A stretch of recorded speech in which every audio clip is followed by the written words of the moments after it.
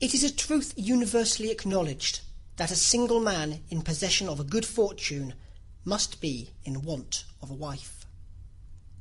However little known the feelings or views of such a man may be on his first entering a neighbourhood, this truth is so well fixed in the minds of the surrounding families that he is considered the rightful property of some one or other of their daughters. "My dear Mr. Bennet," said his lady to him one day, "have you heard that Netherfield Park is let at last?" Mr. Bennet replied that he had not. "But it is," returned she, "for Mrs. Long has just been here, and she told me all about it." Mr. Bennet made no answer. "Do you not want to know who has taken it?" cried his wife impatiently. "You want to tell me, and I have no objection to hearing it." This was invitation enough. "Why, my dear, you must know. Mrs. Long says that Netherfield is taken by a young man of large fortune from the north of England; that he came down on Monday in a chaise and four to see the place, and was so much delighted with it that he agreed with Mr. Morris immediately that he is to take possession before Michaelmas, and some of his servants are to be in the house by the end of the week." "What is his name?" "Bingley." "Is he married or single?" "Oh, single, my dear, to be sure. A single man of large fortune, 4,000 or 5,000 a year. What a fine thing for our girls!" "How so? How can it affect them?" "My dear Mr. Bennet," replied his wife, "how can you be so tiresome? You must know that I am thinking of his marrying one of them." "Is that his design in settling here?" "Design? Nonsense! How can you talk so? But it is very likely that he may fall in love with one of them, and therefore you must visit him as soon as he comes." "I see no occasion for that. You and the girls may go, or you may send them by themselves, which perhaps will be still better; for as you are as handsome as any of them, Mr. Bingley might like you the best of the party." "My dear, you flatter me. I certainly have had my share of beauty, but I do not pretend to be anything extraordinary now. When a woman has 5 grown-up daughters, she ought to give over thinking of her own beauty." "In such cases a woman has not often much beauty to think of." "But, my dear, you must indeed go and see Mr. Bingley when he comes into the neighbourhood." "It is more than I engage for, I assure you." "But consider your daughters. Only think what an establishment it would be for one of them. Sir William and Lady Lucas are determined to go, merely on that account; for in general, you know, they visit no newcomers. Indeed, you must go, for it will be impossible for us to visit him if you do not." "You are over scrupulous, surely.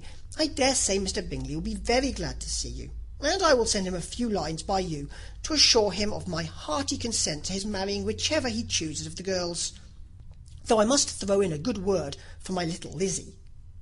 "I desire you will do no such thing. Lizzie is not a bit better than the others.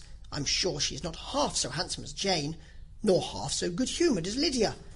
But you are always giving her the preference." "They have none of them much to recommend them," replied he. "They are all silly and ignorant like other girls. But Lizzie has something more of quickness than her sisters." "Mr. Bennet, how can you abuse your own children in such a way? You take delight in vexing me. You have no compassion for my poor nerves." "You mistake me, my dear. I have a high respect for your nerves. They are my old friends. I've heard you mention them with consideration these last 20 years at least. Ah, you do not know what I suffer. But I hope you will get over it, and live to see many young men of 4,000 a year come into the neighbourhood. It will be no use to us if 20 such should come, since you will not visit them. Depend upon it, my dear, that when there are 20, I will visit them all." Mr. Bennet was so odd a mixture of quick parts, sarcastic humour, reserve, and caprice, that the experience of 23 years had been insufficient to make his wife understand his character. Her mind was less difficult to develop. She was a woman of mean understanding, little information, and uncertain temper. When she was discontented, she fancied herself nervous. The business of her life was to get her daughters married. Its solace was visiting and news. Chapter 2.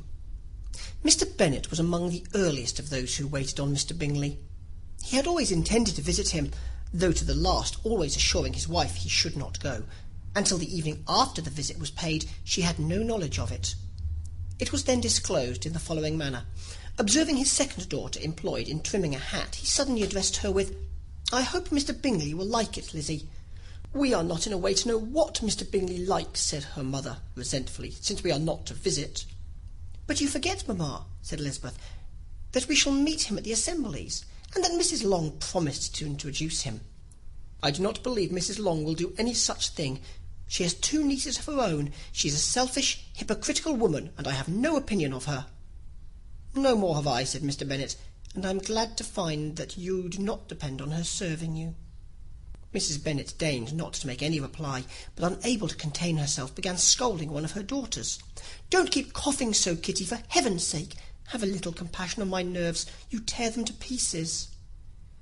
"Kitty has no discretion in her coughs," said her father. "She times them ill."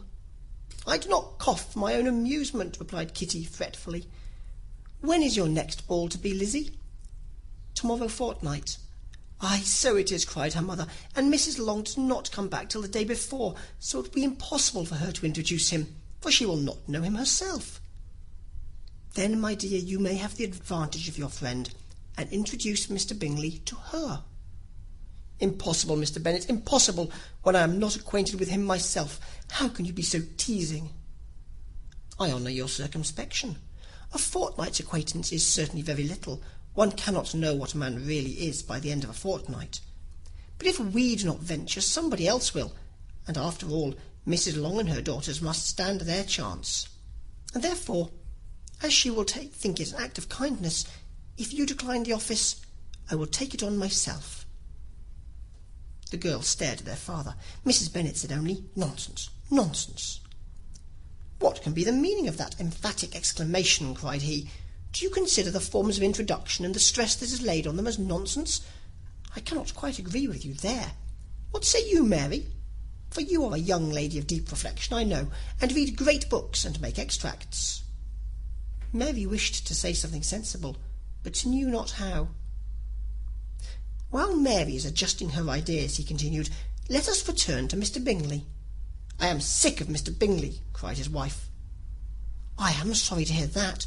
But why did you not tell me that before? If I had known as much this morning, I certainly would not have called on him. It is very unlikely, but as I have actually paid the visit, we cannot escape the acquaintance now." The astonishment of the ladies was just what he wished, that of Mrs. Bennet perhaps surpassing the rest, though when the first tumult of joy was over, she began to declare that it was what she had expected all the while. "How good it was in you, my dear Mr. Bennet! But I knew I should persuade you at last. I was sure you loved your girls too well to neglect such an acquaintance. Well, how pleased I am! And it is such a good joke, too, that you should have gone this morning and never said a word about it till now." "Now, Kitty, you may cough as much as you choose," said Mr. Bennet, and as he spoke he left the room, fatigued with the raptures of his wife. "What an excellent father you have, girls," said she, when the door was shut. "I do not know how you will ever make amends for his kindness, or me either, for that matter. At our time of life it is not so pleasant, I can tell you, to be making new acquaintances every day, but for your sakes we would do anything. Lydia, my love, though you are the youngest, I dare say Mr. Bingley will dance with you at the next ball." "Oh," said Lydia stoutly, "I am not afraid, for though I am the youngest, I am the tallest." The rest of the evening was spent in conjecturing how soon he would return Mr. Bennet's visit, and determining when they should ask him to dinner. Chapter 3. Not all that Mrs. Bennet, however, with the assistance of her 5 daughters, could ask on the subject, was sufficient to draw from her husband any satisfactory description of Mr. Bingley. They attacked him in various ways, with barefaced questions, ingenious suppositions, and distant surmises, but he eluded the skill of them all, and they were at last obliged to accept the second-hand intelligence of their neighbour, Lady Lucas. Her report was highly favourable. Sir William had been delighted with him. He was quite young, wonderfully handsome, extremely agreeable, and to crown the whole, he meant to be at the next assembly with a large party. Nothing could be more delightful. To be fond of dancing was a certain step towards falling in love, and very lively hopes of Mr. Bingley's heart were entertained. "If I can but see one of my daughters happily settled at Netherfield," said Mrs. Bennet to her husband, "and all the others equally well married, I shall have nothing to wish for." In a few days Mr. Bingley returned Mr. Bennet's visit, and sat about 10 minutes with him in his library.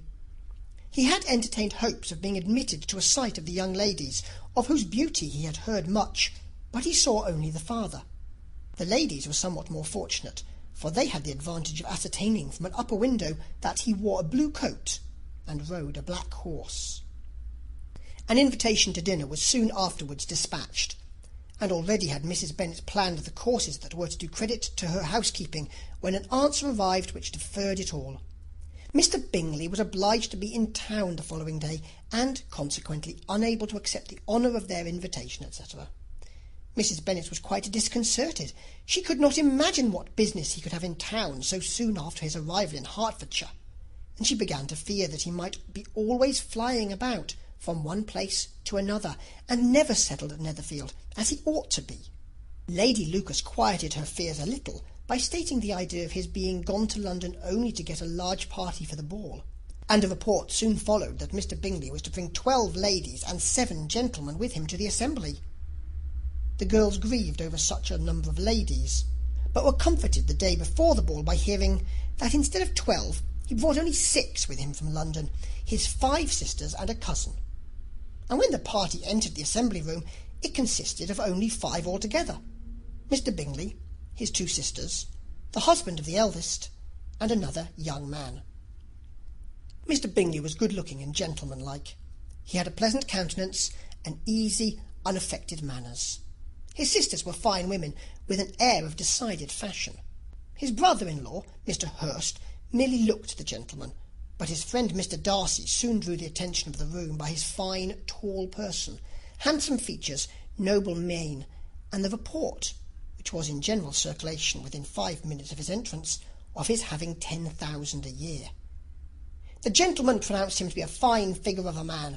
The ladies declared he was much handsomer than Mr. Bingley, and he was looked at with great admiration for about half the evening, till his manners gave a disgust which turned the tide of his popularity, for he was discovered to be proud, to be above his company, and above being pleased, and not all his large estate in Derbyshire could then save him from having a most forbidding, disagreeable countenance, and being unworthy to be compared with his friend. Mr. Bingley had soon made himself acquainted with all the principal people in the room. He was lively and unreserved, danced every dance, was angry for the ball close too early, and talked of giving one himself at Netherfield. Such amiable qualities must speak for themselves. What a contrast between him and his friend! Mr. Darcy danced only once with Mrs. Hurst, and once with Miss Bingley, declined being introduced to any other lady, and spent the rest of the evening in walking about the room, speaking occasionally to one of his own party. His character was decided. He was the proudest, most disagreeable man in the world, and everybody hoped he would never come there again. Amongst the most violent against him was Mrs. Bennet, whose dislike of his general behaviour was sharpened into particular resentment by his having slighted one of her daughters. Elizabeth Bennet had been obliged, by the scarcity of gentlemen, to sit down for 2 dances, and during part of that time Mr. Darcy had been standing near enough for her to hear a conversation between him and Mr. Bingley, who came from the dance for a few minutes to press his friend to join it. "Come, Darcy," said he, "I must have you dance. I hate to see you standing about by yourself in this stupid manner. You would much better dance." "I certainly shall not. You know how I detest it, unless I am particularly acquainted with my partner. At such an assembly as this it would be insupportable. Your sisters are engaged, and there is not another woman in the room whom it would not be a punishment to me to stand up with." "I would not be so fastidious as you are," cried Mr. Bingley, "for a kingdom.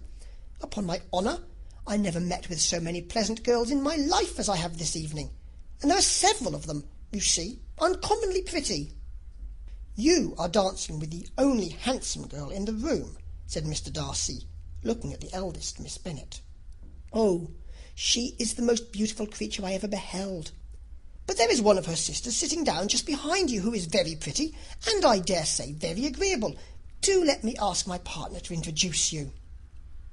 "Which do you mean?" And turning round, he looked for a moment at Elizabeth, till catching her eye, he withdrew his own, and coldly said, "She is tolerable, but not handsome enough to tempt me, I am in no humour at present to give consequence to young ladies who are slighted by other men. You had better return to your partner and enjoy her smiles, for you are wasting your time with me." Mr. Bingley followed his advice. Mr. Darcy walked off, and Elizabeth remained with no very cordial feelings towards him. She told the story, however, with great spirit among her friends, for she had a lively, playful disposition which delighted in anything ridiculous. The evening altogether passed off pleasantly to the whole family. Mrs. Bennet had seen her eldest daughter much admired by the Netherfield party. Mr. Bingley had danced with her twice, and she had been distinguished by her sisters. Jane was as much gratified by this as her mother could be, though in a quieter way. Elizabeth felt Jane's pleasure. Mary had heard herself mentioned to Miss Bingley as the most accomplished girl in the neighbourhood, and Catherine and Lydia had been fortunate enough never to be without partners, which was all that they had yet learnt to care for at a ball. They returned, therefore, in good spirits to Longbourn, the village where they lived, and of which they were the principal inhabitants. They found Mr. Bennet still up. With a book he was regardless of time, and on the present occasion he had a good deal of curiosity as to the events of the evening, which had raised such splendid expectations. He had rather hoped that his wife's views on the stranger would be disappointed, but he soon found out that he had a different story to hear. "Oh, my dear Mr. Bennet," as she entered the room, "we have had a most delightful evening, a most excellent ball. I wish you had been there. Jane was so admired, and nothing could be like it. Everybody said how well she looked, and Mr. Bingley thought her quite beautiful, and danced with her twice. Only think of that, my dear. He actually danced with her twice, and she was the only creature in the room that he asked a second time. First of all, he asked Mr. Lucas. I was so vexed to see him stand up with her. But, however, he did not admire her at all. Indeed, nobody can, you know, and he seemed quite struck with Jane as she was going down the dance. So he inquired who she was, and got introduced, and asked her for the next two.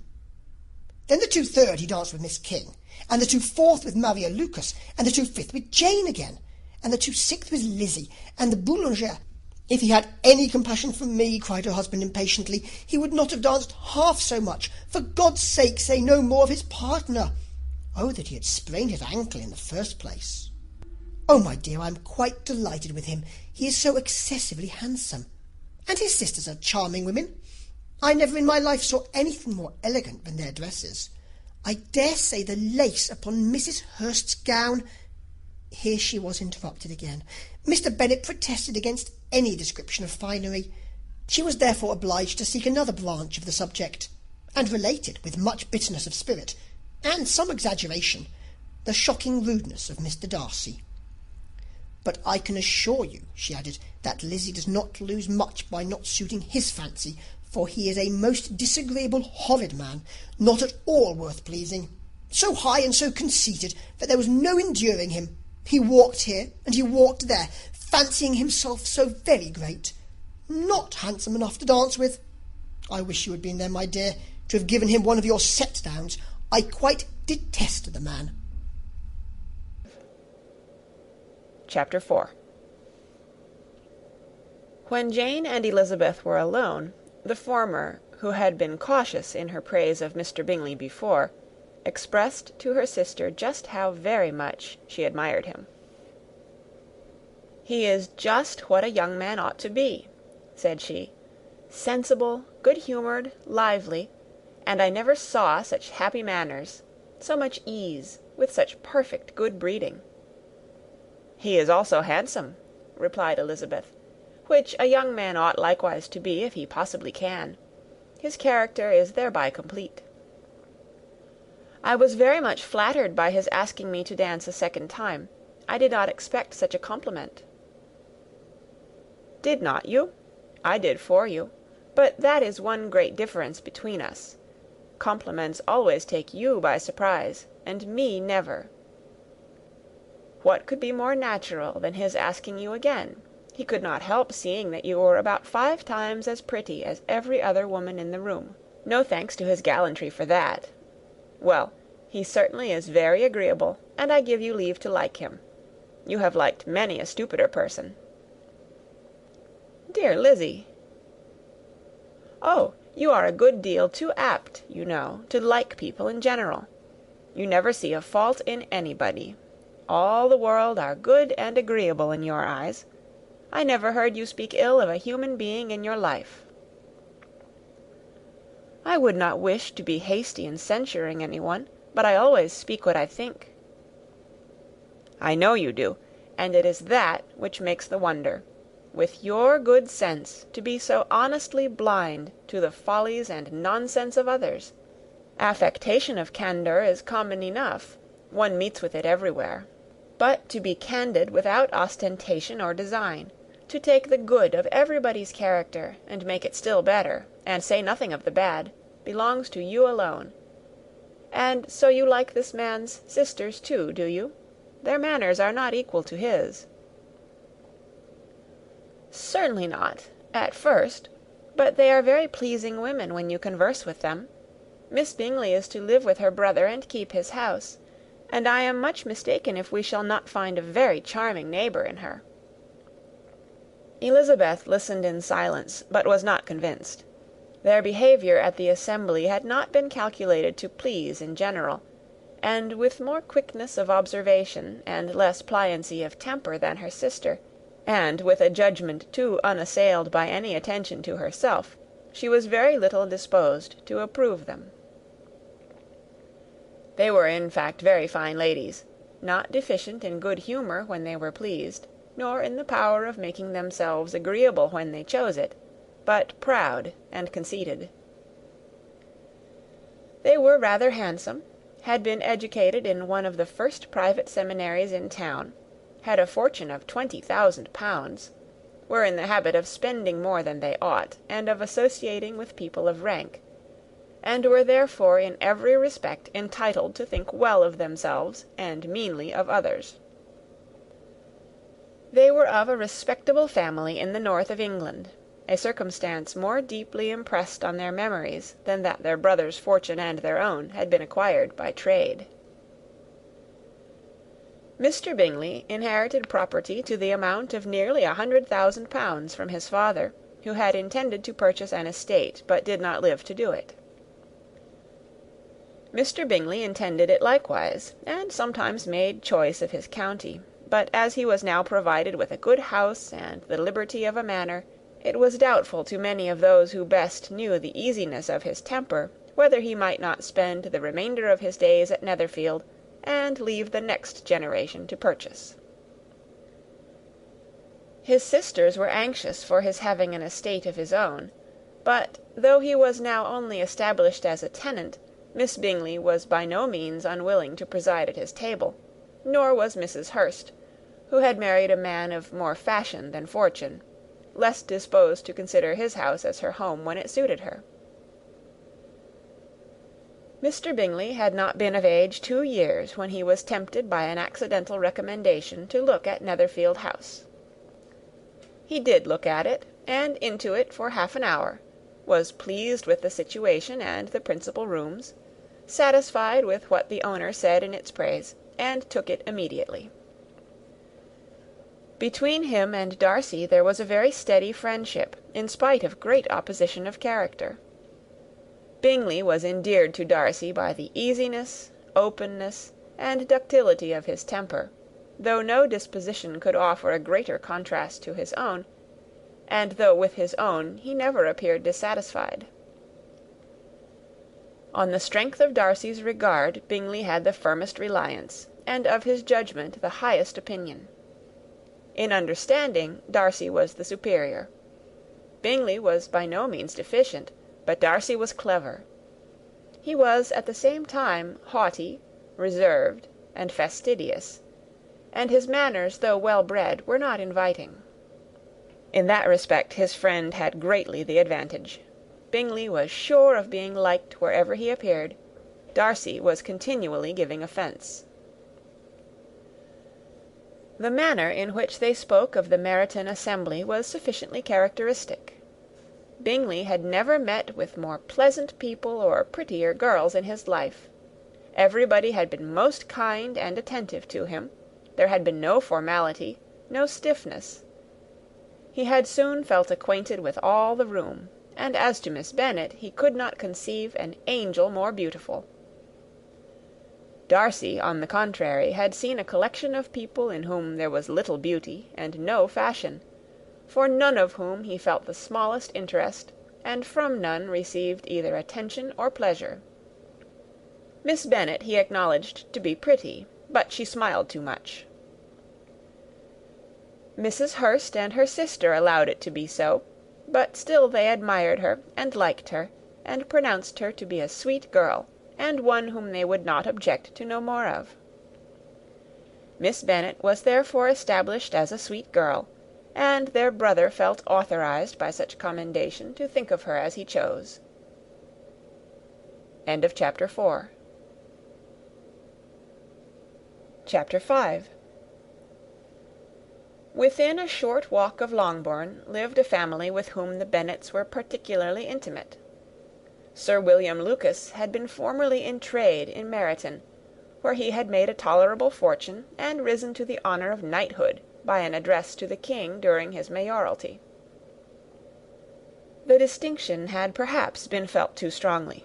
It had given him a disgust to his business, and to his residence in a small market town, and, in quitting them both, he had removed with his family to a house about a mile from Meryton, denominated from that period Lucas Lodge, where he could think with pleasure of his own importance, and, unshackled by business, occupy himself solely in being civil to all the world.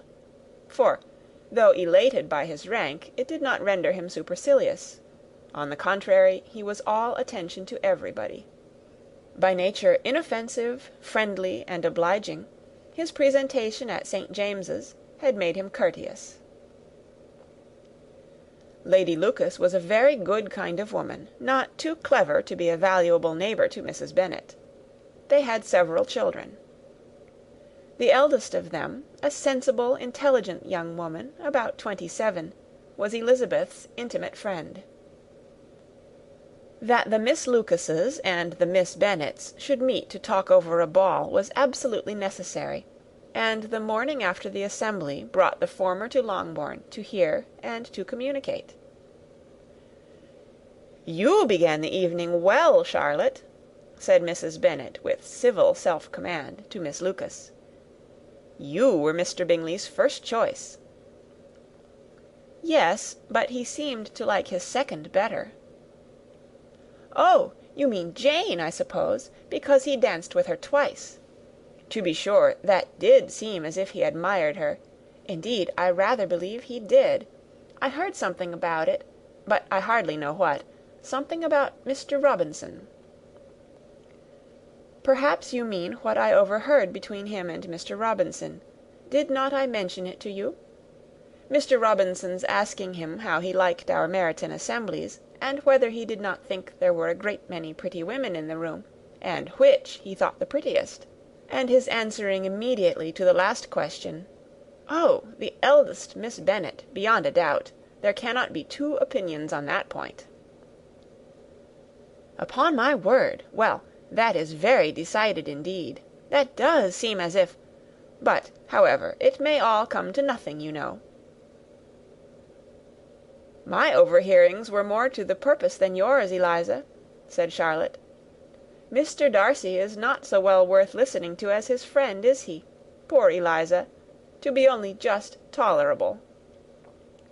I beg you would not put it into Lizzie's head to be vexed by his ill treatment, for he is such a disagreeable man that it would be quite a misfortune to be liked by him.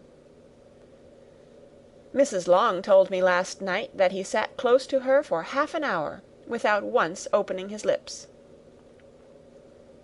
"Are you quite sure, ma'am? Is not there a little mistake?" said Jane. "I certainly saw Mr. Darcy speaking to her." "Ay, because she asked him at last how he liked Netherfield, and he could not help answering her, but she said he seemed quite angry at being spoke to." "Miss Bingley told me," said Jane, "that he never speaks much, unless among his intimate acquaintances. With them he is remarkably agreeable." "I do not believe a word of it, my dear. If he had been so very agreeable, he would have talked to Mrs. Long. But I can guess how it was. Everybody says that he is eat up with pride, and I dare say he had heard somehow that Mrs. Long does not keep a carriage, and had come to the ball in a hack chaise. "I do not mind his not talking to Mrs. Long," said Miss Lucas, "but I wish he had danced with Eliza." "Another time, Lizzy," said her mother, "I would not dance with him, if I were you." "I believe, ma'am, I may safely promise you never to dance with him." "His pride," said Miss Lucas, "does not offend me so much as pride often does, because there is an excuse for it. One cannot wonder that so very fine a young man, with family, fortune, everything in his favour, should think highly of himself. If I may so express it, he has a right to be proud." "That is very true," replied Elizabeth, "and I could easily forgive his pride, if he had not mortified mine."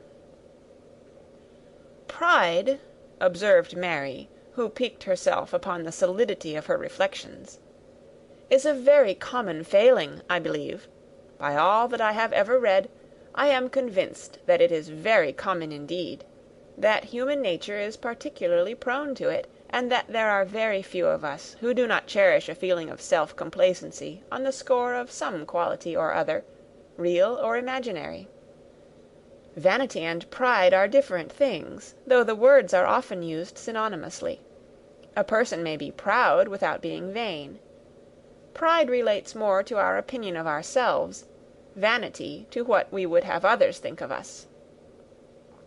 "If I were as rich as Mr. Darcy," cried a young Lucas, who came with his sisters, "I should not care how proud I was.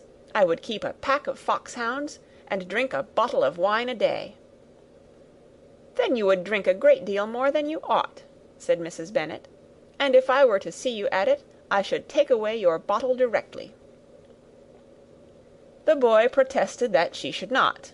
She continued to declare that she would, and the argument ended only with the visit. Chapter 6. The ladies of Longbourn soon waited on those of Netherfield. The visit was returned in due form. Miss Bennet's pleasing manners grew on the goodwill of Mrs. Hurst and Miss Bingley, and though the mother was found to be intolerable, and the young sisters not worth speaking to, a wish of being better acquainted with them was expressed towards the two eldest.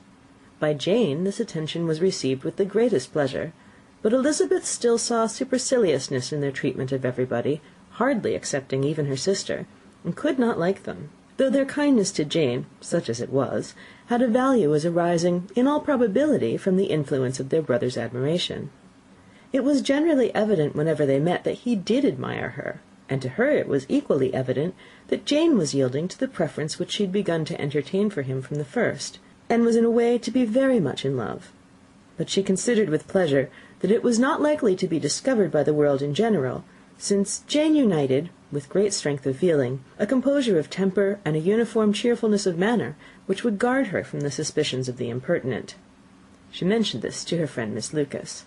"It may perhaps be pleasant," replied Charlotte, "to be able to impose on the public in such a case, but it is sometimes a disadvantage to be so very guarded. If a woman conceals her affection with the same skill from the object of it, she may lose the opportunity of fixing him, and it will then be but poor consolation to believe the world equally in the dark. There is so much of gratitude or vanity in almost every attachment, that it's not safe to leave any to itself. We can all begin freely. A slight preference is natural enough, but there are few of us who have heart enough to be really in love without encouragement. In 9 cases out of 10, a woman had better show more affection than she feels. Bingley likes your sister undoubtedly, but he may never do more than like her if she does not help him on." "But she does help him on, as much as her nature will allow.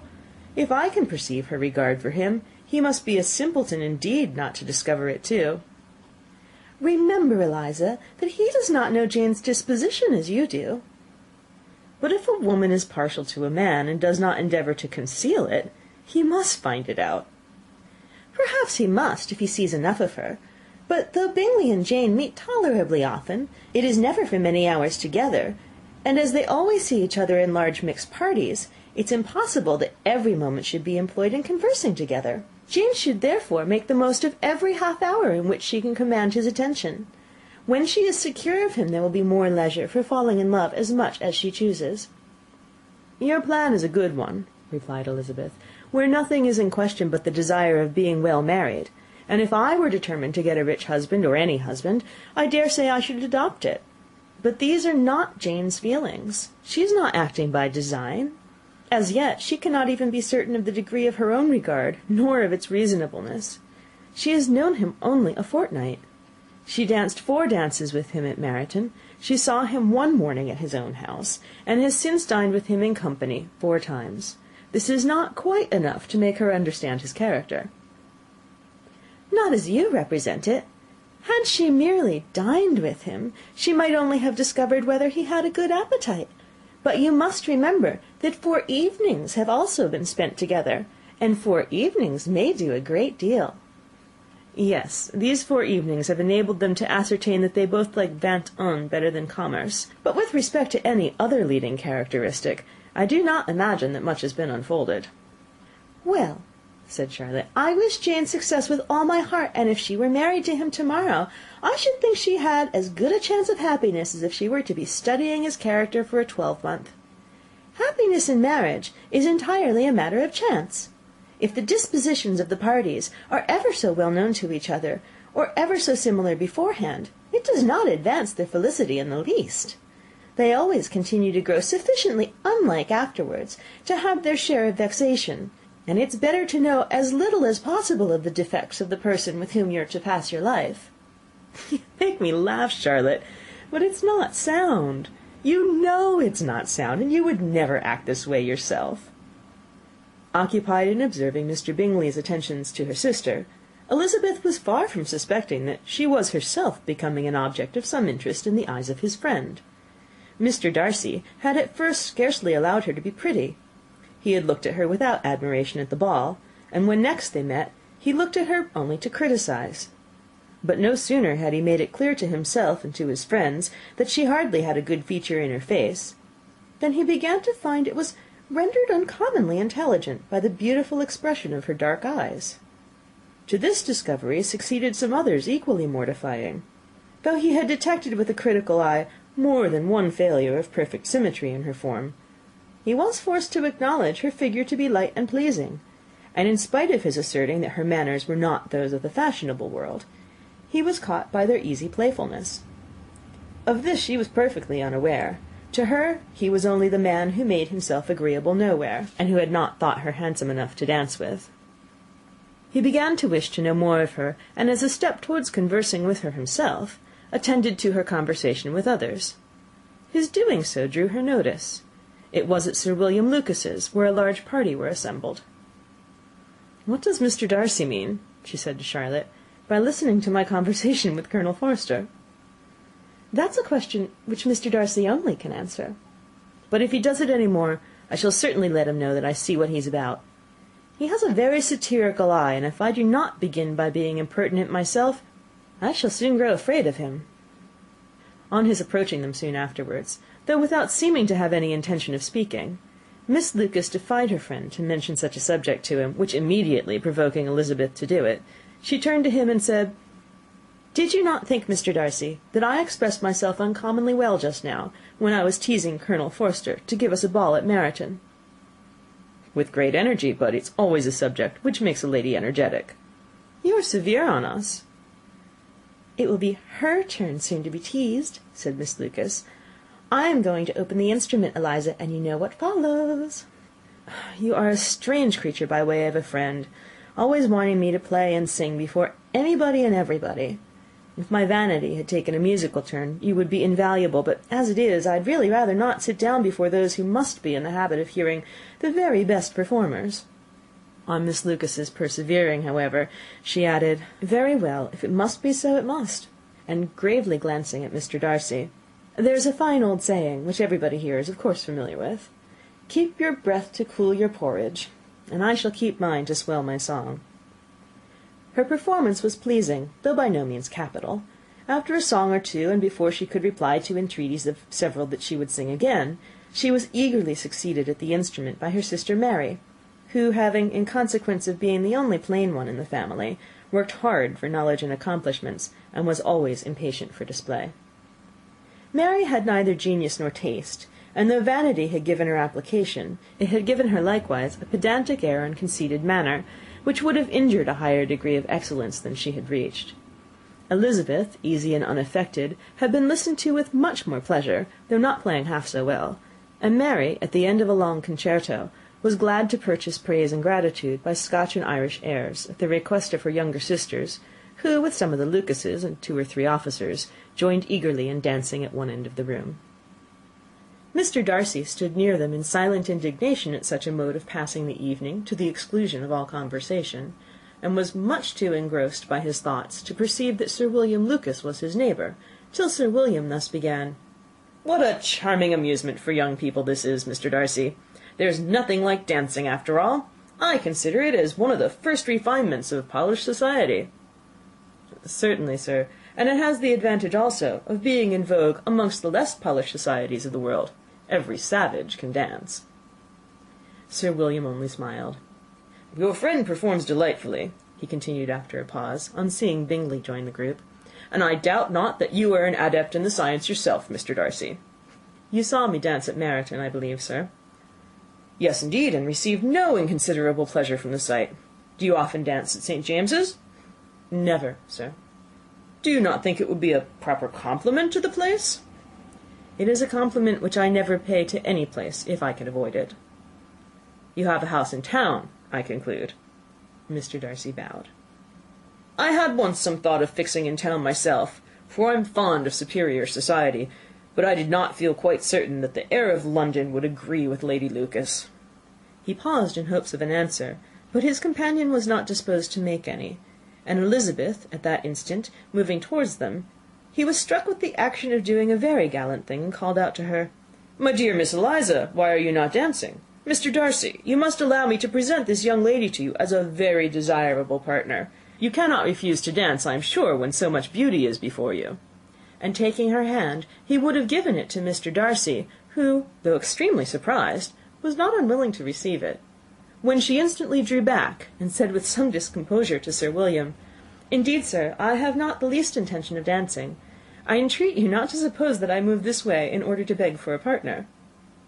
Mr. Darcy, with grave propriety, requested to be allowed the honour of her hand, but in vain. Elizabeth was determined, nor did Sir William at all shake her purpose by his attempt at persuasion. "You excel so much in the dance, Miss Eliza, that it's cruel to deny me the happiness of seeing you, and though this gentleman dislikes the amusement in general, he can have no objection, I am sure, to oblige us for 1/2 hour." "Mr. Darcy is all politeness," said Elizabeth, smiling. "He is indeed, but considering the inducement, my dear Eliza, can we not wonder at his complaisance? For who would object to such a partner?" Elizabeth looked archly, and turned away. Her resistance had not injured her with the gentleman, and he was thinking of her with some complacency, when thus accosted by Miss Bingley. "I can guess the subject of your reverie." "I should imagine not." "You're considering how insupportable it would be to pass many evenings in this manner, in such society, and indeed I'm quite of your opinion. I was never more annoyed. The insipidity, and yet the noise, the nothingness, and yet the self-importance of all these people. Oh, I would give to hear your strictures on them." "Your conjecture is totally wrong, I assure you. My mind was more agreeably engaged. I have been meditating on the very great pleasure which a pair of fine eyes in the face of a pretty woman can bestow." Miss Bingley immediately fixed her eyes on his face, and desired he would tell her what lady had the credit of inspiring such reflections. Mr. Darcy replied with great intrepidity, "Miss Elizabeth Bennet." "Miss Elizabeth Bennet!" repeated Miss Bingley. "I am all astonishment. How long has she been such a favourite? And pray when am I to wish you joy?" "That is exactly the question which I expected you to ask. A lady's imagination is very rapid. It jumps from admiration to love, from love to matrimony, in a moment. I knew you would be wishing me joy." "Nay, if you are serious about it, I shall consider the matter is absolutely settled. You'll be having a charming mother-in-law indeed, and of course she will always be at Pemberley with you." He listened to her with perfect indifference while she chose to entertain herself in this manner, and as his composure convinced her that all was safe, her wit flowed long. Chapter 7. Mr. Bennet's property consisted almost entirely in an estate of 2,000 a year, which, unfortunately for his daughters, was entailed, in default of heirs male, on a distant relation; and their mother's fortune, though ample for her situation in life, could but ill supply the deficiency of his. Her father had been an attorney in Meryton, and had left her £4,000. She had a sister married to a Mr. Phillips, who had been a clerk to their father and succeeded him in the business, and a brother settled in London in a respectable line of trade. The village of Longbourn was only 1 mile from Meryton, a most convenient distance for the young ladies, who were usually tempted thither 3 or 4 times a week, to pay their duty to their aunt and to a milliner's shop just over the way. The 2 youngest of the family, Catherine and Lydia, were particularly frequent in these attentions. Their minds were more vacant than their sisters', and when nothing better offered, a walk to Meryton was necessary to amuse their morning hours and furnish conversation for the evening.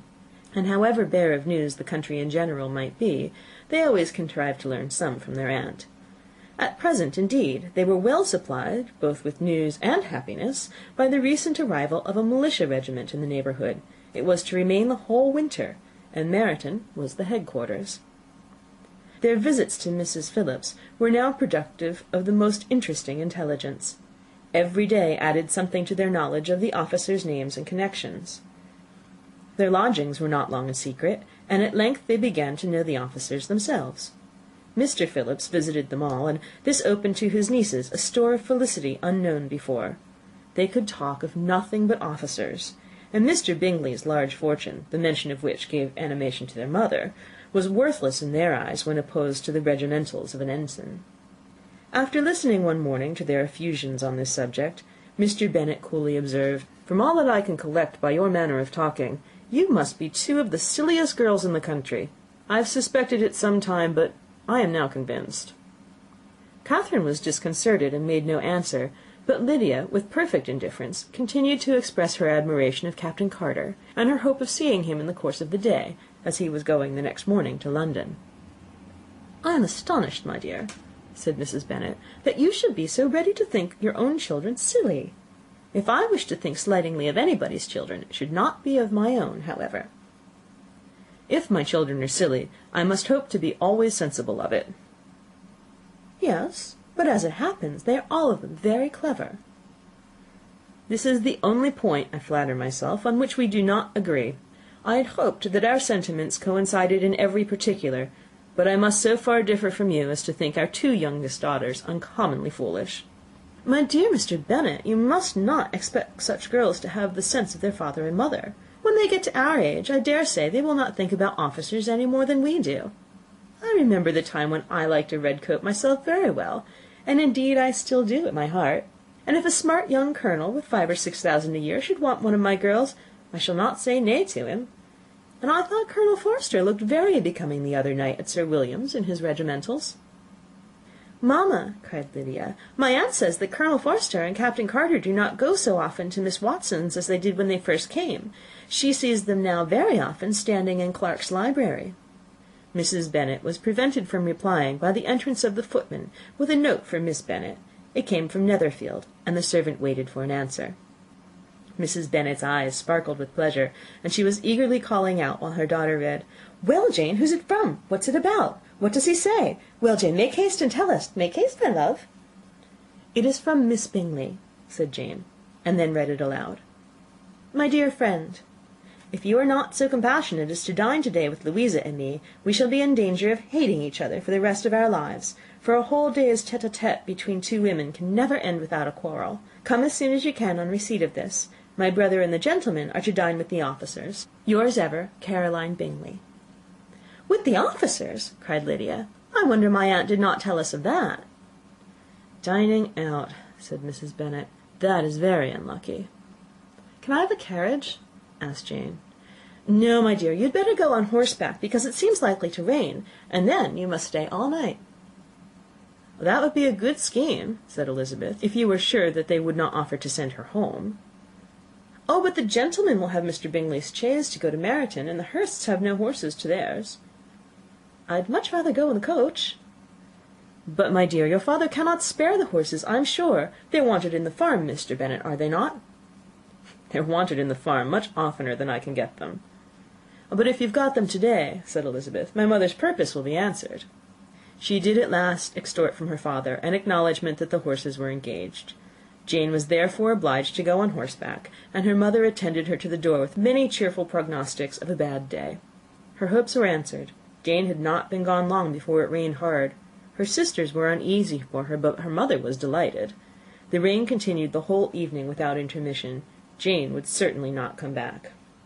"This was a lucky idea of mine, indeed," said Mrs. Bennet more than once, as if the credit of making it rain were all her own. Till the next morning, however, she was not aware of all the felicity of her contrivance. Breakfast was scarcely over, when a servant from Netherfield brought the following note for Elizabeth. "My dearest Lizzie, I find myself very unwell this morning, which, I suppose, is to be imputed to my getting wet through yesterday. My kind friends will not hear of my returning till I'm better. They insist also on my seeing Mr. Jones, therefore do not be alarmed if you should hear of his having been to me. And, excepting a sore throat and a headache, there is not much the matter with me. Yours, etc." "Well, my dear," said Mr. Bennet, when Elizabeth had read the note aloud, "if your daughter should have a dangerous fit of illness, if she should die, it would be a comfort to know that it was all in pursuit of Mr. Bingley, and under your orders." "Oh, I'm not afraid of her dying. People do not die of little trifling colds. She'll be taken good care of. As long as she stays there, it is all very well. I would go and see her if I could have the carriage." Elizabeth, feeling really anxious, was determined to go to her, though the carriage was not to be had, and as she was no horsewoman, walking was her only alternative. She declared her resolution. "How can you be so silly," cried her mother, "as to think of such a thing in all this dirt? You will not be fit to be seen when you get there." "I shall be very fit to see Jane, which is all I want." "Is this a hint to me, Lizzie," said her father, "to send for the horses?" "No, indeed, I do not wish to avoid the walk. The distance is nothing when one has a motive, only 3 miles. I shall be back by dinner." "I admire the activity of your benevolence," observed Mary, "but every impulse of feeling should be guided by reason, and, in my opinion, exertion should always be in proportion to what is required." "We will go as far as Meryton with you," said Catherine and Lydia. Elizabeth accepted their company, and the 3 young ladies set off together. "If we make haste," said Lydia, as they walked along, "perhaps we may see something of Captain Carter before he goes." In Meryton they parted. The 2 youngest repaired to the lodgings of one of the officers' wives, and Elizabeth continued her walk alone, crossing field after field at a quick pace, jumping over stiles and springing over puddles with impatient activity, and finding herself at last within view of the house, with weary ankles, dirty stockings, and a face glowing with the warmth of exercise.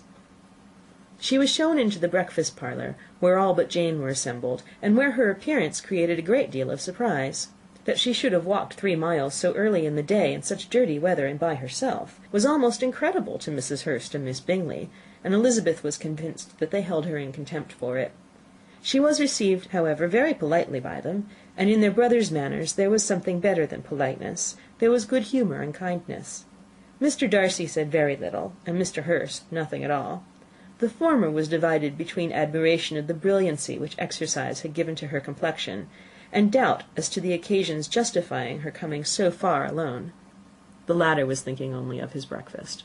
Her inquiries after her sister were not very favourably answered. Miss Bennet had slept ill, and though up, was feverish, and not well enough to leave her room. Elizabeth was glad to be taken to her immediately, and Jane, who had only been withheld by the fear of giving alarm or inconvenience from expressing in her note how much she longed for such a visit, was delighted at her entrance. She was not equal, however, to much conversation, and when Miss Bingley left them together, could attempt little besides expressions of gratitude for the extraordinary kindness she was treated with. Elizabeth silently attended her. When breakfast was over, they were joined by the sisters, and Elizabeth began to like them herself when she saw how much affection and solicitude they showed for Jane. The apothecary came, and having examined his patient, said, as might be supposed, that she had caught a violent cold, and that they must endeavour to get the better of it, advised her to return to bed, and promised her some draughts. The advice was followed readily, for the feverish symptoms increased, and her head ached acutely. Elizabeth did not quit her room for a moment, nor were the other ladies often absent. The gentlemen being out, they had, in fact, nothing to do elsewhere. When the clock struck 3, Elizabeth felt that she must go, and very unwillingly said so. Miss Bingley offered her the carriage, and she only wanted a little pressing to accept it, when Jane testified such concern in parting with her, that Miss Bingley was obliged to convert the offer of the chaise to an invitation to remain at Netherfield for the present. Elizabeth most thankfully consented, and a servant was dispatched to Longbourn to acquaint the family with her stay, and bring back a supply of clothes. Chapter 8. At 5 o'clock the two ladies retired to dress, and at 6:30 Elizabeth was summoned to dinner. To the civil inquiries which then poured in, and amongst which she had the pleasure of distinguishing the much superior solicitude of Mr. Bingley's, she could not make a very favourable answer. Jane was by no means better. The sisters, on hearing this, repeated 3 or 4 times how much they were grieved, how shocking it was to have a bad cold, and how excessively they disliked being ill themselves, and then thought no more of the matter. And their indifference towards Jane, when not immediately before them, restored Elizabeth to the enjoyment of all her former dislike. Their brother, indeed, was the only one of the party whom she could regard with any complacency. His anxiety for Jane was evident, and his attentions to herself most pleasing, and they prevented her feeling herself so much an intruder as she believed she was considered by the others. She had very little notice from any but him. Miss Bingley was engrossed by Mr. Darcy, her sister scarcely less so. And as for Mr. Hurst, by whom Elizabeth sat, he was an indolent man, who lived only to eat, drink, and play at cards, who, when he found her to prefer a plain dish to a ragout, had nothing to say to her. When dinner was over, she returned directly to Jane, and Miss Bingley began abusing her as soon as she was out of the room. Her manners were pronounced to be very bad indeed, a mixture of pride and impertinence. She had no conversation, no style, no beauty. Mrs. Hurst thought the same, and added, "She has nothing, in short, to recommend her, but being an excellent walker.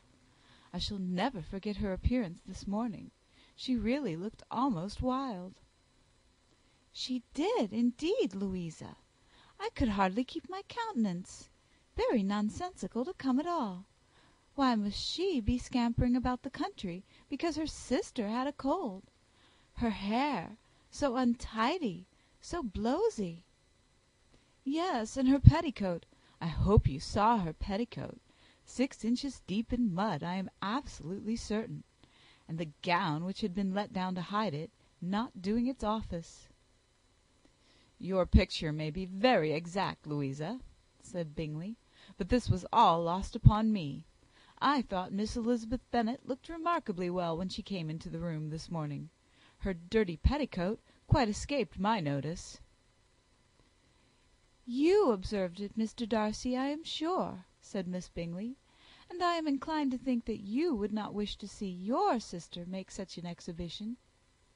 "Certainly not." "To walk 3 miles, or 4 miles, or 5 miles, or whatever it was, above her ankles in dirt, and alone, quite alone! What could she mean by it? It seems to me to show an abominable sort of conceited independence, a most country town indifference to decorum." "It shows an affection for her sister that is very pleasing," said Bingley. "I am afraid, Mr. Darcy," observed Miss Bingley in a half whisper, "that this adventure has rather affected your admiration of her fine eyes." "Not at all," he replied. "They were brightened by the exercise." A short pause followed this speech, and Mrs. Hurst began again. "I have an excessive regard for Miss Jane Bennet. She is really a very sweet girl, and I wish with all my heart she were well settled. But with such a father and mother, and such low connections, I am afraid there is no chance of it." "I think I have heard you say that their uncle is an attorney on Meryton." "Yes, and they have another, who lives somewhere near Cheapside." "That is capital," added her sister, and they both laughed heartily. "If they had uncles enough to fill all Cheapside," cried Bingley, it would not make them one jot less agreeable." "But it must very materially lessen their chance of marrying men of any consideration in the world," replied Darcy. To this speech Bingley made no answer, but his sisters gave it their hearty assent, and indulged their mirth for some time at the expense of their dear friend's vulgar relations. With a renewal of tenderness, however, they returned to her room on leaving the dining parlour, and sat with her till summoned to coffee. She was still very poorly, and Elizabeth would not quit her at all till late in the evening, when she had the comfort of seeing her sleep, and when it seemed to her rather right than pleasant that she should go downstairs herself. On entering the drawing-room, she found the whole party at loo, and was immediately invited to join them; but suspecting them to be playing high, she declined it, and making her sister the excuse, said she would amuse herself for the short time she could stay below with a book. Mr. Hurst looked at her with astonishment. "Do you prefer reading to cards?" said he. "That is rather singular." "Miss Eliza Bennet," said Miss Bingley, "despises cards. She is a great reader, and has no pleasure in anything else." "I deserve neither such praise nor such censure," cried Elizabeth. "I am not a great reader, and I have pleasure in many things." "In nursing your sister, I am sure you have pleasure," said Bingley, "and I hope it will soon be increased by seeing her quite well." Elizabeth thanked him from her heart, and then walked toward the table where a few books were lying. He immediately offered to fetch her others, all that his library afforded. "And I wish my collection were larger for your benefit and my own credit; but I am an idle fellow, and though I have not many, I have more than I ever looked into." Elizabeth assured him that she could suit herself perfectly with those in the room.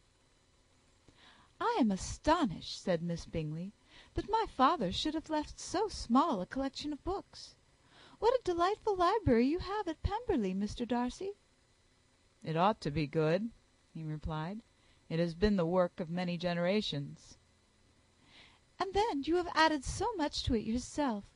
You are always buying books." "I cannot comprehend the neglect of a family library in such days as these." "Neglect!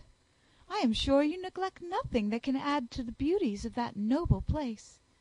Charles, when you build your house, I wish it may be half as delightful as Pemberley." "I wish it may." "But I would really advise you to make your purchase in that neighbourhood, and take Pemberley for a kind of model. There is not a finer county in England than Derbyshire." "With all my heart. I will buy Pemberley itself, if Darcy will sell it." "I am talking of possibilities, Charles." "Upon my word, Caroline, I should think it more possible to get Pemberley by purchase than by imitation." Elizabeth was so much caught with what passed as to leave her very little attention for her book, and soon laying it wholly aside, she drew near the card table, and stationed herself between Mr. Bingley and his eldest sister, to observe the game. "Is Miss Darcy much grown since the spring?" said Miss Bingley. "Will she be as tall as I am?" "I think she will. She is now about Miss Elizabeth Bennet's height, or rather taller." "How I long to see her again! I never met with anybody who delighted me so much. Such a countenance, such manners, and so extremely accomplished for her age. Her performance on the pianoforte is exquisite." "It is amazing to me," said Bingley, "how young ladies can have the patience to be so very accomplished as they all are." "All young ladies accomplished! My dear Charles, what do you mean?" "Yes, all of them, I think. They all paint tables, cover screens, and net purses. I scarcely know anyone who cannot do all this, and I am sure I never heard a young lady spoken of for the first time without being informed that she was very accomplished." "Your list of the common extent of accomplishments," said Darcy, "has too much truth. The word is applied to many a woman who deserves it no otherwise than by netting a purse or covering a screen. But I am very far from agreeing with you in your estimation of ladies in general. I cannot boast of knowing more than half a dozen in the whole range of my acquaintance that are really accomplished." "Nor I am sure," said Miss Bingley. "Then," observed Elizabeth, "you must comprehend a great deal in your idea of an accomplished woman." "Yes, I do comprehend a great deal in it." "Oh, certainly," cried his faithful assistant. "No one can be really esteemed accomplished who does not greatly surpass what is usually met with. A woman must have a thorough knowledge of music, singing, drawing, dancing, and the modern languages, to deserve the word; and besides all this, she must possess a certain something in her air and manner of walking, the tone of her voice, her address and expressions, or the word will be but half deserved."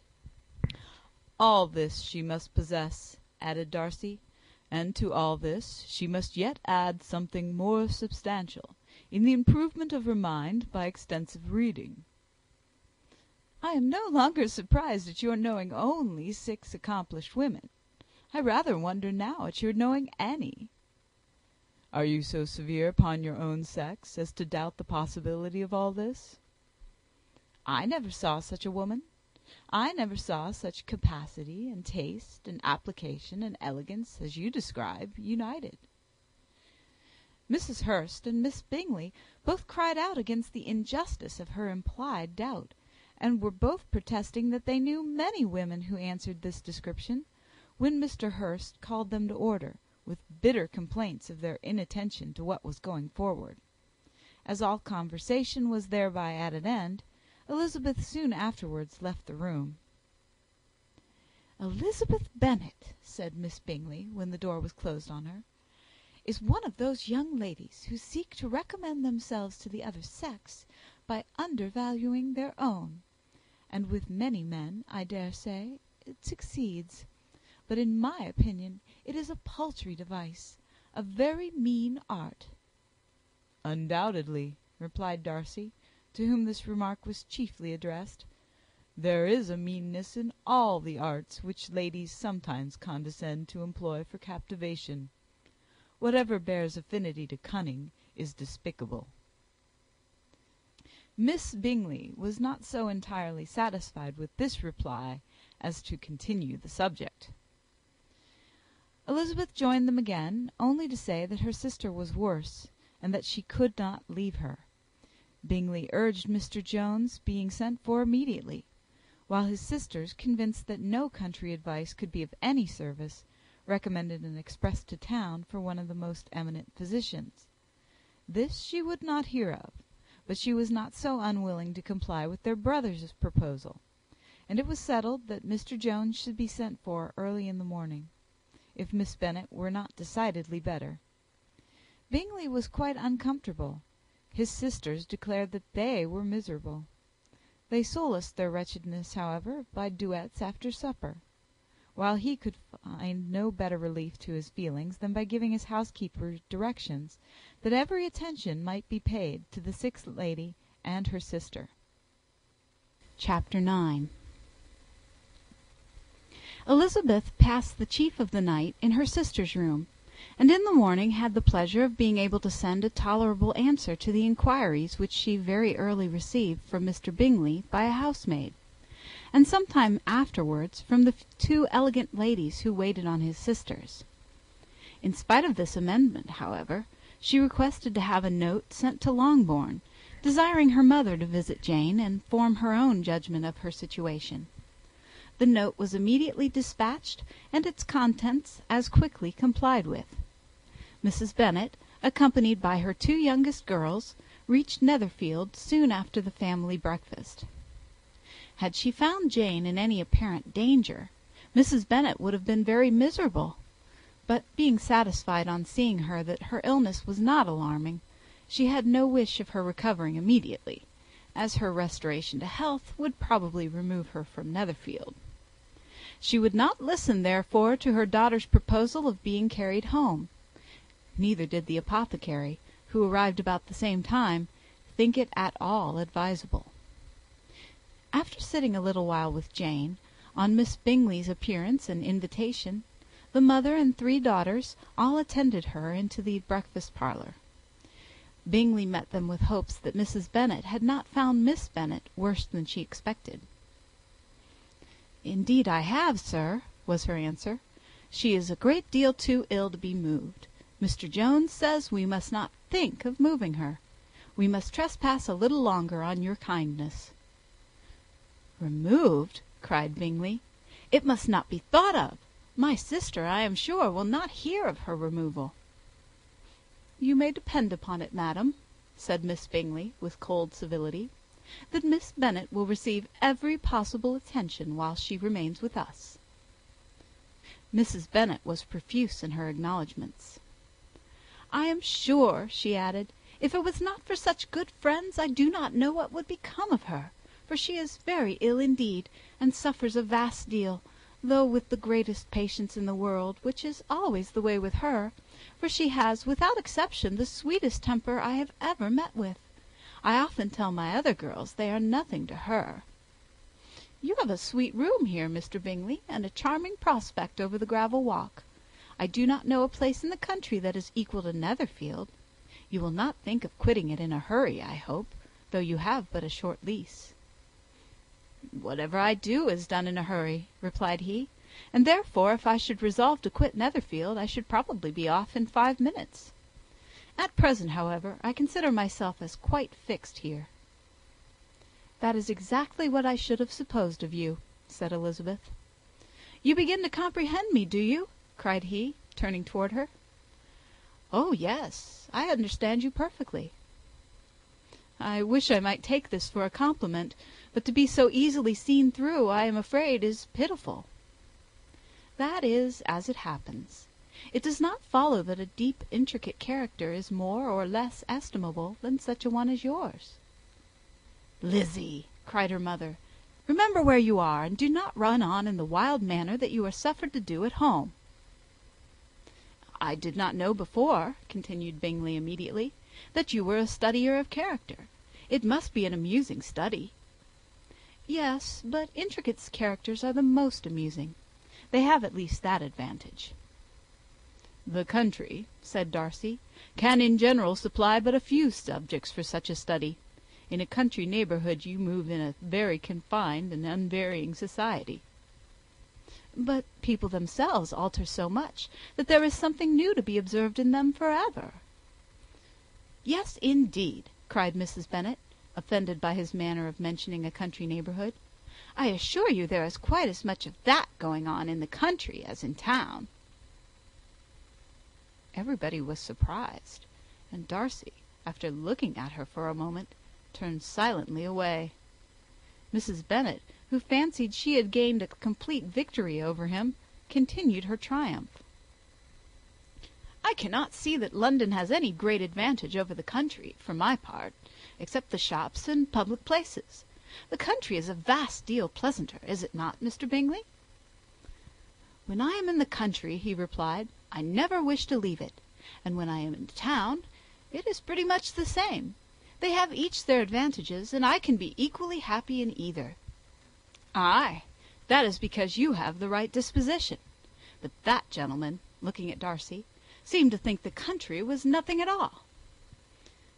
"Indeed, mamma, you are mistaken," said Elizabeth, blushing for her mother.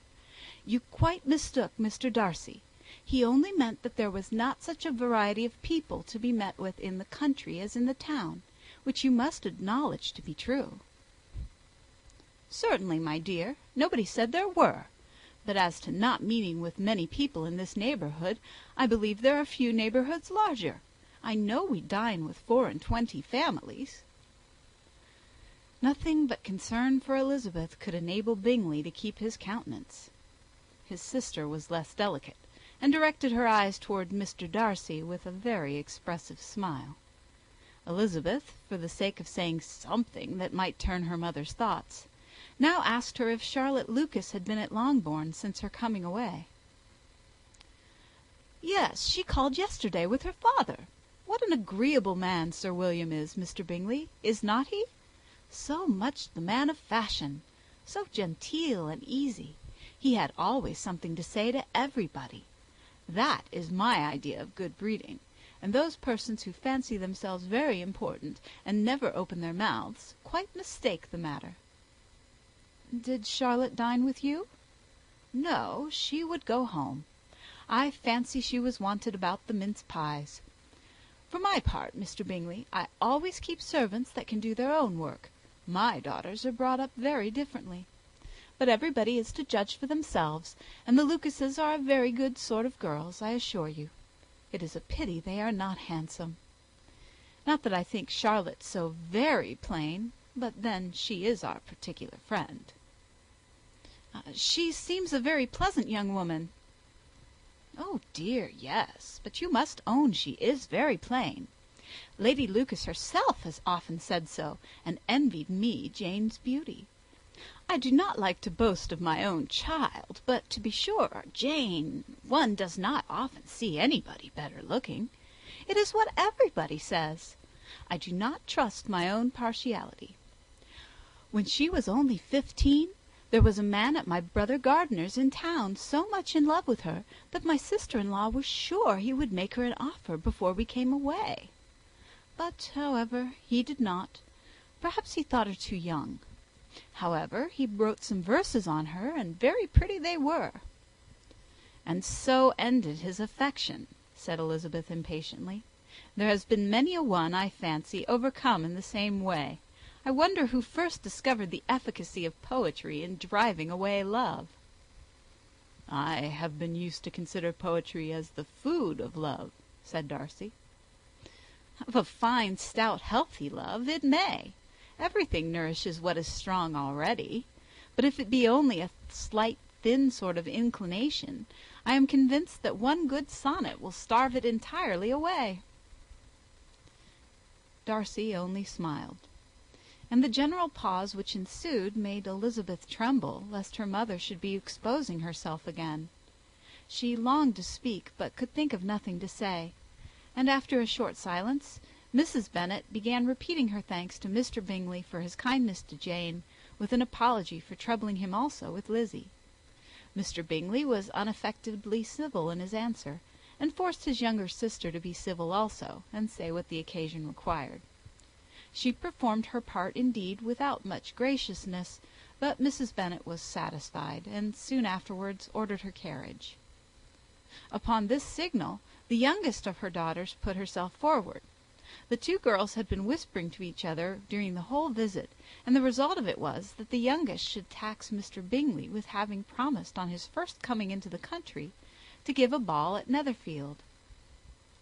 Lydia was a stout, well-grown girl of 15, with a fine complexion and a good-humoured countenance, a favourite with her mother, whose affection had brought her into public at an early age. She had high animal spirits, and a sort of natural self-consequence, which the attention of the officers, to whom her uncle's good dinners and her own easy manners recommended her, had increased into assurance. She was very equal, therefore, to address Mr. Bingley on the subject of the ball, and abruptly reminded him of his promise, adding that it would be the most shameful thing in the world if he did not keep it. His answer to this sudden attack was delightful to their mother's ear.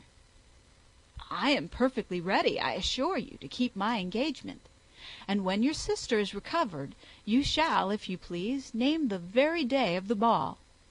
But you would not wish to be dancing when she is ill." Lydia declared herself satisfied. "Oh, yes, it would be much better to wait till Jane was well, and by that time most likely Captain Carter would be at Meryton again. And when you have given your ball," she added, "I shall insist on their giving one also. I shall tell Colonel Forster it will be quite a shame if he does not." Mrs. Bennet and her daughters then departed, and Elizabeth returned instantly to Jane, leaving her own and her relations' behaviour to the remarks of the two ladies and Mr. Darcy, the latter of whom, however, could not be prevailed on to join in their censure of her, in spite of all Miss Bingley's witticisms on fine eyes. Chapter 10. The day passed much as the day before had done. Mrs. Hurst and Miss Bingley had spent some hours of the morning with the invalid. who continued, though slowly, to mend, and in the evening Elizabeth joined their party in the drawing-room. The loo table, however, did not appear. Mr. Darcy was writing, and Miss Bingley, seated near him, was watching the progress of his letter and repeatedly calling off his attention by messages to his sister.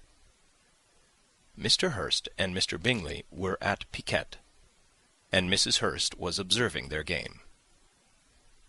Elizabeth took up some needlework, and was sufficiently amused in attending to what passed between Darcy and his companion.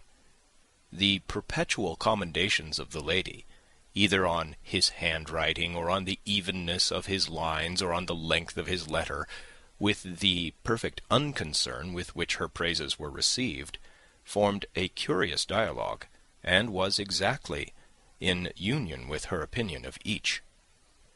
"How delighted Miss Darcy will be to receive such a letter!" He made no answer. "You write uncommonly fast." "You are mistaken. I write rather slowly." "How many letters you must have occasion to write in the course of a year! Letters of business, too! How odious I should think them!" "It is fortunate, then, that they fall to my lot instead of yours." "Pray tell your sister that I long to see her." "I have already told her so once, by your desire." "I am afraid you do not like your pen. Let me mend it for you. I mend pens remarkably well." "Thank you, but I always mend my own." "How can you contrive to write so even?" He was silent. "Tell your sister I am delighted to hear of her improvement on the harp, and pray let her know that I am quite in raptures with her beautiful little design for a table, and I think it infinitely superior to Miss Grantley's." "Will you give me leave to defer your raptures till I write again? At present I have not room to do them justice." "Oh, it is of no consequence. I shall see her in January. But do you always write such charming long letters to her, Mr. Darcy?" "They are generally long, but whether always charming, it is not for me to determine." "It is a rule with me that a person who can write a long letter with ease cannot write ill." "That will not do for a compliment to Darcy, Caroline," cried her brother, "because he does not write with ease. He studies too much for words of 4 syllables. Do not you, Darcy?" "My style of writing is very different from yours." "Oh," cried Miss Bingley, "Charles writes in the most careless way imaginable. He leaves out half his words, and blots the rest. My ideas flow so rapidly that I have not time to express them, by which means my letters sometimes convey no ideas at all to my correspondents." "Your humility, Mr. Bingley," said Elizabeth, "must disarm reproof." "Nothing is more deceitful," said Darcy, "than the appearance of humility. It is often only carelessness of opinion, and sometimes an indirect boast." "And which do you two call my little recent piece of modesty?"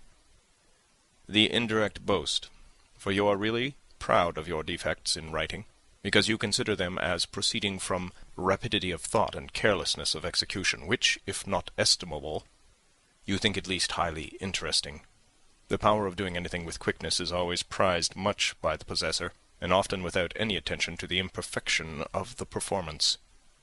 When you told Mrs. Bennet this morning that if you ever resolved upon quitting Netherfield, you should be gone in 5 minutes, you meant it to be a sort of panegyric, of compliment to yourself. And yet what is there so very laudable in a precipitance which must leave very necessary business undone, and can be of no real advantage to yourself or anyone else?" "Nay," cried Bingley, "this is too much, to remember at night all the foolish things that were said in the morning. And yet, upon my honour, I believe what I said of myself to be true, and I believe it at this moment. At least, therefore, I did not assume the character of needless precipitance merely to show off before the ladies." "I dare say you believed it, but I am by no means convinced that you would be gone with such celerity. Your conduct would be quite as dependent on chance as that of any man I know. And if, as you were mounting your horse, a friend were to say, Bingley, you had better stay till next week. You would probably do it. You would probably not go, and at another word might stay a month." "You have only proved by this," cried Elizabeth, "that Mr. Bingley did not do justice to his own disposition. You have shown him off now much more than he did himself." "I am extremely gratified," said Bingley, "by your converting what my friend says into a compliment on the sweetness of my temper. But I am afraid you are giving it a turn which that gentleman did by no means intend, for he would certainly think better of me if under such a circumstance I were to give a flat denial and ride off as fast as I could." "Would Mr. Darcy then consider the rashness of your original intentions as atoned for by your obstinacy in adhering to it?" "Upon my word, I cannot exactly explain the matter. Darcy must speak for himself." "You expect me to account for opinions which you choose to call mine, but which I have never acknowledged. Allowing the case, however, to stand according to your representation, you must remember, Miss Bennet, that the friend who is supposed to desire his return to the house and the delay of his plan has merely desired it, asked it without offering one argument in favour of its propriety." "To yield readily, easily, to the persuasion of a friend is no merit with you?" "To yield without conviction is no compliment to the understanding of either." "You appear to me, Mr. Darcy, to allow nothing for the influence of friendship and affection. A regard for the requester would often make one readily yield to a request, without waiting for arguments to reason one into it. I am not particularly speaking of such a case as you have supposed about Mr. Bingley. We may as well wait, perhaps, till the circumstance occurs before we discuss the discretion of his behaviour thereupon. But in general and ordinary cases between friend and friend, where one of them is desired by the other to change a resolution of no very great moment, should you think ill of that person for complying with the desire, without waiting to be argued into it?" "Will it not be advisable, before we proceed on this subject, to arrange with rather more precision the degree of importance which is to appertain to this request, as well as the degree of intimacy subsisting between the parties?" "By all means," cried Bingley. "Let us hear all the particulars, not forgetting their comparative height and size, for that will have more weight in the argument, Miss Bennet, than you may be aware of. I assure you that if Darcy were not such a great tall fellow in comparison with myself, I should not pay him half so much deference. I declare I do not know a more awful object than Darcy, on particular occasions, and in particular places, at his own house especially, and of a Sunday evening, when he has nothing to do." Mr. Darcy smiled, but Elizabeth thought she could perceive that he was rather offended, and therefore checked her laugh. Miss Bingley warmly resented the indignity he had received, in an expostulation with her brother for talking such nonsense. "I see your design, Bingley," said his friend. "You dislike an argument, and want to silence this." "Perhaps I do. Arguments are too much like disputes. If you and Miss Bennet will defer yours till I am out of the room, I shall be very thankful, and then you may say whatever you like of me."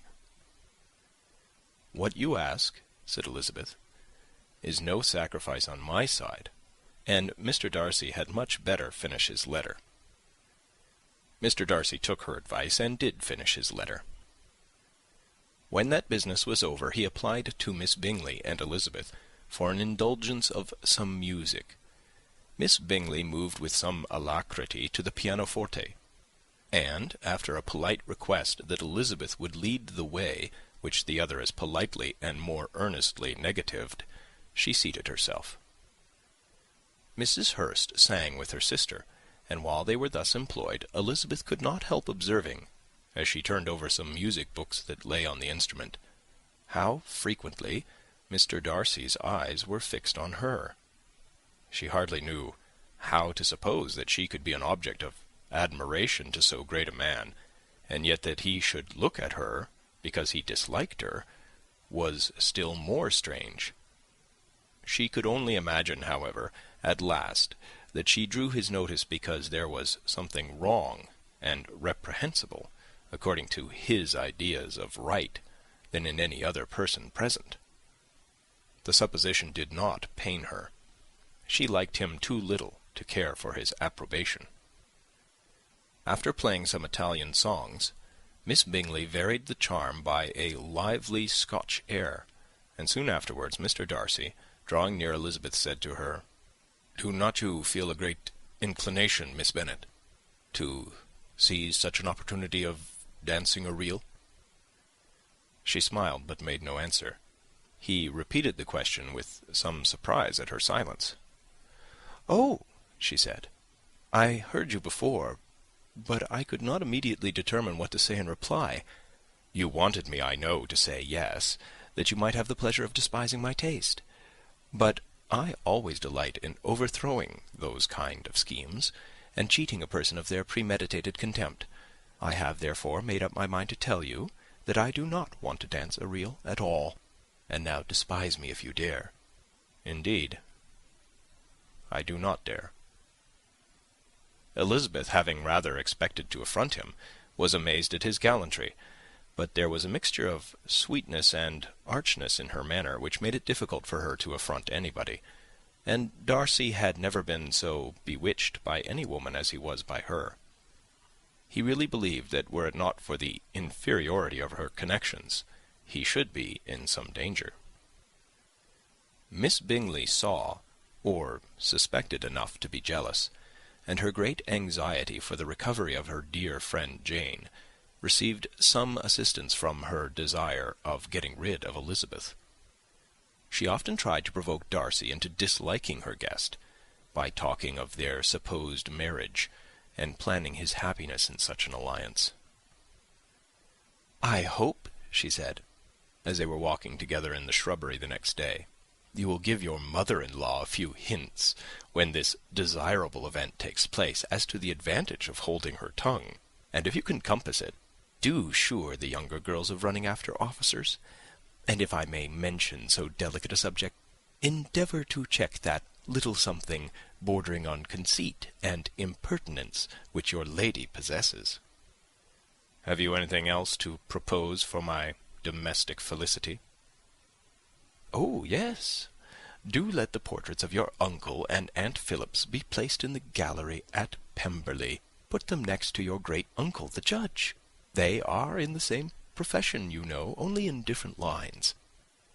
As for your Elizabeth's picture, you must not have it taken, for what painter could do justice to those beautiful eyes?"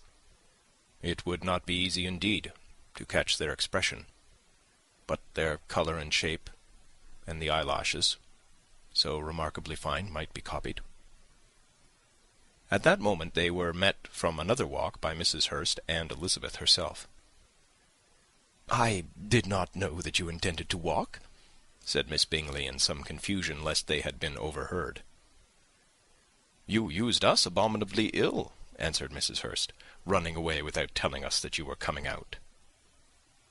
Then, taking the disengaged arm of Mr. Darcy, she left Elizabeth to walk by herself.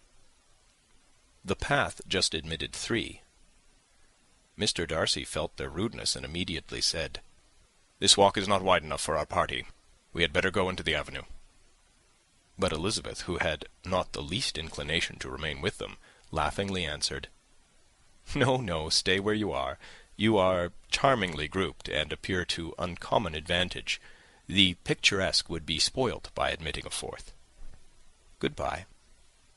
She then ran gaily off, rejoicing as she rambled about, in the hope of being at home again in a day or two. Jane was already so much recovered as to intend leaving her room for a couple of hours that evening. End of Chapter 10. Chapter 11. When the ladies removed after dinner, Elizabeth ran up to her sister, and seeing her well guarded from cold, attended her into the drawing-room, where she was welcomed by her 2 friends with many professions of pleasure, and Elizabeth had never seen them so agreeable as they were during the hour which passed before the gentlemen appeared. Their powers of conversation were considerable. They could describe an entertainment with accuracy, relate an anecdote with humour, and laugh at their acquaintance with spirit. But when the gentlemen entered, Jane was no longer the first object.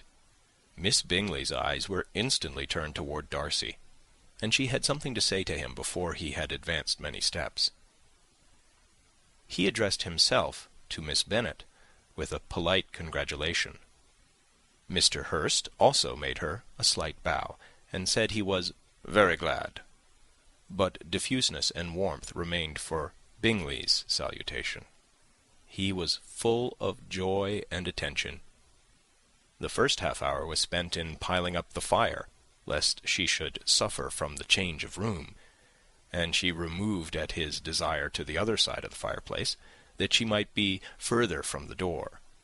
He then sat down by her, and talked scarcely to anyone else. Elizabeth, at work in the opposite corner, saw it all with great delight. When the tea was over, Mr. Hurst reminded his sister-in-law of the card-table, but in vain. She had obtained private intelligence that Mr. Darcy did not wish for cards, and Mr. Hurst soon found even his open petition rejected. She assured him that no one intended to play, and the silence of the whole party on the subject seemed to justify her. Mr. Hurst had therefore nothing to do but to stretch himself on one of the sofas and go to sleep. Darcy took up a book.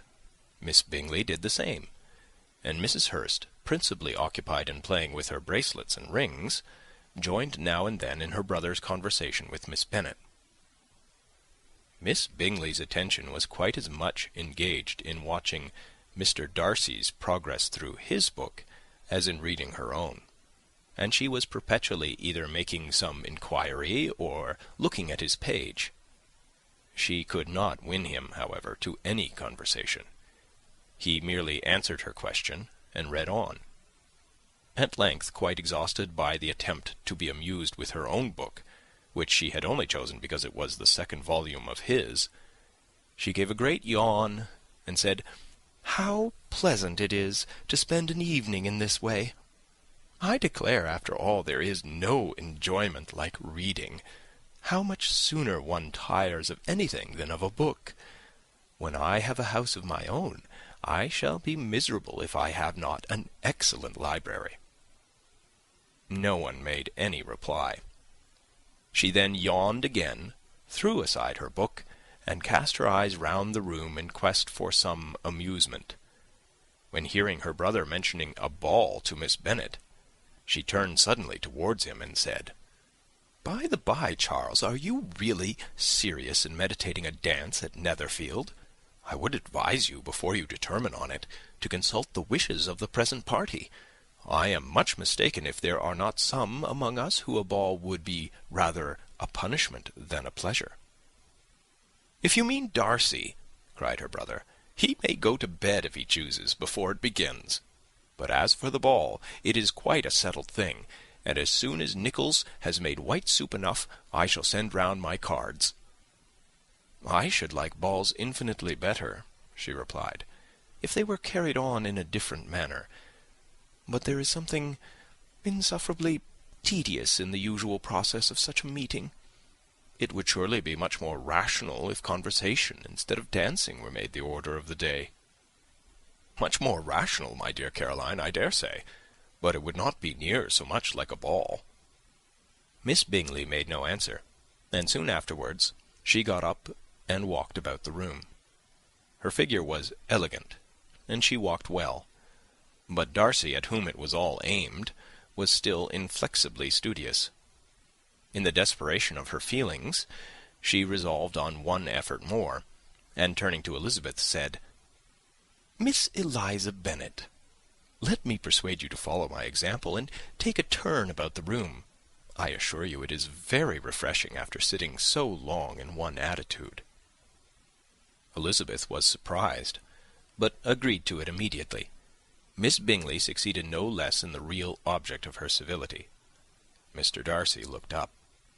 He was as much awake to the novelty of attention in that quarter as Elizabeth herself could be, and unconsciously closed his book. He was directly invited to join their party, but he declined it, observing that he could imagine but two motives for their choosing to walk up and down the room together, with either of which motives his joining them would interfere. "What could he mean?"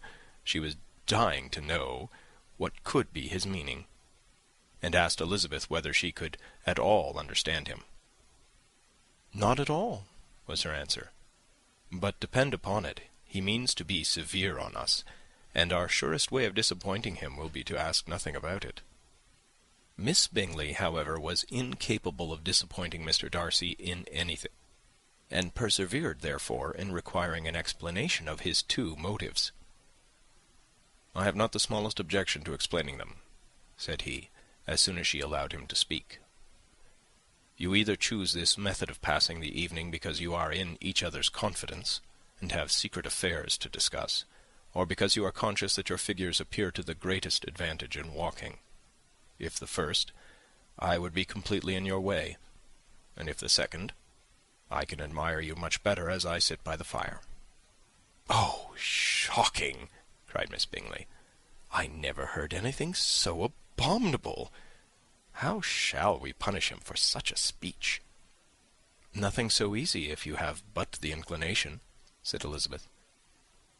"We can all plague and punish one another. Tease him, laugh at him. Intimate as you are, you must know how it is to be done." "But upon my honour, I do not. I do assure you that my intimacy has not yet taught me that. Tease calmness of manner and presence of mind? No, no. Feel he may defy us there. And as to laughter, we will not expose ourselves, if you please, by attempting to laugh without a subject. Mr. Darcy may hug himself." "Mr. Darcy is not to be laughed at," cried Elizabeth. "That is an uncommon advantage. And uncommon I hope it will continue, for it would be a great loss to me to have many such acquaintances. I dearly love a laugh." "Miss Bingley," said he, "has given me more credit than can be. The wisest and the best of men, nay, the wisest and best of their actions, may be rendered ridiculous by a person whose first object in life is a joke." "Certainly," replied Elizabeth, "there are such people, but I hope I am not one of them. I hope I never ridicule what is wise and good. Follies and nonsense, whims and inconsistencies, do divert me, I own, and I laugh at them whenever I can. But these, I suppose, are precisely what you are without." "Perhaps that is not possible for anyone.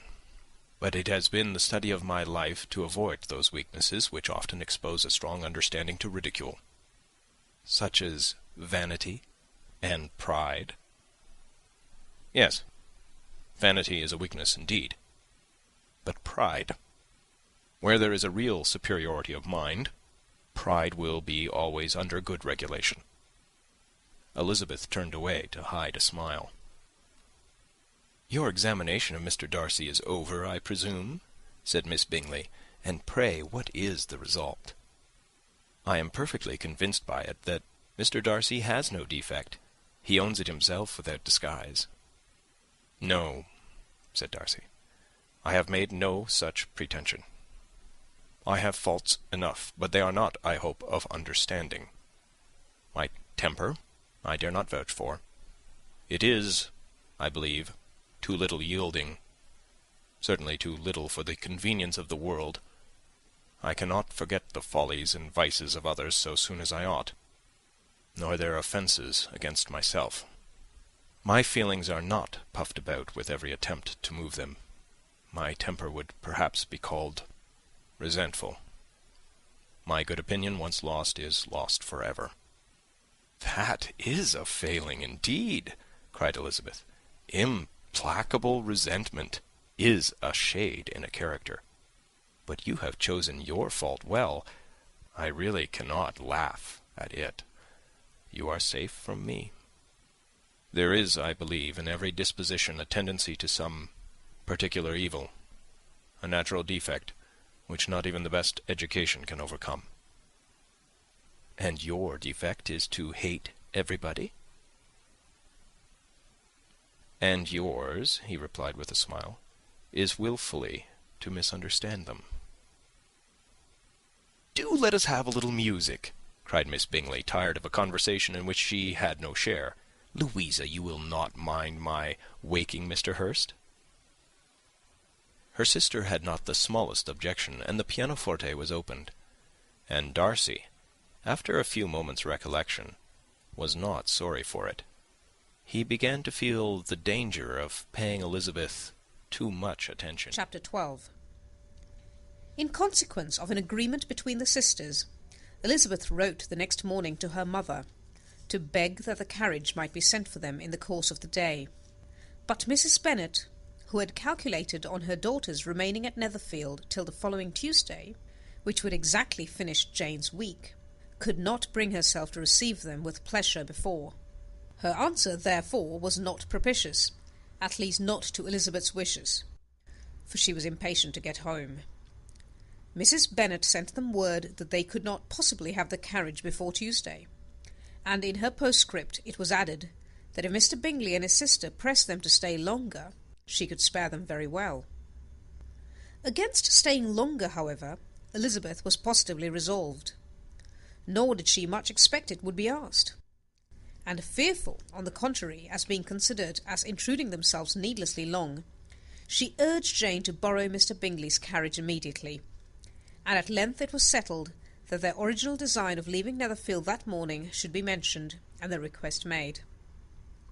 The communication excited many professions of concern, and enough was said of wishing them to stay at least till the following day to work on Jane, and till the morrow their going was deferred.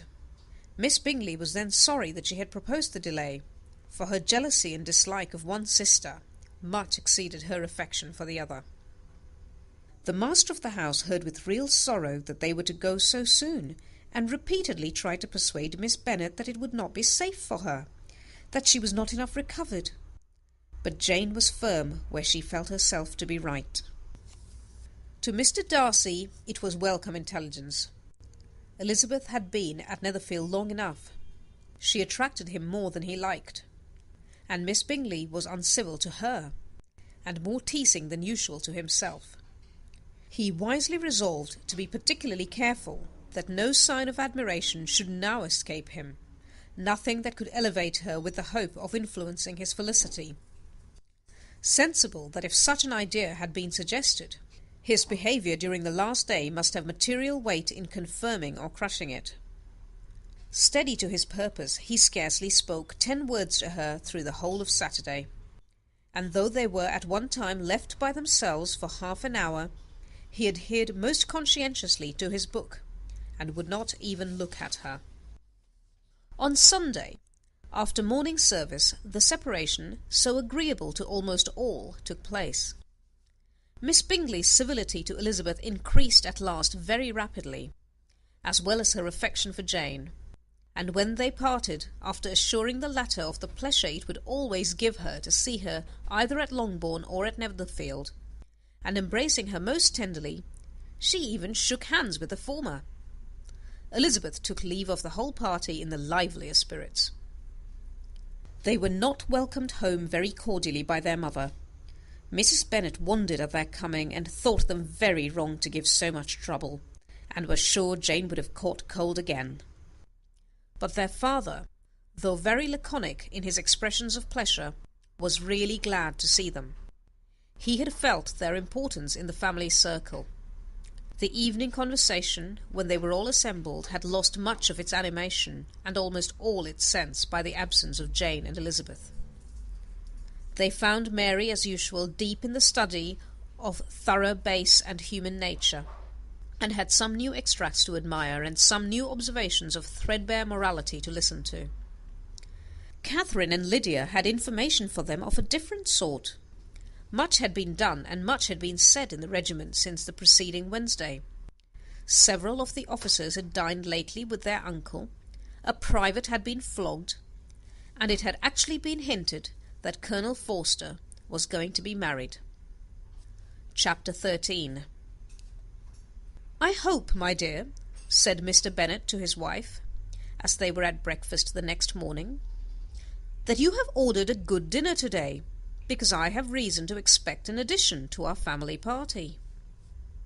"Who do you mean, my dear? I know of nobody that is coming. I am sure unless Charlotte Lucas should happen to call in, and I hope my dinners are good enough for her, I do not believe she often sees such at home. The person of whom I speak is a gentleman and a stranger." Mrs. Bennet's eyes sparkled. "A gentleman and a stranger? It is Mr. Bingley, I'm sure. Why, Jane, you never dropped a word of this, you sly thing. Well, I'm sure I shall be extremely glad to see Mr. Bingley. But, good Lord, how unlucky! There is not a bit of fish to be got to-day. Lydia, my love, ring the bell. I must speak to Hill this moment." "It is not Mr. Bingley," said her husband. "It is a person whom I never saw in the whole course of my life."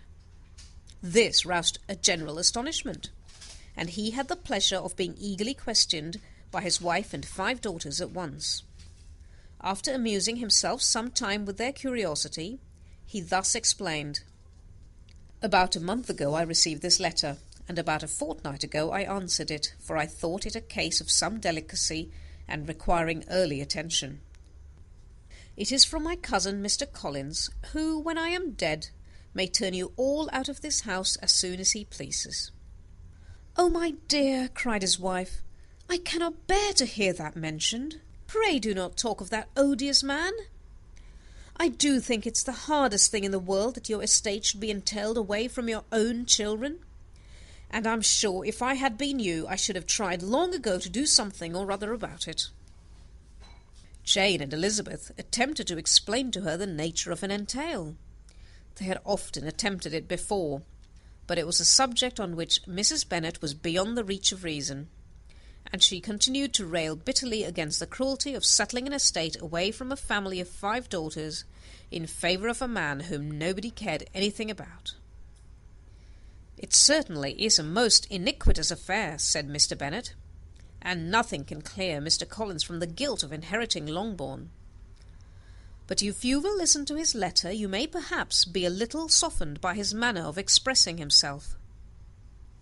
"No, that I am sure I shall not, and I think it was very impertinent of him to write to you at all, and very hypocritical. I hate such false friends.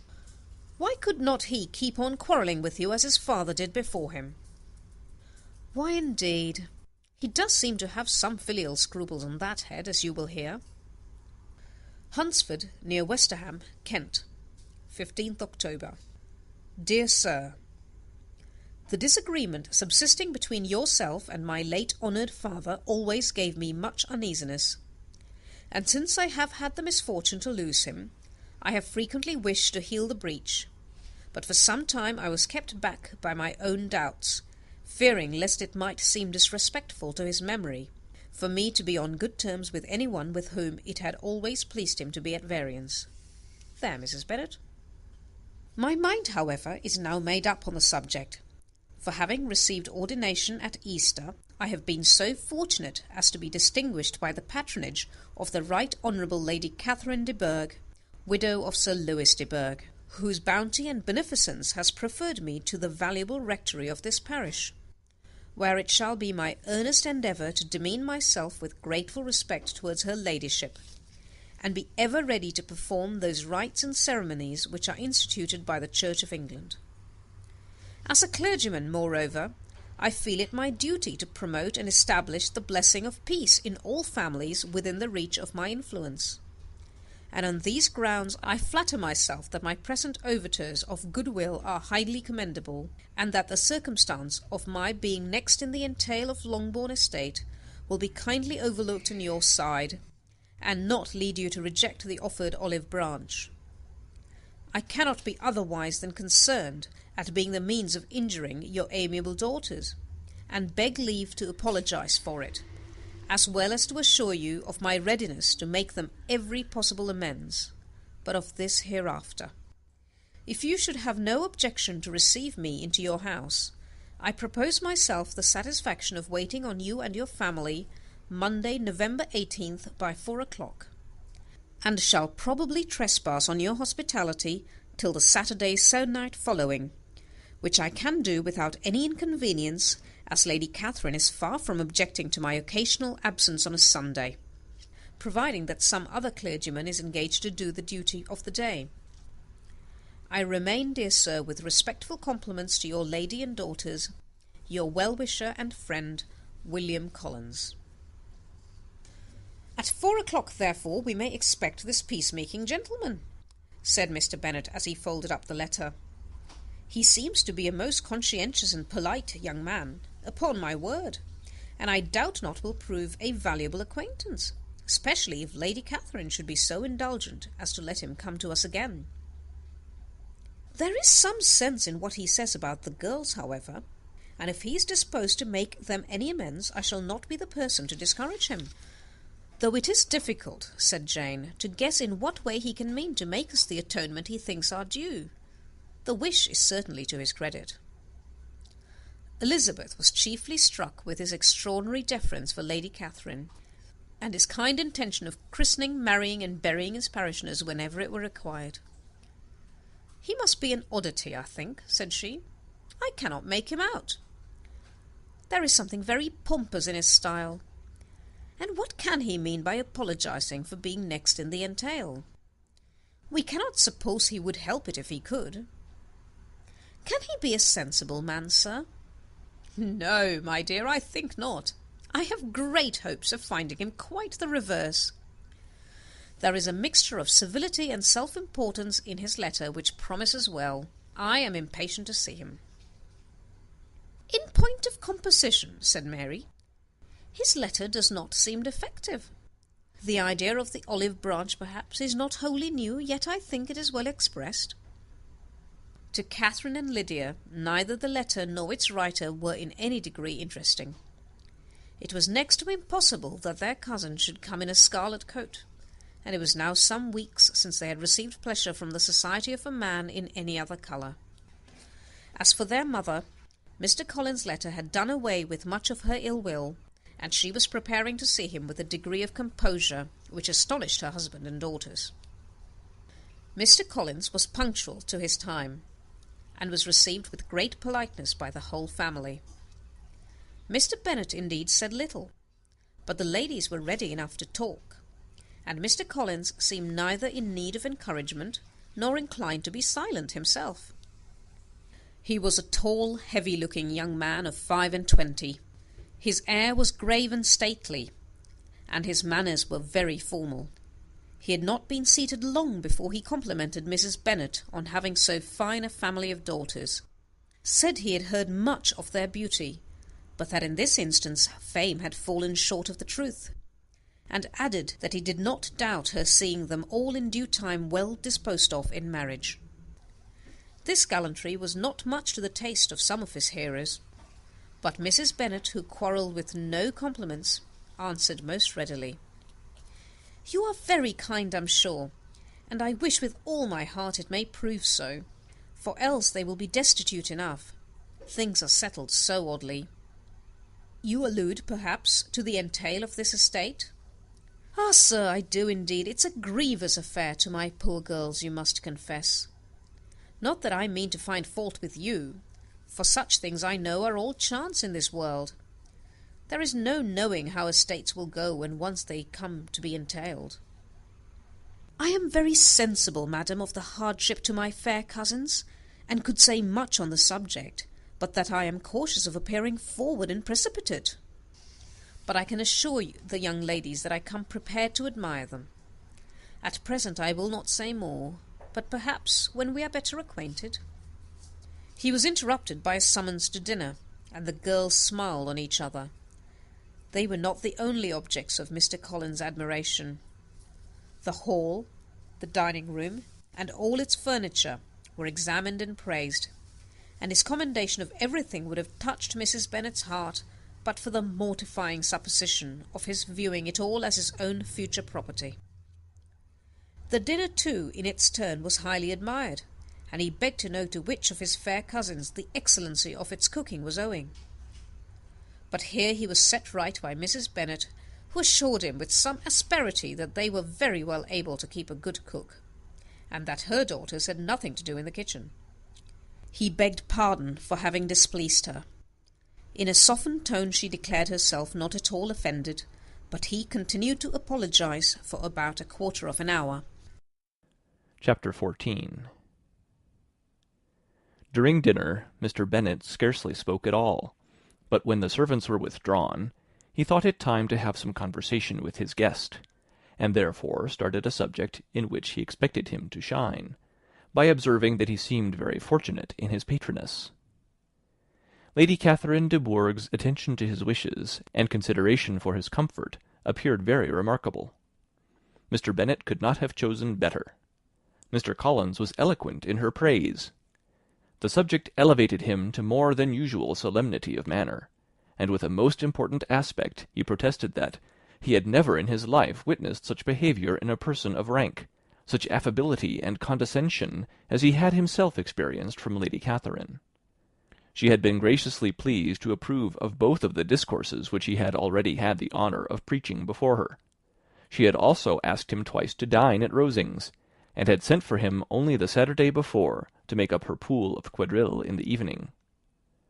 Lady Catherine was reckoned proud by many people he knew, but he had never seen anything but affability in her. She had always spoken to him as she would to any other gentleman. She made not the smallest objection to his joining in the society of the neighbourhood, nor to his leaving the parish occasionally for a week or two to visit his relations. She had even condescended to advise him to marry as soon as he could, provided he chose with discretion, and had once paid him a visit in his humble parsonage, where she had perfectly approved all the alterations he had been making, and had even vouchsafed to suggest some herself, some shelves in the closet upstairs. "That is all very proper and civil, I am sure," said Mrs. Bennet, "and I dare say she is a very agreeable woman. It is a pity that great ladies in general are not more like her. Does she live near you, sir?" "The garden in which stands my humble abode is separated only by a lane from Rosings Park, her ladyship's residence." "I think you said she was a widow, sir. Has she any family?" "She has only one daughter, the heiress of Rosings, and of very extensive property." "Ah," said Mrs. Bennet, shaking her head, "then she is better off than many girls. And what sort of young lady is she? Is she handsome?" "She is a most charming young lady indeed.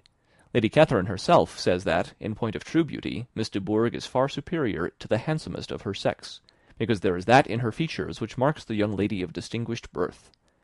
She is unfortunately of a sickly constitution, which has prevented her from making that progress in many accomplishments which she could not otherwise have failed of, as I am informed by the lady who superintended her education, and who still resides with them. But she is perfectly amiable, and often condescends to drive by my humble abode in her little phaeton and ponies." "Has she been presented? I do not remember her name among the ladies at court." "Her indifferent state of health unhappily prevents her being in town, and by that means, as I told Lady Catherine one day, has deprived the British court of its brightest ornaments. Her ladyship seemed pleased with the idea, and you may imagine that I am happy on every occasion to offer those little delicate compliments which are always acceptable to ladies. I have more than once observed to Lady Catherine that her charming daughter seemed born to be a duchess, and that the most elevated rank, instead of giving her consequence, would be adorned by her. These are the kind of little things which please her ladyship, and it is a sort of attention which I conceive myself peculiarly bound to pay." "You judge very properly," said Mr. Bennet, "and it is happy for you that you possess the talent of flattering with delicacy. May I ask whether these pleasing attentions proceed from the impulse of the moment, or are the result of previous study?" "They arise chiefly from what is passing at the time, and though I sometimes amuse myself with suggesting and arranging such little elegant compliments as may be adapted to ordinary occasions, I always wish to give them as unstudied an air as possible." Mr. Bennet's expectations were fully answered. His cousin was as absurd as he had hoped, and he listened to him with the keenest enjoyment, maintaining at the same time the most resolute composure of countenance, and, except in an occasional glance at Elizabeth, requiring no partner in his pleasure. By tea-time, however, the dose had been enough, and Mr. Bennet was glad to take his guest into the drawing-room again, and, when tea was over, glad to invite him to read aloud to the ladies. Mr. Collins readily assented, and a book was produced, but, on beholding it, for everything announced it to be from a circulating library, he started back, and, begging pardon, protested that he never read novels. Kitty stared at him, and Lydia exclaimed. Other books were produced, and after some deliberation he chose Fordyce's Sermons. Lydia gaped as he opened the volume, and before he had, with very monotonous solemnity, read 3 pages, she interrupted him with, "Do you know, mamma, that my Uncle Phillips talks of turning away Richard, and if he does, Colonel Forster will hire him. My aunt told me so herself on Saturday. I shall walk to Meryton to-morrow to hear more about it, and to ask when Mr. Denny comes back from town." Lydia was bid by her 2 eldest sisters to hold her tongue, but Mr. Collins, much offended, laid aside his book, and said, "I have often observed how little young ladies are interested by books of a serious stamp, though written solely for their benefit. It amazes me, I confess, for certainly there can be nothing so advantageous to them as instruction. But I will no longer importune my young cousin." Then, turning to Mr. Bennet, he offered himself as his antagonist at backgammon. Mr. Bennet accepted the challenge, observing that he acted very wisely in leaving the girls to their own trifling amusements. Mrs. Bennet and her daughters apologized most civilly for Lydia's interruption, and promised that it should not occur again if he would resume his book. But Mr. Collins, after assuring them that he bore his young cousin no ill will, and should never resent her behaviour as any affront, seated himself at another table with Mr. Bennet, and prepared for backgammon. Chapter 15. Mr. Collins was not a sensible man, and the deficiency of nature had been but little assisted by education or society, the greatest part of his life having been spent under the guidance of an illiterate and miserly father, and though he belonged to one of the universities, he had merely kept the necessary terms, without forming at it any useful acquaintance. The subjection in which his father had brought him up had given him originally great humility of manner, but it was now a good deal counteracted by the self-conceit of a weak head, living in retirement, and the consequential feelings of early and unexpected prosperity.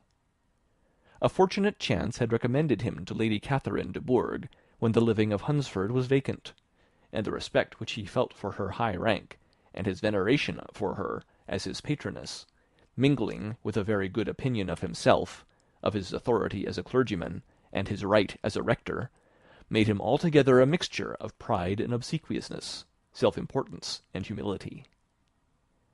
Having now a good house and a very sufficient income, he intended to marry, and in seeking a reconciliation with the Longbourn family he had a wife in view, as he meant to choose one of the daughters, if he found them as handsome and amiable as they were represented by common report. This was his plan of amends, of atonement, for inheriting their father's estate, and he thought it an excellent one, full of eligibility and suitableness, and excessively generous and disinterested on his own part. His plan did not vary on seeing them. Miss Bennet's lovely face confirmed his views, and established all his strictest notions of what was due to seniority, and for the first evening she was his settled choice. The next morning, however, made an alteration, for in a quarter of an hour's tête-à-tête with Mrs. Bennet before breakfast, a conversation beginning with his parsonage house, and leading naturally to the avowal of his hopes that a mistress might be found for it at Longbourn, produced from her, amid very complaisant smiles and general encouragement, a caution against the very Jane he had fixed on. As to her younger daughters, she could not take it upon her to say, she could not positively answer, but she did not know of any prepossession. Her eldest daughter, she must just mention, she felt it incumbent on her to hint, was likely to be very soon engaged. Mr. Collins had only to change from Jane to Elizabeth, and it was soon done while Mrs. Bennet was stirring the fire. Elizabeth, equally next to Jane in birth and beauty, succeeded her, of course. Mrs. Bennet treasured up the hint, and trusted that she might soon have 2 daughters married, and the man whom she could not bear to speak of the day before was now high in her good graces. Lydia's intention of walking to Meryton was not forgotten. Every sister except Mary agreed to go with her, and Mr. Collins was to attend them, at the request of Mr. Bennet, who was most anxious to get rid of him, and have his library to himself, for thither Mr. Collins had followed him after breakfast, and there he would continue, nominally engaged with one of the largest folios in the collection, but really talking to Mr. Bennet, with little cessation, of his house and garden at Hunsford. Such doings discomposed Mr. Bennet exceedingly. In his library he had been always sure of leisure and tranquillity, and though prepared, as he told Elizabeth, to meet with folly and conceit in every other room of the house, he was used to be free from them there. His civility therefore was most prompt in inviting Mr. Collins to join his daughters in their walk, and Mr. Collins, being in fact much better fitted for a walker than a reader, was extremely pleased to close his large book and go. In pompous nothings on his side, and civil assents on that of his cousins, their time passed till they entered Meryton. The attention of the younger ones was then no longer to be gained by him. Their eyes were immediately wandering up in the street in quest of the officers, and nothing less than a very smart bonnet indeed, or a really new muslin in a shop window, could recall them. But the attention of every lady was soon caught by a young man, whom they had never seen before, of most gentlemanlike appearance, walking with another officer on the other side of the way. The officer was the very Mr. Denny concerning whose return from London Lydia came to inquire, and he bowed as they passed. All were struck with the stranger's air, all wondered who he could be, and Kitty and Lydia, determined if possible to find out, led the way across the street, under pretence of wanting something in an opposite shop, and fortunately had just gained the pavement when the two gentlemen, turning back, had reached the same spot. Mr. Denny addressed them directly, and entreated permission to introduce his friend, Mr. Wickham, who had returned with him the day before from town, and, he was happy to say, had accepted a commission in their corps. This was exactly as it should be, for the young man wanted only regimentals to make him completely charming. His appearance was greatly in his favour. He had all the best part of beauty, a fine countenance, a good figure, and very pleasing address. The introduction was followed up on his side by a happy readiness of conversation, a readiness at the same time perfectly correct and unassuming, and the whole party was still standing and talking together very agreeably when the sound of horses drew their notice, and Darcy and Bingley were seen riding down the street. On distinguishing the ladies of the group, the two gentlemen came directly towards them, and began the usual civilities. Bingley was the principal spokesman, and Miss Bennet the principal object. He was then, he said, on his way to Longbourn on purpose to inquire after her. Mr. Darcy corroborated it with a bow, and was beginning to determine not to fix his eyes on Elizabeth, when they were suddenly arrested by the sight of the stranger, and Elizabeth, happening to see the countenance of both as they looked at each other, was all astonishment at the effect of the meeting. Both changed colour. One looked white, the other red. Mr. Wickham, after a few moments, touched his hat, a salutation which Mr. Darcy just deigned to return. What could be the meaning of it? It was impossible to imagine. It was impossible not to long to know. In another minute Mr. Bingley, but without seeming to have noticed what passed, took leave and rode on with his friend. Mr. Denny and Mr. Wickham walked with the young ladies to the door of Mr. Phillips's house, and then made their bows, in spite of Miss Lydia's pressing entreaties that they should come in, and even in spite of Mrs. Phillips's throwing up the parlour window and loudly seconding the invitation. Mrs. Phillips was always glad to see her nieces, and the two eldest, from their recent absence, were particularly welcome, and she was eagerly expressing her surprise at their sudden return home, which, as their own carriage had not fetched them, she should have known nothing about, if she had not happened to see Mr. Jones's shop-boy in the street, who had told her that they were not to send any more drafts to Netherland, because the Miss Bennets were come away, when her civility was claimed towards Mr. Collins by Jane's introduction of him. She received him with her very best politeness, which he returned with as much more, apologizing for his intrusion, without any previous acquaintance with her, which he could not help flattering himself, however, might be justified by his relationship to the young ladies who introduced him to her notice. Mrs. Phillips was quite awed by such an excess of good breeding, but her contemplation of one stranger was soon put to an end by exclamations and inquiries about the other, of whom, however, she could only tell her nieces what they already knew, that Mr. Denny had brought him from London, and that he was to have a lieutenant's commission in the shire. She had been watching him the last hour, she said, as he walked up and down the street, and had Mr. Wickham appeared, Kitty and Lydia would certainly have continued the occupation, but unluckily no one passed windows now, except a few of the officers, who, in comparison with the stranger, were become stupid, disagreeable fellows. Some of them were to dine with the Phillipses the next day, and their aunt promised to make her husband call on Mr. Wickham, and give him an invitation also, if the family from Longbourn would come in the evening. This was agreed to, and Mrs. Phillips protested that they would have a nice comfortable noisy game of lottery tickets, and a little bit of hot supper afterwards. The prospect of such delights was very cheering, and they parted in mutual good spirits. Mr. Collins repeated his apologies in quitting the room, and was assured with unwearying civility that they were perfectly needless.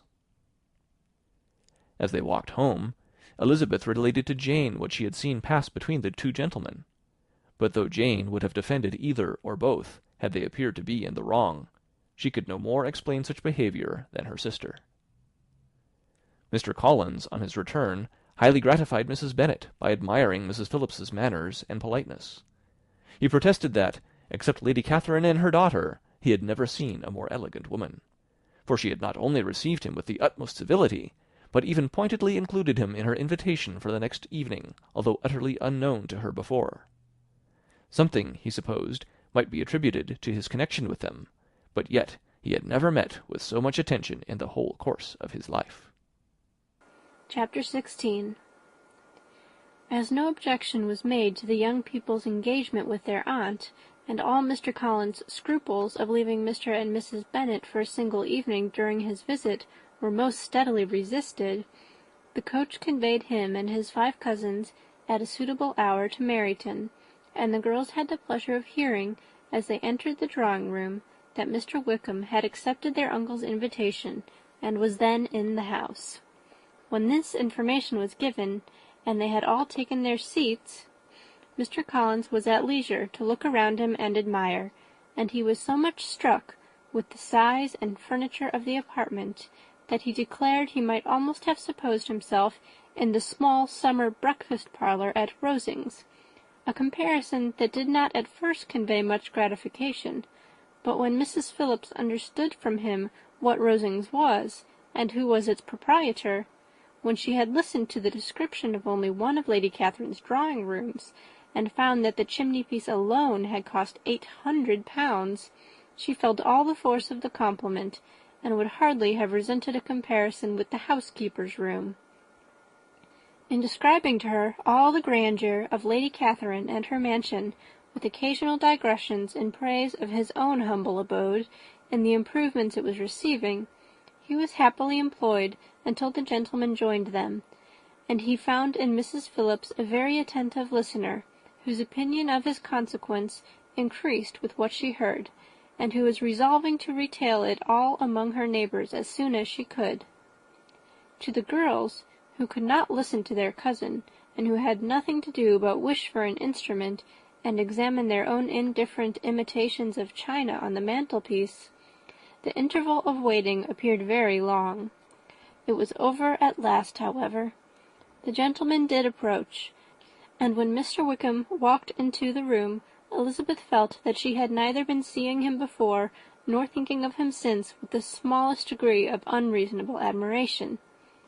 The officers of the shire were in general a very creditable, gentlemanlike set, and the best of them were of the present party, but Mr. Wickham was as far beyond them all in person, countenance, air, and walk, as they were superior to the broad-faced, stuffy Uncle Phillips, breathing port wine, who followed them into the room. Mr. Wickham was the happy man towards whom almost every female eye was turned, and Elizabeth was the happy woman by whom he finally seated himself, and the agreeable manner in which he immediately fell into conversation, though it was only on its being a wet night, made her feel that the commonest, dullest, most threadbare topic might be rendered interesting by the skill of the speaker. With such rivals for the notice of the fair as Mr. Wickham and the officers, Mr. Collins seemed to sink into insignificance. To the young ladies he certainly was nothing, but he had still at intervals a kind listener in Mrs. Phillips, and was by her watchfulness most abundantly supplied with coffee and muffin. When the card tables were placed, he had the opportunity of obliging her in turn, by sitting down to whist. "I know little of the game at present," said he, "but I shall be glad to improve myself, for in my situation in life—" Mrs. Phillips was very glad for his compliance, but could not wait for his reason. Mr. Wickham did not play at whist, and with ready delight was he received at the other table between Elizabeth and Lydia. At first there seemed danger of Lydia's engrossing him entirely, for she was a most determined talker, but being likewise extremely fond of lottery tickets, she soon grew too much interested in the game, too eager in making bets and exclaiming after prizes, to have attention for anyone in particular. Allowing for the common demands of the game, Mr. Wickham was therefore at leisure to talk to Elizabeth, and she was very willing to hear him, though what she chiefly wished to hear she could not hope to be told, the history of his acquaintance with Mr. Darcy. She dared not even mention that gentleman. Her curiosity, however, was unexpectedly relieved. Mr. Wickham began the subject himself. He inquired how far Netherfield was from Meryton, and, after receiving her answer, asked in a hesitating manner how long Mr. Darcy had been staying there. "About a month," said Elizabeth, and then, unwilling to let the subject drop, added, "He is a man of very large property in Derbyshire, I understand." "Yes," replied Mr. Wickham, "his estate there is a noble one. A clear 10,000 per annum. You could not have met with a person more capable of giving you certain information on that head than myself, for I have been connected with his family in a particular manner from my infancy." Elizabeth could not but look surprised. "You may well be surprised, Miss Bennet, at such an assertion, after seeing, as you probably might, the very cold manner of our meeting yesterday. Are you much acquainted with Mr. Darcy?" "As much as I ever wish to be," cried Elizabeth very warmly. "I have spent 4 days in the same house with him, and I think him very disagreeable." "I have no right to give my opinion," said Wickham, "as to his being agreeable or otherwise. I am not qualified to form one. I have known him too long and too well to be a fair judge. It is impossible for me to be impartial. But I believe your opinion of him would in general astonish, and perhaps you would not express it quite so strongly anywhere else. Here you are in your own family." "Upon my word, I say no more here than I might say in any house in the neighbourhood, except Netherfield. He is not at all liked in Hertfordshire. Everybody is disgusted with his pride. You will not find him more favourably spoken of by anyone." "I cannot pretend to be sorry," said Wickham, after a short interruption, "that he, or that any man, should not be estimated beyond their deserts, but with him I believe it does not often happen. The world is blinded by his fortune and consequence, or frightened by his high and imposing manners, and sees him only as he chooses to be seen." "I should take him, even on my slight acquaintance, to be an ill-tempered man." Wickham only shook his head. "I wonder," said he, at the next opportunity of speaking, "whether he is likely to be in this country much longer." "I do not at all know, but I heard nothing of his going away when I was at Netherfield. I hope your plans in favour of the shire will not be affected by his being in the neighbourhood." "Oh, no, it is not for me to be driven away by Mr. Darcy. If he wishes to avoid seeing me, he must go. We are not on friendly terms, and it always gives me pain to meet him, but I have no reason for avoiding him, but what I might proclaim before all the world, a sense of very great ill-usage, and most painful regrets at his being what he is. His father, Miss Bennet, the late Mr. Darcy, was one of the best men that ever breathed, and the truest friend I ever had, and I can never be in company with this Mr. Darcy without being grieved to the soul by 1,000 tender recollections. His behaviour to myself has been scandalous, but I verily believe I could forgive him anything and everything, rather than his disappointing the hopes and disgracing the memory of his father." Elizabeth found the interest of the subject increase, and listened with all her heart, but the delicacy of it prevented further inquiry. Mr. Wickham began to speak on more general topics, Meryton, the neighbourhood, the society, appearing highly pleased with all that he had yet seen, and speaking of the latter with gentle but very intelligible gallantry. "It was the prospect of constant society, and good society," he added, "which was my chief inducement to enter the shire. I knew it to be a most respectable, agreeable corps, and my friend Denny tempted me further by his account of their present quarters, and the very great attentions and excellent acquaintances Meryton had procured them. Society, I own, is necessary to me. I have been a disappointed man, and my spirits will not bear solitude. I must have employment and society.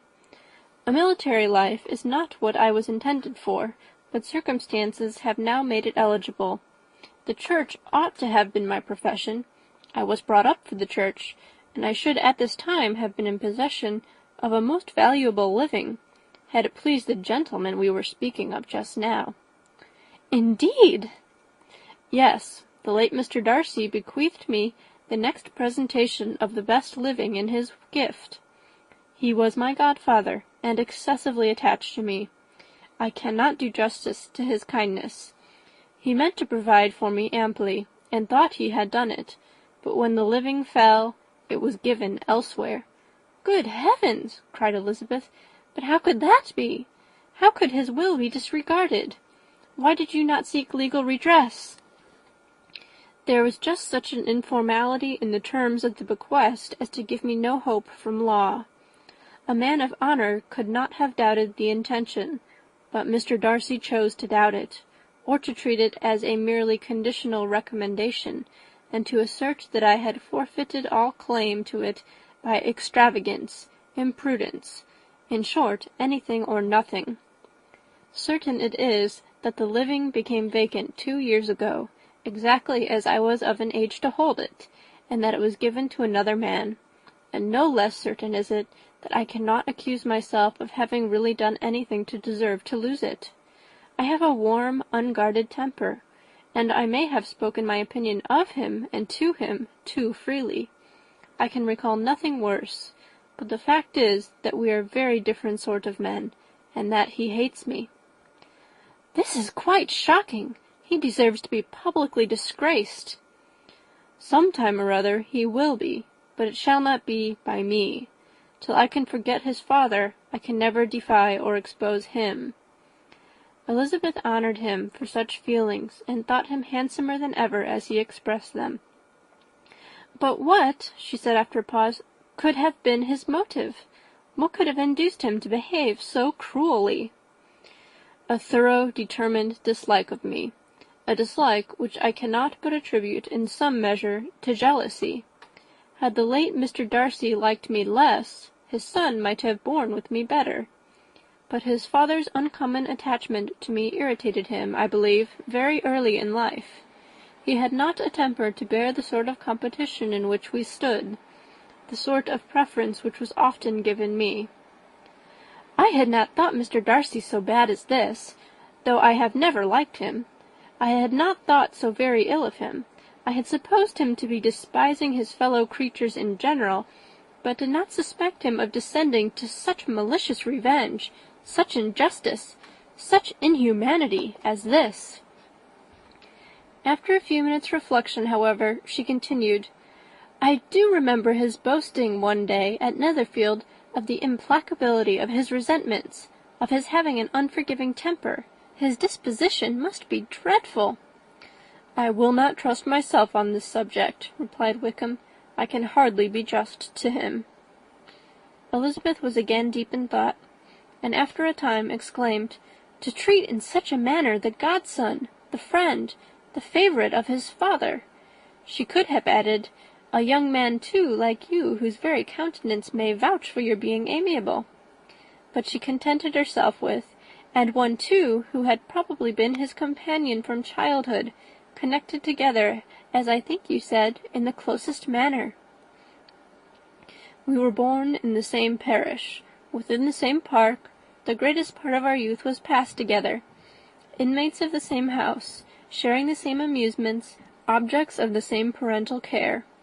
My father began life in the profession which your uncle, Mr. Phillips, appears to do so much credit to, but he gave up everything to be of use to the late Mr. Darcy, and devoted all his time to the care of the Pemberley property.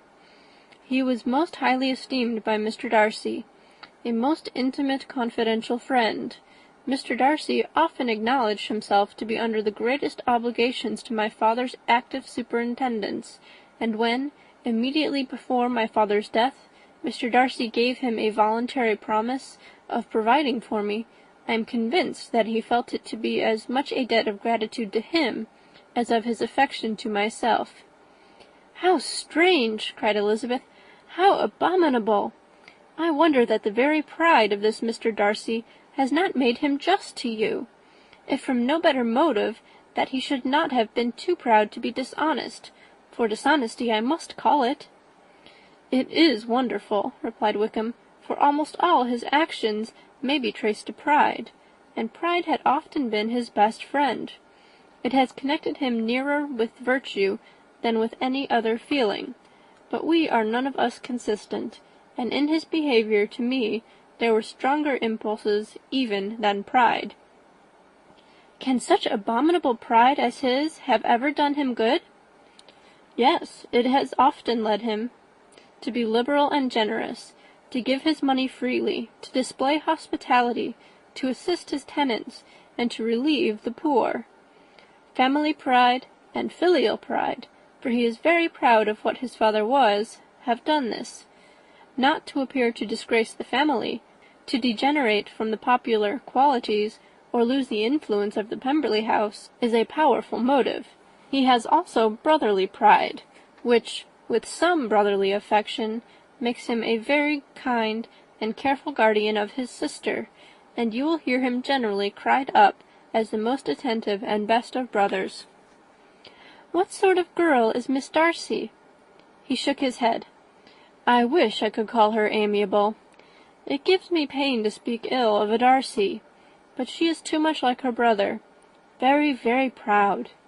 As a child she was affectionate and pleasing, and extremely fond of me, and I have devoted hours and hours to her amusement, but she is nothing to me now.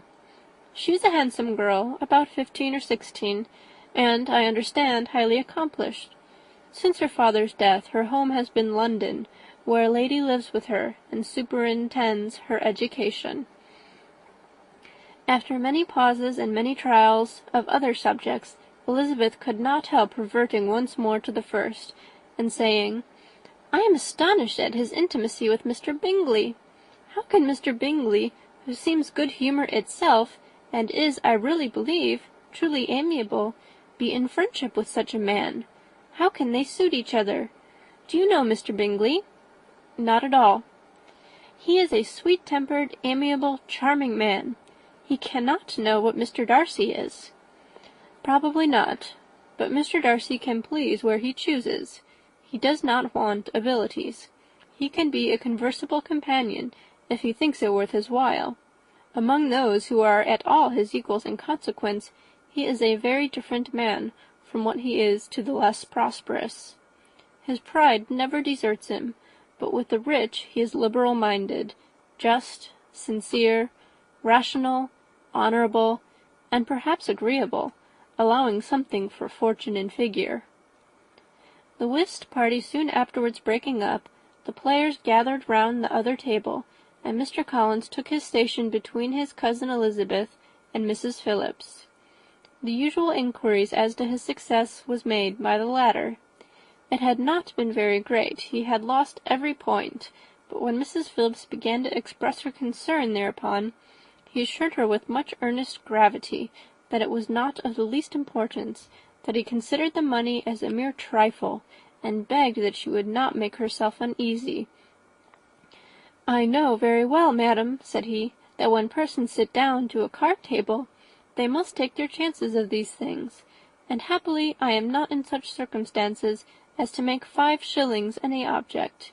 There are undoubtedly many who could not say the same, but thanks to Lady Catherine de Bourgh, I am removed far beyond the necessity of regarding little matters."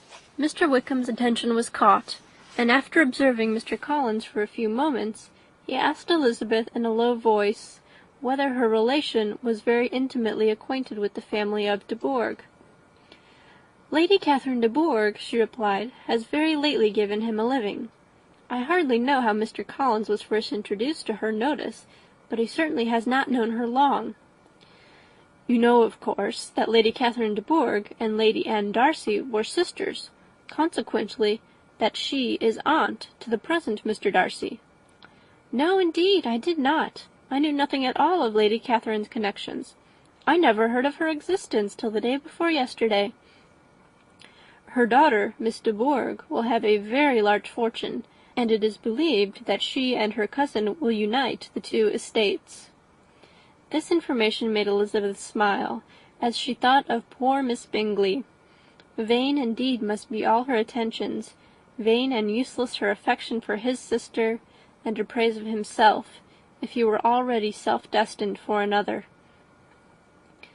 "Mr. Collins," said she, "speaks highly both of Lady Catherine and her daughter, but from some particulars that he has related of her ladyship, I suspect his gratitude misleads him, and that in spite of her being his patroness, she is an arrogant, conceited woman."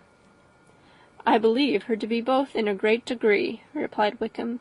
"I have not seen her for many years, but I very well remember that I never liked her, and that her manners were dictatorial and insolent. She has the reputation of being remarkably sensible and clever, but I rather believe she derives part of her abilities from her rank and fortune, part from her authoritative manner, and the rest from the pride for her nephew, who chooses that everyone connected with him should have an understanding of the first class." Elizabeth allowed that he had given a very rational account of it, and they continued talking together with mutual satisfaction till supper put an end to cards, and gave the rest of the ladies their share of Mr. Wickham's attentions. There could be no conversation in the noise of Mrs. Phillips's supper party, but his manners recommended him to everybody. Whatever he said was said well, and whatever he did, done gracefully. Elizabeth went away with her head full of him. She could think of nothing but of Mr. Wickham, and of what he had told her, all the way home. But there was not time for her even to mention his name as they went, for neither Lydia nor Mr. Collins were once silent. Lydia talked incessantly of lottery tickets, of the fish she had lost and the fish she had won, and Mr. Collins, in describing the civility of Mr. and Mrs. Phillips, protesting that he did not in the least regard his losses at whist, enumerating all the dishes at supper, and repeatedly fearing that he crowded his cousins, had more to say than he could well manage before the carriage stopped at Longbourn House. End of chapter 16. Chapter 17. Elizabeth related to Jane the next day what had passed between Mr. Wickham and herself. Jane listened with astonishment and concern. She knew not how to believe that Mr. Darcy could be so unworthy of Mr. Bingley's regard, and yet it was not in her nature to question the veracity of a young man of such amiable appearance as Wickham. The possibility of his having endured such unkindness was enough to interest all her tender feelings, and nothing remained, therefore, to be done but to think well of them both, to defend the conduct of each, and throw into the account of accident or mistake whatever could not be otherwise explained. "They have both," said she, "been deceived, I dare say, in some way or other, of which we can form no idea. Interested people have perhaps misrepresented each to the other. It is, in short, impossible for us to conjecture the causes or circumstances which may have alienated them, without actual blame on either side." "Very true indeed. And now, my Jane, what have you got to say on behalf of the interested people who have probably been concerned in the business? Do clear them too, or we shall be obliged to think ill of somebody." "Laugh as much as you choose, but you will not laugh me out of my opinion. My dearest Lizzie, do but consider in what a disgraceful light it places Mr. Darcy, to be treating his father's favourite in such a manner, one whom his father had promised to provide for. It is impossible. No man of common humanity, no man who had any value for his character, could be capable of it. Can his most intimate friends be so excessively deceived in him? Oh, no! I can much more easily believe Mr. Bingley's being imposed on than that Mr. Wickham should invent such a history of himself as he gave me last night. Names, facts, everything mentioned without ceremony. If it be not so, let Mr. Darcy contradict it. Besides, there was truth in his looks. It is difficult indeed. It is distressing. One does not know what to think. I beg your pardon, one knows exactly what to think. But Jane could think with certainty on only one point, that Mr. Bingley, if he had been imposed on, would have much to suffer when the affair became public. The two young ladies were summoned from the shrubbery where this conversation passed by the arrival of the very persons of whom they had been speaking. Mr. Bingley and his sisters came to give their personal invitation for the long-expected ball at Netherfield, which was fixed for the following Tuesday. The two ladies were delighted to see their dear friend again, calling it an age since they had met, and repeatedly asking what she had been doing with herself since their separation. To the rest of the family they paid little attention, avoiding Mrs. Bennet as much as possible, saying not much to Elizabeth, and nothing at all to the others. They were soon gone again, rising from their seats with an activity which took their brother by surprise, and hurrying off as if eager to escape from Mrs. Bennet's civilities. The prospect of the Netherfield ball was extremely agreeable to every female of the family. Mrs. Bennet chose to consider it as given in compliment to her eldest daughter, and was particularly flattered by receiving the invitation from Mr. Bingley himself, instead of a ceremonious card. Jane pictured to herself a happy evening in the society of her two friends and the attentions of their brother, and Elizabeth thought with pleasure of dancing a great deal with Mr. Wickham, and of seeing a confirmation of everything in Mr. Darcy's look and behaviour. The happiness anticipated by Catherine and Lydia depended less on any single event or any particular person, for though they each, like Elizabeth, meant to dance half the evening with Mr. Wickham, he was by no means the only partner who could satisfy them, and a ball was at any rate a ball. And even Mary could assure her family that she had no disinclination for it. "While I can have my mornings to myself," said she, "it is enough. I think it is no sacrifice to join occasionally in evening engagements. Society has claims on us all, and I profess myself one of those who consider intervals of recreation and amusement as desirable for everybody." Elizabeth's spirits were so high on this occasion that though she did not often speak unnecessarily to Mr. Collins, she could not help but asking him whether he intended to accept Mr. Bingley's invitation, and if he did, whether he would think it proper to join in the evening's amusement, and she was rather surprised to find that he entertained no scruple whatever on that head, and was very far from dreading a rebuke either from the Archbishop or Lady Catherine de Bourgh by venturing to dance. "I am by no means of the opinion, I assure you," said he, "that a ball of this kind, given by a young man of character to respectable people, can have any evil tendency, and I am so far from objecting to dancing myself, that I shall hope to be honoured with the hands of all my fair cousins in the course of the evening, and I take this opportunity of soliciting yours, Miss Elizabeth, for the first 2 dances especially, a preference which I trust my cousin Jane will attribute to the right cause, and not to any disrespect for her." Elizabeth felt herself completely taken in. She had fully proposed being engaged by Mr. Wickham for those very dances, and to have Mr. Collins instead, her liveliness had never been worse timed. There was no help for it, however. Mr. Wickham's happiness and her own were perforce delayed a little longer, and Mr. Collins' proposal accepted with as good a grace as she could. She was not the better pleased with his gallantry from the idea it suggested of something more. It now first struck her that she was selected from among her sisters as worthy of being mistress of Hunsford Parsonage, and of assisting to form a quadrille table at Rosings, in the absence of more eligible visitors. The idea soon reached to conviction, as she observed his increasing civilities toward herself, and heard his frequent attempt at a compliment on her wit and vivacity. And though more astonished than gratified herself by this effect of her charms, it was not long before her mother gave her to understand that the probability of their marriage was extremely agreeable to her. Elizabeth, however, did not choose to take the hint, being well aware that a serious dispute must be the consequence of any reply. Mr. Collins might never make the offer, and till he did, it was useless to quarrel about him. If there had not been a Netherfield ball to prepare for and talk of, the younger Miss Bennets would have been in a very pitiable state at this time, for from the day of the invitation to the day of the ball there was such a succession of rain as prevented their walking to Meryton once. No aunt, no officers, no news could be sought after. The very shoe roses for Netherfield were got by proxy. Even Elizabeth might have found some trial of her patience in weather which totally suspended the improvement of her acquaintance with Mr. Wickham, and nothing less than a dance on Tuesday could have made such a Friday, Saturday, Sunday, and Monday endurable to Kitty and Lydia. Chapter 18.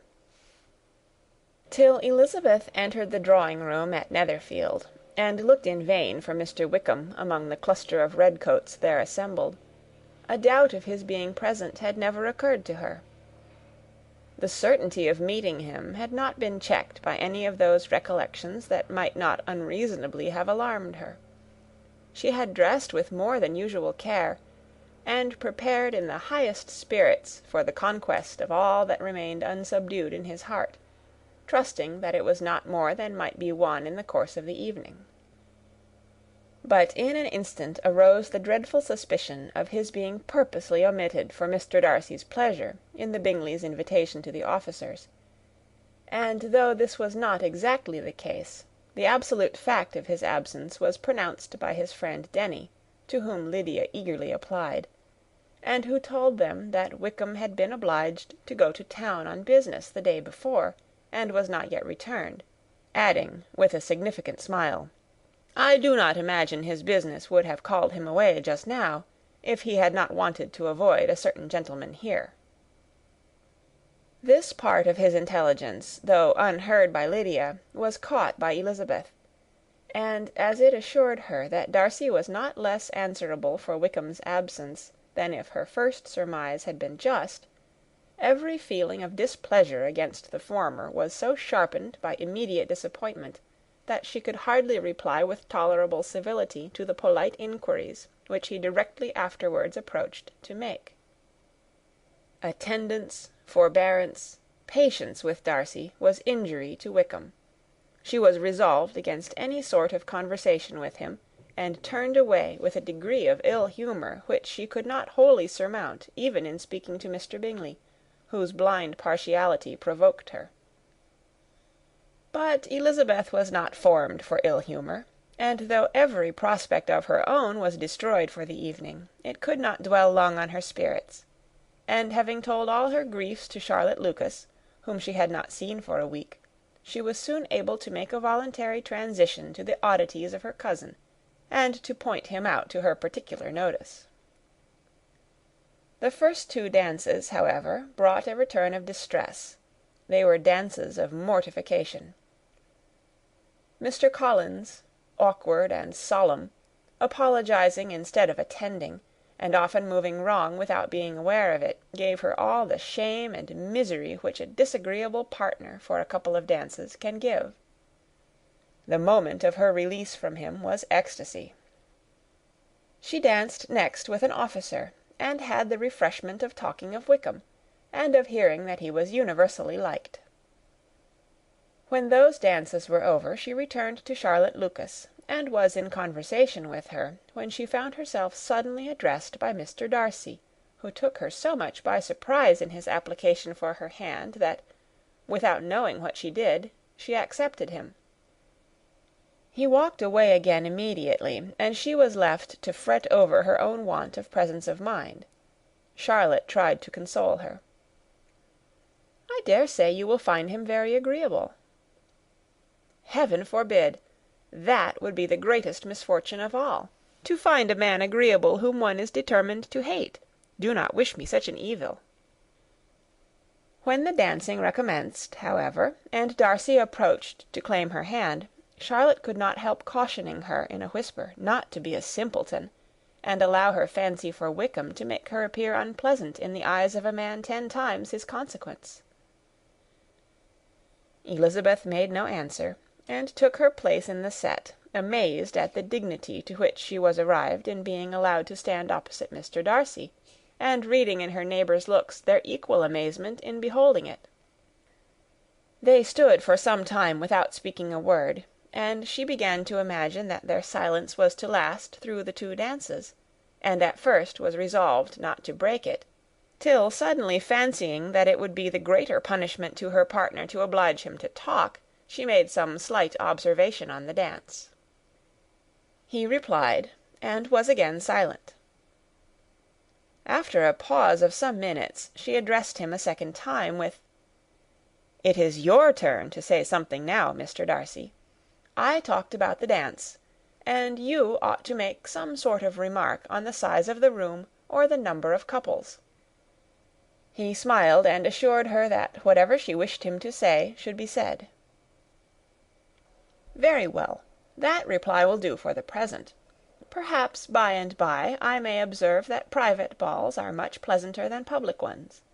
But now we may be silent. Do you talk by rule, then, while you are dancing?" "Sometimes. One must speak a little, you know. It would look odd to be entirely silent for half an hour together, and yet for the advantage of some, conversation ought to be so arranged as that they may have the trouble of saying as little as possible. Are you consulting your own feelings in the present case, or do you imagine that you are gratifying mine?" "Both," replied Elizabeth archly, "for I have always seen a great similarity in the turn of our minds. We are each of an unsocial, taciturn disposition, unwilling to speak unless we expect to say something that will amaze the whole room, and be handed down to posterity with all the éclat of a proverb." "This is no very striking resemblance of your own character, I am sure," said he. "How near it may be to mine, I cannot pretend to say. You think it a faithful portrait, undoubtedly." "I must not decide on my own performance." He made no answer, and they were again silent till they had gone down the dance, when he asked her if she and her sisters did not very often walk to Meryton. She answered in the affirmative, and, unable to resist the temptation, added, "When you met us there the other day, we had just been forming a new acquaintance." The effect was immediate. A deeper shade of hauteur overspread his features, but he said not a word, and Elizabeth, though blaming herself for her own weakness, could not go on. At length Darcy spoke, and in a constrained manner said, "Mr. Wickham is blessed with such happy manners as may ensure his making friends. Whether he may be equally capable of retaining them is less certain." "He has been so unlucky as to lose your friendship," replied Elizabeth with emphasis, "and in a manner which he is likely to suffer from all his life." Darcy made no answer, and seemed desirous of changing the subject. At that moment Sir William Lucas appeared close to them, meaning to pass through the set to the other side of the room, but, on perceiving Mr. Darcy, he stopped with a bow of superior courtesy to compliment him on his dancing and his partner. "I have been most highly gratified indeed, my dear sir. Such very superior dancing is not often seen. It is evident that you belong to the first circles. Allow me to say, however, that your fair partner does not disgrace you, and that I must hope to have this pleasure often repeated, especially when a certain desirable event, my dear Eliza," glancing at her sister and Bingley, "shall take place. What congratulations will then flow in! I appeal to Mr. Darcy, but let me not interrupt you, sir. You will not thank me for detaining you from the bewitching converse of that young lady, whose bright eyes are also upbraiding me." The latter part of this address was scarcely heard by Darcy, but Sir William's allusion to his friend seemed to strike him forcibly, and his eyes were directed with a very serious expression towards Bingley and Jane, who were dancing together. Recovering himself, however, shortly, he turned to his partner and said, "Sir William's interruption has made me forget what we were talking of." "I do not think we were speaking at all. Sir William could not have interrupted two people in the room who had less to say for themselves. We have tried 2 or 3 subjects already without success, and what we are to talk of next I cannot imagine." "What think you of books?" said he, smiling. "Books? Oh, no. I am sure we never read the same, or not with the same feelings." "I am sorry you think so, but if that be the case, there can at least be no want of subject. We may compare our different opinions." "No, I cannot talk of books in a ballroom. My head is always full of something else." "The present always occupies you in such scenes, does it?" said he, with a look of doubt. "Yes, always," she replied, without knowing what she said, for her thoughts had wandered far from the subject, as soon afterwards appeared by her suddenly exclaiming, "I remember hearing you once say, Mr. Darcy, that you hardly ever forgave, that your resentment once created was unappeasable. You are very cautious, I suppose, as to its being created." "I am," said he, with a firm voice. "And never allow yourself to be blinded by prejudice?" "I hope not." "It is particularly incumbent on those who never change their opinion to be secure of judging properly at first. May I ask to what these questions tend?" "Merely to the illustration of your character," said she, endeavouring to shake off her gravity. "I am trying to make it out." "And what is your success?" She shook her head. "I do not get on at all. I hear such different accounts of you as puzzle me exceedingly." "I can readily believe," answered he gravely, "that reports may vary greatly with respect to me, and I could wish, Miss Bennet, that you were not to sketch my character at the present moment, as there is reason to fear that the performance would reflect no credit on either. But if I do not take your likeness now, I may never have another opportunity." "I would by no means suspend any pleasure of yours," he coldly replied. She said no more, and they went down the other dance, and parted in silence, and on each side dissatisfied, though not to an equal degree; for in Darcy's breast there was a tolerable powerful feeling towards her, which soon procured her pardon, and directed all his anger against another. They had not long separated when Miss Bingley came towards her, and with an expression of civil disdain accosted her. "So, Miss Eliza, I hear you are quite delighted with George Wickham. Your sister has been talking to me about him, and asking me 1,000 questions; and I find that the young man quite forgot to tell you, among his other communication, that he was the son of old Wickham, the late Mr. Darcy's steward. Let me recommend you, however, as a friend, not to give implicit confidence to all his assertions; for as to Mr. Darcy's using him ill, it is perfectly false; for, on the contrary, he has always been remarkably kind to him, though George Wickham has treated Mr. Darcy in a most infamous manner. I do not know the particulars, but I know very well that Mr. Darcy is not in the least to blame, that he cannot bear to hear George Wickham mentioned, and that though my brother thought that he could not well avoid including him in his invitation to the officers, he was excessively glad to find that he has taken himself out of the way. His coming into the country at all is a most insolent thing, indeed, and I wonder how he could presume to do it. I pity you, Miss Eliza, for this discovery of your favourite's guilt, but really, considering his descent, one could not expect much better." "His guilt and his descent appear by your account to be the same," said Elizabeth angrily, "for I have heard you accuse him of nothing worse than of being the son of Mr. Darcy's steward, and of that, I can assure you, he informed me himself." "I beg your pardon," replied Miss Bingley, turning away with a sneer. "Excuse my interference. It was kindly meant." "Insolent girl," said Elizabeth to herself.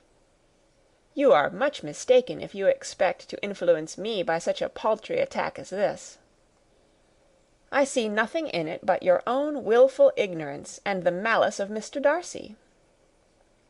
She then sought her eldest sister, who had undertaken to make inquiries on the same subject of Bingley. Jane met her with a smile of such sweet complacency, a glow of such happy expression, as sufficiently marked how well she was satisfied with the occurrences of the evening. Elizabeth instantly read her feelings, and at that moment solicitude for Wickham, resentment against his enemies, and everything else, gave way before the hope of Jane's being in the fairest way for happiness. "I want to know," said she, with a countenance no less smiling than her sister's, "what you have learnt about Mr. Wickham. But perhaps you have been too pleasantly engaged to think of any third person, in which case you may be sure of my pardon." "No," replied Jane, "I have not forgotten him, but I have nothing satisfactory to tell you.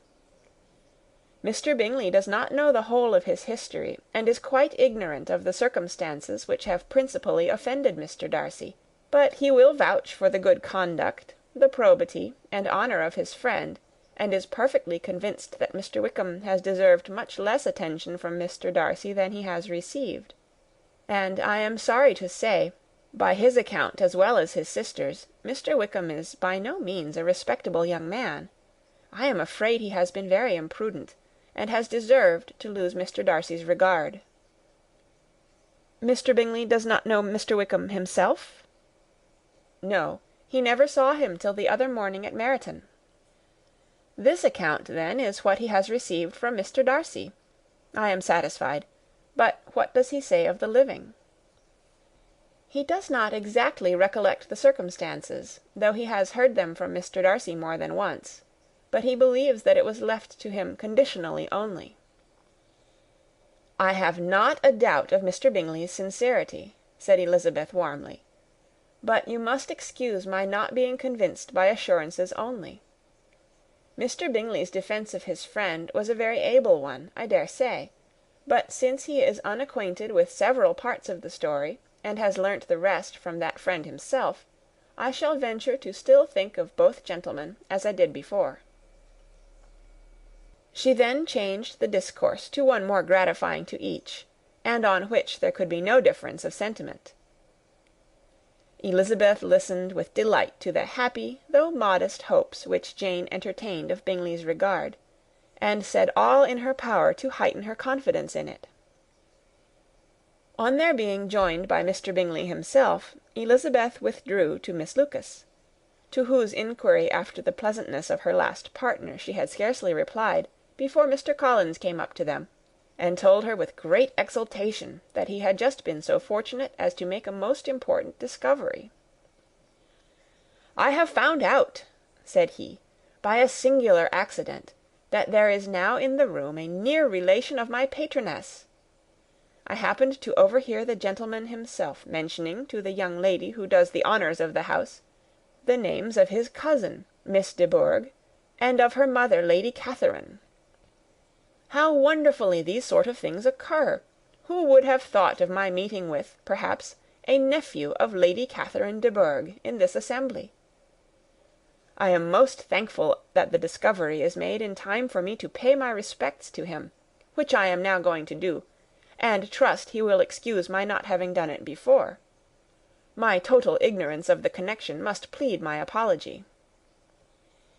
"You are not going to introduce yourself to Mr. Darcy?" "Indeed I am. I shall entreat his pardon for not having done it earlier. I believe him to be Lady Catherine's nephew. It will be in my power to assure him that her ladyship was quite well yesterday se'nnight."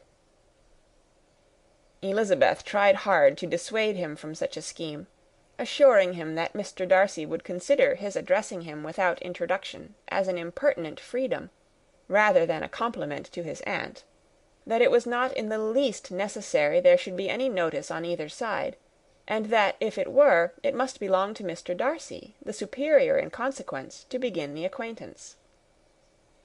Mr. Collins listened to her with the determined air of following his own inclination, and, when she ceased speaking, replied thus: "My dear Miss Elizabeth, I have the highest opinion in the world in your excellent judgment in all matters within the scope of your understanding; but permit me to say, that there must be a wide difference between the established forms of ceremony amongst the laity, and those which regulate the clergy. For, give me leave to observe, that I consider the clerical office as equal in point of dignity with the highest rank in the kingdom, provided that a proper humility of behaviour is at the same time maintained. You must therefore allow me to follow the dictates of my conscience on this occasion, which leads me to perform what I look on as a point of duty. Pardon me for neglecting to profit by your advice, which on every other subject shall be my constant guide, though in the case before us I consider myself more fitted by education and habitual study to decide on what is right, than a young lady like yourself." And with a low bow he left her to attack Mr. Darcy, whose reception of his advances she eagerly watched, and whose astonishment at being so addressed was very evident. Her cousin prefaced his speech with a solemn bow, and though she could not hear a word of it, she felt as if hearing it all, and saw in the motion of his lips the words apology, Hunsford, and Lady Catherine de Bourgh. It vexed her to see him expose himself to such a man. Mr. Darcy was eyeing him with unrestrained wonder, and when at last Mr. Collins allowed him time to speak, replied with an air of distant civility. Mr. Collins, however, was not discouraged from speaking again, and Mr. Darcy's contempt seemed abundantly increasing with the length of his second speech, and at the end of it he only made him a slight bow, and moved another way. Mr. Collins then returned to Elizabeth. "I have no reason, I assure you," said he, "to be dissatisfied with my reception. Mr. Darcy seemed much pleased with the attention. He answered me with the utmost civility, and even paid me the compliment of saying that he was so well convinced of Lady Catherine's discernment as to be certain she could never bestow a favour unworthily. It was really a very handsome thought. Upon the whole, I am much pleased with him." As Elizabeth had no longer any interest of her own to pursue, she turned her attention almost entirely on her sister and Mr. Bingley, and the train of agreeable reflections which her observations gave birth to made her perhaps almost as happy as Jane. She saw her in idea settled in that very house, in all the felicity which a marriage of true affection could bestow, and she felt capable, under such circumstances, of endeavouring even to like Bingley's two sisters. Her mother's thoughts, she plainly saw, were bent the same way, and she determined not to venture near her, lest she might hear too much. When they sat down to supper, therefore, she considered it a most unlucky perverseness which placed them within one of each other, and deeply was she vexed to find that her mother was talking to that one person, Lady Lucas, freely, openly, and of nothing else but her expectation that Jane would soon be married to Mr. Bingley. It was an animating subject, and Mrs. Bennet seemed incapable of fatigue while enumerating the advantages of the match. His being such a charming young man, and so rich, and living but 3 miles from them, were the first points of self-gratulation, and then it was such a comfort to think how fond the two sisters were of Jane, and to be certain that they must desire the connection as much as she could do. It was, moreover, such a promising thing for her younger daughters, as Jane's marrying so greatly must throw them in the way of other rich men. And lastly, it was so pleasant at her time of life to be able to consign her single daughters to the care of their sister, that she might not be obliged to go into company more than she liked. It was necessary to make this circumstance a matter of pleasure, because on such occasions it is the etiquette, but no one was less likely than Mrs. Bennet to find comfort in staying home at any period of her life. She concluded with many good wishes that Lady Lucas might soon be equally fortunate, though evidently and triumphantly believing there was no chance of it.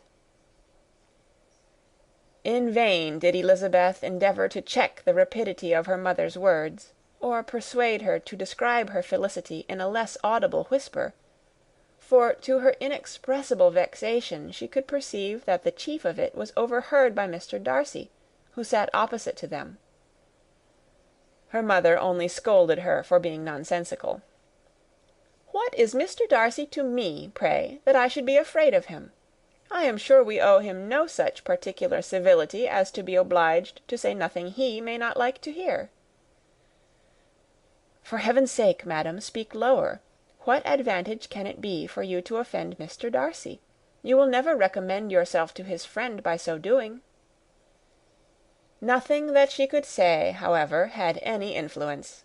Her mother would talk of her views in the same intelligible tone. Elizabeth blushed and blushed again with shame and vexation. She could not help frequently glancing her eye at Mr. Darcy, though every glance convinced her of what she dreaded, for though he was not always looking at her mother, she was convinced that his attention was invariably fixed by her. The expression of his face changed gradually from indignant contempt to a composed and steady gravity. At length, however, Mrs. Bennet had no more to say, and Lady Lucas, who had been long yawning at the repetition of delights which she saw no likelihood of sharing, was left to the comforts of cold ham and chicken. Elizabeth now began to revive, but not long was the interval of tranquillity, for, when supper was over, singing was talked of, and she had the mortification of seeing Mary, after very little entreaty, preparing to oblige the company. By many significant looks and silent entreaties did she endeavour to prevent such a proof of complaisance, but in vain. Mary would not understand them. Such an opportunity of exhibiting was delightful to her, and she began her song. Elizabeth's eyes were fixed on her with most painful sensations, and she watched her progress through the several stanzas with an impatience which was very ill rewarded at their close; for Mary, on receiving amongst the thanks of the table the hint of a hope that she might be prevailed on to favour them again, after the pause of half a minute began another. Mary's powers were by no means fitted for such a display. Her voice was weak, and her manner affected. Elizabeth was in agonies.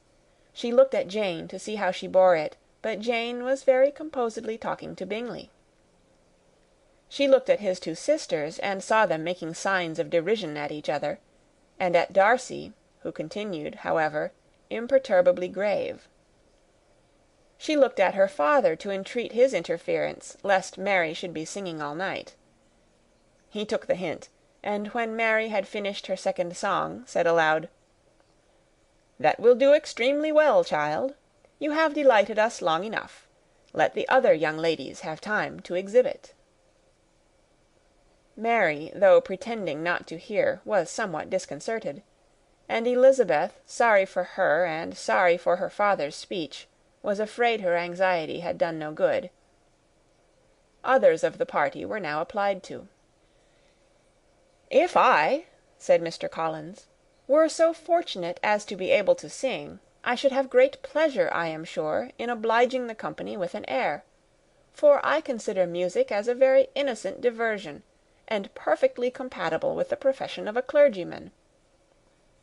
I do not mean, however, to assert that we can be justified in devoting too much of our time to music, for there are certainly other things to be attended to. The rector of a parish has much to do. In the first place, he must make such an agreement for tithes as may be beneficial to himself and not offensive to his patron. He must write his own sermons, and the time that remains will not be too much for his parish duties, and the care and improvement of his dwelling, which he cannot be excused from making as comfortable as possible. and I do not think it of light importance that he should have attentive and conciliatory manner towards everybody, especially towards those to whom he owes his preferment.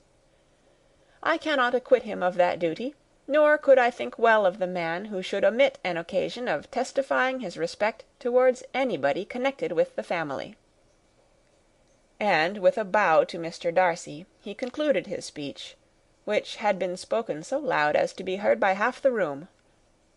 Many stared, many smiled, but no one looked more amused than Mr. Bennet himself, while his wife seriously commended Mr. Collins for having spoken so sensibly, and observed in a half whisper to Lady Lucas that he was a remarkably clever, good kind of young man.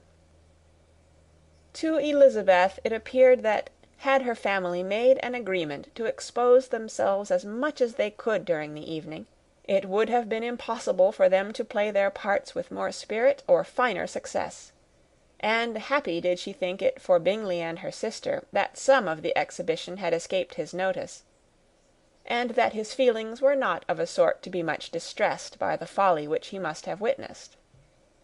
That his two sisters and Mr. Darcy, however, should have such an opportunity of ridiculing her relations was bad enough, and she could not determine whether the silent contempt of the gentlemen or the insolent smiles of the ladies were more intolerable. The rest of the evening brought her little amusement. She was teased by Mr. Collins, who continued most perseveringly by her side, and though he could not prevail on her to dance with him again, put it out of her power to dance with others. In vain did she entreat him to stand up with somebody else, and offer to introduce him to any young lady in the room. He assured her that as to dancing he was perfectly indifferent to it, that his chief object was by delicate attentions to recommend himself to her, and that he should therefore make a point of remaining close to her the whole evening. There was no arguing upon such a project. She owed her greatest relief to her friend Miss Lucas, who often joined them, and good-naturedly engaged Mr. Collins's conversation to herself. She was at least free from the offence of Mr. Darcy's further notice, though often standing within a very short distance of her, quite disengaged, he never came near enough to speak. She felt it to be the probable consequence of her allusions to Mr. Wickham, and rejoiced in it. The Longbourn party were the last of all the company to depart, and, by a manoeuvre of Mrs. Bennet, had to wait for their carriage a quarter of an hour after everybody else was gone, which gave them time to see how heartily they were wished away by some of the family. Mrs. Hurst and her sister scarcely opened their mouths, except to complain of fatigue, and were evidently impatient to have the house to themselves. They repulsed every attempt of Mrs. Bennet at conversation, and by so doing threw a languor over the whole party, which was very little relieved by the long speeches of Mr. Collins, who was complimenting Mr. Bingley and his sisters on the elegance of their entertainment, and the hospitality and politeness which had marked their behaviour to their guests. Darcy said nothing at all. Mr. Bennet, in equal silence, was enjoying the scene. Mr. Bingley and Jane were standing together, a little detached from the rest, and talked only to each other. Elizabeth preserved as steady a silence as either Mrs. Hurst or Miss Bingley, and even Lydia was too much fatigued to utter more than the occasional exclamation of "Lord, how tired I am!" accompanied by a violent yawn. When at length they arose to take leave, Mrs. Bennet was most pressingly civil in her hope of seeing the whole family soon at Longbourn, and addressed herself especially to Mr. Bingley, to assure him how happy he would make them by eating a family dinner with them at any time, without the ceremony of a formal invitation. Bingley was all grateful pleasure, and he readily engaged for taking the earliest opportunity of waiting on her, after his return from London, whither he was obliged to go the next day for a short time. Mrs. Bennet was perfectly satisfied, and quitted the house under the delightful persuasion that, allowing for the necessary preparations of settlements, new carriages, and wedding clothes, she should undoubtedly see her daughter settled at Netherfield in the course of 3 or 4 months. Of having another daughter married to Mr. Collins she thought with equal certainty, and with considerable, though not equal, pleasure. Elizabeth was the least dear to her of all her children, and though the man and the match were quite good enough for her, the worth of each was eclipsed by Mr. Bingley and Netherfield. Chapter 18. Chapter 19. The next day opened a new scene at Longbourn. Mr. Collins made his declaration in form. Having resolved to do it without loss of time, as his leave of absence extended only to the following Saturday, and having no feelings of diffidence to make it distressing to himself even at the moment, he set about it in a very orderly manner, with all the observances which he supposed a regular part of the business. On finding Mrs. Bennet, Elizabeth, and one of the younger girls together, soon after breakfast, he addressed the mother in these words: "May I hope, madam, for your interest with your fair daughter Elizabeth, when I solicit for the honour of a private audience with her in the course of this morning?"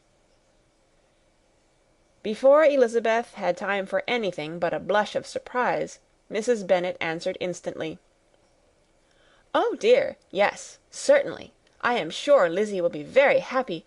I am sure she can have no objection. Come, Kitty, I want you upstairs." And, gathering her work together, she was hastening away, when Elizabeth called out, "Dear madam, do not go. I beg you will not go. Mr. Collins must excuse me. He can have nothing to say to me that anybody need not hear. I am going away myself." "No, no, nonsense, Lizzy. I desire you to stay where you are." And upon Elizabeth's seeming really, with vexed and embarrassed looks, about to escape, she added, "Lizzy, I insist upon your staying and hearing Mr. Collins."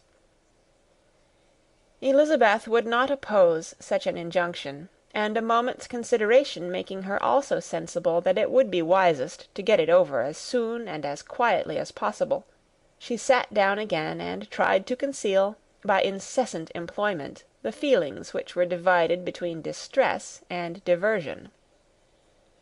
Mrs. Bennet and Kitty walked off, and as soon as they were gone, Mr. Collins began. "Believe me, my dear Miss Elizabeth, that your modesty, so far from doing you any disservice, rather adds to your other perfections. You would have been less amiable in my eyes, had there not been this little unwillingness, but allow me to assure you that I have your respected mother's permission for this address. You can hardly doubt the purport of my discourse, however your natural delicacy may lead you to dissemble. My attentions have been too marked to be mistaken. Almost as soon as I entered the house, I singled you out as the companion of my future life.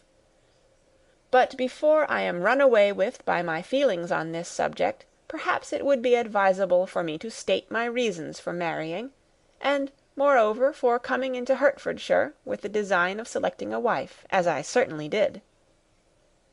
The idea of Mr. Collins, with all his solemn composure, being run away with by his feelings, made Elizabeth so near laughing that she could not use the short pause he allowed in any attempt to stop him further, and he continued, "My reasons for marrying are, first, that I think it a right thing for every clergyman in easy circumstances, like myself, to set the example of matrimony in his parish. Secondly, that I am convinced that it will add very greatly to my happiness, and thirdly, which perhaps I ought to have mentioned earlier, that it is the particular advice and recommendation of the very noble lady whom I have the honour of calling patroness. Twice has she condescended to give me her opinion, unasked too, on this subject, and it was but the very Saturday night before I left Hunsford, between our pools at quadrille, while Mrs. Jenkinson was arranging Miss de Bourgh's footstool, that she said, 'Mr. Collins, you must marry. A clergyman like you must marry. Choose properly, choose a gentlewoman for my sake, and for your own let her be an active, useful sort of person, not brought up high, but able to make a small income go a good way. This is my advice. Find such a woman as soon as you can, bring her to Hunsford, and I will visit her. Allow me, by the way, to observe, my fair cousin, that I do not reckon the notice and kindness of Lady Catherine de Bourgh as among the least of the advantages in my power to offer. You will find her manners beyond anything I can describe, and your wit and vivacity, I think, must be acceptable to her, especially when tempered with the silence and respect which her rank will inevitably excite. Thus much for my general intention in favour of matrimony. It remains to be told why my views were directed towards Longbourn, instead of my own neighbourhood, where I can assure you there are many amiable young women. But the fact is, that being, as I am, to inherit this estate after the death of your honoured father, who, however, may live many years longer, I could not satisfy myself without resolving to choose a wife from among his daughters, that the loss to them might be as little as possible when the melancholy event takes place, which, however, as I have already said, may not be for several years. This has been my motive, my fair cousin, and I flatter myself it will not sink me in your esteem. And now nothing remains but for me to assure you in the most animated language of the violence of my affection. To fortune I am perfectly indifferent, and shall make no demand of that nature on your father, since I am well aware that it could not be complied with, and that £1,000 in the 4 per cents, which will not be yours till after your mother's decease, is all that you may ever be entitled to.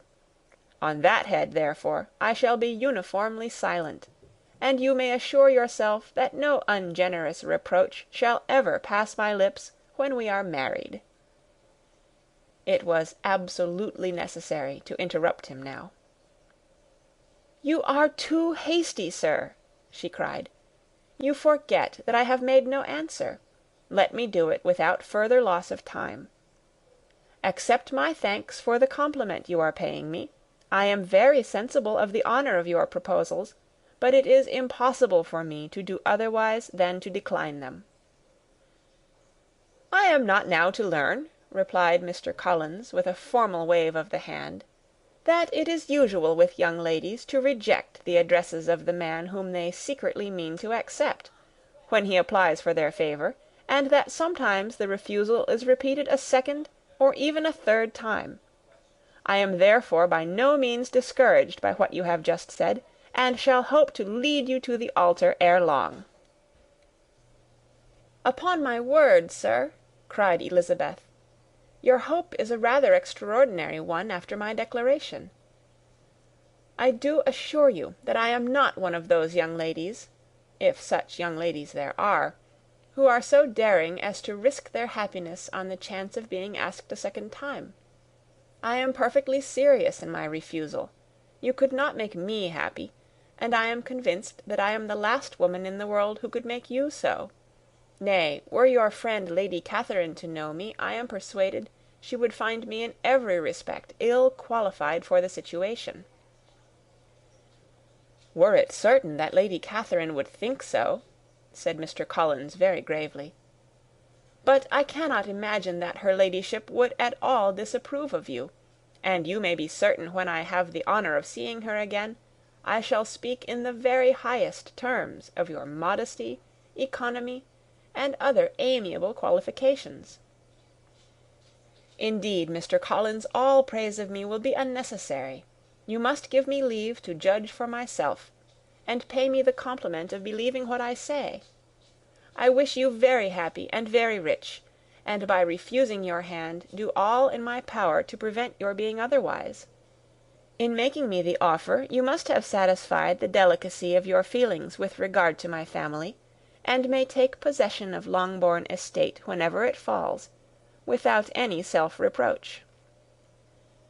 This matter may be considered, therefore, as finally settled." and rising as she thus spoke, she would have quitted the room, had Mr. Collins not thus addressed her. "When I do myself the honour of speaking to you next on the subject, I shall hope to receive a more favourable answer than you have now given me, though I am far from accusing you of cruelty at present, because I know it to be the established custom of your sex to reject a man on the first application, and perhaps you have even now said as much to encourage my suit as would be consistent with the true delicacy of the female character." "Really, Mr. Collins," cried Elizabeth with some warmth, "you puzzle me exceedingly. If what I have hitherto said can appear to you in the form of encouragement, I know not how to express my refusal in such a way as to convince you of its being one. You must give me leave to flatter myself, my dear cousin, that your refusal of my addresses is merely words of course. My reasons for believing it are briefly these.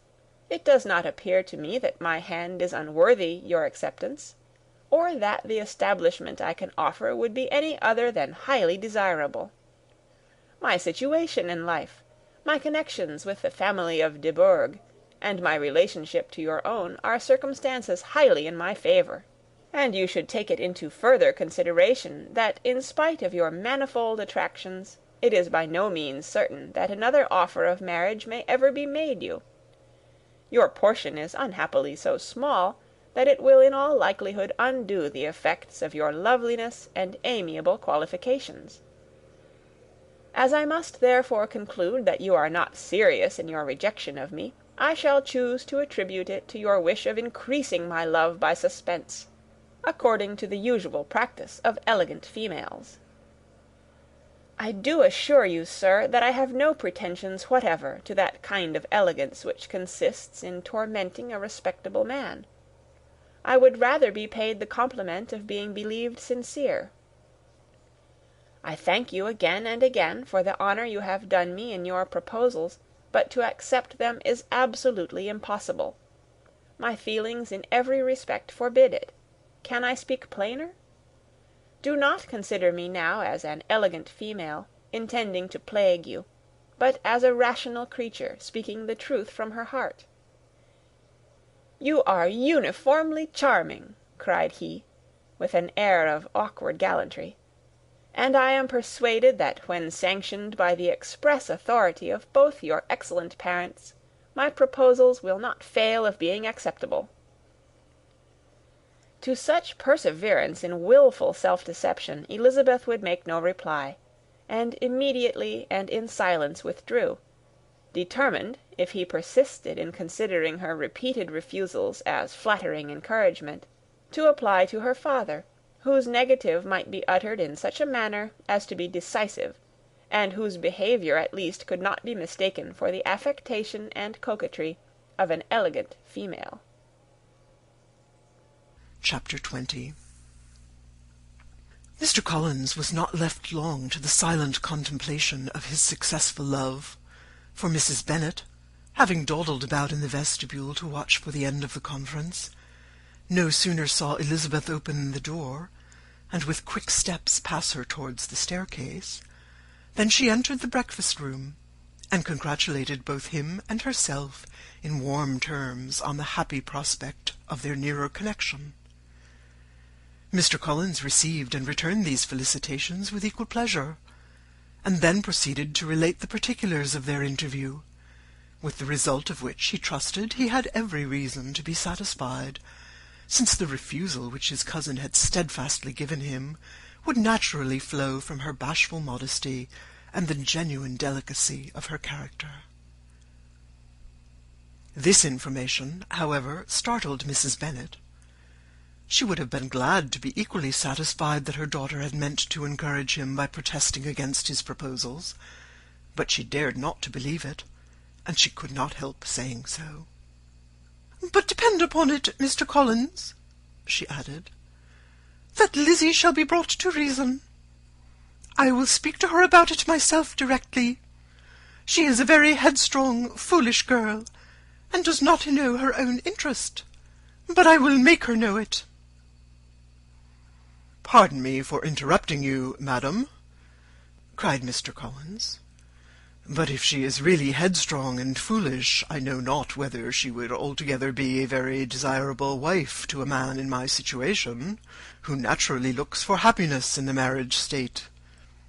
If, therefore, she actually persists in rejecting my suit, perhaps it were better not to force her into accepting me, because, if liable to such defects of temper, she could not contribute much to my felicity." "Sir, you quite misunderstand me," said Mrs. Bennet, alarmed. "Lizzie is only headstrong in such matters as these. In everything else she is as good-natured a girl as ever lived. I will go directly to Mr. Bennet, and we shall very soon settle it with her, I am sure."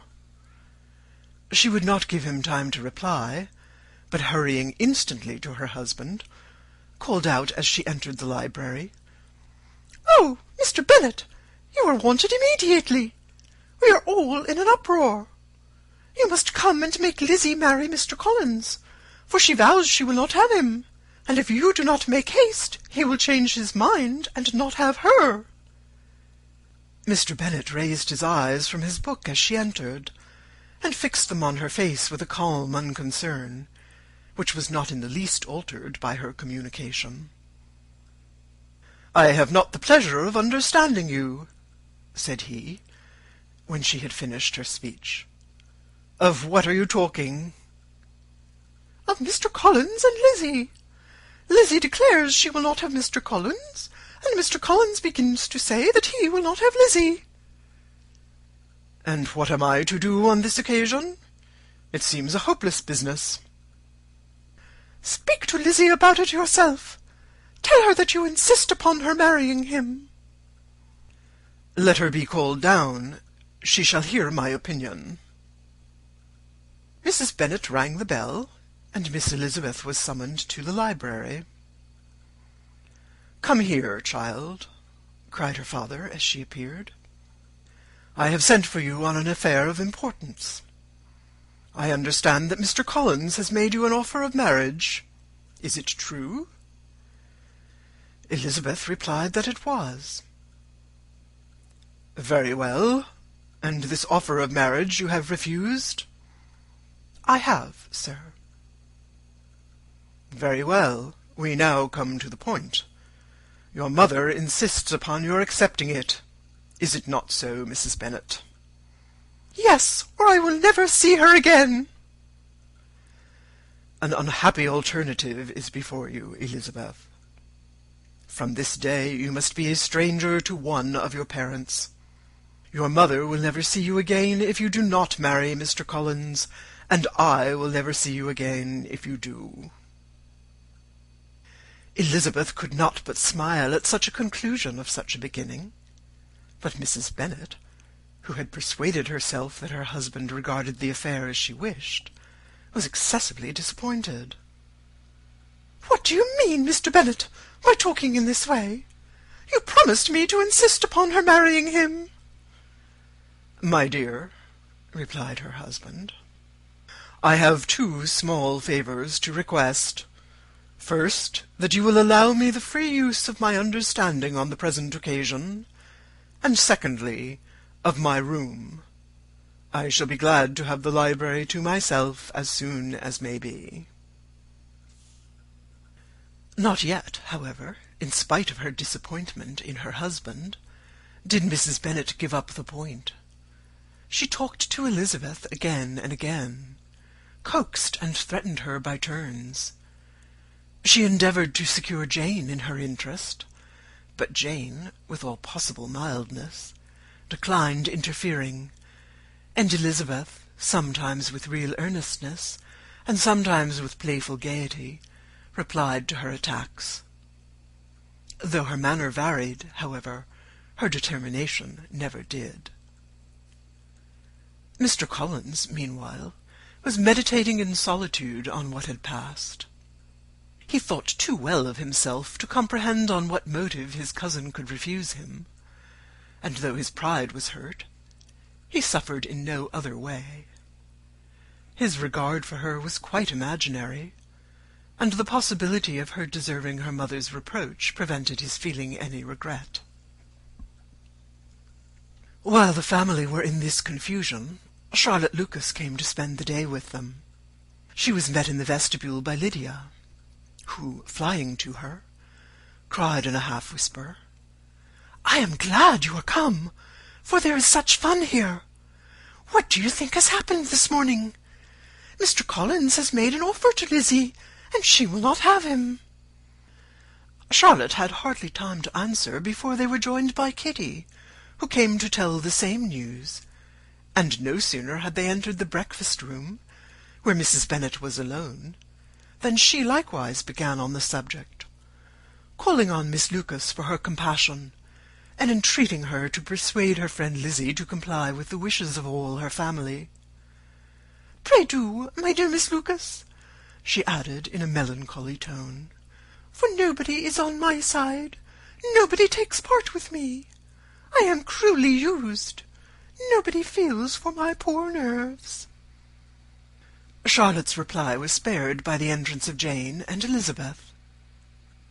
"Ay, there she comes," continued Mrs. Bennet, "looking as unconcerned as may be, and caring no more for us than if we were at York, provided she can have her own way. But I tell you what, Miss Lizzie, if you take it into your head to go on refusing every offer of marriage in this way, you will never get a husband at all. And I am sure I do not know who is to maintain you when your father is dead. I shall not be able to keep you, and so I warn you. I have done with you from this very day. I told you in the library, you know, that I should never speak to you again, and you will find me as good as my word. I have no pleasure in talking to undutiful children. Not that I have much pleasure, indeed, in talking to anybody. People who suffer as I do from nervous complaints can have no great inclination for talking. Nobody can tell what I suffer. But it is always so. Those who do not complain are never pitied." Her daughters listened in silence to this effusion, sensible that any attempt to reason with or soothe her would only increase the irritation. She talked on, therefore, without interruption from any of them, till they were joined by Mr. Collins, who entered with an air more stately than usual, and on perceiving whom, she said to the girls, "Now I do insist upon it that you, all of you, hold your tongues, and let Mr. Collins and me have a little conversation together." Elizabeth passed quietly out of the room. Jane and Kitty followed, but Lydia stood her ground, determined to hear all she could, and Charlotte, detained first by the facility of Mr. Collins, whose inquiries after herself and all her family were very minute, and then by a little curiosity, satisfied herself with walking to the window and pretending not to hear. In a doleful voice, Mrs. Bennet thus began the projected conversation. "Oh, Mr. Collins!" "My dear madam," replied he, "let us be for ever silent on this point. Far be it from me," he presently continued, in a voice that marked his displeasure, "to resent the behaviour of your daughter. Resignation to inevitable evils is the duty of us all, the peculiar duty of a young man who has been so fortunate, as I have been, in early preferment, and I trust I am resigned. Perhaps the not less so from feeling a doubt of my positive happiness had my fair cousin honoured me with her hand, for I have often observed that resignation is never so perfect as when the blessing denied begins to lose somewhat of its value in our estimation. You will not, I hope, consider me as showing any disrespect to your family, my dear madam, by thus withdrawing my pretensions to your daughter's favour, without having paid yourself and Mr. Bennet the compliment of requesting you to interpose your authority in my behalf." My conduct may, I fear, be objectionable in having accepted my dismission from your daughter's lips instead of your own, but we are all liable to error. I have certainly meant well through the whole affair. My object has been to secure an amiable companion for myself, with due consideration for the advantage of all your family, and if my manner has been at all reprehensible, I here beg leave to apologize. Chapter 21. The discussion of Mr. Collins's offer was now nearly at an end, and Elizabeth had only to suffer from the uncomfortable feelings necessarily attending it, and occasionally from some peevish allusion of her mother. As for the gentleman himself, his feelings were chiefly expressed, not by embarrassment or dejection, or by trying to avoid her, but by stiffness of manner and resentful silence. He scarcely ever spoke to her, and the assiduous attentions which he had been so sensible of himself were transferred for the rest of the day to Miss Lucas, whose civility in listening to him was a seasonable relief to them all, and especially to her friend. The morrow produced no abatement of Mrs. Bennet's ill-humour or ill-health. Mr. Collins was also in the same state of angry pride. Elizabeth had hoped that his resentment might shorten his visit, but his plan did not appear in the least affected by it. He was always to have gone on Saturday, and to Saturday he still meant to stay. After breakfast, the girls walked to Meryton to inquire if Mr. Wickham were returned, and to lament over his absence from the Netherfield ball. He joined them on their entering the town, and attended them to their aunt's, where his regret and vexation, and the concern of everybody, were well talked over. To Elizabeth, however, he voluntarily acknowledged that the necessity of his absence had been self-imposed. "I found," said he, as the time drew near, "that I had better not meet Mr. Darcy, that to be in the same room, the same party with him, for so many hours together, might be more than I could bear, and that scenes might arise unpleasant to more than myself." She highly approved his forbearance, and they had leisure for a full discussion of it, and for all the commendation which they civilly bestowed on each other, as Wickham and another officer walked back with them to Longbourn, and during the walk he particularly attended to her. His accompanying them was a double advantage. She felt all the compliment it offered to herself, and it was most acceptable as an occasion of introducing him to her father and mother. Soon after their return, a letter was delivered to Miss Bennet. It came from Netherfield, and was opened immediately. The envelope contained a sheet of elegant little hot-pressed paper, well covered with a lady's fair flowing hand, and Elizabeth saw her sister's countenance change as she read it, and saw her dwelling intently on some particular passages. Jane recollected herself soon, and putting the letter away, tried to join with her usual cheerfulness in the general conversation. But Elizabeth felt an anxiety on the subject which drew off her attention even from Wickham, and no sooner had he and his companion taken leave than a glance from Jane invited her to follow her upstairs. When they had gained their own room, Jane, taking out her letter, said, "This is from Caroline Bingley. What it contains has surprised me a good deal. The whole party have left Netherfield by this time, and are on their way to town, and without any intention of coming back again. You shall hear what she says." She then read the first sentence aloud, which comprised the information of their having just resolved to follow their brother to town directly, and of their meaning to dine that day in Grosvenor Street, where Mr. Hurst had a house.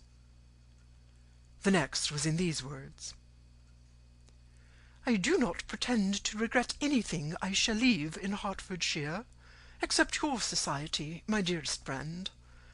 But we will hope, at some future period, to enjoy many returns of that delightful intercourse we have known, and in the meanwhile may lessen the pain of separation by a very frequent and most unreserved correspondence. I depend on you for that."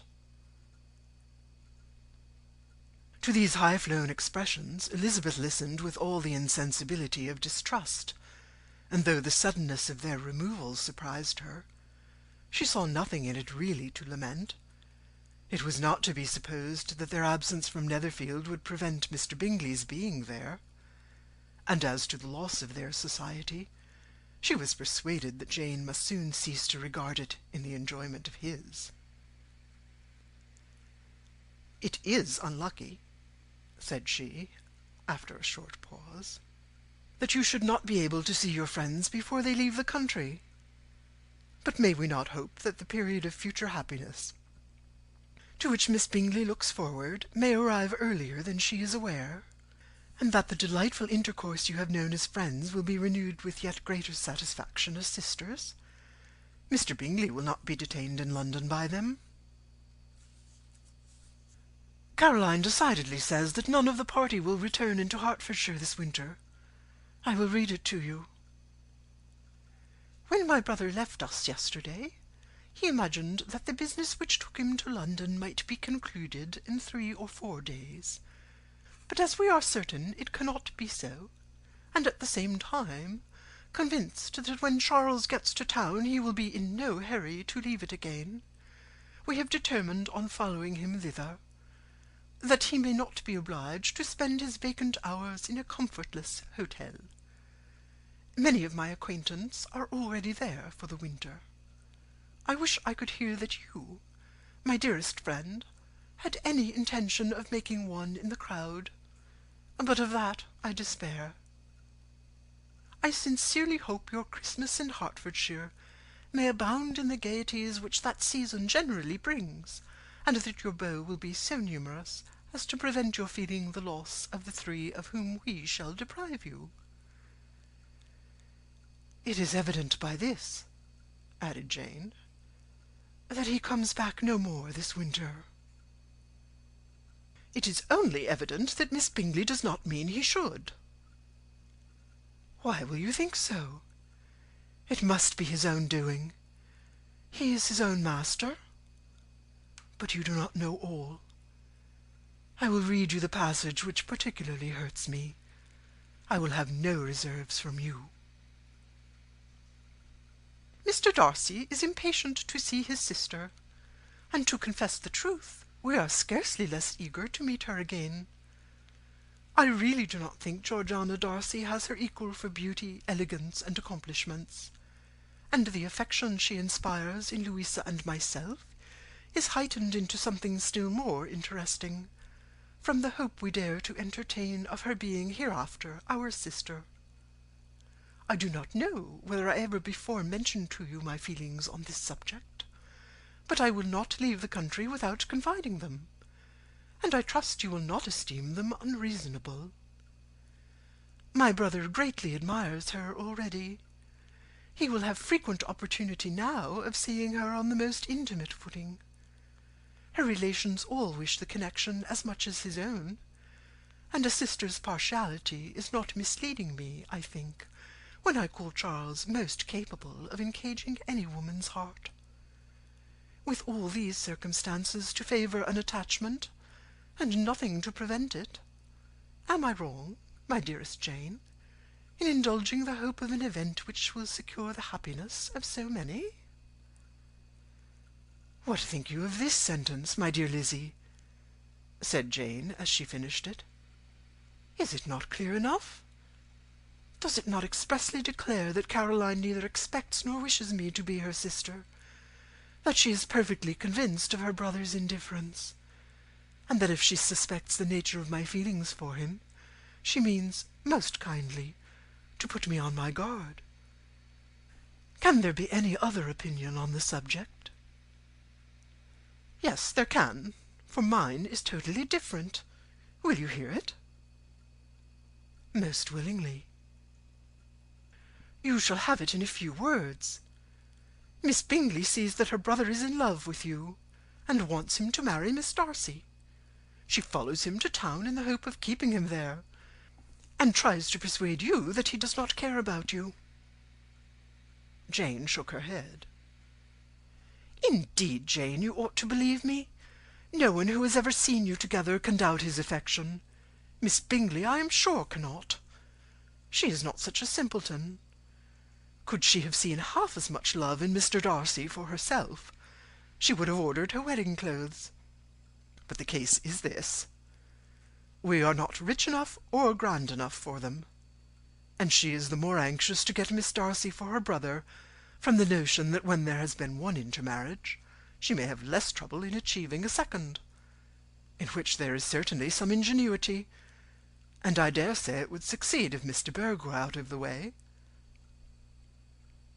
But, my dearest Jane, you cannot seriously imagine that because Miss Bingley tells you her brother greatly admires Miss Darcy, he is in the smallest degree less sensible of your merit than when he took leave of you on Tuesday, or that it will be in her power to persuade him that instead of being in love with you, he is very much in love with her friend.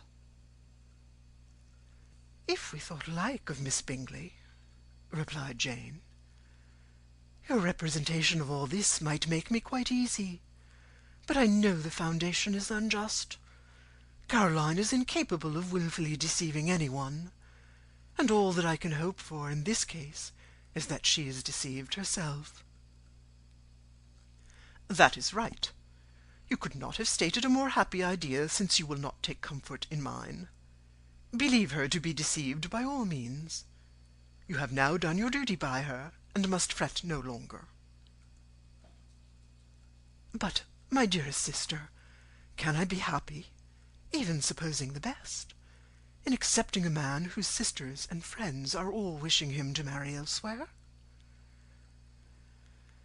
You must decide for yourself, said Elizabeth, and if, upon mature deliberation, you find that the misery of disobliging his two sisters is more than equivalent to the happiness of being his wife, I advise you by all means to refuse him. How can you talk so? Said Jane, faintly smiling. You must know that though I should be exceedingly grieved at their disapprobation, I could not hesitate.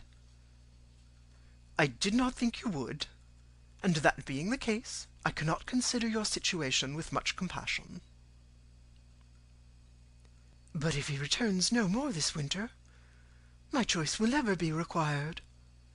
1,000 things may arise in 6 months. The idea of his returning no more Elizabeth treated with the utmost contempt. It appeared to her merely the suggestion of Caroline's interested wishes, and she could not for a moment suppose that those wishes, however openly or artfully spoken, could influence a young man so totally independent of everyone. She represented to her sister as forcibly as possible what she felt on the subject, and had soon the pleasure of seeing its happy effect. Jane's temper was not desponding, and she was gradually led to hope, though the diffidence of affection sometimes overcame the hope, that Bingley would return to Netherfield and answer every wish of her heart. They agreed that Mrs. Bennet should only hear of the departure of the family, without being alarmed on the score of the gentleman's conduct. But even this partial communication gave her a great deal of concern, and she bewailed it as exceedingly unlucky that the ladies should happen to go away, just as they were all getting so intimate together. After lamenting it, however, at some length, she had the consolation of thinking Mr. Bingley would be soon down again, and soon dining at Longbourn, and the conclusion of all was the comfortable declaration that though he had been invited only to a family dinner, she would take care to have 2 full courses. End of chapter 21. Chapter 22. the Bennets were engaged to dine with the Lucases, and again during the chief of the day was Miss Lucas so kind as to listen to Mr. Collins. Elizabeth took an opportunity of thanking her. "It keeps him in good humour," said she, "and I am more obliged to you than I can express." Charlotte assured her friend of her satisfaction in being useful, and that it amply repaid her for the little sacrifice of her time. This was very amiable, but Charlotte's kindness extended farther than Elizabeth had any conception of. Its object was nothing less than to secure her from any return of Mr. Collins's addresses by engaging them towards herself. Such was Miss Lucas's scheme, and appearances were so favourable that when they parted at night she would have felt almost sure of success if he had not been leaving Hertfordshire so very soon. But here she did an injustice to the fire and independence of his character, for it led him to escape out of Longbourn House the next morning with admirable slyness, and hasten to Lucas Lodge to throw himself at her feet. He was anxious to avoid the notice of his cousins, from a conviction that if they saw him depart, they could not fail to conjecture his design, and he was not willing to have the attempt known till its success could be known likewise, for though feeling almost secure, and with reason, for Charlotte had been tolerably encouraging, he was comparatively diffident since the adventure of Wednesday. His reception, however, was of the most flattering kind. Miss Lucas perceived him from an upper window as he walked towards the house, and instantly set out to meet him accidentally in the lane. But little had she dared to hope that so much love and eloquence awaited her there.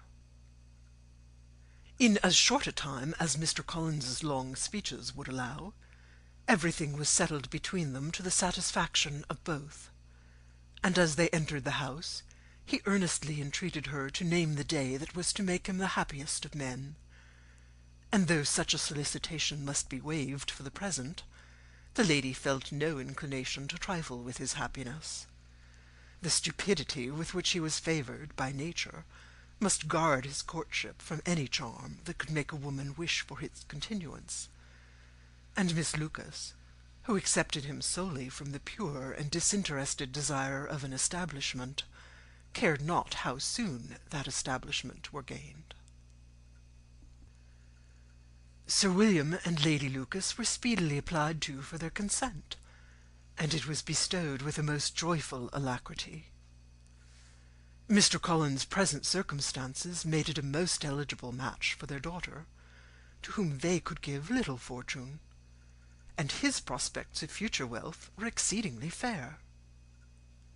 Lady Lucas began directly to calculate, with more interest than the matter had ever excited before, how many years longer Mr. Bennet was likely to live, and Sir William gave it as his decided opinion that whenever Mr. Collins should be in possession of the Longbourn estate, it would be highly expedient that both he and his wife should make their appearance at St. James's. The whole family, in short, were properly overjoyed on the occasion. The younger girls formed hopes of coming out a year or two sooner than they might otherwise have done, and the boys were relieved from their apprehension of Charlotte's dying an old maid. Charlotte herself was tolerably composed. She had gained her point, and had time to consider of it. Her reflections were in general satisfactory. Mr. Collins, to be sure, was neither sensible nor agreeable. His society was irksome, and his attachment to her must be imaginary. But still he would be her husband. Without thinking highly either of men or matrimony, marriage had always been her object. It was the only honourable provision for well-educated young women of small fortune, and however uncertain of giving happiness, must be their pleasantest preservative from want. This preservative she had now obtained, and at the age of 27, without having ever been handsome, she felt all the good luck of it. The least agreeable circumstance in the business was the surprise it must occasion to Elizabeth Bennet, whose friendship she valued beyond that of any other person. Elizabeth would wonder, and probably would blame her, and though her resolution was not to be shaken, her feelings must be hurt by such disapprobation. She resolved to give her the information herself, and therefore charged Mr. Collins, when he returned to Longbourn to dinner, to drop no hint of what had passed before any of the family.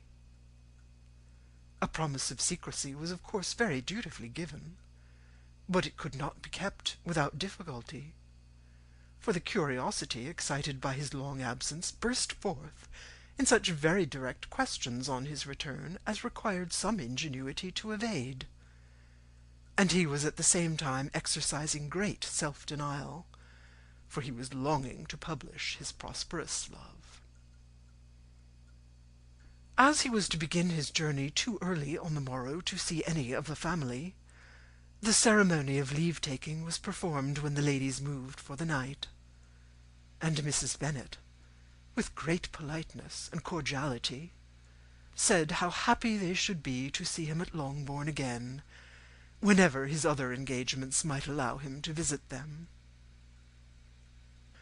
"My dear madam," he replied, "this invitation is particularly gratifying, because it is what I have been hoping to receive, and you may be very certain that I shall avail myself of it as soon as possible." They were all astonished, and Mr. Bennet, who could by no means wish for so speedy a return, immediately said, "But is there not danger of Lady Catherine's disapprobation here, my good sir? You had better neglect your relations than run the risk of offending your patroness." "My dear sir," replied Mr. Collins, "I am particularly obliged to you for this friendly caution, and you may depend upon my not taking so material a step without her ladyship's concurrence. You cannot be too much on your guard. Risk anything rather than her displeasure, and if you find it likely to be raised by your coming to us again, which I should think exceedingly probable, stay quietly at home, and be satisfied that we shall take no offence. Believe me, my dear sir, my gratitude is warmly excited by such affectionate attention, and depend upon it you will speedily receive from me a letter of thanks for this, as well as for every other mark of your regard during my stay in Hertfordshire. As for my fair cousins, though my absence may not be long enough to render it necessary, I shall take the liberty of wishing them health and happiness, not excepting my cousin Elizabeth." With proper civilities the ladies then withdrew, all of them equally surprised to find that he meditated a quick return.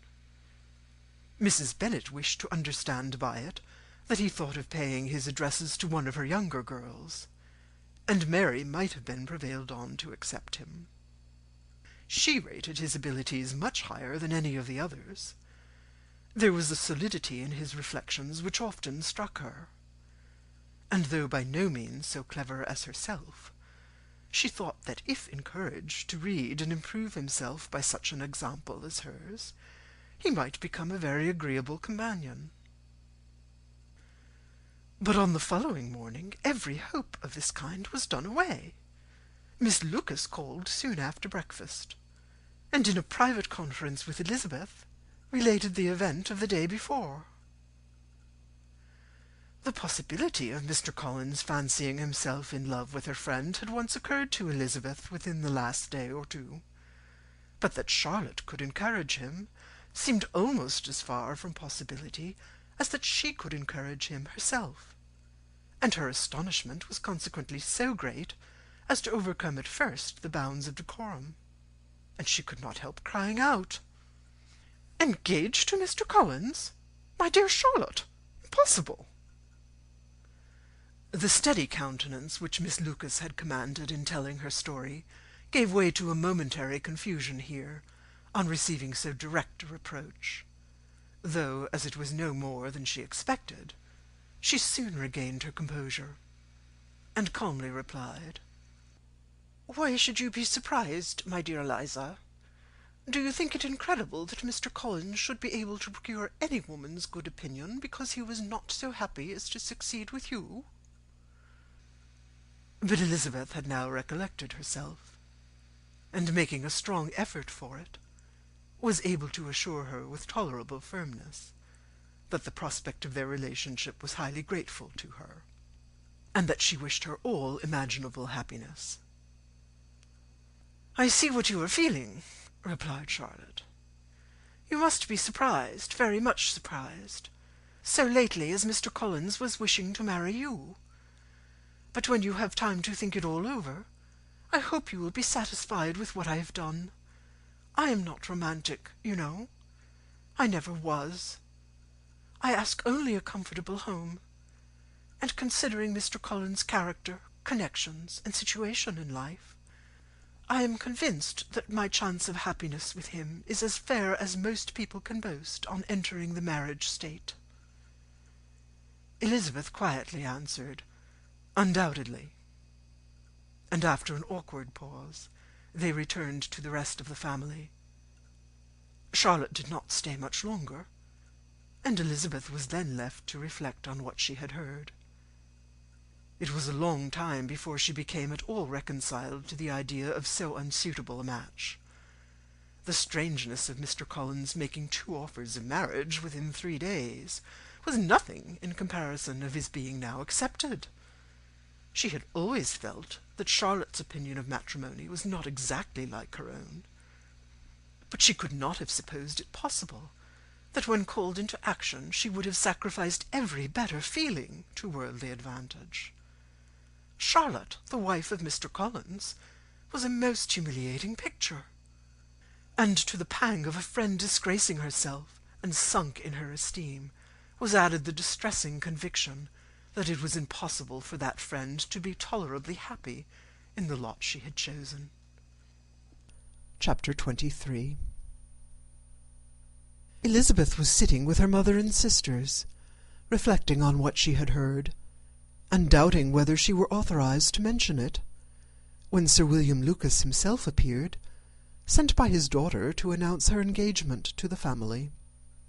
With many compliments to them, and much self-congratulation on the prospect of a connection between the houses, he unfolded the matter, to an audience not merely wondering, but incredulous, for Mrs. Bennet, with more perseverance than politeness, protested he must be entirely mistaken, and Lydia, always unguarded and often uncivil, boisterously exclaimed, "Good Lord!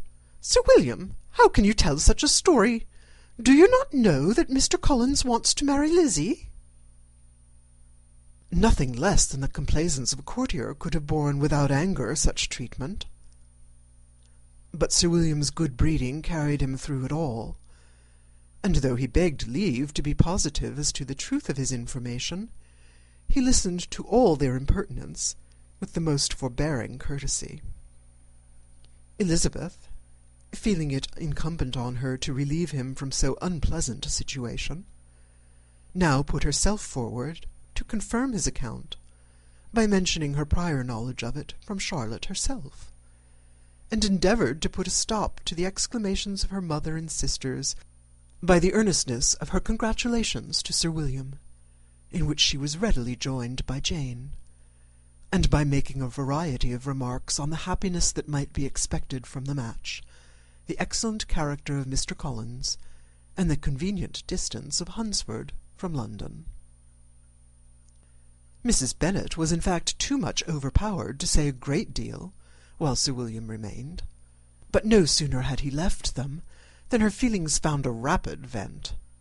In the first place, she persisted in disbelieving the whole of the matter. Secondly, she was very sure that Mr. Collins had been taken in. Thirdly, she trusted that they would never be happy together. And fourthly, that the match might be broken off.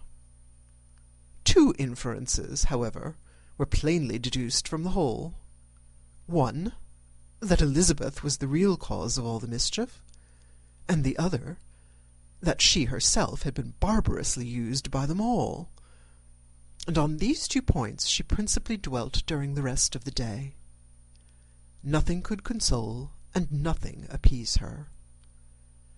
Nor did that day wear out her resentment. A week elapsed before she could see Elizabeth without scolding her.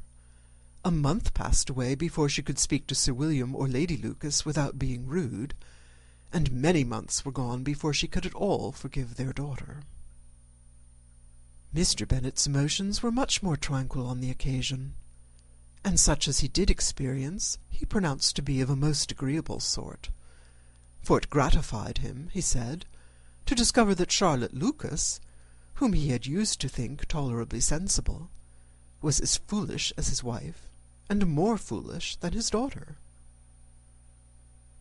Jane confessed herself a little surprised at the match, but she said less of her astonishment than of her earnest desire for their happiness. Nor could Elizabeth persuade her to consider it as improbable. Kitty and Lydia were far from envying Miss Lucas, for Mr. Collins was only a clergyman, and it affected them in no other way than as a piece of news to spread at Meryton. Lady Lucas could not be insensible of triumph on being able to retort on Mrs. Bennet the comfort of having a daughter well married, and she called at Longbourn rather oftener than usual to say how happy she was, though Mrs. Bennet's sour looks and ill-natured remarks might have been enough to drive happiness away. Between Elizabeth and Charlotte there was a restraint which kept them mutually silent on the subject, and Elizabeth felt persuaded that no real confidence could ever subsist between them again.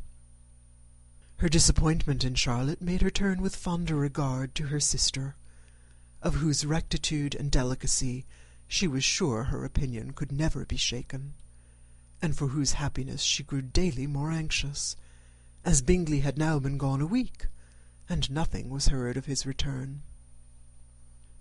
Jane had sent Caroline an early answer to her letter, and was counting the days till she might reasonably hope to hear again.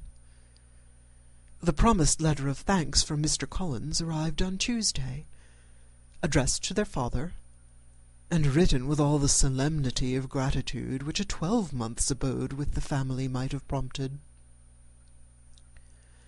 After discharging his conscience on that head, he proceeded to inform them, with many rapturous expressions, of his happiness in having obtained the affection of their amiable neighbour, Miss Lucas, and then explained that it was merely with the view of enjoying her society that he had been so ready to close with their kind wish of seeing him again at Longbourn, whither he hoped to be able to return on Monday fortnight. For Lady Catherine, he added, so heartily approved his marriage, that she wished it to take place as soon as possible, which he trusted would be an unanswerable argument with his amiable Charlotte to name an early day for making him the happiest of men. Mr. Collins' return into Hertfordshire was no longer a matter of pleasure to Mrs. Bennet. On the contrary, she was as much disposed to complain of it as her husband. It was very strange that he should come to Longbourn instead of Lucas Lodge. It was also very inconvenient and exceedingly troublesome. She hated having visitors in the house while her health was so indifferent, and lovers were, of all people, the most disagreeable. Such were the gentle murmurs of Mrs. Bennet, and they gave way only to the greater distress of Mr. Bingley's continued absence. Neither Jane nor Elizabeth was comfortable on the subject. Day after day passed away without bringing any other tidings of him than the report which shortly prevailed in Meryton of his coming no more to Netherfield the whole winter, a report which highly incensed Mrs. Bennet, and which she never failed to contradict as a most scandalous falsehood. Even Elizabeth began to fear, not that Bingley was indifferent, but that his two sisters would be successful in keeping him away. Unwilling as she was to admit an idea so destructive to Jane's happiness, and so dishonourable to the stability of her lover, she could not prevent its frequently recurring. The united efforts of his two unfeeling sisters, and of his overpowering friend, assisted by the attractions of Miss Darcy and the amusements of London, might be too much, she feared, for the strength of his attachment. As for Jane, her anxiety under this suspense was, of course, more painful than Elizabeth's. But whatever she felt, she was desirous of concealing, and between herself and Elizabeth, therefore, the subject was never alluded to. But as no such delicacy restrained her mother, an hour seldom passed in which she did not talk of Bingley, express her impatience for his arrival, or even require Jane to confess that if he did not come back, she should think herself very ill used. It needed all Jane's steady mildness to bear these attacks with tolerable tranquillity. Mr. Collins returned most punctually on the Monday fortnight, but his reception at Longbourn was not so gracious as it had been on his first introduction. He was too happy, however, to need much attention, and luckily for the others, the business of love-making relieved them from a great deal of his company. The chief of every day was spent by him at Lucas Lodge, and he sometimes returned to Longbourn only in time to make an apology for his absence before the family went to bed. Mrs. Bennet was really in a most pitiable state. The very mention of anything concerning the match threw her into an agony of ill-humour, and wherever she went, she was sure of hearing it talked of. The sight of Miss Lucas was odious to her. As her successor in that house, she regarded her with jealous abhorrence. Whenever Charlotte came to see them, she concluded her to be anticipating the hour of possession, and whenever she spoke in a low voice to Mr. Collins, was convinced that they were talking of the Longbourn estate, and resolving to turn herself and her daughters out of the house as soon as Mr. Bennet was dead. She complained bitterly of all this to her husband.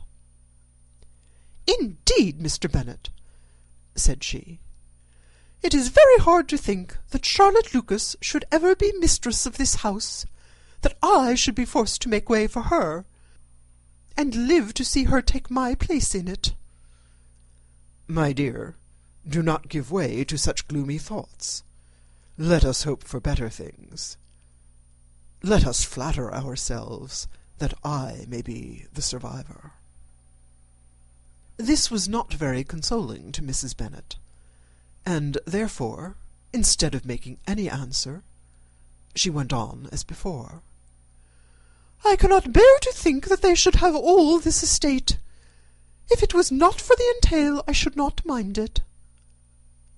"What should you not mind?" "I should not mind anything at all." "Let us be thankful that you are preserved from a state of such insensibility." "I can never be thankful, Mr. Bennet, for anything about the entail. How any one could have the conscience to entail away an estate from one's own daughters, I cannot understand, and all for the sake of Mr. Collins, too. Why should he have it more than anybody else?" "I leave it to yourself to determine," said Mr. Bennet. End of chapter 23. Chapter 24. Miss Bingley's letter arrived, and put an end to doubt. The very first sentence conveyed the assurance of their all being settled in London for the winter, and concluded with her brother's regret at not having had time to pay his respects to his friends in Hertfordshire before he left the country. Hope was over, entirely over. and when Jane could attend to the rest of the letter, she found little, except the professed affection of the writer, that could give her any comfort. Miss Darcy's praise occupied the chief of it. Her many attractions were again dwelt on, and Caroline boasted joyfully of their increasing intimacy, and ventured to predict the accomplishment of the wishes which had been unfolded in her former letter. She wrote also with great pleasure of her brother's being an inmate of Mr. Darcy's house, and mentioned with raptures some plans of the latter with regard to new furniture. Elizabeth, to whom Jane very soon communicated the chief of all this, heard it in silent indignation. Her heart was divided between concern for her sister and resentment against all the others. To Caroline's assertion of her brother's being partial to Miss Darcy she paid no credit. That he was really fond of Jane, she doubted no more than she had ever done, and much as she had always been disposed to like him, she could not think without anger, hardly without contempt, on that easiness of temper, that want of proper resolution, which now made him the slave of his designing friends, and led him to sacrifice his own happiness to the caprice of their inclinations. Had his own happiness, however, been the only sacrifice, he might have been allowed to sport with it in whatever manner he thought best. But her sister's was involved in it, as she thought he must be sensible himself. It was a subject, in short, on which reflection would be long indulged, and must be unavailing. She could think of nothing else, and yet whether Bingley's regard had really died away, or were suppressed by his friend's interference, whether he had been aware of Jane's attachment, or whether it had escaped his observation, whichever were the case, though her opinion of him must be materially affected by the difference, her sister's situation remained the same, her peace equally wounded. A day or two passed before Jane had courage to speak of her feelings to Elizabeth, but at last, on Mrs. Bennet's leaving them together, after a longer irritation than usual about Netherfield and its master, she could not help saying, "Oh, that my dear mother had more command over herself! She can have no idea of the pain she gives me by her continual reflections on him. But I will not repine. It cannot last long. He will be forgot, and we shall all be as we were before." Elizabeth looked at her sister with incredulous solicitude, but said nothing. "You doubt me," cried Jane, slightly colouring. "Indeed, you have no reason. He may live in my memory as the most amiable man of my acquaintance, but that is all. I have nothing either to hope or fear, and nothing to reproach him with. Thank God, I have not that pain. A little time, therefore. I shall certainly try to get the better." With a stronger voice, she soon added, "I have this comfort immediately, that it has not been more than an error of fancy on my side, and that it has done no harm to anyone but myself." "My dear Jane," exclaimed Elizabeth, "you are too good. Your sweetness and disinterestedness are really angelic. I do not know what to say to you. I feel as if I had never done you justice, or loved you as you deserve." Miss Bennet eagerly disclaimed all extraordinary merit, and threw back the praise on her sister's warm affection. "Nay," said Elizabeth, "this is not fair. You wish to think all the world respectable, and are hurt if I speak ill of anybody. I only want to think you perfect, and you set yourself against it. Do not be afraid of my running into any excess, of my encroaching on your privilege of universal goodwill. You need not. There are few people whom I really love, and still fewer of whom I think well.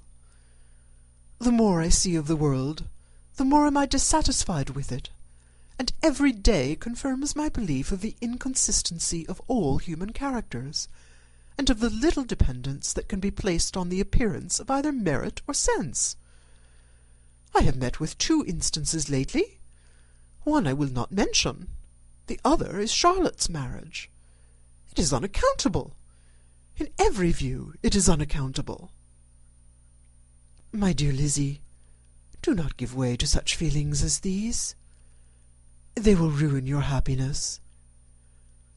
You do not make allowance enough for difference of situation and temper.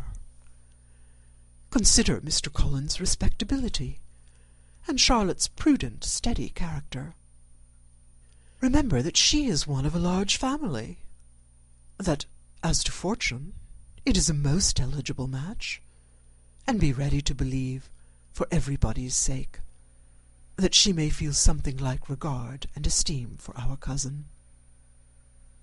To oblige you, I would try to believe almost anything, but no one else could be benefited by such a belief as this. For were I persuaded that Charlotte had any regard for him, I should only think worse of her understanding than I now do of her heart. My dear Jane, Mr. Collins is a conceited, pompous, narrow-minded, silly man. You know he is, as well as I do, and you must feel, as well as I do, that the woman who marries him cannot have a proper way of thinking. You shall not defend her, though it is Charlotte Lucas. You shall not, for the sake of one individual, change the meaning of principle and integrity, nor endeavour to persuade yourself or me that selfishness is prudence, and insensibility of danger security for happiness. I must think your language too strong in speaking of both, replied Jane, and I hope you will be convinced of it by seeing them happy together. But enough of this. You alluded to something else. You mentioned 2 instances. I cannot understand you, but I entreat you, dear Lizzie, not to pain me by thinking that person to blame, and saying your opinion of him is sunk. We must not be so ready to fancy ourselves intentionally injured. We must not expect a lively young man to be always so guarded and circumspect. It is very often nothing but our own vanity that deceives us. Women fancy admiration means more than it does, and men take care that they should. If it is designedly done, they cannot be justified. But I have no idea of there being so much design in the world as some persons imagine. I am far from attributing any part of Mr. Bingley's conduct to design, said Elizabeth. But without scheming to do wrong, or to make others unhappy, there may be error, and there may be misery. Thoughtlessness, want of attention to other people's feelings, and want of resolution will do the business. And do you impute it to either of these? Yes, to the last. But if I go on, I shall displease you by saying what I think of persons you esteem. Stop me whilst you can. You persist, then, in supposing his sisters influence him? Yes, in conjunction with his friend. I cannot believe it. Why should they try to influence him? They can only wish for his happiness, and if he is attached to me, no other woman can secure it. Your first position is false. They may wish many things besides his happiness. They may wish his increase of wealth and consequence. They may wish him to marry a girl who has all the importance of money, great connections, and pride.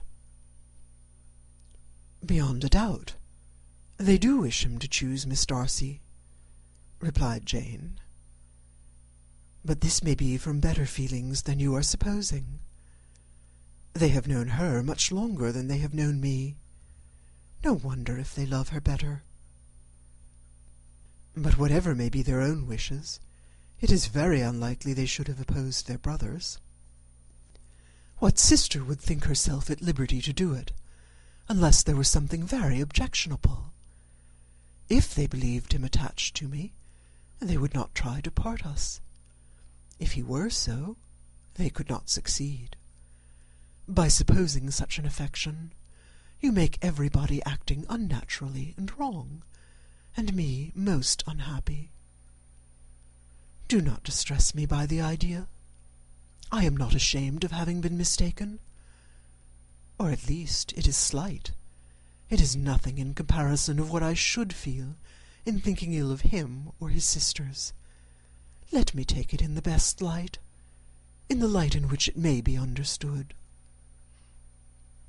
Elizabeth could not oppose such a wish, and from this time Mr. Bingley's name was scarcely ever mentioned between them. Mrs. Bennet still continued to wonder and repine at his returning no more, and though a day seldom passed in which Elizabeth did not account for it clearly, there seemed little chance of her ever considering it with less perplexity. Her daughter endeavoured to convince her of what she did not believe herself, that his attentions to Jane had been merely the effect of a common and transient liking, which ceased when he saw her no more. But though the probability of the statement was admitted at the time, she had the same story to repeat every day. Mrs. Bennet's best comfort was that Mr. Bingley must be down again in the summer. Mr. Bennet treated the matter differently. "So, Lizzie," said he one day, "your sister is crossed in love, I find. I congratulate her. Next to being married, a girl likes to be crossed in love a little now and then. It is something to think of, and gives her a sort of distinction among her companions. When is your turn to come? You will hardly bear to be long outdone by Jane. Now is your time. Here are officers enough at Meryton to disappoint all the young ladies in the county. Let Wickham be your man. He is a pleasant fellow, and would jilt you creditably." "Thank you, sir, but a less agreeable man would satisfy me. We must not all expect Jane's good fortune." "True," said Mr. Bennet, "but it is a comfort to think that whatever of that kind may befall you, you have an affectionate mother who will always make the most of it." Mr. Wickham's society was of material service in dispelling the gloom which the late perverse occurrences had thrown on many of the Longbourn family. They saw him often, and to his other recommendations was now added that of general unreserve. The whole of what Elizabeth had already heard, his claims on Mr. Darcy, and all that he had suffered from him, was now openly acknowledged and publicly canvassed, and everybody was pleased to think how much they had always disliked Mr. Darcy before they had known anything of the matter. Miss Bennet was the only creature who could suppose there might be any extenuating circumstances in the case unknown to the society of Hertfordshire. Her mild and steady candour always pleaded for allowances, and urged the possibility of mistakes. But by everybody else, Mr. Darcy was condemned as the worst of men. End of chapter 24. Chapter 25. After a week spent in professions of love and schemes of felicity, Mr. Collins was called from his amiable Charlotte by the arrival of Saturday. The pain of separation, however, might be alleviated on his side by preparations for the reception of his bride, as he had reason to hope that shortly after his next return into Hertfordshire the day would be fixed that was to make him the happiest of men. He took leave of his relations at Longbourn with as much solemnity as before, wished his fair cousin's health and happiness again, and promised their father another letter of thanks. On the following Monday, Mrs. Bennet had the pleasure of receiving her brother and his wife, who came as usual to spend the Christmas at Longbourn. Mr. Gardiner was a sensible, gentlemanlike man, greatly superior to his sister, as well by nature as education. The Netherfield ladies would have had difficulty in believing that a man who lived by trade, and within view of his own warehouses, could have been so well-bred and agreeable. Mrs. Gardiner, who was several years younger than Mrs. Bennet and Mrs. Phillips, was an amiable, intelligent, elegant woman, and a great favourite with all her Longbourn nieces. Between the two eldest and herself especially, there subsisted a very particular regard. They had frequently been staying with her in town.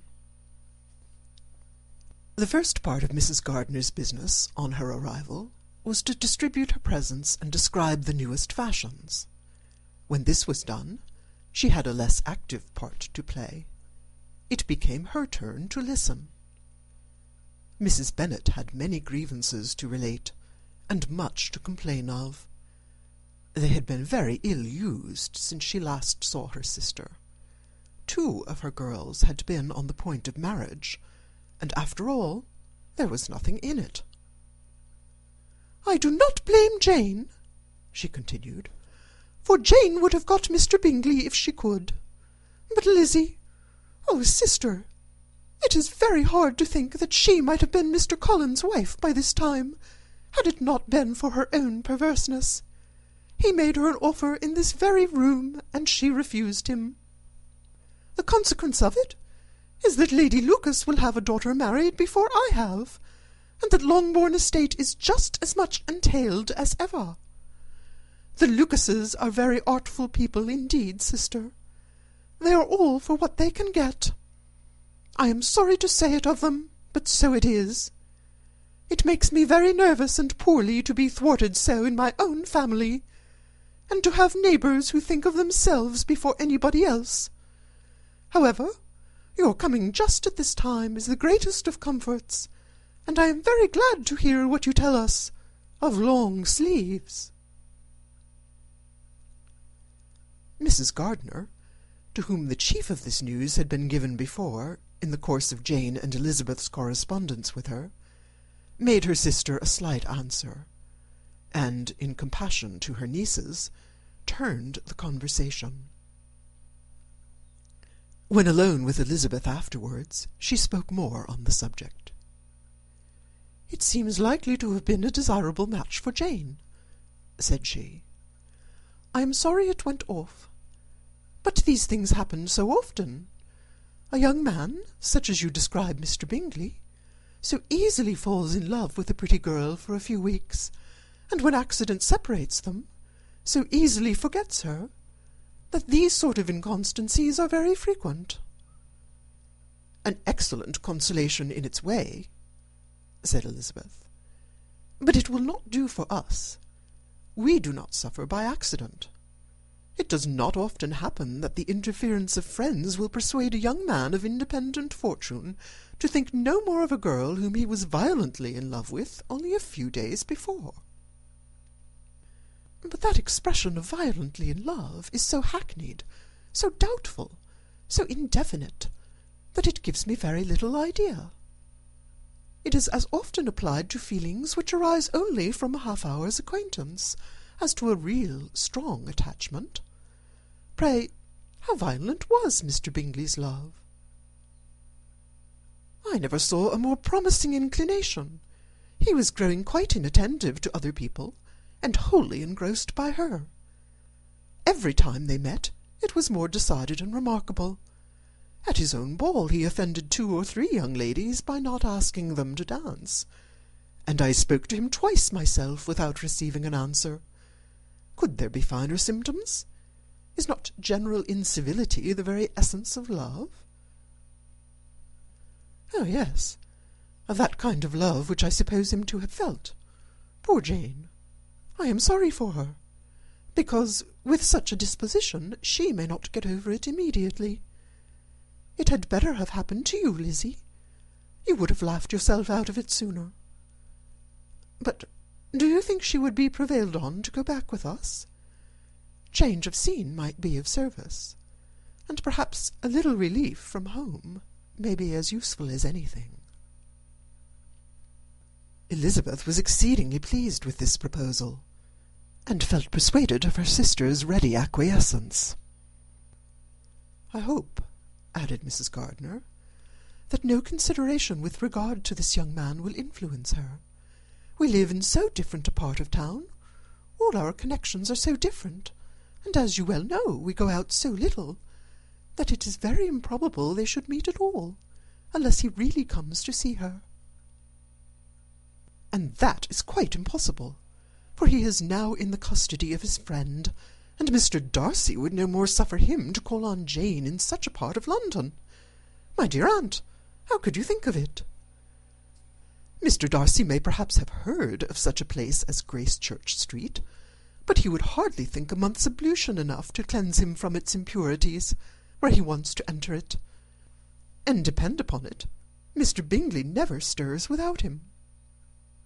So much the better. I hope they will not meet at all. But does Jane not correspond with the sister? She will not be able to help calling. She will drop the acquaintance entirely." But in spite of the certainty in which Elizabeth affected to place this point, as well as the still more interesting one of Bingley's being withheld from seeing Jane, she felt a solicitude on the subject which convinced her, on examination, that she did not consider it entirely hopeless. It was possible, and sometimes she thought it probable, that his affection might be reanimated, and the influence of his friend successfully combated by the more natural influence of Jane's attractions. Miss Bennet accepted her aunt's invitation with pleasure, and the Bingleys were no otherwise in her thoughts at the same time than as she hoped that by Caroline's not living in the same house with her brother, she might occasionally spend a morning with her, without any danger of seeing him. The Gardiners stayed a week at Longbourn, and what with the Phillipses, the Lucases, and the officers, there was not a day without its engagement. Mrs. Bennet had so carefully provided for the entertainment of her brother and sister, that they did not once sit down to a family dinner. When the engagement was for home, some of the officers always made part of it, of which officers Mr. Wickham was sure to be one, and on these occasions Mrs. Gardiner, rendered suspicious by Elizabeth's warm commendations of him, narrowly observed them both, without supposing them, from what she saw, to be very seriously in love. Their preference of each other was plain enough to make her a little uneasy, and she resolved to speak to Elizabeth on the subject before she left Hertfordshire, and represent to her the imprudence of encouraging such an attachment. To Mrs. Gardiner, Wickham had one means of affording pleasure, unconnected with his general powers. About 10 or a dozen years ago, before her marriage, she had spent a considerable time in that very part of Derbyshire to which he belonged. They had, therefore, many acquaintance in common, and though Wickham had been little there since the death of Darcy's father, 5 years before, it was yet in his power to give her fresher intelligence of her former friends than she had been in the way of procuring. Mrs. Gardiner had seen Pemberley, and known the late Mr. Darcy by character perfectly well. Here, consequently, was an inexhaustible subject of discourse. In comparing her recollection of Pemberley with the minute description which Wickham could give, and in bestowing her tribute of praise on the character of its late possessor, she was delighting both him and herself.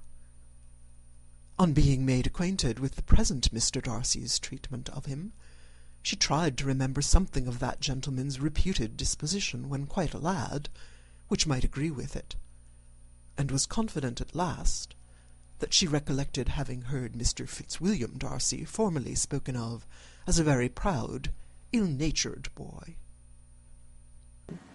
Chapter 26. Mrs. Gardiner's caution to Elizabeth was punctually and kindly given on the first favourable opportunity of speaking to her alone. After honestly telling her what she thought, she thus went on: "You are too sensible a girl, Lizzie, to fall in love merely because you're warned against it, and therefore I'm not afraid of speaking openly. Seriously, I would have you be on your guard. Do not involve yourself, or endeavour to involve him, in an affection which the want of fortune would make so very imprudent. I have nothing to say against him. He is a most interesting young man, and if he had the fortune he ought to have, I should think you could not do better. But as it is, you must not let your fancy run away with you. You have sense, and we all expect you to use it. Your father would depend on your resolution and good conduct, I am sure. You must not disappoint your father." "My dear aunt, this is being serious indeed." "Yes, and I hope to engage you to be serious likewise." "Well, then, you need not be under any alarm. I will take care of myself, and of Mr. Wickham too. He shall not be in love with me if I can prevent it." "Elizabeth, you are not serious now." "I beg your pardon. I'll try again. At present I am not in love with Mr. Wickham. No, I certainly am not. But he is, beyond all comparison, the most agreeable man I ever saw, and if he becomes really attached to me, I will believe it better that he should not. I see the imprudence of it. Oh, that abominable Mr. Darcy! My father's opinion of me does the greatest honour, and I should be miserable to forfeit it. My father, however, is partial to Mr. Wickham. In short, my dear aunt, I should be very sorry to be the means of making any of you unhappy. But since we see every day that where there is affection, young people are seldom withheld by immediate want of fortune from entering into engagements with each other, how can I promise to be wiser than so many of my fellow creatures if I am tempted? Or how am I even to know that there would be wisdom to resist? All that I can promise you, therefore, is not to be in a hurry. I will not be in a hurry to believe myself his first object. When I am in company with him, I will not be wishing. In short, I will do my best. Perhaps it will be as well if you discourage his coming here so often. At least you should not remind your mother of inviting him." "As I did the other day," said Elizabeth, with a conscious smile. "Very true. It will be wise in me to refrain from that.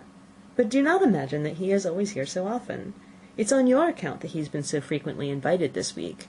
You know my mother's ideas as to the necessity of constant company for her friends. But really, and upon my honour, I will try to do what I think to be the wisest. And now I hope you are satisfied." Her aunt assured her that she was, and Elizabeth, having thanked her for the kindness of her hints, they parted, a wonderful instance of advice being given on such a point without being resented. Mr. Collins returned into Hertfordshire soon after it had been quitted by the Gardiners and Jane, but as he took up his abode with the Lucases, his arrival was no great inconvenience to Mrs. Bennet. His marriage was now fast approaching, and she was at length so far resigned as to think it inevitable, and even repeatedly to say, in an ill-natured tone, that she wished they might be happy. Thursday was to be the wedding day, and on Wednesday Miss Lucas paid her farewell visit, and when she rose to take leave, Elizabeth, ashamed of her mother's ungracious and reluctant good wishes, and sincerely affected herself, accompanied her out of the room. As they went downstairs together, Charlotte said, "I shall depend upon hearing from you very often, Eliza." "That you certainly shall." "And I have another favour to ask you. Will you come and see me?" "We shall often meet, I hope, in Hertfordshire." "I am not likely to leave Kent for some time. Promise me, therefore, to come to Hunsford." Elizabeth could not refuse, though she foresaw little pleasure in the visit. "My father and Maria are coming to me in March," added Charlotte, "and I hope you will consent to be of the party. Indeed, Eliza, you will be as welcome as either of them." The wedding took place. The bride and bridegroom set off for Kent from the church door, and everybody had as much to say or to hear on the subject as usual. Elizabeth soon heard from her friend, and their correspondence was as regular and frequent as it had ever been. That it should be equally unreserved was impossible. Elizabeth could never address her without feeling that all the comfort of intimacy was over, and though determined not to slacken as a correspondent, it was for the sake of what had been rather than what was. Charlotte's first letters were received with a good deal of eagerness, There could not but be curiosity to know how she would speak of her new home, how she would like Lady Catherine, and how happy she would dare pronounce herself to be; though, when these letters were read, Elizabeth felt that Charlotte expressed herself on every point exactly as she might have foreseen. She wrote cheerfully, seemed surrounded with comforts, and mentioned nothing which she could not praise. The house, furniture, neighbourhood, and roads were all to her taste, and Lady Catherine's behaviour was most friendly and obliging. It was Mr. Collins's picture of Hunsford and Rosings rationally softened, and Elizabeth perceived that she must wait for her own visit there to know the rest. Jane had already written a few lines to her sister to announce their safe arrival in London, and when she wrote again, Elizabeth hoped it would be in her power to say something of the Bingleys. Her impatience for this second letter was as well rewarded as impatience generally is. Jane had been a week in town without either seeing or hearing from Caroline. She accounted for it, however, by supposing her last letter to her friend from Longbourn had by some accident been lost. "My aunt," she continued, "is going to-morrow into that part of the town, and I shall take the opportunity of calling in Grosvenor Street." She wrote again when the visit was paid, and she had seen Miss Bingley. "I did not think Caroline in spirits," were her words, "but she was very glad to see me, and reproached me for giving her no notice of my coming to London. I was right, therefore; my last letter had never reached her. I inquired after their brother, of course. He was well, but so much engaged with Mr. Darcy that they scarcely ever saw him. I found that Miss Darcy was expected to dinner. I wish I could see her. My visit was not long, as Caroline and Mrs. Hurst were going out. I dare say I shall see them soon here." Elizabeth shook her head over this letter. It convinced her that accident only could discover to Mr. Bingley her sister's being in town. 4 weeks passed away, and Jane saw nothing of him. She endeavoured to persuade herself that she did not regret it, but she could no longer be blind to Miss Bingley's inattention. After waiting at home every morning for a fortnight, and inventing every evening a fresh excuse for her, the visit did at last appear, but the shortness of her stay, and yet more the alteration of her manner, would allow Jane to deceive herself no longer. The letter which she wrote on this occasion to her sister will prove what she felt. "My dearest Lizzie will, I am sure, be incapable of triumphing in her better judgment at my expense, when I confess myself to have been entirely deceived in Miss Bingley's regard for me. But, my dear sister, though the event has proved you right, do not think me obstinate if I still assert that, considering what her behaviour was, my confidence was as natural as your suspicion. I do not at all comprehend her reason for wishing to be intimate with me, but if the same circumstances were to happen again, I am sure I should be deceived again. Caroline did not return my visit till yesterday, and not a note, not a line did I receive in the meantime. When she did come, it was very evident that she had no pleasure in it. She made a slight formal apology for not calling before, said not a word of wishing to see me again, and was in every respect so altered a creature that when she went away I was perfectly resolved to continue the acquaintance no longer. I pity, though I cannot help blaming her. She was very wrong in singling me out as she did. I can safely say that every advance to intimacy began on her side. But I pity her, because she must feel that she has been acting wrong, and because I am very sure that anxiety for her brother is the cause of it.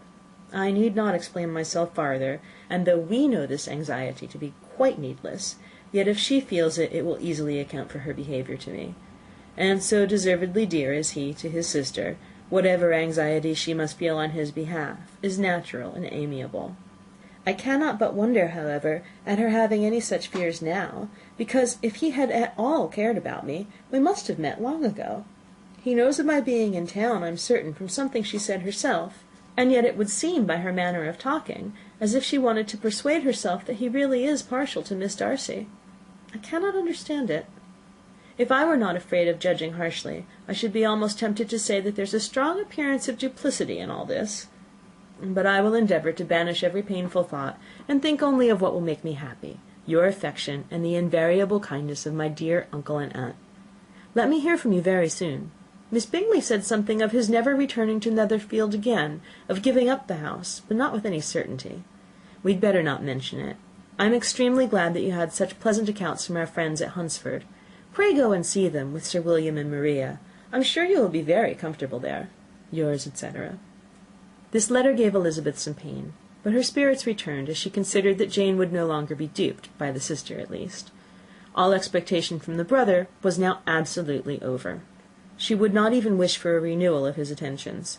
His character sunk on every review of it, and as a punishment for him, as well as a possible advantage to Jane, she seriously hoped he might really soon marry Mr. Darcy's sister, as by Wickham's account she would make him abundantly regret what he had thrown away.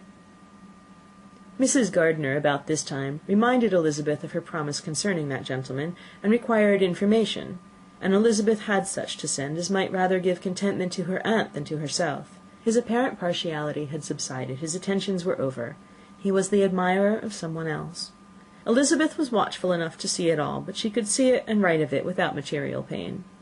Her heart had been but slightly touched, and her vanity was satisfied with believing that she would have been his only choice, had fortune permitted it. The sudden acquisition of £10,000 was the most remarkable charm of the young lady to whom he was now rendering himself agreeable. But Elizabeth, less clear-sighted perhaps in this case than in Charlotte's, did not quarrel with him for his wish of independence. Nothing, on the contrary, could be more natural, and while able to suppose that it cost him a few struggles to relinquish her, she was ready to allow it a wise and desirable measure for both, and could very sincerely wish him happy. All this was acknowledged to Mrs. Gardiner, and after relating the circumstances, she thus went on: "I am now convinced, my dear aunt, that I have never been much in love, for had I really experienced that pure and elevating passion, I should at present detest his very name, and wish him all manner of evil. But my feelings are not only cordial towards him, they are even impartial towards Miss King. I cannot find out that I hate her at all, or that I am in the least unwilling to think her a very good sort of girl. There can be no love in all this. My watchfulness has been effectual, and though I certainly should be a more interesting object to all my acquaintances were I distractedly in love with him, I cannot say that I regret my comparative insignificance. Importance may sometimes be purchased too dearly. Kitty and Lydia take his defection to heart much more than I do. They are young in the ways of the world, and not yet open to the mortifying conviction that handsome young men must have something to live on as well as the plain." Chapter 27. With no greater events than these in the Longbourn family, and otherwise diversified by little beyond walks to Meryton, sometimes dirty and sometimes cold, did January and February pass away. March was to take Elizabeth to Hunsford. She had not at first thought very seriously of going thither, but Charlotte, she soon found, was depending on the plan, and she gradually learned to consider it herself with greater pleasure as well as greater certainty. Absence had increased her desire of seeing Charlotte again, and weakened her disgust of Mr. Collins. There was novelty in the scheme, and as with such a mother and such uncompanionable sisters, home could not be faultless. A little change was not unwelcome for its own sake. The journey would moreover give her a peep at Jane, and in short, as the time drew near, she would have been very sorry for any delay. Everything, however, went smoothly, and was finally settled according to Charlotte's first sketch. She was to accompany Sir William and his second daughter. The improvement of spending a night in London was added in time, and the plan became perfect as plan could be. The only pain was in leaving her father, who would certainly miss her, and who, when it came to the point, so little liked her going, that he told her to write to him, and almost promised to answer her letter. The farewell between herself and Mr. Wickham was perfectly friendly, on his side even more. His present pursuit could not make him forget that Elizabeth had been the first to excite and to deserve his attention, the first to listen and to pity, the first to be admired, and in his manner of bidding her adieu, wishing her every enjoyment, reminding her of what she was to expect in Lady Catherine de Bourgh, and trusting their opinion of her, their opinion of everybody, would always coincide, there was a solicitude, an interest which she felt must ever attach her to him with a most sincere regard, and she parted from him convinced that, whether married or single, he must always be her model of the amiable and pleasing. Her fellow travellers the next day were not of a kind to make her think him less agreeable. Sir William Lucas and his daughter Maria, a good-humoured girl, but as empty-headed as himself, had nothing to say that could be worth hearing, and were listened to with about as much delight as the rattle of the chaise. Elizabeth loved absurdities, but she had known Sir William's too long. He could tell her nothing new of the wonders of his presentation in knighthood, and his civilities were worn out like his information. It was a journey of only 24 miles, and they began it so early as to be in Gracechurch Street by noon. As they drove to Mr. Gardiner's door, Jane was at a drawing-room window watching their arrival. When they entered the passage, she was there to welcome them, and Elizabeth, looking earnestly in her face, was pleased to see it healthful and lovely as ever. On the stairs were a troop of little boys and girls, whose eagerness for their cousin's appearance would not allow them to wait in the drawing-room, and whose shyness, as they had not seen her for a twelvemonth, prevented their coming lower. All was joy and kindness. The day passed most pleasantly away, the morning in bustle and shopping, and the evening at one of the theatres. Elizabeth then contrived to sit by her aunt. Their first object was her sister, and she was more grieved than astonished to hear, in reply to her minute inquiries, that although Jane always struggled to support her spirits, there were periods of dejection. It was reasonable, however, to hope that they would not continue long. Mrs. Gardiner gave her the particulars also of Miss Bingley's visit in Gracechurch Street, and repeated conversations occurring at different times between Jane and herself, which proved that the former had, from her heart, given up the acquaintance. Mrs. Gardiner then rallied her niece on Wickham's desertion, and complimented her on bearing it so well. "But, my dear Elizabeth," she added, "what sort of girl is Miss King? I should be sorry to think our friend mercenary." "Pray, my dear aunt, what is the difference in matrimonial affairs between the mercenary and the prudent motive? Where does discretion end and avarice begin? Last Christmas you were afraid of his marrying me, because it would be imprudent, and now, because he's trying to get a girl with only 10,000 pounds, you want to find out that he's mercenary. If you will only tell me what sort of girl Miss King is, I shall know what to think." "She's a very good kind of girl, I believe. I know no harm of her." "But he paid her not the smallest attention till her grandfather's death made her mistress of this fortune." "No, what should he? If it were not allowable for him to gain my affections because I had no money, what occasion could there be for making love to a girl whom he did not care about, and who was equally poor?" "But there seems an indelicacy in directing his attentions towards her so soon after this event. A man in distressed circumstances does not have time for all those elegant decorums which other people may observe. If she does not object to it, why should we?" "Well, her not objecting does not justify him. It only shows her being deficient in something herself, sense or feeling." "Well," cried Elizabeth, "have it as you choose. He shall be mercenary, and she shall be foolish." "No, Lizzie, that's what I do not choose. I should be sorry, you know, to think ill of a young man who's lived so long in Derbyshire." "Oh, if that is all, I have a very poor opinion of young men who live in Derbyshire, and their intimate friends who live in Hertfordshire are not much better. I'm sick of them all. Thank heaven I'm going to-morrow, where I shall find a man who has not one agreeable quality, who has neither manner nor sense to recommend him. Stupid men are the only ones worth knowing, after all." "Oh, take care, Lizzie, that speech savours strongly of disappointment."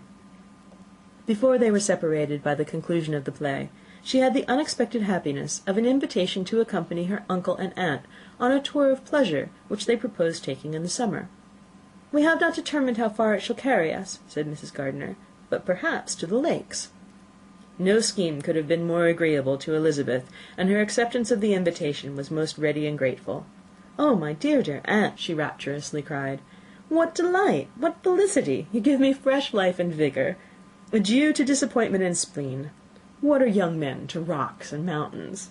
Oh, what hours of transport we shall spend! And when we do return, it shall not be like other travellers, without being able to give one accurate idea of anything. We will know where we have gone. We will recollect what we have seen.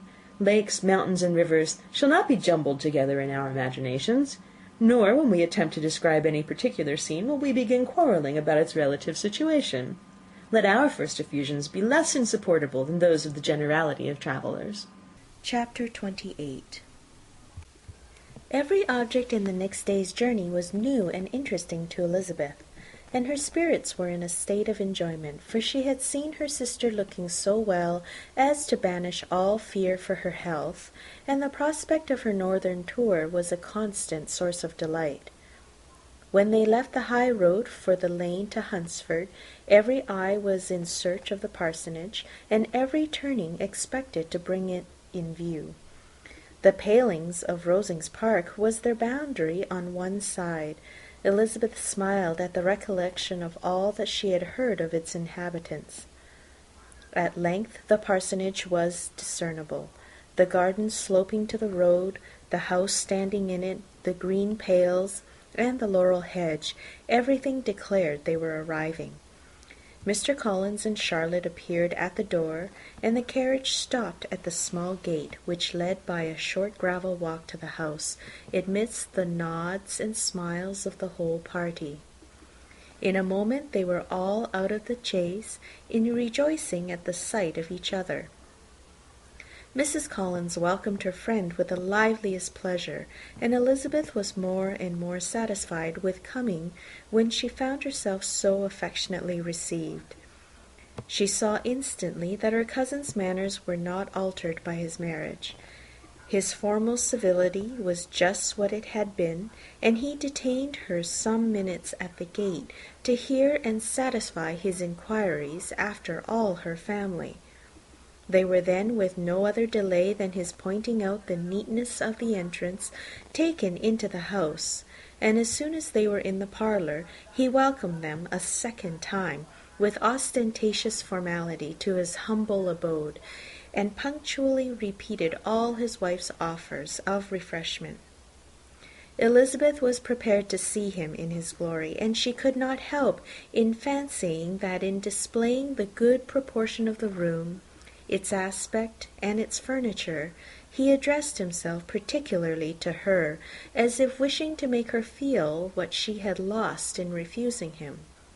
But though everything seemed neat and comfortable, she was not able to gratify him by any sigh of repentance, and rather looked with wonder at her friend that she could have so cheerful an air with such a companion. When Mr. Collins said anything of which his wife might reasonably be ashamed, which certainly was not unseldom, she involuntarily turned her eye to Charlotte. Once or twice she could discern a faint blush, but in general Charlotte wisely did not hear. After sitting long enough to admire every article of furniture in the room, from the sideboard to the fender, to give an account of their journey, and of all that had happened in London, Mr. Collins invited them to take a stroll in the garden, which was large and well laid out, and to the cultivation of which he attended himself. To work in this garden was one of his most respectable pleasures, and Elizabeth admired the command of countenance with which Charlotte talked of the healthfulness of the exercise, and owned she encouraged it as much as possible. Here, leading the way through every walk and cross-walk, and scarcely allowing them an interval to utter the praises he asked for, every view was pointed out with a minuteness which left beauty entirely behind. He could number the fields in every direction, and could tell how many trees there were in the most distant clump. But of all the views which his garden, or which the country or kingdom could boast, none were to be compared with the prospect of Rosings, afforded by an opening in the trees that bordered the park nearly opposite the front of his house. It was a handsome modern building, well situated on rising ground.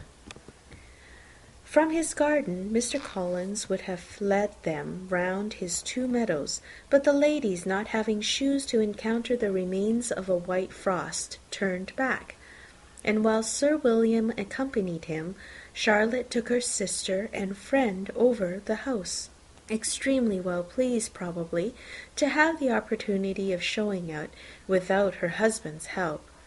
It was rather small, but well built and convenient, and everything was fitted up and arranged with a neatness and consistency of which Elizabeth gave Charlotte all the credit. When Mr. Collins could be forgotten, there was really an air of great comfort throughout, and by Charlotte's evident enjoyment of it, Elizabeth supposed he must be often forgotten.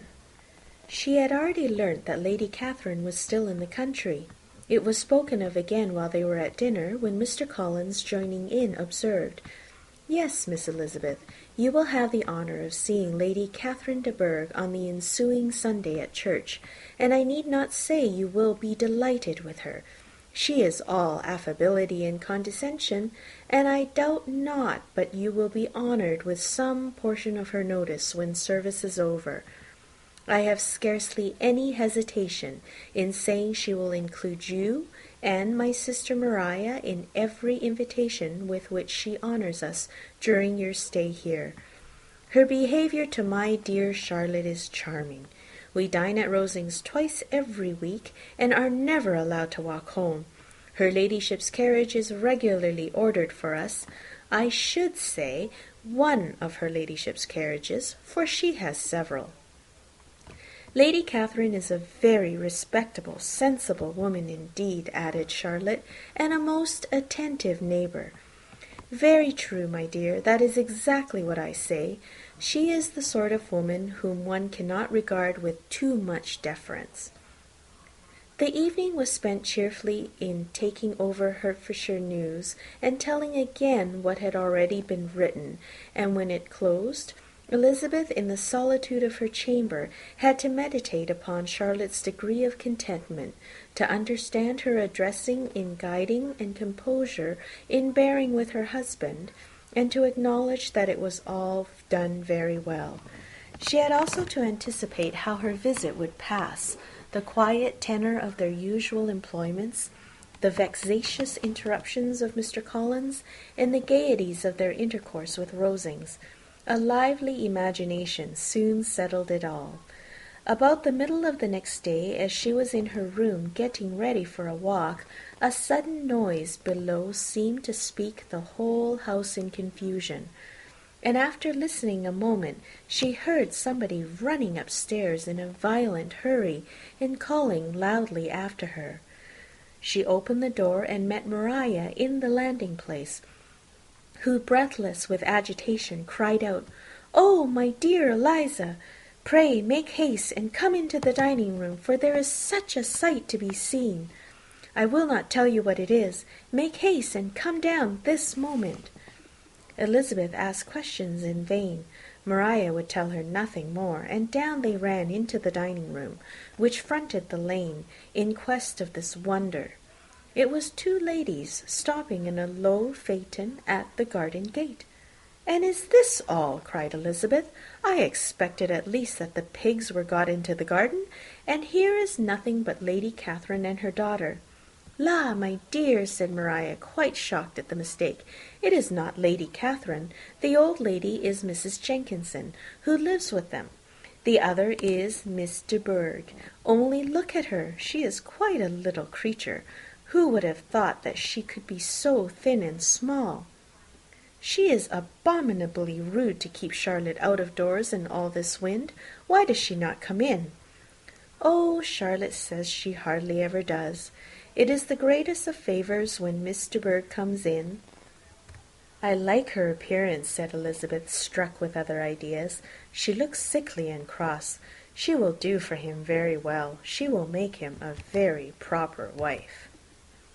Mr. Collins and Charlotte were both standing at the gate in conversation with the ladies, and Sir William, to Elizabeth's high diversion, was stationed in the doorway in earnest contemplation of the greatness before him, and constantly bowing whenever Miss de Bourgh looked that way. At length there was nothing more to be said. The ladies drove on, and the others returned to the house.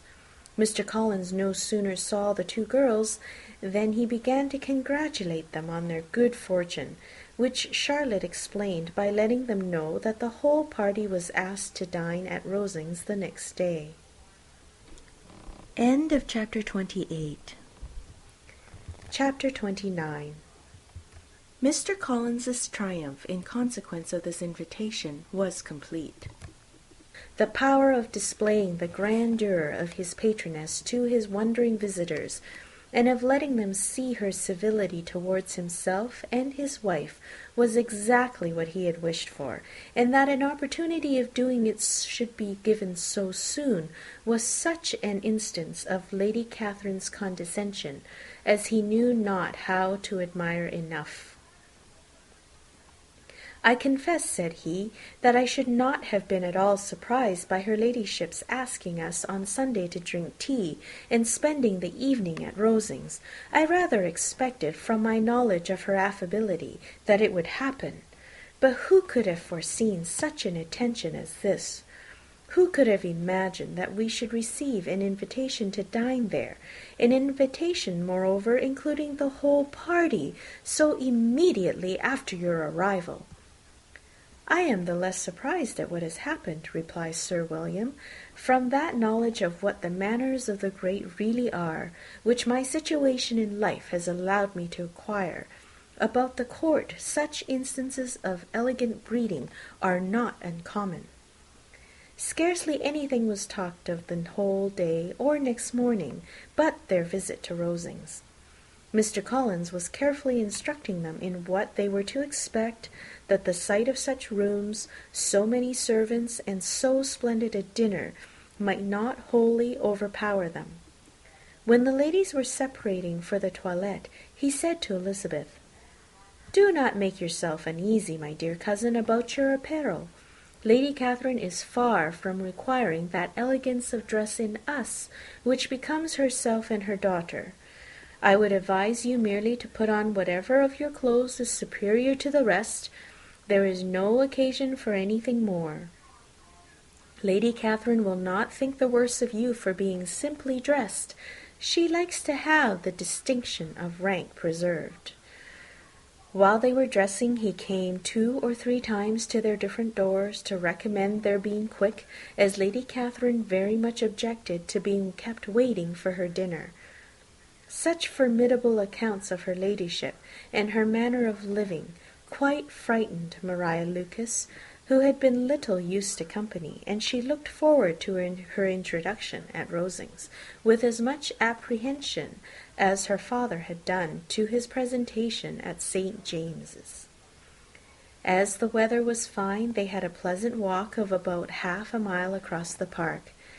Every park has its beauty and its prospects, and Elizabeth saw much to be pleased with, though she could not be in such raptures as Mr. Collins expected the scene to inspire, and was but slightly affected by his enumeration of the windows in front of the house, and his relation of what the glazing altogether had originally cost Sir Lewis de Bourgh.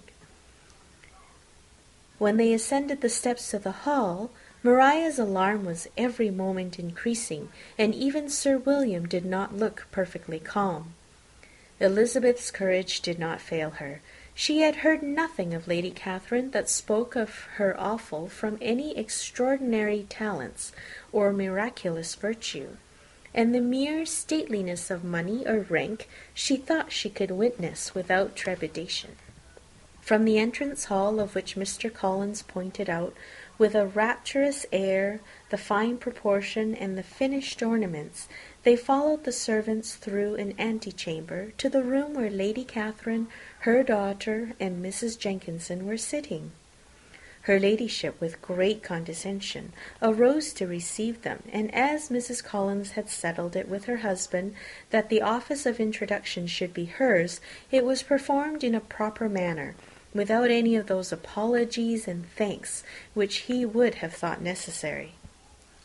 In spite of having been at St. James's, Sir William was so completely awed by the grandeur surrounding him that he had but just courage enough to make a very low bow and take his seat without saying a word. And his daughter, frightened almost out of her senses, sat on the edge of her chair, not knowing which way to look. Elizabeth found herself quite equal to the scene, and could observe the 3 ladies before her composedly. Lady Catherine was a tall, large woman, with strongly marked features, which might once have been handsome. Her air was not conciliating, nor was her manner of receiving them such as to make her visitors forget their inferior rank. She was not rendered formidable by silence, but whatever she said was spoken in so authoritative a tone as marked her self-importance, and brought Mr. Wickham immediately to Elizabeth's mind, and from the observation of the day altogether, she believed Lady Catherine to be exactly what he represented. When, after examining the mother, in whose countenance and deportment she soon found some resemblance of Mr. Darcy, she turned her eyes on the daughter. She could almost have joined in Maria's astonishment at her being so thin and so small. There was neither in figure nor face any likeness between the ladies. Mr. Bourgh was pale and sickly, Her features, though not plain, were insignificant, and she spoke very little, except in a low voice, to Mrs. Jenkinson, in whose appearance there was nothing remarkable, and who was entirely engaged in listening to what she said and placing a screen in the proper direction before her eyes. After sitting a few minutes, they were all sent to one of the windows to admire the view, Mr. Collins attending them to point out its beauties, and Lady Catherine kindly informing them that it was much better worth looking at in the summer. The dinner was exceedingly handsome, and there were all the servants and all the articles of plate which Mr. Collins had promised, and as he had likewise foretold, he took his seat at the bottom of the table, by her ladyship's desire, and looked as if he felt that life could furnish nothing greater. He carved and ate and praised with delighted alacrity, and every dish was commended, first by him, and then by Sir William, who was now enough recovered to echo whatever his son-in-law said, in a manner which Elizabeth wondered Lady Catherine could bear. But Lady Catherine seemed gratified by their excessive admiration, and gave most gracious smiles, especially when any dish on the table proved a novelty to them. The party did not supply much conversation. Elizabeth was ready to speak whenever there was an opening, but she was seated between Charlotte and Miss de Bourgh, the former of whom was engaged in listening to Lady Catherine, and the latter said not a word to her all dinner-time. Mrs. Jenkinson was chiefly employed in watching how little Miss de Bourgh ate, pressing her to try some other dish, and fearing she was indisposed. Maria thought speaking out of the question, and the gentlemen did nothing but eat and admire. When the ladies returned to the drawing-room, there was little to be done but to hear Lady Catherine talk, which she did without any intermission till coffee came in, delivering her opinion on every subject in so decisive a manner as proved that she was not used to having her judgment controverted. She inquired into Charlotte's domestic concerns familiarly and minutely, gave her a great deal of advice as to the management of them all, told her how everything ought to be regulated in so small a family as hers, and instructed her as to the care of her cows and her poultry. Elizabeth found that nothing was beneath this great lady's attention which could furnish her with an occasion of dictating to others. In the intervals of her discourse with Mrs. Collins, she addressed a variety of questions to Maria and Elizabeth, but especially to the latter, of whose connections she knew the least, and who she observed to Mrs. Collins was a very genteel, pretty sort of girl. She asked her at different times how many sisters she had, whether they were older or younger than herself, whether any of them were likely to be married, whether they were handsome, where they had been educated, what carriage her father kept, and what had been her mother's maiden name. Elizabeth felt all the impertinence of her questions, but answered them very composedly. Lady Catherine then observed, "Your father's estate is entailed to Mr. Collins, I think? For your sake," turning to Charlotte, "I am glad of it. But otherwise I see no occasion for entailing estates from the female line. It was not thought necessary in Sir Lewis de Bourgh's family. Do you play and sing, Miss Bennet?" "A little." "Oh, then some time or other we shall be happy to hear you. Our instrument is a capital one, probably superior to— You shall try it some day. Do your sisters play and sing?" "One of them does." "Why did you not all learn? You ought all to have learned. The Miss Webbs all play, and their father has not so good an income as yours. Do you draw?" "No, not at all."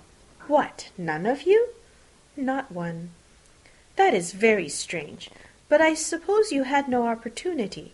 Your mother should have taken you to town every spring for the benefit of masters." "My mother would have had no objection, but my father hates London." "Has your governess left you?" "We never had any governess." "No governess? How was that possible? 5 daughters brought up at home without a governess? I have never heard of such a thing. Your mother must have been quite a slave to your education." Elizabeth could hardly help smiling as she assured her that she had not been the case. "Then who taught you? Who attended to you? Without a governess, you must have been neglected." "Compared with some families, I believe we were, but such of us as wished to learn never wanted the means.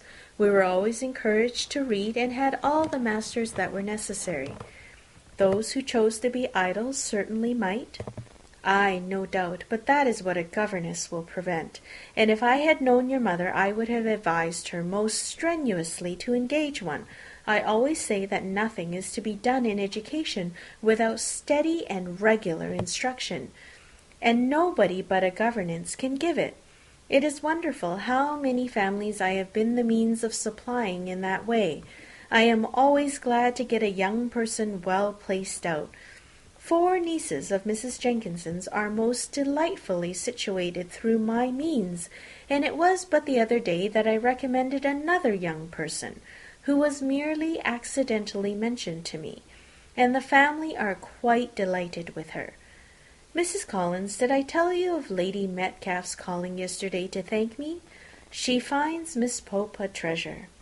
'Lady Catherine,' she said, 'you have given me a treasure.' Are any of your younger sisters out, Miss Bennet?" "Yes, ma'am, all." "All? What, all 5 out at once? Very odd. And you only the second. The younger ones out before the elder ones are married? Your younger sisters must be very young." "Yes, my youngest is not 16. Perhaps she is a full young to be much in company, but really, ma'am, I think it would be very hard upon younger sisters that they should not have their share of society and amusement, because the elder may not have the means or inclination to marry early. The last born has as good a right to the pleasures of youth as the first, and to be kept back on such a motive, I think it would not be very likely to promote sisterly affection or delicacy of mind." "Upon my word," said her ladyship, "you give your opinion very decidedly for so young a person. Pray, what is your age?" "With 3 younger sisters grown up," replied Elizabeth, smiling, "your ladyship can hardly expect me to own it." Lady Catherine seemed quite astonished at not receiving a direct answer, and Elizabeth suspected herself to be the first creature who had ever dared to trifle with so much dignified impertinence. "You cannot be more than 20, I am sure, therefore you need not conceal your age." "I am not 21. When the gentlemen had joined them, and tea was over, the card tables were placed. Lady Catherine, Sir William, and Mr. and Mrs. Collins sat down to quadrille, and Mrs. de Bourgh chose to play at casino. The 2 girls had the honour of assisting Mrs. Jenkinson to make up her party. Their table was superlatively stupid. Scarcely a syllable was uttered that did not relate to the game, except when Mrs. Jenkinson expressed her fears of Mr. Bourgh's being too hot or too cold, or having too much or too little light. A great deal more passed at the other table. Lady Catherine was, generally speaking, stating the mistakes of the 3 others, or relating some anecdote of herself. Mr. Collins was employed in agreeing to everything her ladyship said, thanking her for every fish he won, and apologizing if he thought he won too many. Mr. William did not say much. He was storing his memory with anecdotes and noble names. When Lady Catherine and her daughter had played as long as they chose, the tables were broken up, the carriage was offered to Mrs. Collins, gratefully accepted, and immediately ordered. The party then gathered round the fire to hear Lady Catherine determine what weather they were to have on the morrow. From these instructions they were summoned by the arrival of the coach, and with many speeches of thankfulness on Mr. Collins's side, and as many bows on Sir William's, they departed. As soon as they driven from the door, Elizabeth was called on by her cousin to give her opinion of all that she had seen at Rosings, which for Charlotte's sake she made more favourable than it really was. But but her commendation, though costing her some trouble, could by no means satisfy Mr. Collins, and he was very soon obliged to take her ladyship's praise into his own hands. Chapter 30. Sir William stayed only a week at Hunsford, but his visit was long enough to convince him of his daughter's being most comfortably settled, and of her possessing such a husband and such a neighbour as were not often met with. While Sir William was with them, Mr. Collins devoted his morning to driving him out in his gig and showing him the country. But when he went away, the whole family returned to their usual employments, and Elizabeth was thankful to find that they did not see more of her cousin by the alteration, for the chief of the time between breakfast and dinner was now passed by him either at work in the garden, or in reading and writing, and looking out of the window in his own book-room, which fronted the road. The room in which the ladies sat was backwards. Elizabeth, at first, rather wondered that Charlotte should not prefer the dining-parlour for common use. It was a better-sized room, and had a more pleasant aspect.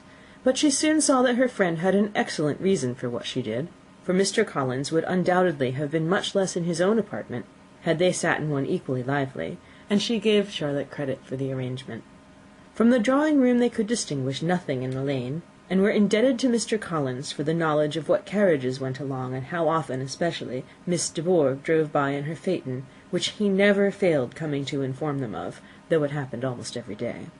She not unfrequently stopped at the parsonage, and had a few minutes' conversation with Charlotte, but was scarcely ever prevailed upon to get out. Very few days passed in which Mr. Collins did not walk to Rosings, and not many in which his wife did not think it necessary to go likewise, till Elizabeth recollected that there might be other family livings to be disposed of. She could not understand the sacrifice of so many hours. Now and then they were honoured with a call from her ladyship, and nothing escaped her observation that was passing in the room during these visits.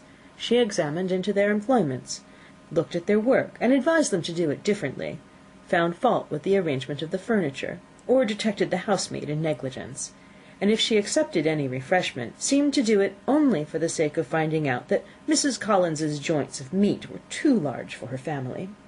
Elizabeth soon perceived that, though this great lady was not in commission of the peace of the county, she was a most active magistrate in her own parish, the minutest concerns of which were carried to her by Mr. Collins, and whenever any of the cottagers were disposed to be quarrelsome, discontented, or too poor, she sallied forth into the village to settle their differences, silence their complaints, and scold them into harmony and plenty. The entertainment of dining at Rosings was repeated about twice a week, and, allowing for the loss of Sir William, and there being only one card-table in the evening, every such entertainment was the counterpart of the first. Their other engagements were few, as the style of living in the neighbourhood in general was beyond Mr. Collins's reach. This, however, was no evil to Elizabeth, and upon the whole she spent her time comfortably enough. There were half-hours of pleasant conversation with Charlotte, and the weather was so fine for the time of year that she had often great enjoyment out of doors. Her favourite walk, and where she frequently went while the others were calling on Lady Catherine, was along the open grove which edged that side of the park, where there was a nice sheltered path which no one seemed to value but herself, and where she felt beyond the reach of Lady Catherine's curiosity. In this quiet way, the first fortnight of her visit soon passed away. Easter was approaching, and the week preceding it was to bring an addition to the family at Rosings, which, in so small a circle, must be important. Elizabeth had heard soon after her arrival that Mr. Darcy was expected there in the course of a few weeks, and though there were not many of her acquaintances whom she did not prefer, his coming would furnish one comparatively new to look at in their Rosings parties, and she might be amused in seeing how hopeless Miss Bingley's designs on him were, by his behaviour to his cousin, for whom he was evidently destined by Lady Catherine, who talked of his coming with the greatest satisfaction, spoke of him in terms of the highest admiration, and seemed almost angry to find that he had already been frequently seen by Miss Lucas and herself. His arrival was soon known at the parsonage, for Mr. Collins was walking the whole morning within view of the lodges opening into Hunsford Lane, in order to have the earliest assurance of it, and after making his bow as the carriage turned into the park, hurried home with the great intelligence. On the following morning he hastened to Rosings to pay his respects. There were 2 nephews of Lady Catherine to require them, for Mr. Darcy had brought with him a Colonel Fitzwilliam, the younger son of his lord, and, to the great surprise of all the party, when Mr. Collins returned, the gentleman accompanied him. Charlotte had seen them from her husband's room crossing the road, and immediately running into the other, told the girls what an honour they might expect, adding, "I may thank you, Eliza, for this piece of civility. Mr. Darcy would never have come so soon to wait upon me." Elizabeth had scarcely time to disclaim all right to the compliment, before their approach was announced by the door-bell, and shortly afterwards the three gentlemen entered the room. Colonel Fitzwilliam, who led the way, was about 30, not handsome, but in person and address most truly the gentleman. Mr. Darcy looked just as he had been used to look in Hertfordshire, paid his compliments with the usual reserve to Mrs. Collins, and whatever might be his feelings towards her friend, met her with every appearance of composure. Elizabeth merely curtsied to him, without saying a word. Colonel Fitzwilliam entered into a conversation directly with the readiness and ease of a well-bred man, and talked very pleasantly, but his cousin, after having addressed a slight observation on the house and garden to Mrs. Collins, sat for some time without speaking to anybody. At length, however, his civility was so far awakened as to inquire of Elizabeth after the health of her family. She answered him in the usual way, and after a moment's pause added, "My eldest sister has been in town these 3 months. Have you never happened to see her there?"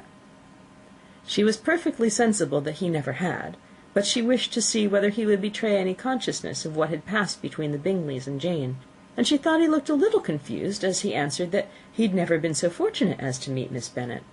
The subject was pursued no farther, and the gentlemen soon afterwards went away. Chapter 31. Colonel Fitzwilliam's manners were very much admired at the parsonage, and the ladies all felt that he must add considerably to the pleasures of their engagements at Rosings. It was some days, however, before they received any invitation thither, for while there were visitors in the house they could not be necessary, and it was not till Easter Day, almost a week after the gentlemen's arrival, that they were honoured by such an attention, and then they were merely asked, on leaving church, to come there in the evening. For the last week they had seen very little of Lady Catherine or her daughter. Colonel Fitzwilliam had called at the parsonage more than once during the time, but Mr. Darcy they had only seen at church. The invitation was accepted, of course, and at a proper hour they joined the party in Lady Catherine's drawing-room. Her ladyship received them civilly, but it was plain that their company was by no means so acceptable as when she could get nobody else, and she was, in fact, almost engrossed by her nephews, speaking to them, especially to Darcy, much more than to any other person in the room. Colonel Fitzwilliam seemed really glad to see them. Anything was a welcome relief to him at Rosings, and Mrs. Collins's pretty friend had moreover caught his fancy very much. He now seated himself by her, and talked so agreeably of Kent and Hertfordshire, of travelling and staying at home, of new books and music, that Elizabeth had never been half so well entertained in that room before, and they conversed with so much spirit and flow as to draw the attention of Lady Catherine herself, as well as of Mr. Darcy. His eyes had been soon and repeatedly turned toward them with a look of curiosity, and that her ladyship, after a while, shared the feeling, was more openly acknowledged, for she did not scruple to call out, "What is that you are saying, Fitzwilliam? What is it you are talking of? What are you telling Miss Bennet? Let me hear what it is." "We are speaking of music, madam," he said, when no longer able to avoid a reply. "Of music? Then pray speak aloud. It is of all subjects my delight. I must have my share in the conversation if you are speaking of music. There are few people in England, I suppose, who have more true enjoyment of music than myself, or a better natural taste. If I had ever learnt, I should have been a great proficient. And so would Anne, if her health had allowed her to apply. I am confident that she would have performed delightfully. How does Georgiana get on, Darcy?" Mr. Darcy spoke with affectionate praise of his sister's proficiency. "I am very glad to hear such a good account of her," said Lady Catherine, "and pray tell her from me that she cannot expect to excel if she does not practise a good deal." "I assure you, madam," he replied, "that she does not need such advice. She practises very constantly." "So much the better. It cannot be done too much, and when I next write to her I shall charge her not to neglect it on any account. I often tell young ladies that no excellence in music is to be acquired without constant practice. I have told Miss Bennet several times that she will never play really well unless she practises more, and though Mrs. Collins has no instrument, she is very welcome, as I have often told her, to come to Rosings every day and play on the pianoforte in Mrs. Jenkinson's room. She would be in nobody's way, you know, in that part of the house." Mr. Darcy looked a little ashamed of his aunt's ill-breeding, and made no answer. When coffee was over, Colonel Fitzwilliam reminded Elizabeth of having promised to play to him, and she sat down directly to the instrument. He drew a chair near her. Lady Catherine listened to half a song, and then talked, as before, to her other nephew, till the latter walked away from her, and, making with his usual deliberation towards the pianoforte, stationed himself so as to command a full view of the fair performer's countenance. Elizabeth saw what he was doing, and at the first convenient pause turned to him with an arch smile, and said, "Do you mean to frighten me, Mr. Darcy, by coming all in this state to hear me? I will not be alarmed, though your sister does play so well. There is a stubbornness about me that never can bear to be frightened at the will of others. My courage always rises at every attempt to intimidate me." "I shall not say you are mistaken," he replied, "because you could not really believe me to entertain any design of alarming you, and I have had the pleasure of your acquaintance long enough to know that you find great enjoyment in occasionally professing opinions which are, in fact, not your own." Elizabeth laughed heartily at this picture of herself, and said to Colonel Fitzwilliam, "Your cousin will give you a very pretty notion of me, and teach you not to believe a word I say. I'm particularly unlucky in meeting with a person so able to expose my real character, in a part of the world where I'd hoped to pass myself off with some degree of credit. Indeed, Mr. Darcy, it is very ungenerous in you to mention all that you knew to my disadvantage in Hertfordshire, and give me leave to say, very impolitic too, for it's provoking me to retaliate, and such things may come out as will shock your relations to hear." "I am not afraid of you," he said, smilingly. "Pray let me hear what you have to accuse him of," cried Colonel Fitzwilliam. "I should like to know how he behaves among strangers." "Oh, you shall hear then. But prepare yourself for something very dreadful. The first time of my ever seeing him in Hertfordshire, you must know, was at a ball, and at this ball, what do you think he did? He danced only 4 dances, though gentlemen were scarce, and to my certain knowledge more than one young lady was sitting down in want of a partner. Mr. Darcy, you cannot deny the fact. I had not at that time the honour of knowing any lady in the assembly beyond my own party." "True, and nobody can ever be introduced in a ballroom. Well, Colonel Fitzwilliam, what do I play next? My fingers wait your orders." "Perhaps," said Darcy, "I should have judged better had I sought an introduction, but I'm ill qualified to recommend myself to strangers." "Shall we ask your cousin the reason of this?" said Elizabeth, still addressing Colonel Fitzwilliam. "Shall we ask him why a man of sense and education, who's lived in the world, is ill qualified to recommend himself to strangers?" "Oh, I can answer your question," said Fitzwilliam, "without applying to him. It's because he will not give himself the trouble." "I certainly have not the talent which some people possess," said Darcy, "of conversing easily with those I have never seen before. I cannot catch their tone of conversation, or appear interested in their concerns, as I often see done." "My fingers," said Elizabeth, "do not move over this instrument in the masterly manner which I see so many women's do. They have not the same force or rapidity, and do not produce the same expression. But then I have always supposed it to be my own fault, because I will not take the trouble of practising. It is not that I do not believe my fingers as capable as any other woman's of superior execution." Darcy smiled, and said, "You are perfectly right. You have employed your time much better. No one admitted to the privilege of hearing you can think anything wanting. We neither of us perform to strangers." Here they were interrupted by Lady Catherine, who called out to know what they were talking of. Elizabeth immediately began playing again. Lady Catherine approached, and after listening for a few minutes, said to Darcy, "Miss Bennet would not play all amiss if she practised more, and could have the advantage of a London master. She has a very good notion of fingering, though her taste is not equal to Anne's. Anne would have been a delightful performer had her health allowed her to learn." Elizabeth looked at Darcy to see how cordially he assented to his cousin's praise, but neither at that moment nor at any other could she discern any symptom of love, and from the whole of his behaviour to Miss de Bourgh she derived this comfort from Miss Bingley, that he might have been just as likely to marry her had she been his relation. Lady Catherine continued her remarks on Elizabeth's performance, mixing them with many instructions on execution and taste. Elizabeth received them all with the forbearance of civility, and, at the request of the gentleman, remained at the instrument till her ladyship's carriage was ready to take them all home. Chapter 32. Elizabeth was sitting by herself the next morning, and writing to Jane, while Mrs. Collins and Maria were gone on business into the village, when she was startled by a ring at the door, the certain signal of a visitor.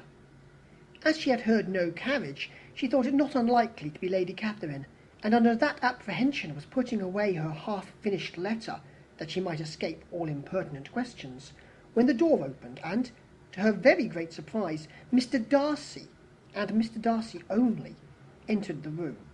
He seemed astonished, too, on finding her alone, and apologised for his intrusion by letting her know that he had understood all the ladies were to be within. They then sat down, and when her inquiries after Rosings were made, seemed in danger of sinking into total silence. It was absolutely necessary, therefore, to think of something, and in this emergence, recollecting when she had seen him last in Hertfordshire, and feeling curious to know what he would say on the subject of their hasty departure, she observed, "How very suddenly you all quitted Netherfield last November, Mr. Darcy. It must have been a most agreeable surprise to Mr. Bingley to see you all after him so soon, for if I recollect right, he went but the day before. He and his sisters were well, I hope, when you left London?" "Perfectly so, I thank you." She found that she was to receive no other answer, and after a short pause added, "I think I have understood that Mr. Bingley has not much idea of ever returning to Netherfield again." "I have never heard him say so, but it is probable that he may spend very little of his time there in the future. He has many friends, and is at a time of life when friends and engagements are continually increasing. If he means to be but little at Netherfield, it would be better for the neighbourhood that he should give up the place entirely, for then we might possibly get a settled family there. But perhaps Mr. Bingley did not take the house so much for the convenience of the neighbourhood as for his own, and we must expect him to keep it or quit it on the same principle." "I should not be surprised," said Darcy, "if he were to give it up as soon as any eligible purchase offers." Elizabeth made no answer. She was afraid of talking longer of his friend, and having nothing else to say, was now determined to leave the trouble of finding a subject to him. He took the hint, and soon began with, "This seems a very comfortable house.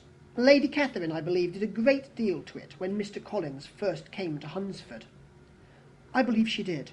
I'm sure she could not have bestowed her kindness on a more grateful object." "Mr. Collins appears to be very fortunate in his choice of a wife." "Yes, indeed. His friends may well rejoice in his having met with one of the very few sensible women who would have accepted him, or have made him happy if they had. My friend has an excellent understanding, though I am not certain that I consider her marrying Mr. Collins as the wisest thing she ever did. She seems perfectly happy, however, and in a prudential light it is certainly a very good match for her." "It must be very agreeable for her to be settled within so easy a distance of her own family and friends." "An easy distance, do you call it? It's nearly 50 miles. "And what is 50 miles of good road? Little more than half a day's journey. Yes, I call it a very easy distance." "I should never have considered the distance as one of the advantages of the match," cried Elizabeth. "I should never have said Mrs. Collins was settled near her family." "It is proof of your own attachment to Hertfordshire. Anything beyond the neighbourhood of Longbourn, I suppose, would appear far." As he spoke, there was a sort of smile, which Elizabeth fancied she understood. He must be supposing her to be thinking of Jane and Netherfield, and she blushed as she answered, "I do not mean to say that a woman may not be settled too near her family. The far and the near must be relative, and depend on many varying circumstances. Where there is fortune to make the expenses of travelling unimportant, distance becomes no evil. But that is not the case here. Mr. and Mrs. Collins have a comfortable income, but not such a one as will allow frequent journeys, and I am persuaded my friend would not call herself near her family under less than half the present distance." Mr. Darcy drew his chair a little towards her, and said, "You cannot have a right to such very strong local attachment. You cannot have always been at Longbourn." Elizabeth looked surprised. The gentleman experienced some change of feeling. He drew back his chair, took a newspaper from a table, and glancing over it, said, in a colder voice, "Are you pleased with Kent?" A short dialogue on the subject of the country ensued, on either side calm and concise, and soon put an end to by the entrance of Charlotte and her sister, just returned from her walk. The tete-a-tete surprised them. Mr. Darcy related the mistake which had occasioned his intruding on Miss Bennet, and after sitting a few minutes longer without saying much to anybody, went away. "What can be the meaning of this?" said Charlotte as soon as he was gone. "My dear Eliza, he must be in love with you, or he would never have called us in this familiar way." But when Elizabeth told of his silence, it did not seem very likely, even to Charlotte's wishes, to be the case, and after various conjectures, they could at last only suppose his visit to proceed from the difficulty of finding anything to do, which was the more probable from the time of year. All field sports were over. Within doors there was Lady Catherine, books, and a billiard table, but gentlemen cannot always be within doors, and in the nearness of the parsonage, or the pleasantness of the walk to it, or of the people who lived in it, the two cousins found a temptation from this period of walking thither almost every day. They called at various times of the morning, sometimes separately, sometimes together, and now and then accompanied by their aunt. It was plain to them all that Colonel Fitzwilliam came because he had pleasure in their society, a persuasion which of course recommended him still more, and Elizabeth was reminded by her own satisfaction in being with him, as well as by her evident admiration of her former favourite George Wickham, and though in comparing them she saw there was less captivating softness in Colonel Fitzwilliam's manners, she believed he might have the best informed mind. But why Mr. Darcy came so often to the parsonage it was more difficult to understand.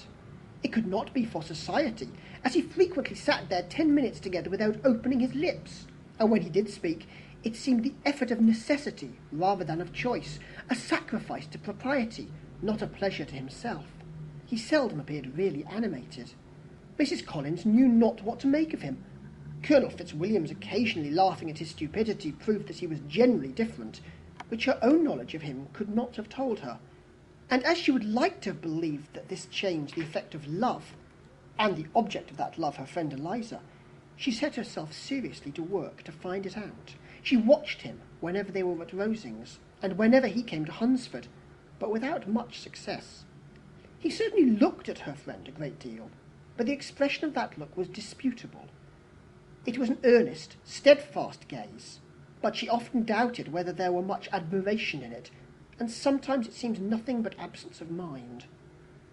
She had once or twice suggested to Elizabeth the possibility of his being partial to her, but Elizabeth always laughed at the idea, and Mrs. Collins did not think it right to press the subject, from the danger of raising expectations which might only end in disappointment, for in her opinion it admitted not a doubt that all her friend's dislike would vanish if she could suppose him to be in her power.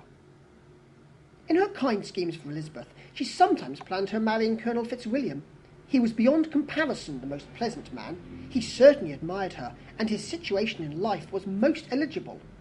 But to counterbalance these advantages, Mr. Darcy had considerable patronage in the church, and his cousin could have none at all. Chapter 33. More than once did Elizabeth, in her ramble within the park, unexpectedly meet Mr. Darcy. She felt all the perverseness of the mischance that should bring him when no one else was brought, and, to prevent its ever happening again, took care to inform him at first that it was a favourite haunt of hers. How it could occur a second time, therefore, was very odd. Yet it did, and even a third. It seemed like wilful ill-nature, or a voluntary penance, for on those occasions it was not merely a few formal inquiries and an awkward pause and then away, but he actually thought it necessary to turn back and walk with her. He never said a great deal, nor did she give herself the trouble of talking or of listening much, but it struck her in the course of their third rencontre that he was asking some odd, unconnected questions about her pleasure in being at Hunsford, her love of solitary walks, and her opinion of Mr. and Mrs. Collins's happiness, and that in speaking of Rosings and her not perfectly understanding the house, he seemed to expect that whenever she came into Kent again, she would be staying there too. His words seemed to imply it. Could he have Colonel Fitzwilliam in his thoughts? She supposed, if he meant anything, he must mean an allusion to what might arise in that quarter. It distressed her a little, and she was quite glad to find herself at the gate in the Pales opposite the parsonage. She was engaged one day as she walked in perusing Jane's last letter, and dwelling on some passages which proved that Jane had not written in spirits, when instead of being again surprised by Mr. Darcy, she saw on looking up that Colonel Fitzwilliam was meeting her. Putting away the letter immediately, and forcing a smile, she said, "I did not know before that you ever walked this way." "I have been making a tour of the park," he replied, "as I generally do every year, and intend to close it with a call at the parsonage. Are you going much farther?" "No, I should have turned in a moment." And accordingly she did turn, and they walked towards the parsonage together. "Do you certainly leave Kent on Saturday?" said she. "Yes, if Darcy does not put it off again, but I am at his disposal. He arranges the business just as he pleases. And if not able to please himself in the arrangement, he has at least pleasure in the great power of choice. I do not know anybody who seems to enjoy the power of doing what he likes more than Mr. Darcy." "He likes to have his own way very well," replied Colonel Fitzwilliam, "but so we all do. It is only that he has better means of having it than many others, because he is rich, and many others are poor. I speak feelingly. A younger son, you know, must be inured to self-denial and dependence. In my opinion, the younger son of an earl can know very little of either. Now, seriously, what have you ever known of self-denial and dependence? When have you been prevented by want of money from going wherever you choose, or procuring anything you had a fancy for?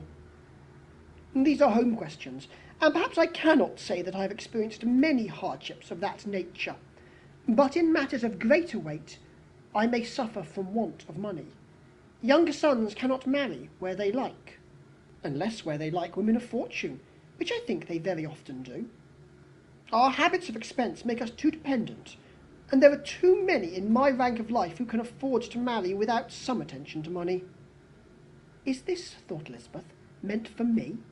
And she coloured at the idea, but recovering herself, said in a lively tone, "And pray, what is the usual price of an earl's younger son? Unless the elder brother is very sickly, I suppose you would not ask above £50,000? He answered her in the same style, and the subject dropped. To interrupt a silence which might make him fancy her affected with what had passed, she soon afterwards said, "I imagine your cousin brought you down with him chiefly for the sake of having someone at his disposal. I wonder he does not marry to secure a lasting convenience of that kind. But perhaps his sister does as well for the present, and as she is under his sole care, he may do what he likes with her." "No," said Colonel Fitzwilliam, "that is an advantage which he must divide with me. I am joined with him in the guardianship of Miss Darcy." "Are you indeed? And pray what sort of guardians do you make? Does your charge give you much trouble? Young ladies of her age are sometimes a little difficult to manage, and if she has the true Darcy spirit, she may like to have her own way." As she spoke, she observed him looking at her earnestly, and the manner in which he immediately asked her why she supposed Miss Darcy likely to give them any uneasiness convinced her that she had somehow or other got pretty near the truth. She directly replied, "You need not be frightened. I never heard any harm of her, and I dare say she is one of the most tractable creatures in the world. She is a very great favourite with some ladies of my acquaintance, Mrs. Hurst and Miss Bingley. I think I've heard you say that you know them?" "I know them a little.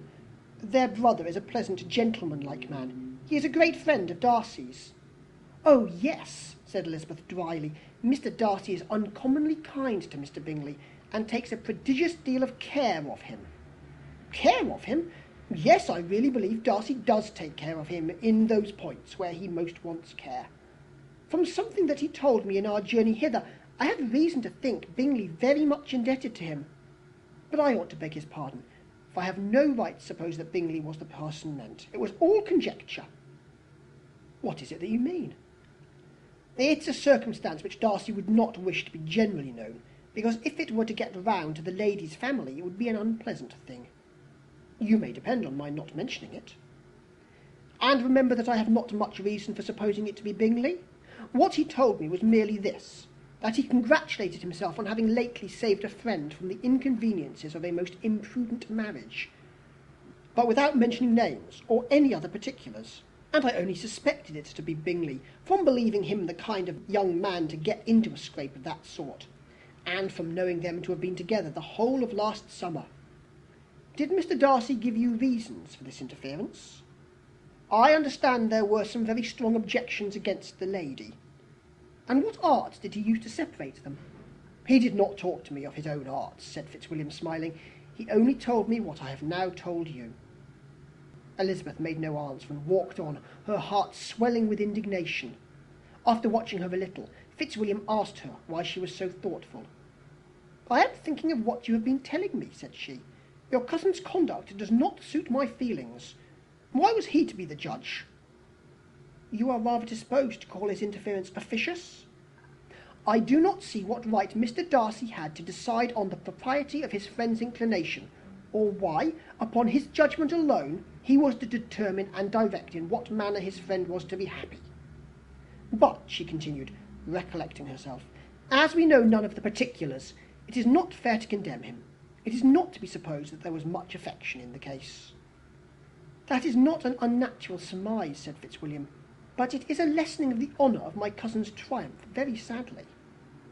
This was spoken jestingly, but it appeared to her so just a picture of Mr. Darcy that she would not trust herself with an answer, and therefore, abruptly changing the conversation, talked on indifferent matters until they reached the parsonage. There, shut into her own room, as soon as their visitor left them, she could think without interruption of all that she had heard. It was not to be supposed that any other people could be meant than those with whom she was connected. There could not exist in the world two men over whom Mr. Darcy could have such boundless influence. That he had been concerned in the measures taken to separate Bingley and Jane she had never doubted, but she had always attributed to Miss Bingley the principal design and arrangement of them. If his own vanity, however, did not mislead him, he was the cause. His pride and caprice were the cause of all that Jane had suffered, and still continued to suffer. He had ruined for a while every hope of happiness for the most affectionate, most generous heart in the world, and no one could say how lasting an evil he might have inflicted. There were some very strong objections against the lady, were Colonel Fitzwilliam's words, and those strong objections probably were her having one uncle who was a country attorney, and another who was in business in London. To Jane herself, she exclaimed, there could be no possibility of objection, all loveliness and goodness as she is, her understanding excellent, her mind improved, and her manners captivating. Neither could anything be urged against my father, who, though with some peculiarities, has abilities Mr. Darcy himself need not disdain, and respectability which he will probably never reach. When he thought of her mother, her confidence gave way a little, but she would not allow that any objections there had material weight with Mr. Darcy, whose pride, she was convinced, would receive a deeper wound from the want of importance in his friend's connections than from their want of sense, and she was quite decided at last that he had been partly governed by this worst kind of pride, and partly by the wish of retaining Mr. Bingley for his sister. The agitation and tears which the subject occasioned brought on a headache, and it grew so much worse towards the evening that, added to her unwillingness to see Mr. Darcy, it determined her not to attend her cousins to Rosings, where they were engaged to drink tea. Mrs. Collins, seeing that she was really unwell, did not press her to go, and as much as possible prevented her husband from pressing her. But Mr. Collins could not conceal his apprehension at Lady Catherine's being rather displeased by her staying at home. Chapter 34. When they were gone, Elizabeth, as if intending to exasperate herself as much as possible against Mr. Darcy, chose for her employment the examination of all the letters which Jane had written to her since being in Kent. They contained no actual complaint, nor was there any revival of past occurrences, or any communication of present suffering. But in all, and in almost every line of each, there was a want of that cheerfulness which had been used to characterize her style, and which, proceeding from the serenity of a mind at ease with itself and kindly disposed towards everyone, had been scarcely ever clouded. Elizabeth noticed every sentence conveying the idea of uneasiness, with an attention which it had hardly received on the first perusal. Mr. Darcy's shameful boast of what misery he had been able to inflict gave her a keener sense of her sister's sufferings. It was some consolation to think that his visit to Rosings was to end on the day after the next, and, a still greater, that in less than a fortnight she should herself be with Jane again, and enabled to contribute to the recovery of her spirits by all that affection could do. She could not think of Darcy's leaving Kent without remembering that his cousin was to go with him, but Colonel Fitzwilliam had made it clear that he had no intentions at all, and, agreeable as he was, she did not mean to be unhappy about him. While settling this point, she was suddenly roused by the sound of the door-bell, and her spirits were a little fluttered by the idea of its being Colonel Fitzwilliam himself, who had once before called late in the evening, and might now come to inquire particularly after her. But this idea was soon banished, and her spirits were very differently affected when, to her utter amazement, she saw Mr. Darcy walk into the room. In a hurried manner he immediately began an inquiry after her health, imputing his visit to a wish of hearing that she were better. She answered him with cold civility. He sat down for a few moments, and then getting up, walked about the room. Elizabeth was surprised, but said not a word. After a silence of several minutes, he came towards her in an agitated manner, and thus began. "In vain I have struggled. It will not do. My feelings will not be repressed. You must allow me to tell you how ardently I admire and love you." Elizabeth's astonishment was beyond expression. She stared, coloured, doubted, and was silent. This he considered sufficient encouragement, and the avowal of all that he felt, and had long felt for her, immediately followed.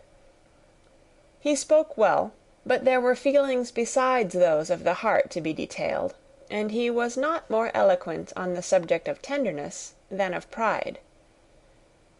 His sense of her inferiority, of its being a degradation, of the family obstacles which had always opposed to inclination, were dwelt on with a warmth which seemed due to the consequence he was wounding, but was very unlikely to recommend his suit. In spite of her deeply rooted dislike, she could not be insensible to the compliment of such a man's affection, and though her intentions did not vary for an instant, she was at first sorry for the pain he was to receive, till, roused to resentment by his subsequent language, she lost all compassion in anger. She tried, however, to compose herself to answer him with patience, when he should have done. He concluded with representing to her the strength of that attachment which, in spite of all his endeavours, he had found impossible to conquer, and with expressing his hope that it would now be rewarded by her acceptance of his hand. As he said this, she could easily see that he had no doubt of a favourable answer. He spoke of apprehension and anxiety, but his countenance expressed real security. Such a circumstance could only exasperate farther, and, when he ceased, the colour rose into her cheeks, and she said, "In such cases as this, it is, I believe, the established mode to express a sense of obligation for the sentiments avowed, however unequally they may be returned. It is natural that obligation should be felt, and if I could feel gratitude, I would now thank you.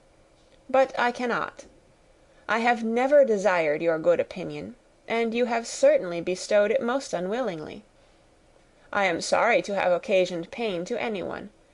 It has been most unconsciously done, however, and I hope will be of short duration. The feelings which, you tell me, have long prevented the acknowledgment of your regard, can have little difficulty in overcoming it after this explanation."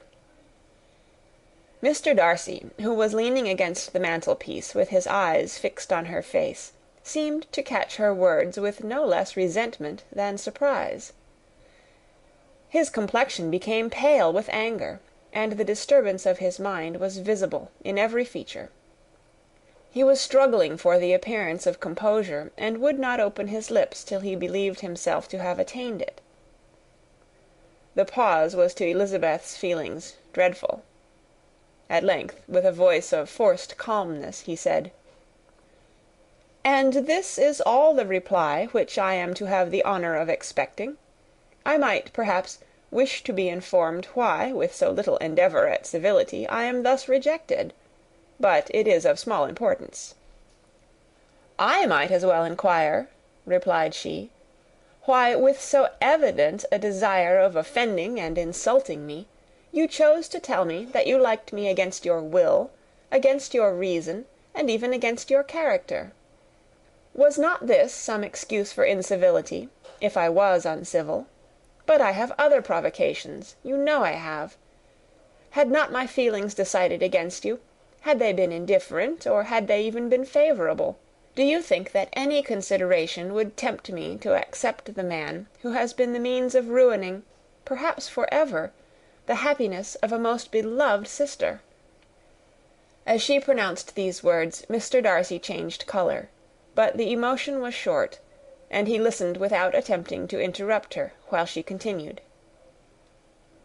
"I have every reason in the world to think ill of you. No motive can excuse the unjust and ungenerous part you acted there.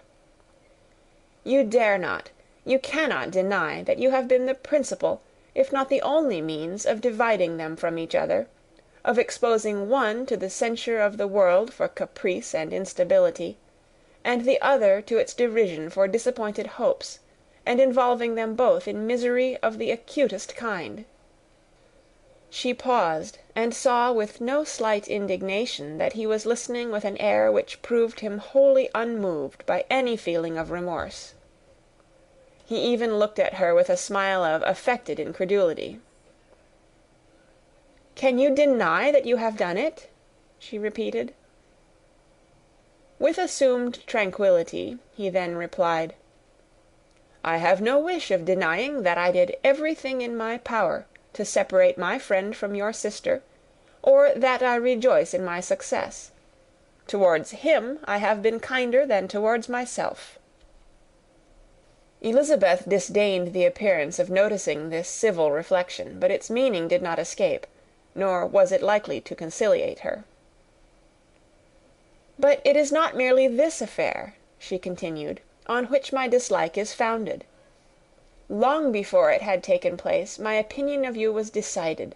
Your character was unfolded in the recital which I received many months ago from Mr. Wickham. On this subject, what can you have to say? In what imaginary act of friendship can you here defend yourself? Or under what misrepresentation can you here impose upon others?" "You take an eager interest in that gentleman's concerns," said Darcy, in a less tranquil tone, and with a heightened colour.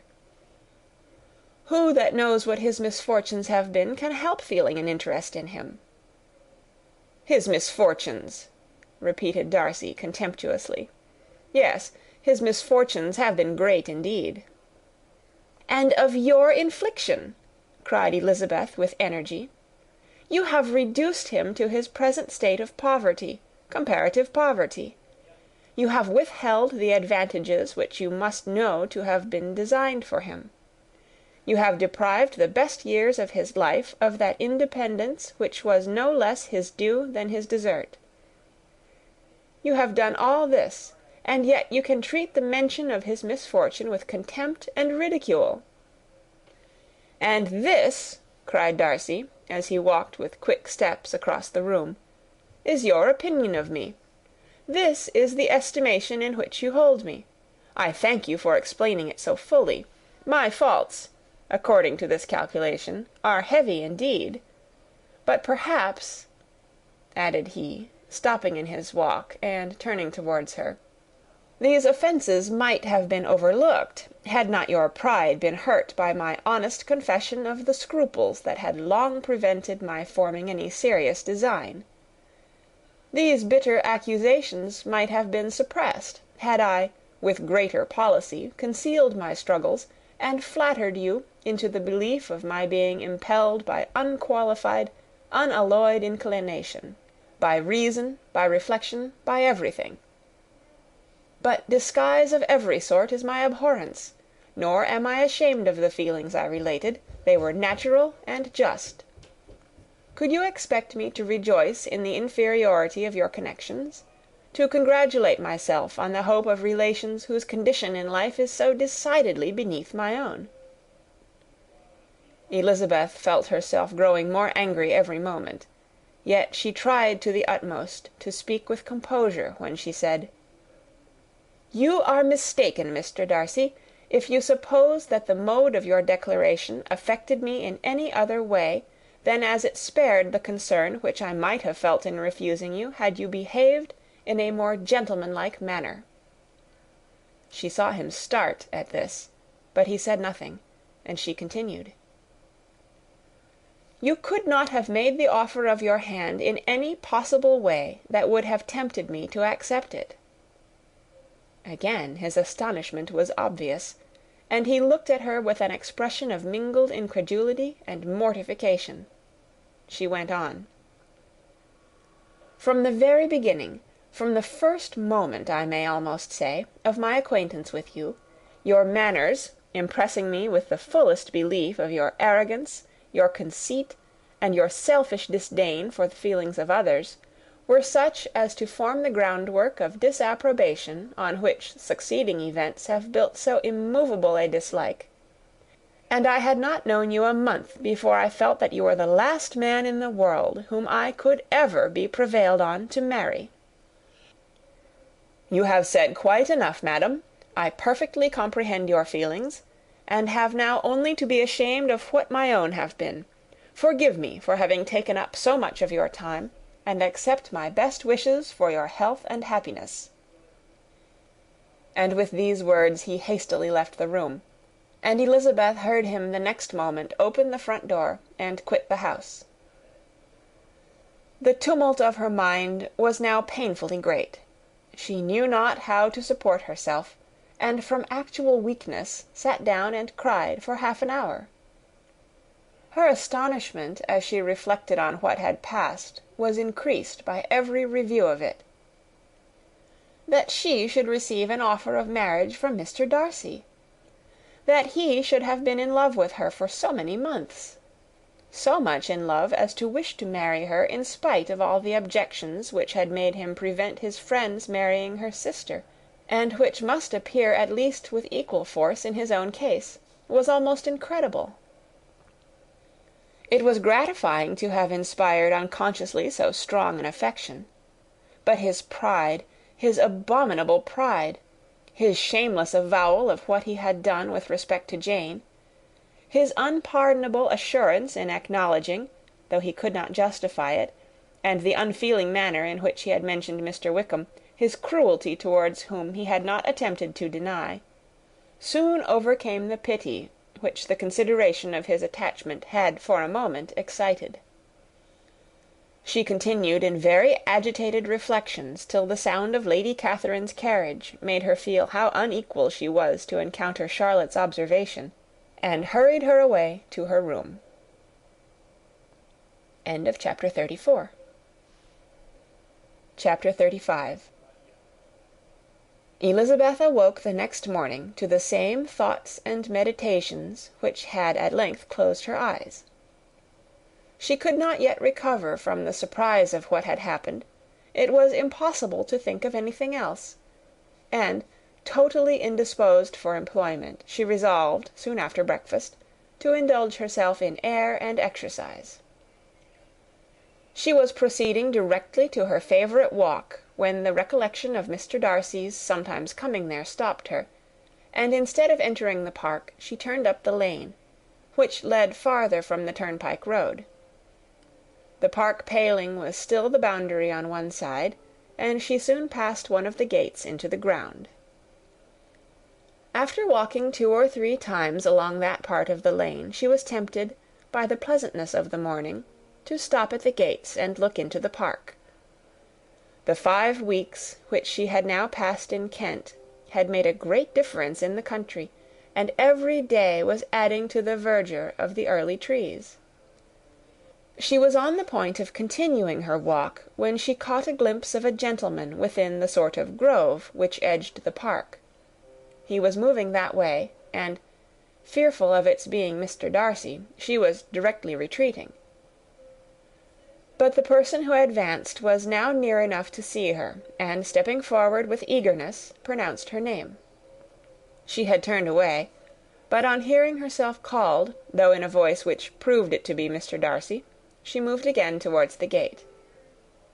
He had by that time reached it also, and holding out a letter, which she instinctively took, said, with a look of haughty composure, "I have been walking in the grove some time, in the hope of meeting you.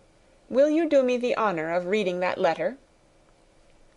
And then, with a slight bow, turned again into the plantation, and was soon out of sight.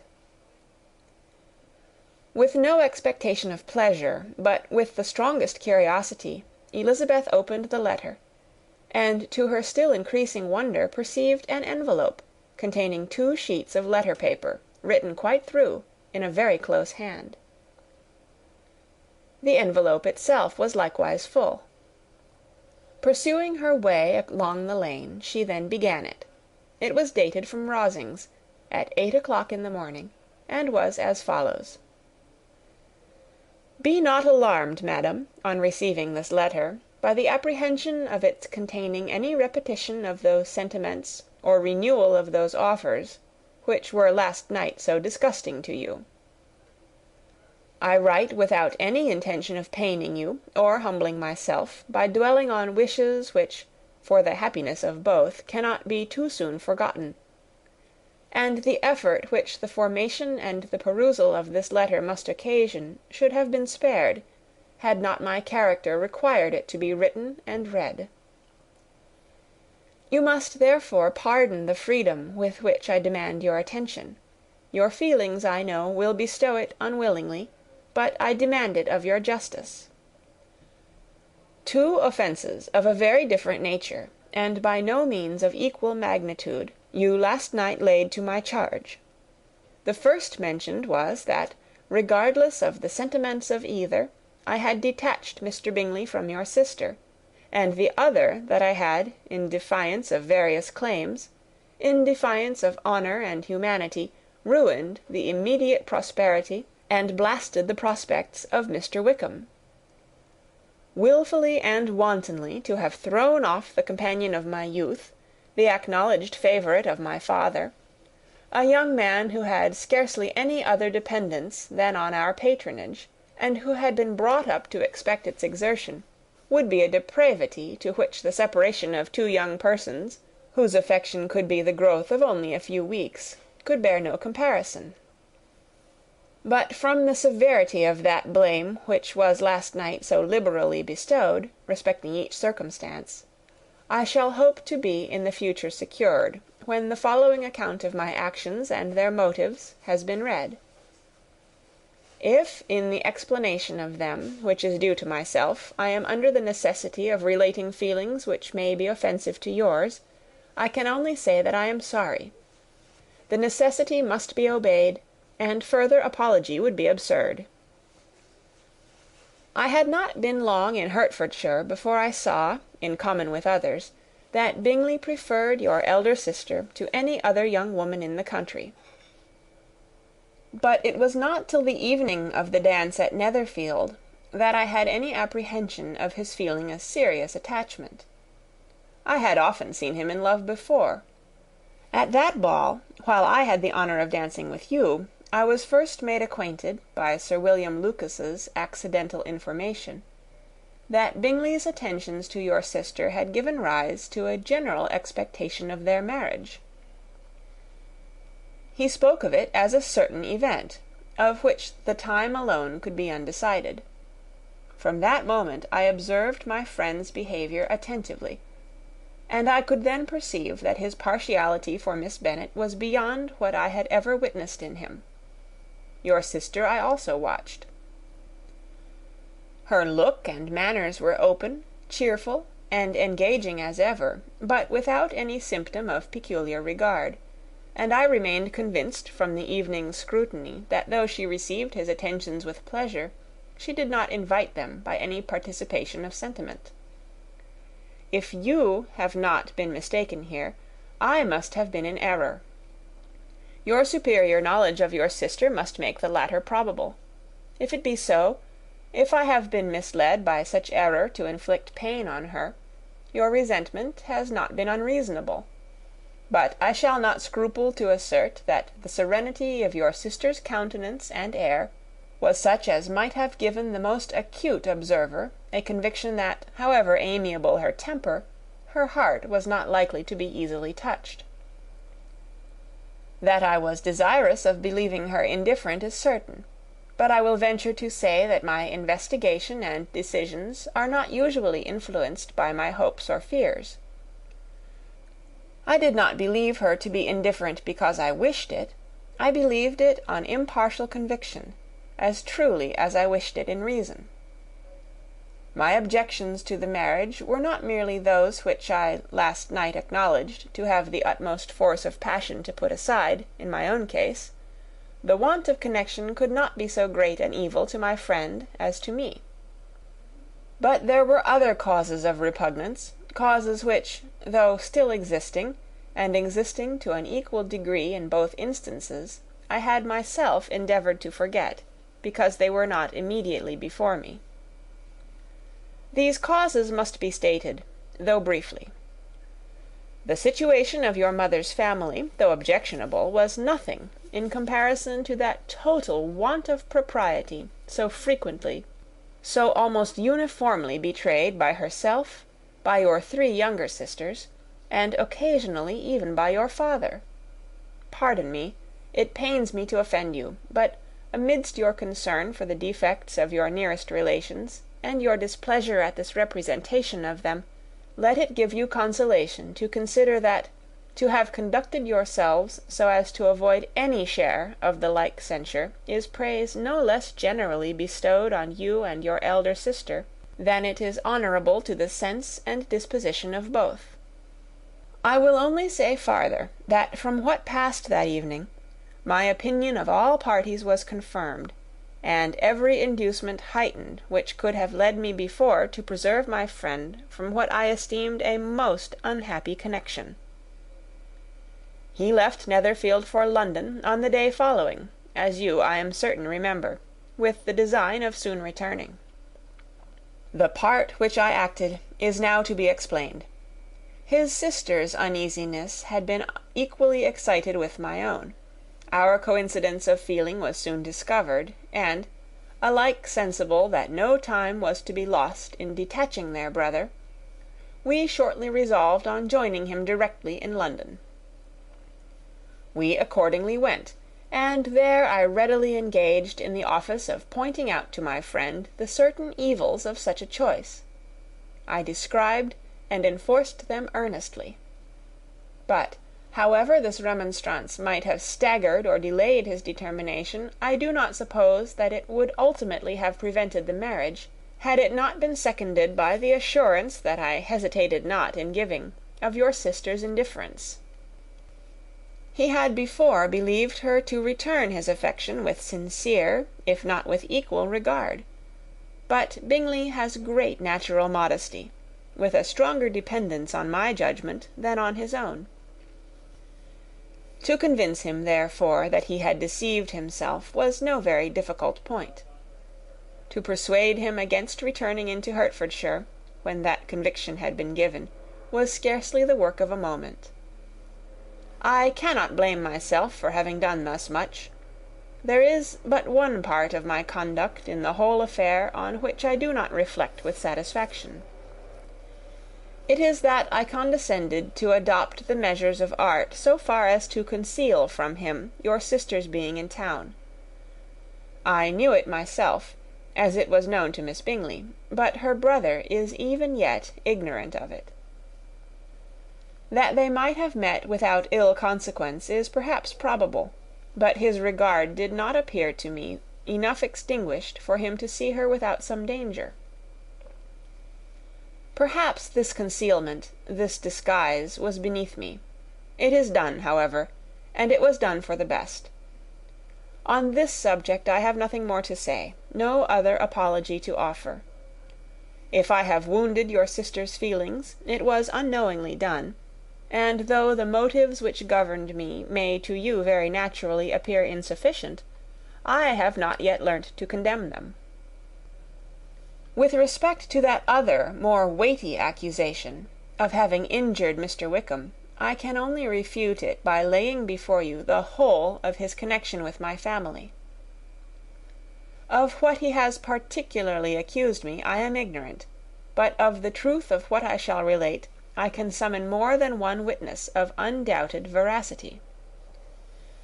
Mr. Wickham is the son of a very respectable man, who had for many years the management of all the Pemberley estates, and whose good conduct in the discharge of his trust naturally inclined my father to be of service to him. And on George Wickham, who was his godson, his kindness was therefore liberally bestowed.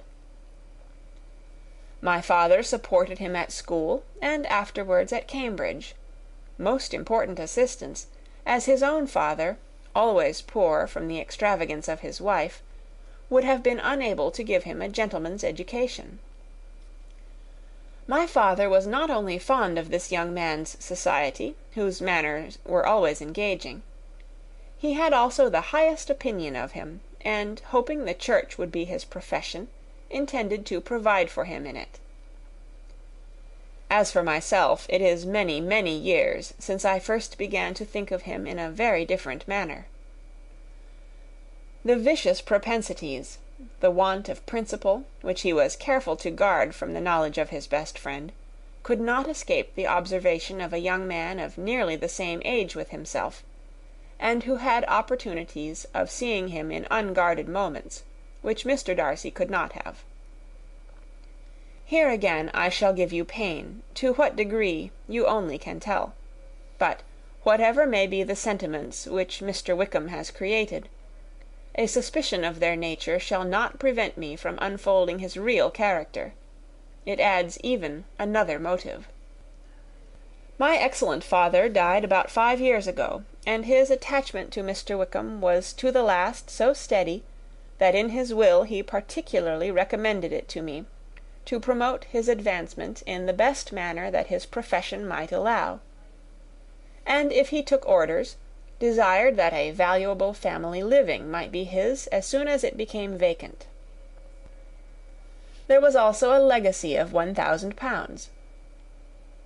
His own father did not long survive mine, and within half a year from these events Mr. Wickham wrote to inform me that, having finally resolved against taking orders, he hoped I should not think it unreasonable for him to expect some more immediate pecuniary advantage in lieu of the preferment by which he could not be benefited. He had some intention, he added, of studying law, and I must be aware that the interest of £1,000 would be a very insufficient support therein. I rather wished than believed him to be sincere, but, at any rate, was perfectly ready to accede to his proposal. I knew that Mr. Wickham ought not to be a clergyman. The business was therefore soon settled. He resigned all claim to assistance in the church, were it possible that he could ever be in a situation to receive it, and accepted in return £3,000. All connection between us seemed now dissolved. I thought too ill of him to invite him to Pemberley, or admit his society in town. In town I believe he chiefly lived, but his studying the law was a mere pretence, and being now free from all restraint, his life was a life of idleness and dissipation. For about 3 years I heard little of him, but on the decease of the incumbent of the living which had been designed for him, he applied to me again by letter for the presentation. His circumstances, he assured me, and I had no difficulty in believing it, were exceedingly bad. He had found the law a most unprofitable study, and was now absolutely resolved on being ordained, if I would present him to the living in question, of which he trusted there could be little doubt, as he was well assured that I had no other person to provide for, and I could not have forgotten my revered father's intentions.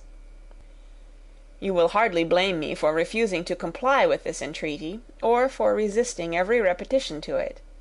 His resentment was in proportion to the distress of his circumstances, and he was doubtless as violent in his abuse of me to others as in his reproaches to myself. After this period every appearance of acquaintance was dropped. How he lived I know not, but last summer he was again most painfully obtruded on my notice. I must now mention a circumstance which I would wish to forget myself, and which no obligation less than the present should induce me to unfold to any human being. Having said thus much, I feel no doubt of your secrecy. My sister, who is more than 10 years my junior, was left to the guardianship of my mother's nephew, Colonel Fitzwilliam, and myself. About a year ago she was taken from school, and an establishment formed for her in London, and last summer she went with the lady who presided over it to Ramsgate, and thither also went Mr. Wickham, undoubtedly by design, for there proved to have been a prior acquaintance between him and Mrs. Young, in whose character we were most unhappily deceived, and by her connivance and aid he so far recommended himself to Georgiana, whose affectionate heart retained a strong impression of his kindness to her as a child, that she was persuaded to believe herself in love, and to consent to an elopement. She was then but 15, which must be her excuse, and after stating her imprudence I am happy to add that I owed the knowledge of it to herself. I joined them unexpectedly a day or two before the intended elopement, and then Georgiana, unable to support the idea of grieving and offending a brother whom she almost looked up to as a father, acknowledged the whole to me. You may imagine what I felt, and how I acted. Regard for my sister's credit and feelings prevented any public exposure, but I wrote to Mr. Wickham, who left the place immediately, and Mrs. Young was of course removed from her charge. Mr. Wickham's chief object was unquestionably my sister's fortune, which is 30,000 pounds, but I cannot help supposing that the hope of revenging himself on me was a strong inducement. His revenge would have been complete indeed. This, madam, is a faithful narrative of every event in which we have been concerned together, and if you do not absolutely reject it as false, you will, I hope, acquit me henceforth of cruelty towards Mr. Wickham. I know not in what manner, under what form of falsehood he has imposed on you, but his success is not perhaps to be wondered at. Ignorant as you previously were of everything concerning either, detection could not be in your power, and suspicion certainly not in your inclination. You may possibly wonder why all this was not told you last night, but I was not then master enough of myself to know what could or ought to be revealed. For the truth of everything here related, I can appeal more particularly to the testimony of Colonel Fitzwilliam, who, from our near relationship and constant intimacy, and still more as one of the executors of my father's will, has been unavoidably acquainted with every particular of these transactions. If your abhorrence of me should make my assertions valueless, you cannot be prevented by the same cause from confiding in my cousin, and that there may be the possibility of consulting him, I shall endeavour to find some opportunity of putting this letter in your hands in the course of the morning. I will only add, God bless you. Fitzwilliam Darcy. Chapter 36. If Elizabeth, when Mr. Darcy gave her the letter, did not expect it to contain a renewal of his offers, she had formed no expectation at all of its contents. But such as they were, it may well be supposed how eagerly she went through them, and what a contrariety of emotion they excited. Her feelings as she read were scarcely to be defined. With amazement did she first understand that he believed any apology to be in his power, and steadfastly was she persuaded that he could have no explanation to give which a just sense of shame would not conceal. With a strong prejudice against everything he might say, she began his account of what had happened at Netherfield. She read with an eagerness which hardly left her power of comprehension, and from impatience of knowing what the next sentence might bring, was incapable of attending to the sense of the one before her eyes. His belief of her sister's insensibility she instantly resolved to be false, and his account of the real, the worst objections to the match, made her too angry to have any wish of doing him justice. He expressed no regret for what he had done which satisfied her. His style was not penitent, but haughty. It was all pride and insolence.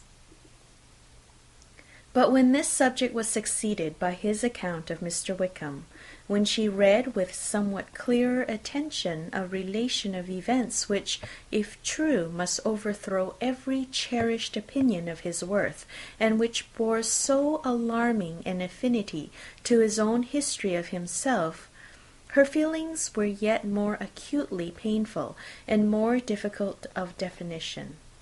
Astonishment, apprehension, and even horror oppressed her. She wished to discredit it entirely, repeatedly exclaiming, "This must be false! This cannot be! This must be the grossest falsehood!"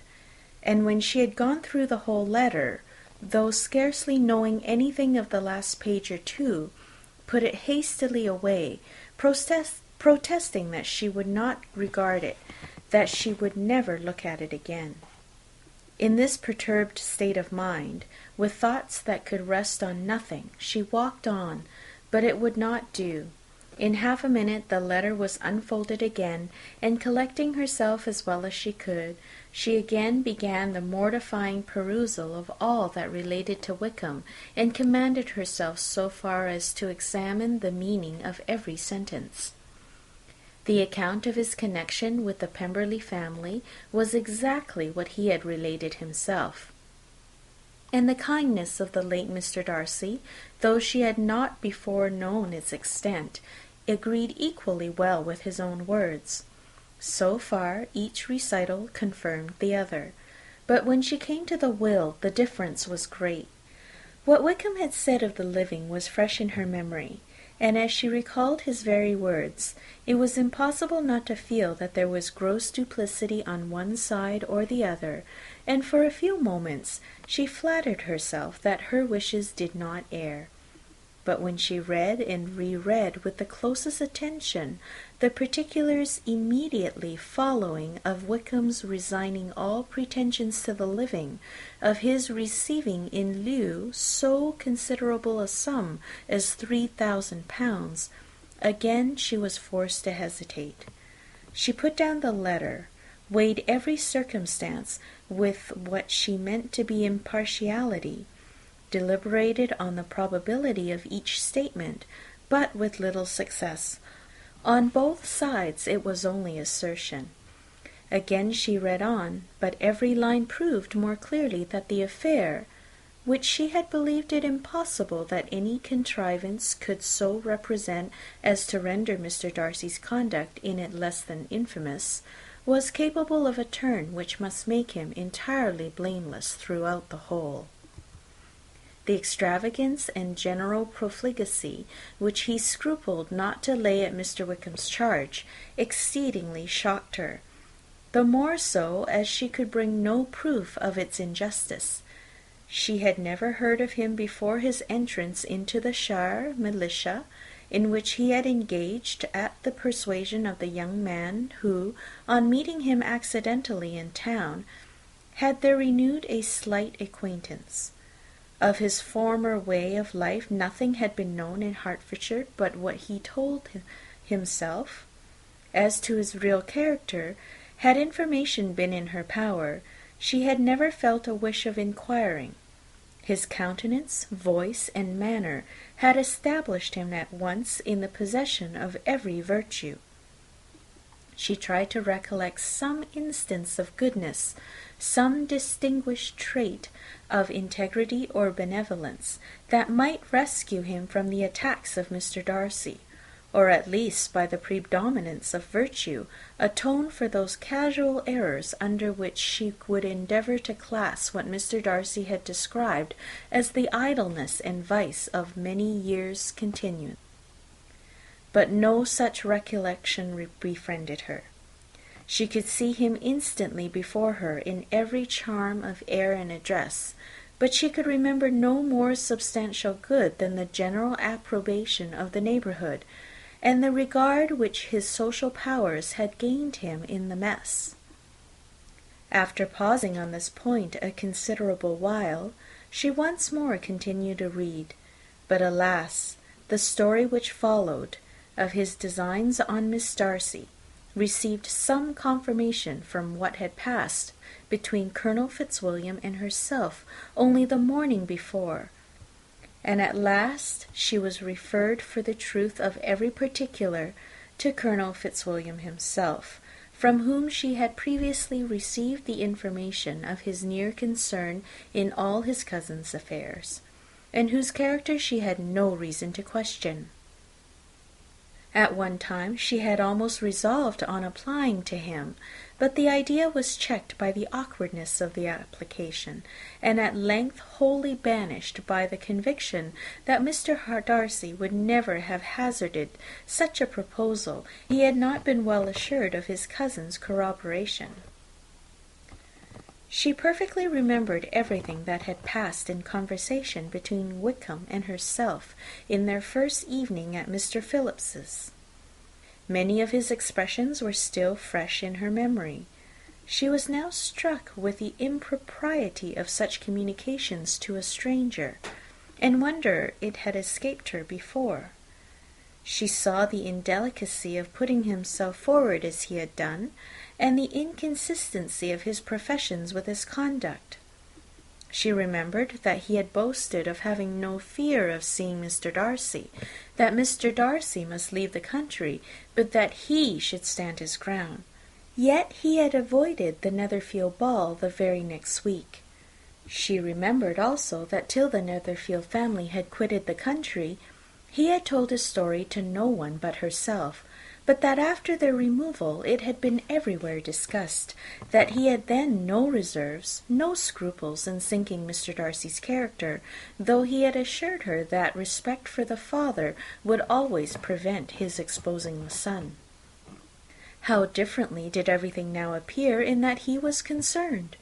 His attentions to Miss King were now the consequence of views solely and hatefully mercenary, and the mediocrity of her fortune proved no longer the moderation of his wishes, but his eagerness to grasp at anything. His behaviour to herself could now have had no tolerable motive. He had either been deceived with regard to her fortune, or had been gratifying his vanity by encouraging the preference which she believed she had most incautiously shown. Every lingering struggle in his favour grew fainter and fainter. And in farther justification of Mr. Darcy, she could not but allow Mr. Bingley, when questioned by Jane, had long ago asserted his blamelessness in the affair. That proud and repulsive as were his manners, she had never in the whole course of their acquaintance, an acquaintance which had latterly brought them much together, and given her a sort of intimacy with his ways, seen anything that betrayed him to be unprincipled or unjust, anything that spoke him of irreligious or immoral habits, that among his own connections he was esteemed and valued, that even Wickham had allowed him merit as a brother, and that she had often heard him speak so affectionately of his sister as to prove him capable of some amiable feeling, that had his actions been what Mr. Wickham represented them, so gross a violation of everything right could hardly have been concealed from the world, and that friendship between a person capable of it and such an amiable man as Mr. Bingley was incomprehensible. She grew absolutely ashamed of herself, Of neither Darcy nor Wickham could she think without feeling she had been blind, partial, prejudiced, absurd. "How despicably I have acted!" she cried. "I, who have prided myself on my discernment, I, who have valued myself on my abilities." From herself to Jane, from Jane to Bingley, her thoughts were in a line, which soon brought to her recollection that Mr. Darcy's explanation there had appeared very insufficient, and she read it again. Widely different was the effect of the second perusal. How could she deny that credit to his assertions in one instance, which she had been obliged to give in the other? He declared himself to be totally unsuspicious of her sister's attachment, and she could not help remembering what Charlotte's opinion had always been. Neither could she deny the justice of his description of Jane. She felt that Jane's feelings, though fervent, were little displayed, and that there was a constant complacency in her air and manner, not often united with great sensibility. When she came to that part of the letter in which her family were mentioned in terms of such mortifying yet merited reproach, her sense of shame was severe. The justice of the charge struck her too forcibly for denial, and the circumstances to which he particularly alluded as having passed at the Netherfield ball, and as confirming all his first disapprobation, could not have made a stronger impression on his mind than on hers. The compliment to herself and her sister was not unfelt. It soothed, but it could not console her for the contempt which had thus been self-attracted by the rest of her family. And as she considered that Jane's disappointment had in fact been the work of her nearest relations, and reflected how materially the credit of both must be hurt by such impropriety of conduct, she felt depressed beyond anything she had ever known. After wandering along the lane for 2 hours, giving way to every variety of thought, reconsidering events, determining probabilities, and reconciling herself, as well as she could, to a change so sudden and so important, fatigue and a recollection of her long absence made her at length return home, and she entered the house with the wish of appearing cheerful as usual, and the resolution of repressing such reflections as must make her unfit for conversation. She was immediately told that the 2 gentlemen from Rosings had each called during her absence, Mr. Darcy only for a few minutes, to take leave, but that Colonel Fitzwilliam had been sitting with them at least an hour, hoping for her return, and almost resolving to walk after her till she could be found.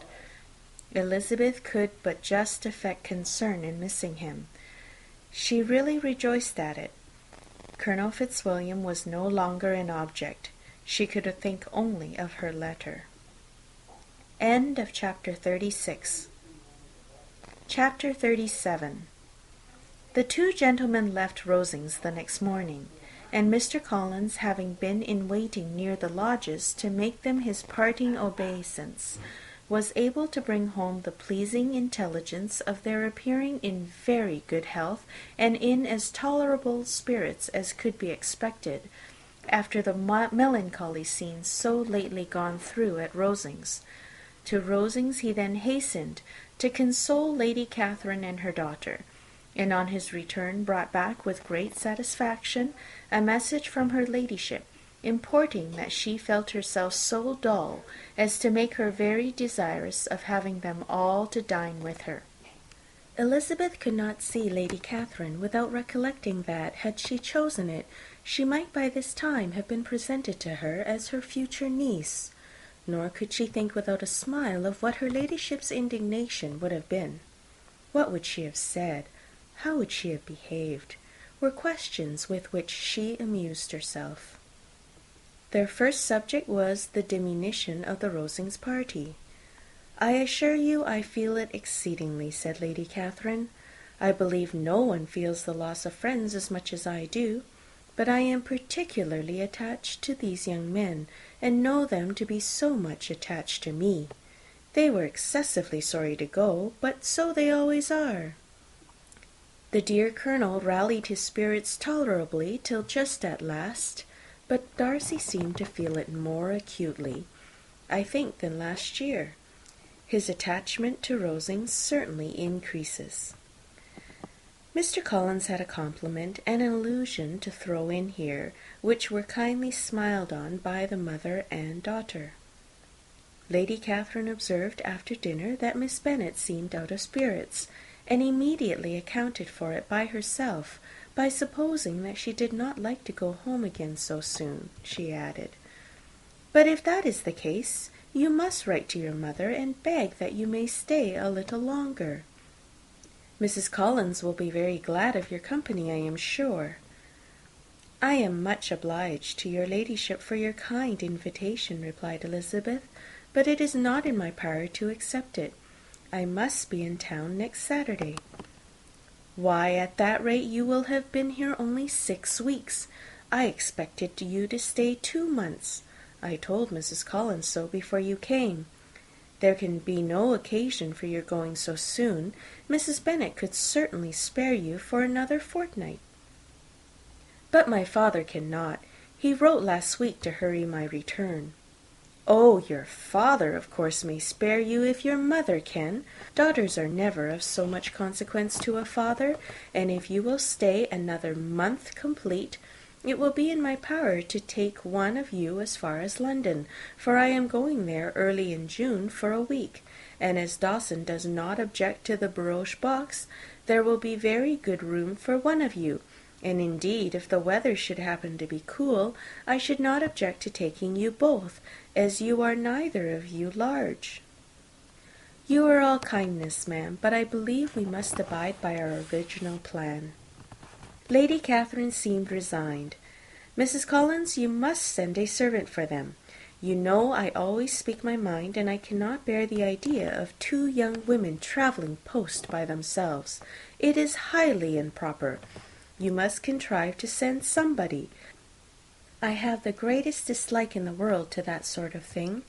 Young women should always be properly guarded and attended, according to their situation in life. When my niece Georgina went to Ramsgate last summer, I made a point of having 2 men servants go with her.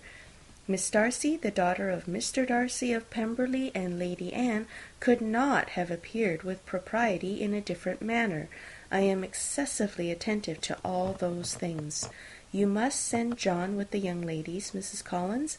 I am glad it occurred to me to mention it, for it would really be discreditable to you to let them go alone." "My uncle is to send a servant for us." "Oh, your uncle? He keeps a manservant, does he? I am very glad you have somebody who thinks of these things. Where shall you change horses? Oh, Bromley, of course. If you mention my name at the bell, you will be attended to." Lady Catherine had many other questions to ask respecting their journey, and as she did not answer them all herself, attention was necessary, which Elizabeth believed to be lucky for her. Or with a mind so occupied, she might have forgotten where she was. Reflection must be reserved for solitary hours. Whenever she was alone, she gave way to it as the greatest relief. And not a day went by without a solitary walk, in which she might indulge in all the delight of unpleasant recollections. Mr. Darcy's letter she was in a fair way of soon knowing by heart. She studied every sentence, and her feelings towards its writer were at times widely different. When she remembered the style of his address, she was still full of indignation. But when she considered how unjustly she had condemned and upbraided him, her anger was turned against herself, and his disappointed feelings became the object of compassion. His attachment excited gratitude, his general character respect, but she could not approve him, nor could she for a moment repent her refusal or feel the slightest inclination ever to see him again. In her own past behaviour there was a constant source of vexation and regret, and in the unhappy defects of her family a subject of yet heavier chagrin. They were hopeless of remedy. Her father, contented with laughing at them, would never exert himself to restrain the wild giddiness of his youngest daughters. And her mother, with manners so far from right herself, was entirely insensible to the evil. Elizabeth had frequently united with Jane in an endeavour to check the imprudence of Catherine and Lydia, but while they were supported by their mother's indulgence, what chance could there be of improvement? Catherine, weak-spirited, irritable, and completely under Lydia's guidance, had always been affronted by their advice, and Lydia, self-willed and careless, would scarcely give them a hearing. They were ignorant, idle, and vain. While there was an officer in Meryton, they would flirt with him, and while Meryton was within a walk of Longbourn, they would be going there forever. Anxiety on Jane's behalf was another prevailing concern, and Mr. Darcy's explanation, by restoring Bingley to all her former good opinion, heightened the sense of what Jane had lost. His affection was proved to have been sincere, and his conduct cleared of all blame, unless any could attach to the implicitness of his confidence in his friend. How grievous, then, was the thought that, of a situation so desirable in every respect, so replete with advantage, so promising for her happiness, Jane had been deprived by the folly and indecorum of her own family. When to these recollections was added the development of Wickham's character, it may be easily believed that the happy spirits, which had seldom been depressed before, were now so much affected as to make it impossible for her to appear tolerably cheerful. Their engagements at Rosings were as frequent during the last week of their stay as they had been at first. The very last evening was spent there, and her ladyship again inquired minutely into the particulars of their journey, gave them directions as to the best method of packing, and was so urgent on the necessity of placing gowns in the only right way, that Maria thought herself obliged on her return to undo all the work of the morning and pack her trunk afresh. When they parted, Lady Catherine, with great condescension, wished them a good journey, and invited them to come to Hunsford again next year, and Miss de Bourgh exerted herself so far as to curtsy and hold out her hand to both. Chapter 38. On Saturday morning, Elizabeth and Mr. Collins met for breakfast a few minutes before the others appeared, and he took the opportunity of paying the parting civilities which he deemed indispensably necessary. "I know not, Miss Elizabeth," said he, "whether Mrs. Collins has yet expressed her sense of your kindness in coming to us, but I am very certain you will not leave the house without receiving her thanks for it. The favour of your company has been much felt, I assure you. We know how little there is to tempt anyone in our humble abode, our plain manner of living, our small rooms and few domestics, and the little we see of the world must make Hunsford extremely dull to a young lady like yourself, but I hope you will believe us grateful for the condescension, and that we have done everything in our power to prevent your spending your time unpleasantly." Elizabeth was eager with her thanks and assurances of happiness. She had spent 6 weeks with great enjoyment, and the pleasure of being with Charlotte and the kind attentions she had received must make her feel the obliged. Mr. Collins was gratified, and with more smiling solemnity replied, "It gives me great pleasure to hear that you have passed your time not disagreeably. We have certainly done our best, and most fortunately having it in our power to introduce you to very superior society, and from our connections with Rosings, the frequent means of varying the humble home scene, I think we may flatter ourselves that your Hunsford visit cannot have been entirely irksome. Our situation with regard to Lady Catherine's family is indeed the sort of extraordinary advantage and blessing which few can boast. You see on what a footing we are.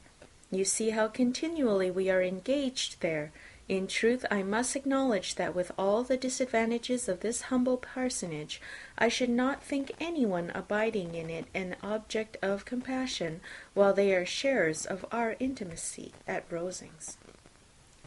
Words were insufficient for the elevation of his feelings, and he was obliged to walk about the room, while Elizabeth tried to unite civility and truth in a few short sentences. "You may, in fact, carry a very favourable report of us into Hertfordshire, my dear cousin. I flatter myself, at least, that you will be able to do so.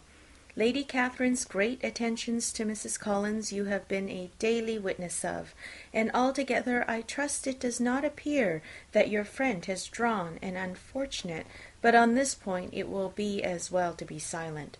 Only let me assure you, my dear Elizabeth, that I can from my heart most cordially wish you equal felicity in marriage. My dear Charlotte and I have but one mind and one way of thinking. There is in everything a most remarkable resemblance of character and ideas between us. We seem to have been designed for each other."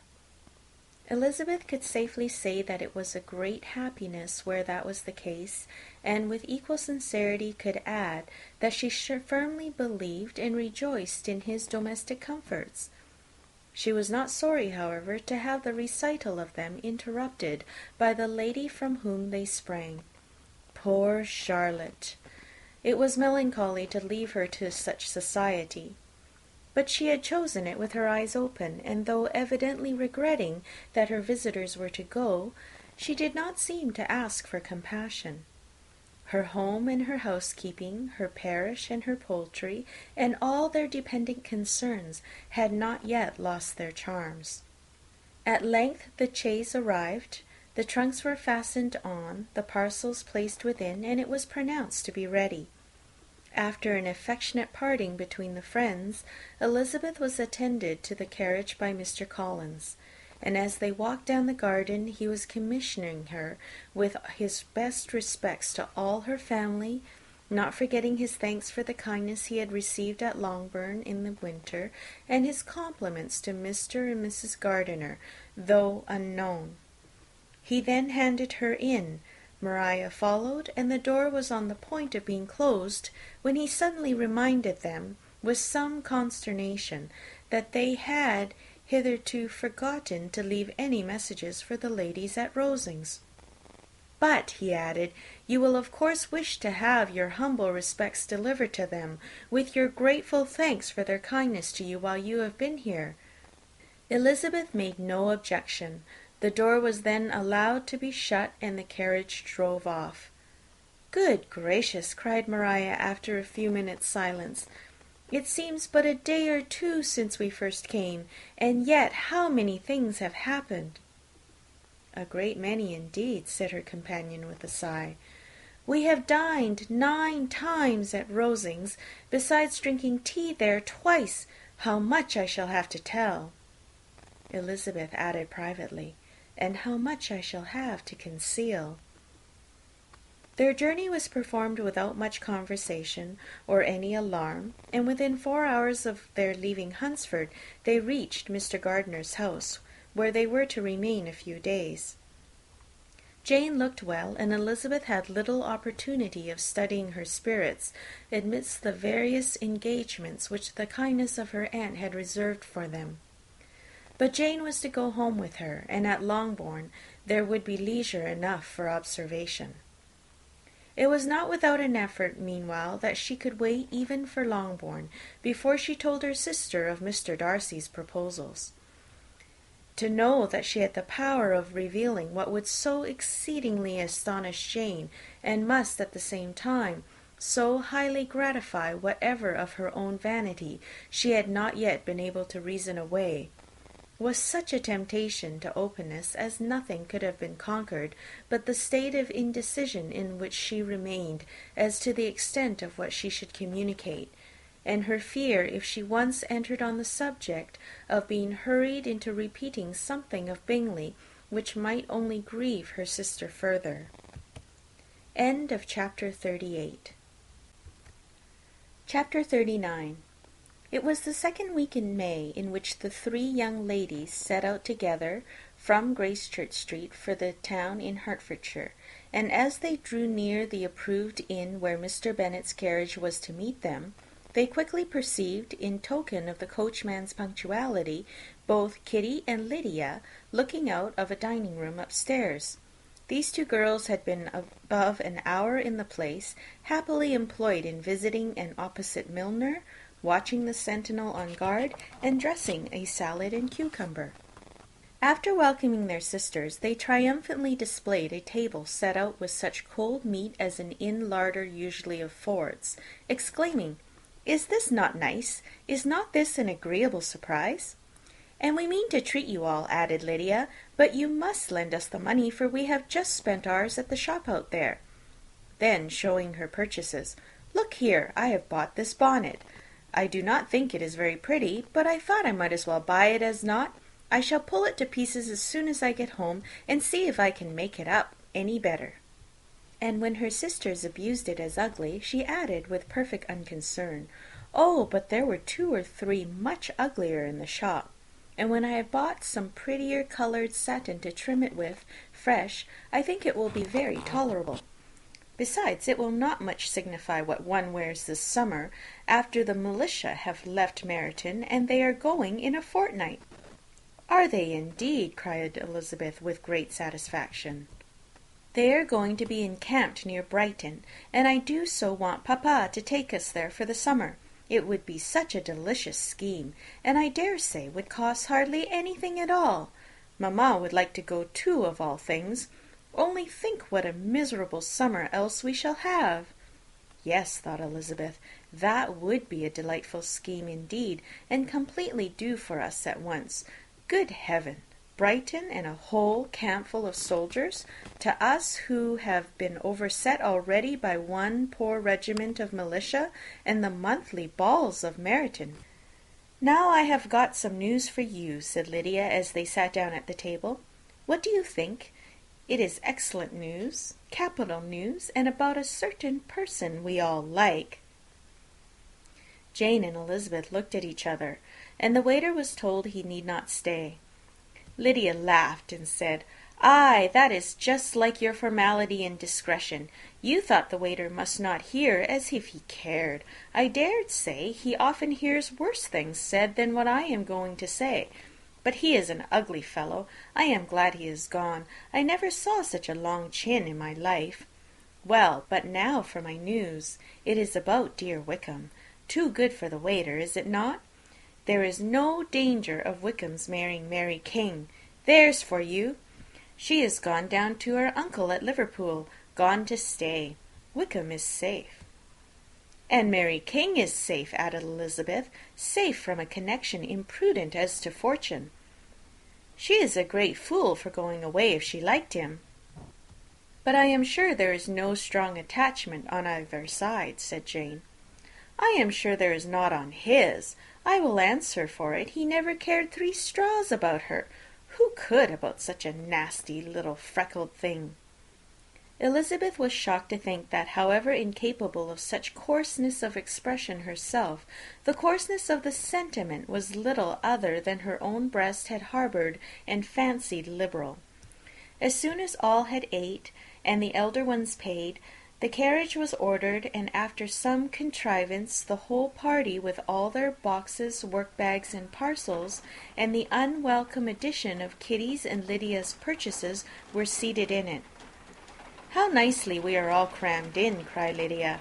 "I am glad I bought my bonnet, if it is only for the fun of having another bandbox. Well, now, let us be quite comfortable and snug, and talk and laugh all the way home. And in the first place, let us hear what has happened to you all since you went away. Have you seen any pleasant men? Have you had any flirting? I was in great hopes that one of you would have got a husband before you came back. Jane will be quite an old maid soon, I declare. She is almost 23. Lord, how ashamed I should be of not being married before 23. My Aunt Phillips wants you so to get husbands, you can't think. She says Lizzie had better have taken Mr. Collins, and I do not think there would have been any fun in it. Lord, how I should like to be married before any of you, and then I would chaperone you about to all the balls. Dear me, we had such a good piece of fun the other day at Colonel Foster's. Kitty and me were to spend the day there, and Mrs. Foster promised to have a little dance in the evening. By the by, Mrs. Foster and me are such friends. And so she asked the two Harringtons to come, but Harriet was ill, and so Pen was forced to come by herself, and then what do you think we did? We dressed up chamberlains in women's clothes on purpose to pass for a lady. Only think what fun! Not a soul knew of it but Colonel and Mrs. Foster and Kitty and me, except my aunt, for we were forced to borrow one of her gowns, and you cannot imagine how well he looked. When Denny and Wickham and Pratt and 2 or 3 more of the men came in, they did not know him in the least. Lord, how I laughed! And so did Mrs. Foster. I thought I should have died. And that made the men suspect something, and then they soon found out what was the matter. With such kinds of histories of their parties and good jokes did Lydia, assisted by Kitty's hints and additions, endeavour to amuse her companions all the way to Longbourn. Elizabeth listened as little as she could, but there was no escaping the frequent mention of Wickham's name. The reception at home was most kind. Mrs. Bennet rejoiced to see Jane in undiminished beauty, and more than once during dinner did Mr. Bennet say voluntarily to Elizabeth, "I am glad you are back, Lizzie." Their party in the dining-room was large, for almost all the Lucases came to meet Maria and hear the news, and various were the subjects that occupied them. Lady Lucas was inquiring of Maria after the welfare and poultry of her eldest daughter. Mrs. Bennet was doubly engaged, on one hand collecting an account of the present fashions from Jane, who sat way below her, and on the other retailing them all to the younger Lucases. And Lydia, in a voice louder than any other person's, was enumerating the various pleasures of the morning to anybody who would hear her. "Oh, Mary," said she, "I wish you had gone with us, for we had such fun.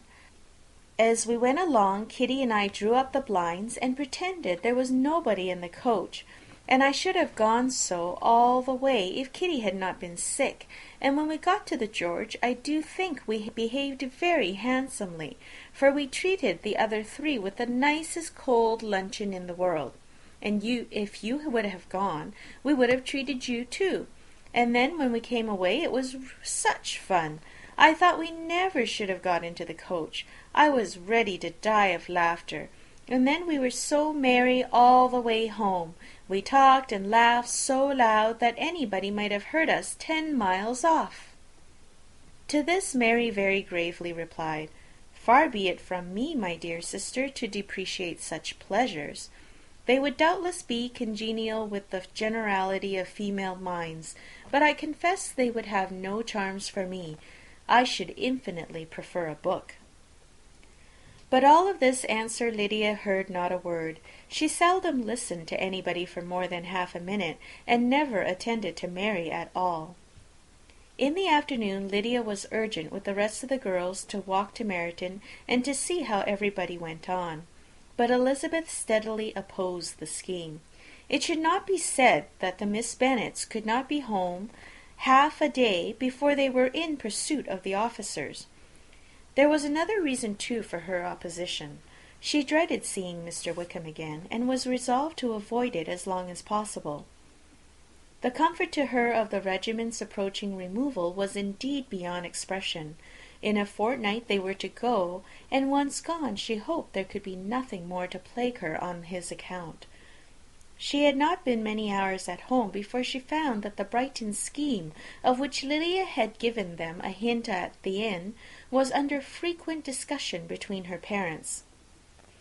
Elizabeth saw directly that her father had not the smallest intention of yielding, but his answers were at the same time so vague and equivocal that her mother, though often disheartened, had never yet despaired of succeeding at the last. Chapter 40. Elizabeth's impatience to acquaint Jane with what had happened could no longer be overcome. and at length, resolving to suppress every particular in which her sister was concerned, and preparing her to be surprised, she related to her the next morning the chief of the scene between Mr. Darcy and herself. Miss Bennet's astonishment was soon lessened by the strong sisterly partiality which made any admiration of Elizabeth appear perfectly natural, and all surprise was shortly lost in other feelings. She was sorry that Mr. Darcy should have delivered his sentiments in a manner so little suited to recommend them, but still more was she grieved for the unhappiness which her sister's refusal must have given him. "His being so sure of succeeding was wrong," said she, "and certainly ought not to have appeared. But consider how much it must increase his disappointment." "Indeed," replied Elizabeth, "I am heartily sorry for him, but he has other feelings, which will probably soon drive away his regard for me. You do not blame me, however, for refusing him?" "Blame you? Oh, no." "But you blame me for having spoken so warmly of Wickham?" "No, I do not know that you were wrong in saying what you did." "But you will know it when I tell you what happened the very next day." She then spoke of the letter, repeating the whole of its contents as far as they concerned George Wickham. What a stroke this was for poor Jane, who would willingly have gone through the world without believing that so much wickedness existed in the whole race of mankind as was here collected in one individual. Nor was Darcy's vindication, though grateful to her feelings, capable of consoling her for such discovery. Most earnestly did she labour to prove the probability of error, and seek to clear the one without involving the other. "This will not do," said Elizabeth.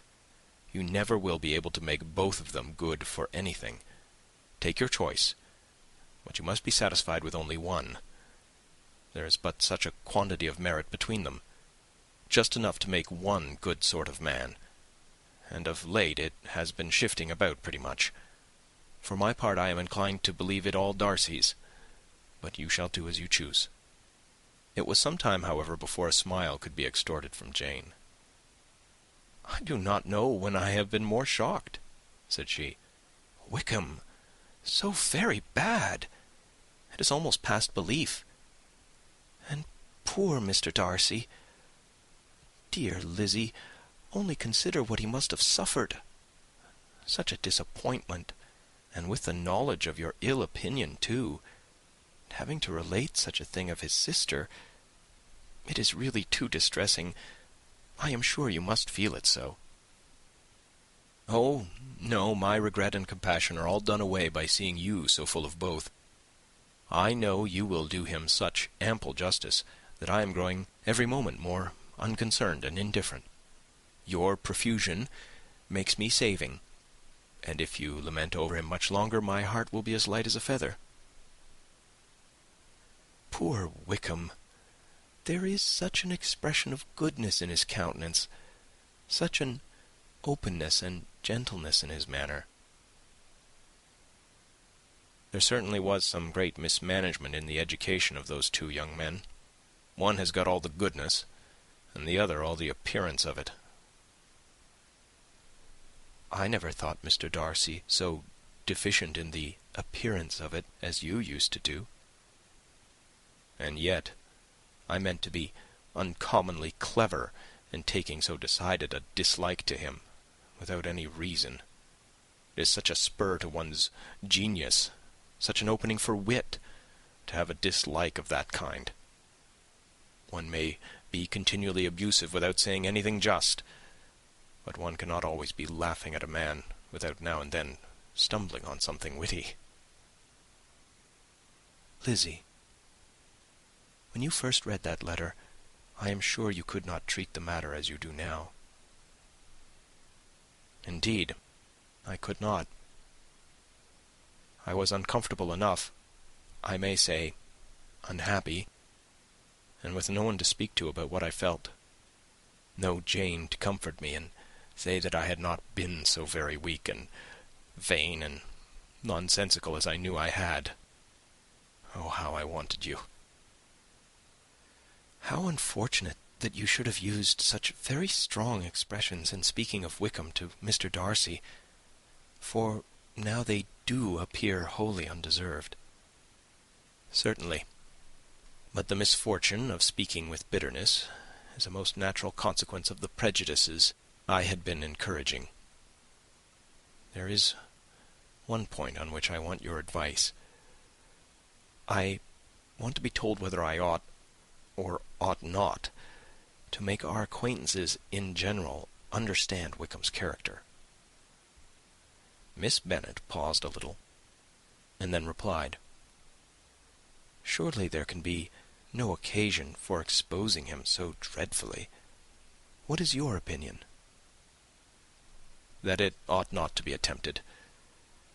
Mr. Darcy has not authorized me to make his communication public. On the contrary, every particular relative to his sister was meant to be kept as much as possible to myself. And if I endeavour to undeceive people as to the rest of his conduct, who will believe me? The general prejudice against Mr. Darcy is so violent that it would be the death of half the good people in Meryton to attempt to place him in an amiable light. I am not equal to it. Wickham will soon be gone, and therefore it will not signify to anyone here what he really is. Some time hence it will be all found out, and we may laugh at their stupidity in not knowing it before. At present, I will say nothing about it." "You are quite right. To have his errors made public might ruin him for ever. He is now, perhaps, sorry for what he has done, and anxious to re-establish a character. We must not make him desperate." The tumult of Elizabeth's mind was allayed by this conversation. She had got rid of 2 of the secrets which had weighed on her for a fortnight, and was certain of a willing listener in Jane, whenever she might wish to talk again of either. But there was still something lurking behind, of which prudence forbade the disclosure. She dared not relate the other half of Mr. Darcy's letter, nor explain to her sister how sincerely she had been valued by her friend.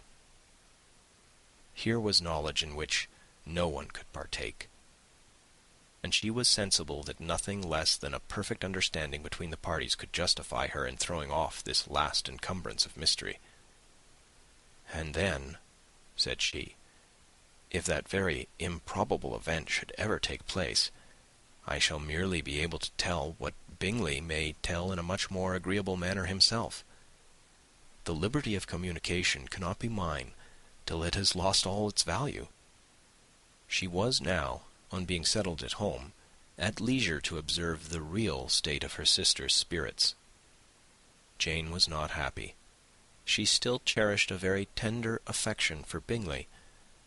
Having never even fancied herself in love before, her regard had all the warmth of first attachment, and from her age and disposition, greater steadiness than most first attachments often boast.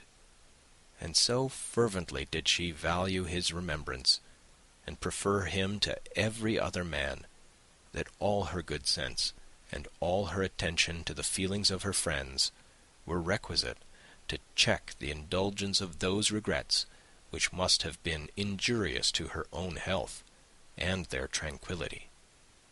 "Well, Lizzy," said Mrs. Bennet one day, "what is your opinion now of this sad business of Jane's? For my part, I am determined never to speak of it again to anybody. I told my sister Phillips so the other day. But I cannot find out that Jane saw anything of him in London. Well, he is a very undeserving young man, and I do not suppose there's the least chance in the world of her ever getting him now. There is no talk of his coming to Netherfield again in the summer, and I have inquired of everybody, too, who is likely to know." "I do not believe he will ever live at Netherfield any more." "Oh, well, it is just as he chooses. Nobody wants him to come, though I shall always say he used my daughter extremely ill, and if I was her, I would not have put up with it. Well, my comfort is, I am sure Jane will die of a broken heart, and then he will be sorry for what he has done." But as Elizabeth could not receive comfort from any such expectation, she made no answer.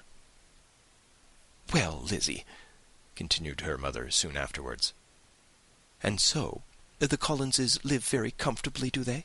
Well, well, I only hope it will last. And what sort of table do they keep? Charlotte is an excellent manager, I dare say. If she is half as sharp as her mother, she is saving enough. There is nothing extravagant in their house, I dare say." "No, nothing at all." "A great deal of good management, depend upon it. Yes, yes. They will take care not to outrun their income. They will never be distressed for money. Well, much good may it do them. And so I suppose they often talk of having Longbourn when your father is dead. They look upon it quite as their own, I dare say, whenever that happens." "It was a subject which they could not mention before me." "No, it would have been strange if they had. But I make no doubt they often talk of it between themselves. Well, if they can be easy with an estate that is not lawfully their own, so much the better. I should be ashamed of having one that was only entailed on me." End of chapter 40. Chapter 41. The first week of their return was soon gone. The second began. It was the last of the regiment's stay in Meryton, and all the young ladies in the neighbourhood were drooping apace. The dejection was almost universal. The elder Miss Bennets alone were still able to eat, drink, and sleep, and pursue the usual course of their employments. Very frequently were they reproached for this insensibility by Kitty and Lydia, whose own misery was extreme, and who could not comprehend such hard-heartedness in any of the family. "Good heaven, what is to become of us? What are we to do?" would they often exclaim in the bitterness of woe. "How can you be smiling so, Lizzy?" Their affectionate mother shared all their grief. She remembered what she had herself endured on a similar occasion 25 years ago.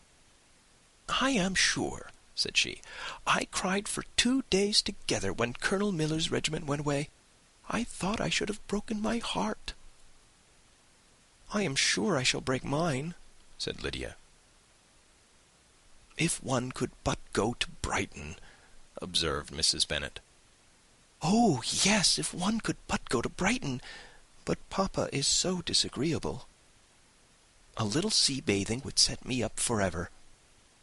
And my Aunt Phillips is sure it would do me a great deal of good," added Kitty. Such were the kind of lamentations resounding perpetually through Longbourn House. Elizabeth tried to be diverted by them, but all sense of pleasure was lost in shame. She felt anew the justice of Mr. Darcy's objections, and never had she been so much disposed to pardon his interference in the views of his friend. But the gloom of Lydia's prospect was shortly cleared away, for she received an invitation from Mrs. Forster, the wife of the colonel of the regiment, to accompany her to Brighton. This invaluable friend was a very young woman, and very lately married.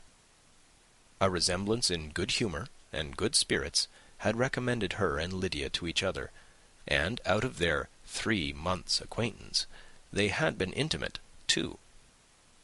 The rapture of Lydia on this occasion, her adoration of Mrs. Forster, the delight of Mrs. Bennet, and the mortification of Kitty, are scarcely to be described.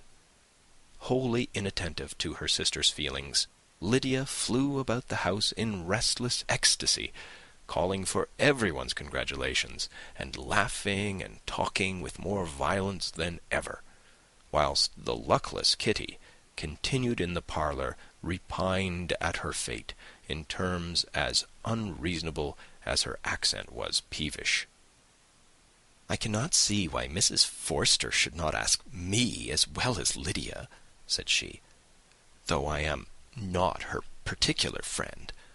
I have just as much right to be asked as she has, and more too, for I am 2 years older." In vain did Elizabeth attempt to make her reasonable, and Jane to make her resigned. As for Elizabeth herself, this invitation was so far from exciting in her the same feelings as in her mother and Lydia, that she considered it as the death warrant of all possibility of common sense for the latter, and detestable as such a step must make her were it known, she could not help secretly advising her father not to let her go.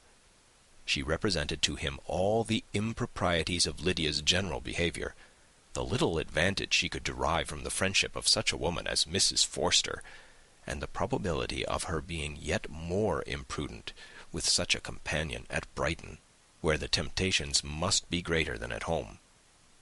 He heard her attentively, and then said, "Lydia will never be easy until she has exposed herself in some public place or other, and we can never expect her to do it with so little expense or inconvenience to her family as under the present circumstances."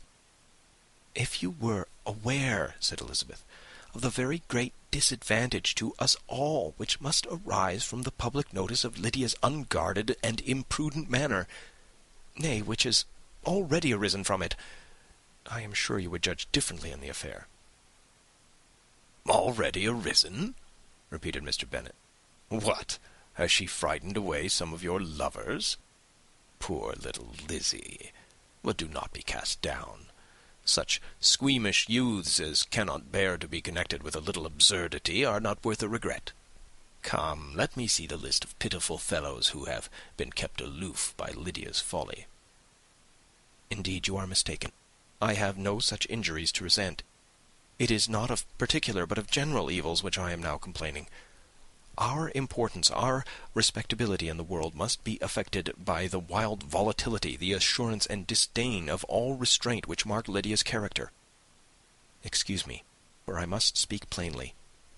If you, my dear father, will not take the trouble of checking her exuberant spirits, and of teaching her that her present pursuits are not to be the business of her life, she will soon be beyond the reach of amendment. Her character will be fixed, and she will at 16 be the most determined flirt that ever made herself or her family ridiculous. A flirt, too, in the worst and meanest degree of flirtation, without any attraction beyond youth and a tolerable person, and, from the ignorance and emptiness of her mind, wholly unable to ward off any portion of that universal contempt which her rage for admiration will excite. In this danger Kitty also is comprehended. She will follow wherever Lydia leads. Vain, ignorant, idle, and absolutely uncontrolled. Oh, my dear father, can you suppose it possible that they will not be censured and despised wherever they are known, and that their sisters will not be often involved in the disgrace?" Mr. Bennet saw that her whole heart was in the subject, and affectionately taking her hand, said in reply, "Do not make yourself uneasy, my love. Wherever you and Jane are known, you must be respected and valued, and you will not appear to less advantage for having a couple of, or I may say 3, very silly sisters. We shall have no peace at Longbourn if Lydia does not go to Brighton. Let her go, then. Colonel Forster is a sensible man, and will keep her out of any real mischief, and she is luckily too poor to be an object of prey to anybody. At Brighton she will be of less importance even as a common flirt than she has been here. The officers will find women better worth their notice. Let us hope, therefore, that her being there may teach her her own insignificance. At any rate, she cannot grow many degrees worse without authorizing us to lock her up for the rest of her life." With this answer Elizabeth was forced to be content. But her own opinion continued the same, and she left him disappointed and sorry. It was not in her nature, however, to increase her vexations by dwelling on them. She was confident of having performed her duty, and to fret over unavoidable evils, or augment them by anxiety, was no part of her disposition. Had Lydia and her mother known the substance of her conference with her father, their indignation would hardly have found expression in their united volubility. In Lydia's imagination, a visit to Brighton comprised every possibility of earthly happiness. She saw, with the creative eye of fancy, the streets of that gay bathing place covered with officers. She saw herself the object of attention to tens and to scores of them at present unknown. She saw all the glories of the camp, its tents stretched forth in beauteous uniformity of lines, crowded with the young and the gay, and dazzling with scarlet. And to complete the view, she saw herself seated beneath a tent, tenderly flirting with at least 6 officers at once. Had she known her sister sought to tear her from such prospects and such realities as these, what would have been her sensations? They could have been understood only by her mother, who might have felt nearly the same. Lydia's going to Brighton was all that consoled her for her melancholy conviction of her husband's never intending to go there himself. But they were entirely ignorant of what had passed, and their raptures continued, with little intermission, to the very day of Lydia's leaving home. Elizabeth was now to see Mr. Wickham for the last time. Having been frequently in company with him since her return, agitation was pretty well over. The agitations of formal partiality entirely so. She had even learnt to detect, in the very gentleness which had first delighted her, an affectation and a sameness to disgust and weary. In his present behaviour to herself, moreover, she had a fresh source of displeasure, for the inclination he soon testified of renewing those intentions which had marked the early part of their acquaintance could only serve, after what had since passed, to provoke her. She lost all concern for him in finding herself thus selected as the object of such idle and frivolous gallantry, and while she steadily repressed it, could not but feel the reproof contained in his believing that however long and for whatever cause his attentions had been withdrawn, her vanity would be gratified and her preference secured at any time by their renewal. On the very last day of the regiment's remaining at Meryton, he dined, with other of the officers, at Longbourn, and so little was Elizabeth disposed to part from him in good humour, that on his making some inquiry as to the manner in which her time had passed at Hunsford, she mentioned Colonel Fitzwilliam's and Mr. Darcy's having both spent 3 weeks at Rosings, and asked him if he was acquainted with the former. He looked surprised, displeased, alarmed, but with a moment's recollection and a returning smile, replied that he had formerly seen him often, and after observing that he was a very gentlemanly-like man, asked her how she had liked him. Her answer was warmly in his favour. With an air of indifference he soon afterwards added, "How long did you say he was at Rosings?" "Nearly 3 weeks." "And you saw him frequently?" "Yes, almost every day." "His manners are very different from his cousin's." "Yes, very different. But I think Mr. Darcy improves upon acquaintance." "Indeed!" cried Mr. Wickham, with a look which did not escape her. "And pray, may I ask—" But checking himself, he added in a gayer tone, "Is it in address that he improves? Has he deigned to add aught of civility to his ordinary style? For I dare not hope," he continued in a lower and more serious tone, "that he is improved in essentials." "Oh, no," said Elizabeth. "In essentials, I believe he is very much what he ever was." While she spoke, Wickham looked as if, scarcely knowing whether to rejoice over her words or to distrust their meaning. There was a something in her countenance which made him listen with an apprehensive and anxious attention, while she added, "When I said that he improved on acquaintance, I did not mean that his mind or his manners were in a state of improvement, but that, from knowing him better, his disposition was better understood." Wickham's alarm now appeared in a heightened complexion and agitated look. For a few minutes he was silent, till, shaking off his embarrassment, he turned to her again and said in the gentlest of accents, "You, who so well know my feeling toward Mr. Darcy, will readily comprehend how sincerely I must rejoice that he is wise enough to assume even the appearance of what is right. His pride in that direction may be of service, if not to himself, to many others, for it must only deter him from such foul misconduct as I have suffered by. I only fear that the sort of cautiousness to which you, I imagine, have been alluding, is merely adopted on his visits to his aunt, of which good opinion and judgment he stands much in awe. His fear of her has always operated, I know, when they were together, and a good deal is to be imputed to his wish of forwarding the match with Miss de Bourgh, which I am certain he has very much at heart." Elizabeth could not repress a smile at this, but she answered only by a slight inclination of the head. She saw that he wanted to engage her on the old subject of his grievances, and she was in no humour to indulge him. The rest of the evening passed with the appearance, on his side, of useful cheerfulness, but with no further attempt to distinguish Elizabeth, and they parted at last with mutual civility, and possibly a mutual desire of never meeting again. When the party broke up, Lydia returned with Mrs. Forster to Meryton, from whence they were to set out early the next morning. The separation between her and her family was rather noisy than pathetic.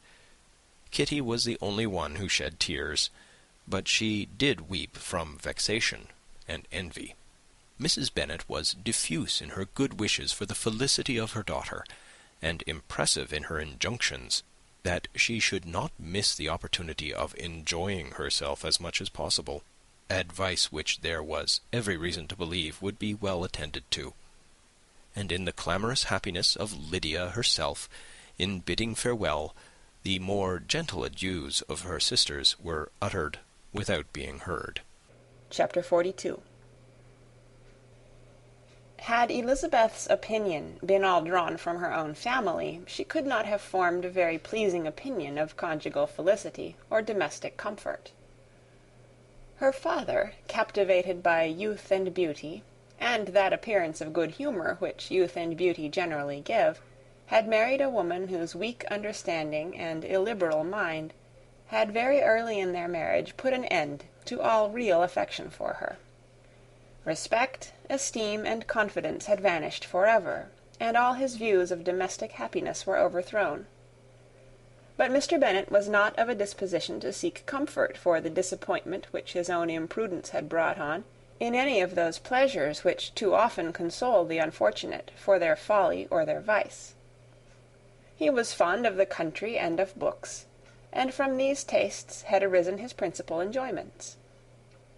To his wife he was very little otherwise indebted than as her ignorance and folly had contributed to his amusement. This is not the sort of happiness which a man would in general wish to owe to his wife, but where other powers of entertainment are wanting, the true philosopher will derive benefit from such as are given. Elizabeth, however, had never been blind to the impropriety of her father's behaviour as a husband.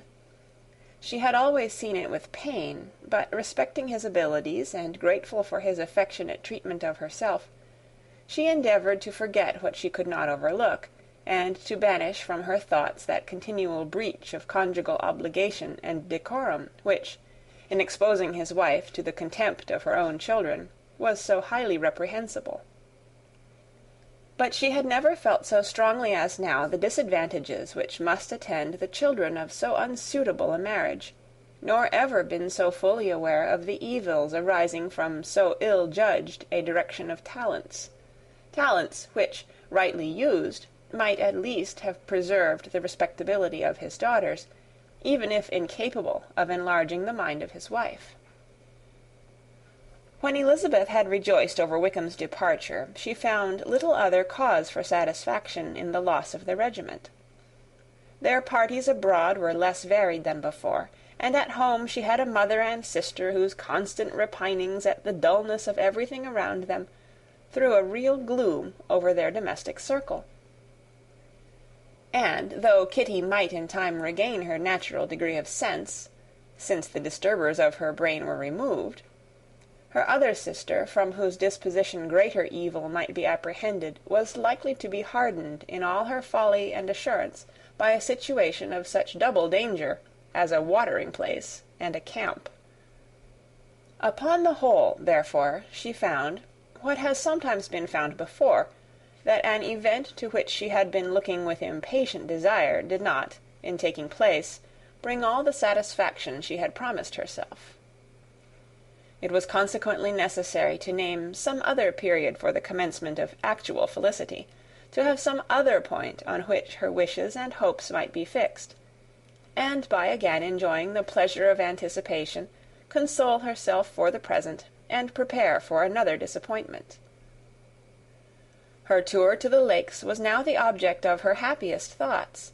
It was her best consolation for all the uncomfortable hours which the discontentedness of her mother and Kitty made inevitable, and could she have included Jane in the scheme, every part of it would have been perfect. But it is fortunate, thought she, that I have something to wish for. Were the whole arrangement complete, my disappointment would be certain, but here, by carrying with me one ceaseless source of regret in my sister's absence, I may reasonably hope to have all my expectations of pleasure realized. A scheme of which every part promises delight can never be successful, and general disappointment is only warded off by the defence of some little peculiar vexation. When Lydia went away, she promised to write very often and very minutely to her mother and Kitty, but her letters were always long expected, and always very short. Those to her mother contained little else than that they were just returned from the library, where such and such officers had attended them, and where she had seen such beautiful ornaments as made her quite wild. That she had a new gown or a new parasol, which she would have described more fully, but was obliged to leave off in a violent hurry, as Mrs. Forster called her, and they were going off to the camp. And from her correspondence with her sister, there was still less to be learnt, for her letters to Kitty, though rather longer, were much too full of lines under the words to be made public. After the first fortnight or 3 weeks of her absence, health, good humour, and cheerfulness began to reappear at Longbourn. Everything wore a happier aspect. The families who had been in town for the winter came back again, and summer finery and summer engagements arose. Mrs. Bennet was restored to her usual querulous serenity, and by the middle of June Kitty was so much recovered as to be able to enter Meryton without tears, an event of such happy promise as to make Elizabeth hope that by the following Christmas she might be so tolerably reasonable as not to mention an officer above once a day, unless, by some cruel and malicious arrangement at the War Office, another regiment should be quartered in Meryton.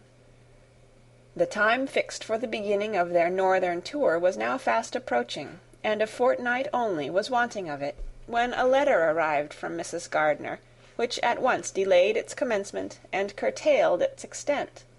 Mr. Gardiner would be prevented by business from setting out till a fortnight later in July, and must be in London again within a month. And as that left too short a period for them to go so far and see so much as they had proposed, or at least to see it with the leisure and comfort they had built on, they were obliged to give up the Lakes and substitute a more contracted tour, and, according to the present plan, were to go no farther northwards than Derbyshire. In that county there was enough to be seen to occupy the chief of their 3 weeks, and to Mrs. Gardiner it had a peculiarly strong attraction. The town where she had formerly passed some years of her life, and where they were now to spend a few days, was probably as great an object of her curiosity as all the celebrated beauties of Matlock, Chatsworth, Dovedale, or the Peak. Elizabeth was excessively disappointed. She had set her heart on seeing the Lakes, and still thought there might have been time enough.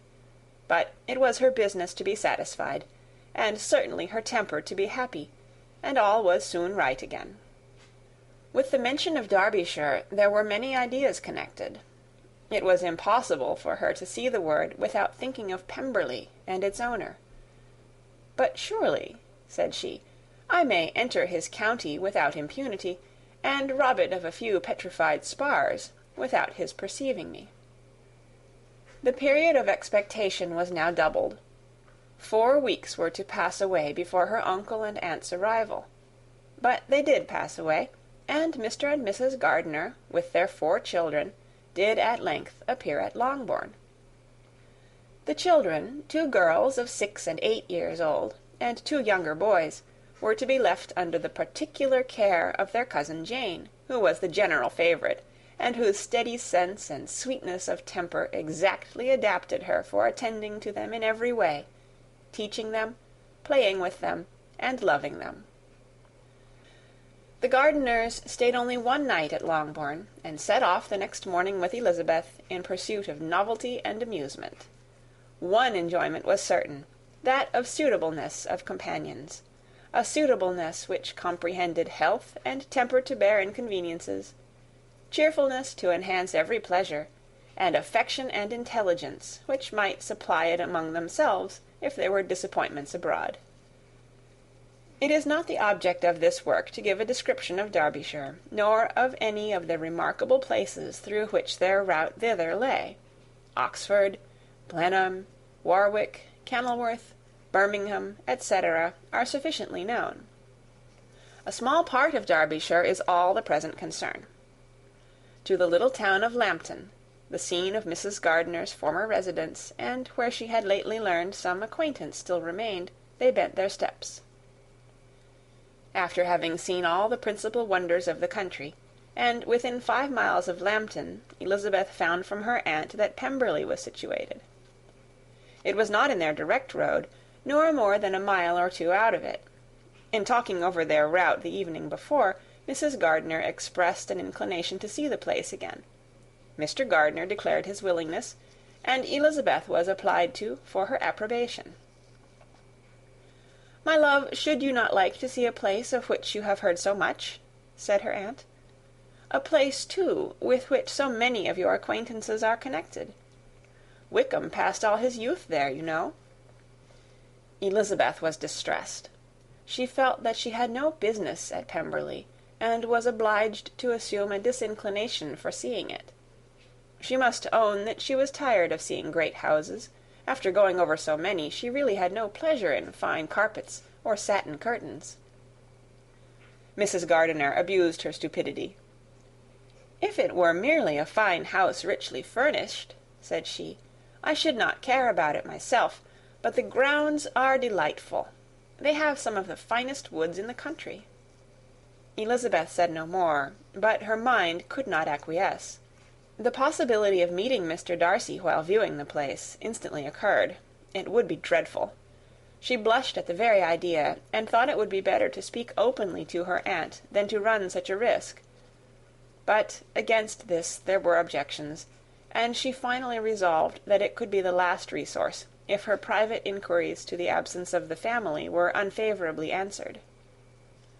Accordingly, when she retired at night, she asked the chambermaid whether Pemberley were not a very fine place, what was the name of its proprietor, and, with no little alarm, whether the family were down for the summer.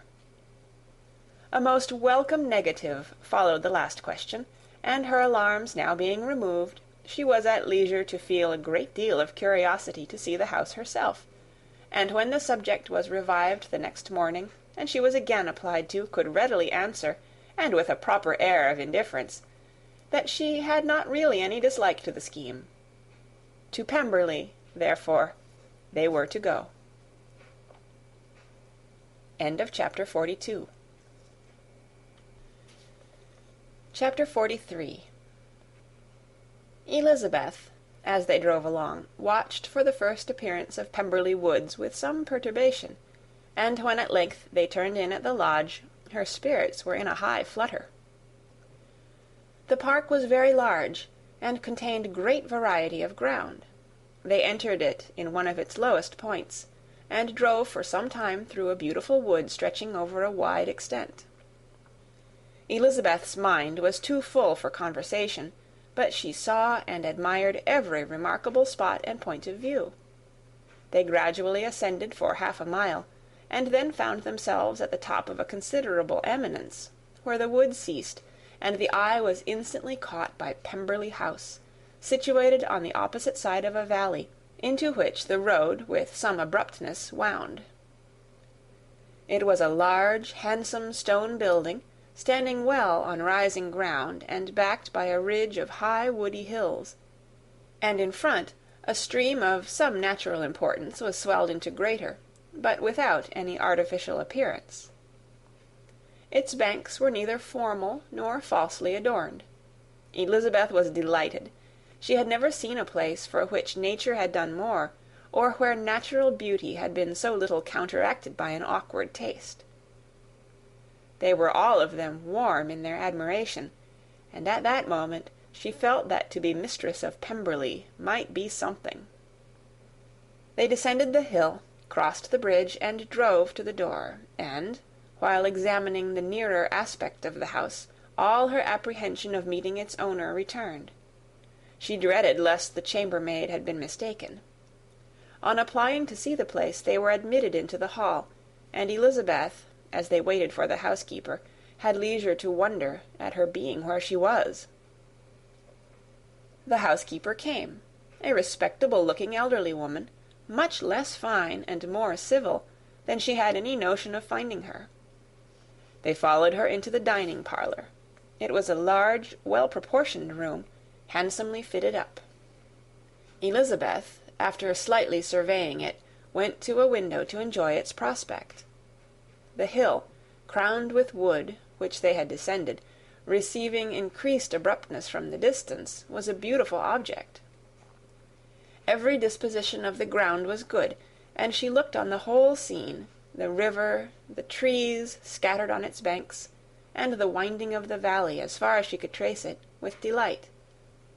As they passed into other rooms, these objects were taking different positions, but from every window there were beauties to be seen. The rooms were lofty and handsome, and their furniture suitable to the fortune of its proprietor, but Elizabeth saw, with admiration of his taste, that it was neither gaudy nor uselessly fine, with less of splendour and more real elegance than the furniture of Rosings. "And of this place," thought she, "I might have been mistress.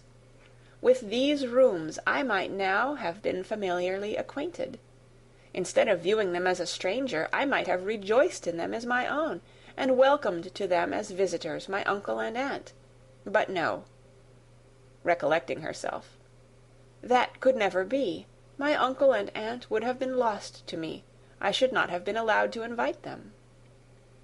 This was a lucky recollection. It saved her from something very like regret. She longed to inquire of the housekeeper whether her master was really absent, but had not the courage for it. At length, however, the question was asked by her uncle, and she turned away with alarm, while Mrs. Reynolds replied that he was, adding, "But we expect him to-morrow, with a large party of friends." How rejoiced was Elizabeth that their own journey had not by any circumstance been delayed a day. Her aunt now called her to look at a picture. She approached and saw the likeness of Mr. Wickham, suspended, amongst several other miniatures, over the mantelpiece. Her aunt asked her, smilingly, how she liked it. The housekeeper came forward and told them it was a picture of a young gentleman, the son of her late master's steward, who had been brought up by him at his own expense. "He is now gone into the army," she added, "but I am afraid he has turned out very wild." Mrs. Gardiner looked at her niece with a smile, but Elizabeth could not return it. "And that," said Mrs. Reynolds, pointing to another of the miniatures, "is my master, and very like him. It was drawn at the same time as the other, about 8 years ago." "I have heard much of your master's fine person," said Mrs. Gardiner, looking at the picture. "It is a handsome face, but, Lizzie, you can tell us whether it is like or not." Mrs. Reynolds' respect for Elizabeth seemed to increase on this intimation of her knowing her master. "Does that young lady know Mr. Darcy?" Elizabeth coloured and said, "A little." "And do you not think him a very handsome gentleman, ma'am?" "Yes, very handsome."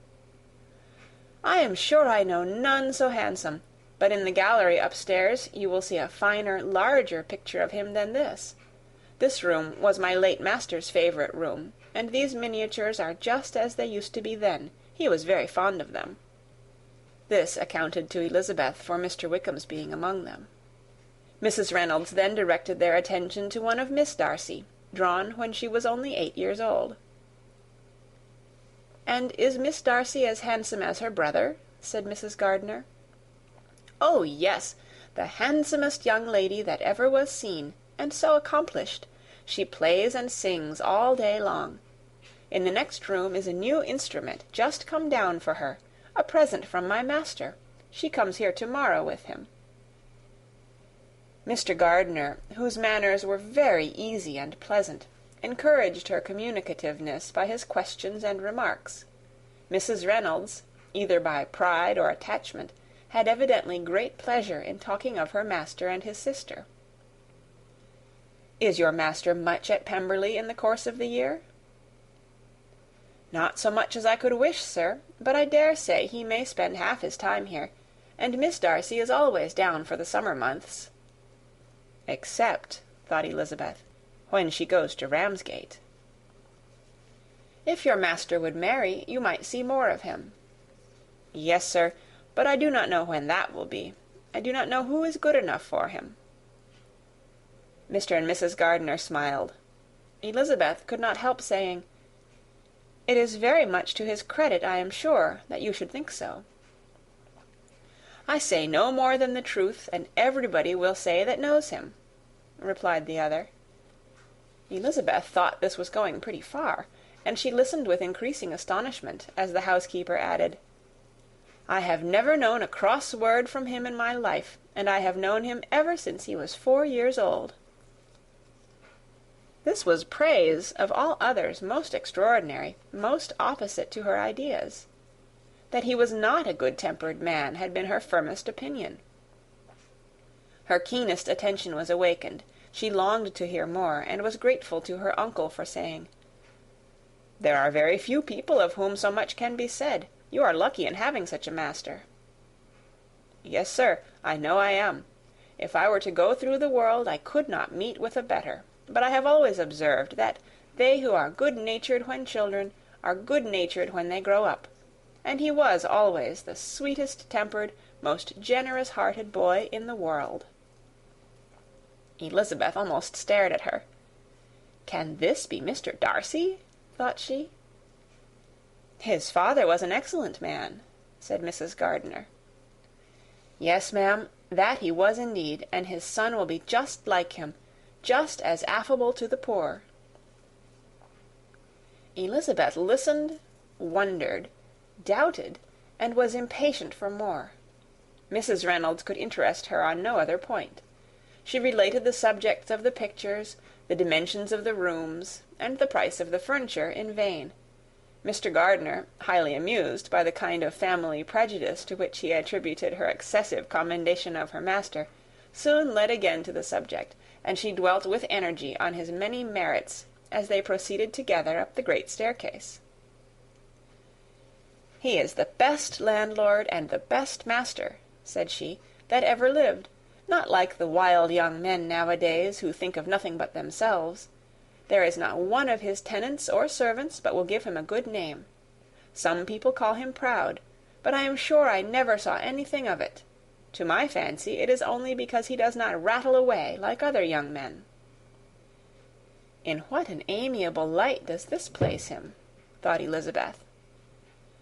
"This fine account of him," whispered her aunt as they walked, "is not quite consistent with his behaviour to our poor friend.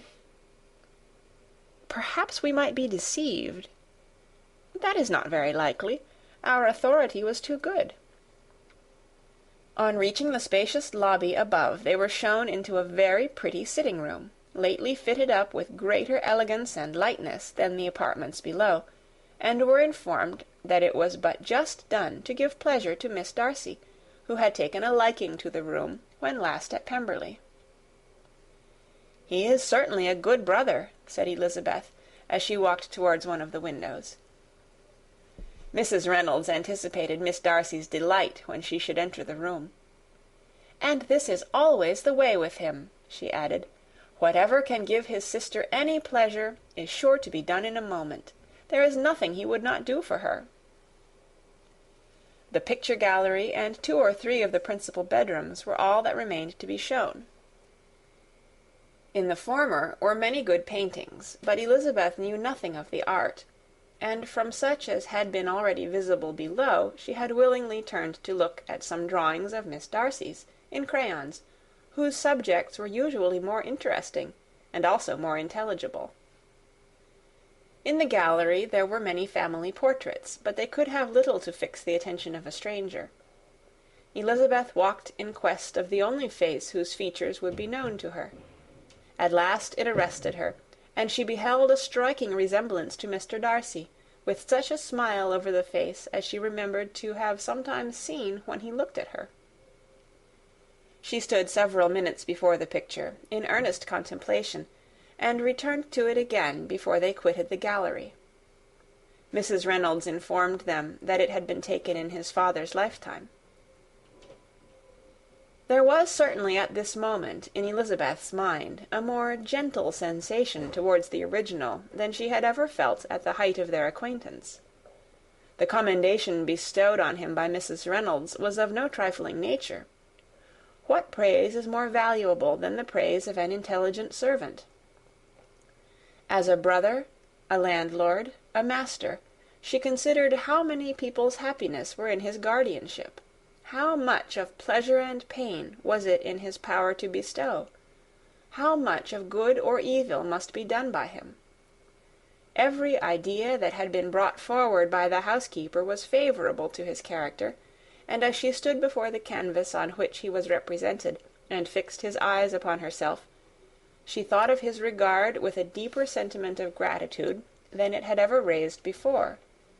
She remembered its warmth, and softened its impropriety of expression. When all of the house that was open to general inspection had been seen, they returned downstairs, and, taking leave of the housekeeper, were consigned over to the gardener, who met them at the hall door. As they walked across the hall towards the river, Elizabeth turned back to look again. Her uncle and aunt stopped also, and while the former was conjecturing as to the date of the building, the owner of it himself suddenly came forward from the road which led behind it to the stables. They were within 20 yards of each other, and so abrupt was his appearance that it was impossible to avoid his sight. Their eyes instantly met, and the cheeks of both were overspread with the deepest blush. He absolutely started, and for a moment seemed immovable from surprise, but shortly recovering himself, advanced towards the party, and spoke to Elizabeth, if not in terms of perfect composure, at least of perfect civility. She had instinctively turned away, but stopping on his approach, received his compliments with an embarrassment impossible to be overcome. Had his first appearance, or his resemblance to the picture they had just been examining, been insufficient to assure the other two that they now saw Mr. Darcy, the gardener's expression of surprise on beholding his master must immediately have told it. They stood a little aloof while he was talking to their niece, who, astonished and confused, scarcely dared lift her eyes to his face, and knew not what answer she returned to his civil inquiries after her family. Amazed at the alteration of his manner since they last parted, every sentence that he uttered was increasing her embarrassment, and every idea of the impropriety of her being found there recurring to her mind, the few minutes in which they continued were some of the most uncomfortable in her life. Nor did he seem much more at ease. When he spoke, his accent had none of its usual sedateness, and he repeated his inquiries as to the time of her having left Longbourn, and of her having stayed in Derbyshire so often, and in so hurried a way, as plainly spoke the distraction of his thoughts. At length every idea seemed to fail him, and, after standing a few moments without saying a word, he suddenly recollected himself and took leave. The others then joined her, and expressed admiration of his figure, but Elizabeth heard not a word, and, wholly engrossed by her own feelings, followed them in silence. She was overpowered by shame and vexation. Her coming there was the most unfortunate, the most ill-judged thing in the world. How strange it must appear to him! In what a disgraceful light might it not strike so vain a man! It might seem as if she had purposely thrown herself in his way again. Oh, why did she come? Or why did he thus come a day before he was expected? Had they been only 10 minutes sooner, they should have been beyond the reach of his discrimination, for it was plain that he was that moment arrived, that moment alighted from his horse or his carriage. She blushed again and again over the perverseness of the meeting. And his behaviour, so strikingly altered, what could it mean? That he should even speak to her was amazing, but to speak with such civility, to inquire after her family! Never in her life had she seen his manners so little dignified, never had he spoken with such gentleness as on this unexpected meeting. What a contrast did it offer to his last address in Rosings Park, when he put his letter into her hand! She knew not what to think, or how to account for it. They had now entered a beautiful walk by the side of the water, and every step was bringing forward a nobler fall of ground, or a finer reach of the woods to which they were approaching. But it was some time before Elizabeth was sensible of any of it, and, though she answered mechanically to the repeated appeals of her uncle and aunt, and seemed to direct her eyes to such objects as they pointed out, she distinguished no part of the scene. Her thoughts were all fixed on that one spot of Pemberley House, whichever it might be, where Mr. Darcy then was. She longed to know what at the moment was passing in his mind, in what manner he thought of her, and whether, in defiance of everything, she was still dear to him. Perhaps he had been civil only because he felt himself at ease. Yet there had been that in his voice which was not like ease. Whether he had felt more of pain or of pleasure in seeing her, she could not tell, but he certainly had not seen her with composure. At length, however, the remarks of her companions on her absence of mind aroused her, and she felt the necessity of appearing more like herself. They entered the woods, and bidding adieu to the river for a while, ascended some of the higher grounds, when, in spots where the opening of the trees gave the eye power to wander, were many charming views of the valley, the opposite hills, with the long range of woods overspreading many, and occasionally part of the stream. Mr. Gardiner expressed a wish of going round the whole park, but feared it might be beyond a walk. With a triumphant smile they were told that it was 10 miles round. It settled the matter, and they pursued the accustomed circuit, which brought them again, after some time, in a descent among hanging woods to the edge of the water, and one of its narrowest parts. They crossed it by a simple bridge, in character with the general air of the scene. It was a spot less adorned than any they had yet visited, and the valley, here contracted into a glen, allowed room only for the stream, and a narrow walk amidst the rough coppice-wood which bordered it. Elizabeth longed to explore its windings, but when they had crossed the bridge, and perceived their distance from the house, Mrs. Gardiner, who was not a great walker, could go no farther, and thought only of returning to the carriage as quickly as possible. Her niece was, therefore, obliged to submit, and they took their way towards the house on the opposite side of the river, in the nearest direction, but their progress was slow, for Mr. Gardiner, though seldom able to indulge the taste, was very fond of fishing, and was so much engaged in watching the occasional appearance of some trout in the water, and talking to the man about them, that he advanced but little. Whilst wandering on in this slow manner, they were again surprised, and Elizabeth's astonishment was quite equal to what it had been at first, by the sight of Mr. Darcy approaching them, and at no great distance. The walk here being less sheltered than on the other side, allowed them to see him before they met. Elizabeth, however astonished, was at least more prepared for an interview than before, and resolved to appear and to speak with calmness, if he really intended to meet them. For a few moments, indeed, she felt that he would probably strike into some other path. The idea lasted while a turning in the walk concealed him from their view. The turning past, he was immediately before them. With a glance, she saw that he had lost none of his recent civility, and, to imitate his politeness, she began, as they met, to admire the beauty of the place. But she had not got beyond the words "delightful" and "charming," when some unlucky recollections obtruded, and she fancied that praise of Pemberley from her might be mischievously construed. Her colour changed, and she said no more. Mrs. Gardiner was standing a little behind, and on her pausing, he asked her if she would do him the honour of introducing him to her friends.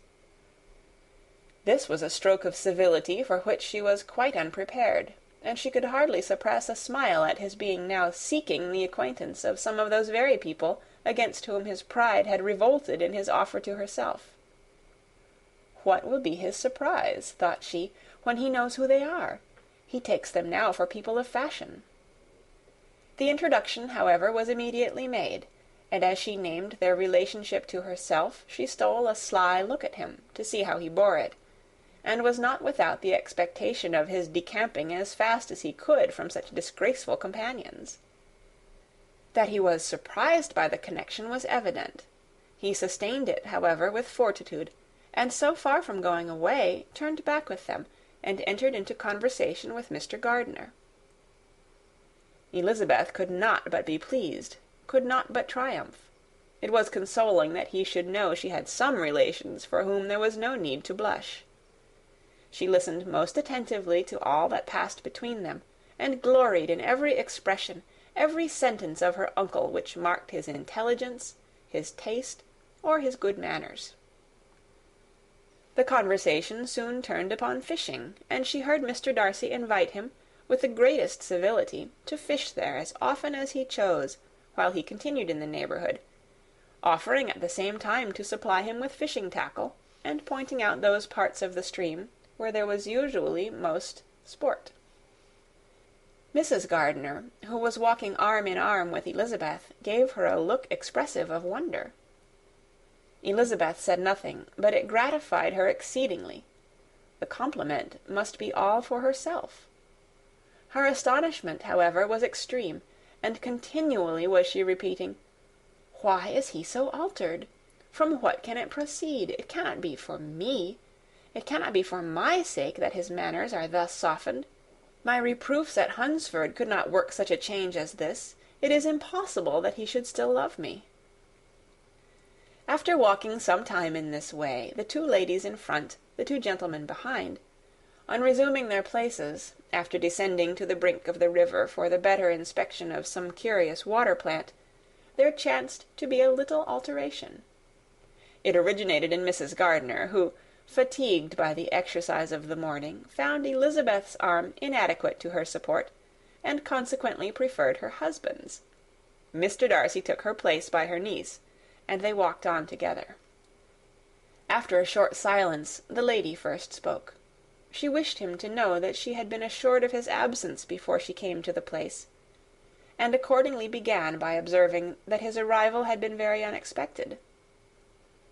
"For your housekeeper," she added, "informed us that you would certainly not be here till to-morrow, and, indeed, before we left Bakewell, we understood that you were not immediately expected in the country." He acknowledged the truth of it all, and said that business with his steward had occasioned his coming forward a few hours before the rest of the party with whom he had been travelling. "They will join me early to-morrow," he continued, "and among them are some who will claim an acquaintance with you, Mr. Bingley and his sisters." Elizabeth answered only by a slight bow. Her thoughts were instantly driven back to the time when Mr. Bingley's name had been the last mentioned between them, and, if she might judge by his complexion, his mind was not very differently engaged. "There is also one other person in the party," he continued after a pause, "who more particularly wishes to be known to you. Will you allow me, or do I ask too much, to introduce my sister to your acquaintance during your stay at Lambton?" The surprise of such an application was great indeed. It was too great for her to know in what manner she acceded to it. She immediately felt that whatever desire Miss Darcy might have of being acquainted with her must be the work of her brother, and without looking farther, it was satisfactory. It was gratifying to know that his resentment had not made him think really ill of her. They now walked on in silence, each of them deep in thought. Elizabeth was not comfortable. That was impossible, but she was flattered and pleased. His wish of introducing his sister to her was a compliment of the highest kind. They soon outstripped the others, and when they had reached the carriage, Mr. and Mrs. Gardiner were 1/2 of a mile behind. He then asked her to walk into the house, but she declared herself not tired, and they stood together on the lawn. At such a time much might have been said, and silence was very awkward. She wanted to talk, but there seemed to be an embargo on every subject. At last she recollected that she had been travelling, and they talked of Matlock and Dovedale with great perseverance. Yet time and her aunt moved slowly, and her patience and her ideas were nearly worn out before the tete-a-tete was over.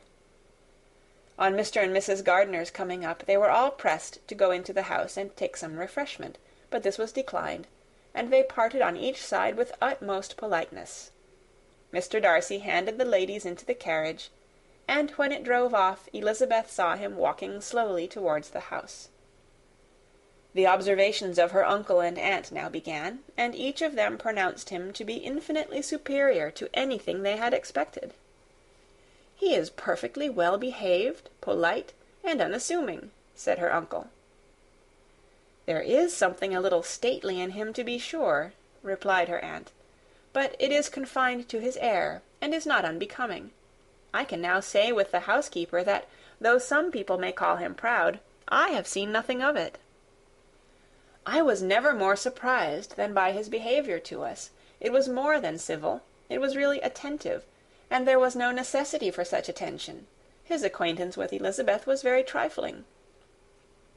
"To be sure, Lizzy," said her aunt, "he is not so handsome as Wickham, or rather, he has not Wickham's countenance, for his features are perfectly good. But how came you to tell me that he was so disagreeable?" Elizabeth excused herself as well as she could, said that she had liked him better when they had met in Kent than before, and that she had never seen him so pleasant as this morning. "But perhaps he may be a little whimsical in his civilities," replied her uncle. "Your great men often are, and therefore I shall not take him at his word, as he might change his mind another day and warn me off his grounds." Elizabeth felt that they had entirely misunderstood his character, but said nothing. "From what we have seen of him," continued Mrs. Gardiner, "I really should not have thought that he could have behaved in so cruel a way by anybody as he has done by poor Wickham. He has not an ill-natured look. On the contrary, there is something pleasing about his mouth when he speaks. And there is something of dignity in his countenance that would not give one an unfavourable idea of his heart. But, to be sure, the good lady who showed us his house did give him a most flaming character. I could hardly help laughing aloud sometimes. But he is a liberal master, I suppose, and that, in the eye of a servant, comprehends every virtue."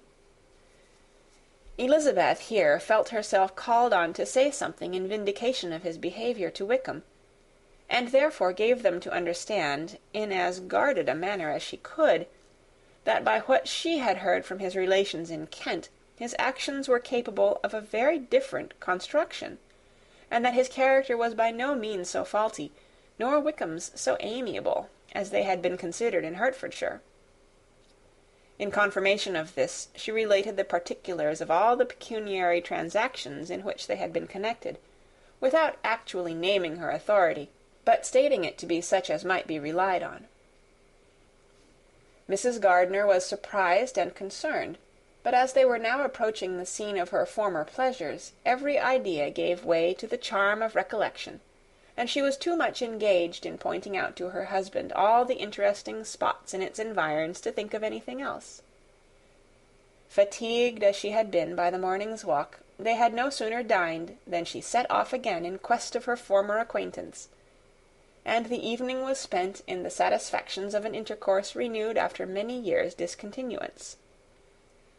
The occurrences of the day were too full of interest to leave Elizabeth much attention for any of these new friends, and she could do nothing but think, and think with wonder, of Mr. Darcy's civility, and, above all, of his wishing her to be acquainted with his sister. Chapter 44. Elizabeth had settled it that Mr. Darcy would bring his sister to visit her the very day after her reaching Pemberley, and was consequently resolved not to be out of sight of the inn the whole of that morning. But her conclusion was false, for on the very morning after their arrival at Lambton these visitors came. They had been walking about the place with some of their new friends, and were just returning to the inn to dress themselves for dining with the same family, when the sound of a carriage drew them to a window, and they saw a gentleman and a lady in a curricle driving up the street. Elizabeth, immediately recognizing the livery, guessed what it meant, and imparted no small degree of her surprise to her relations by acquainting them with the honour which she expected.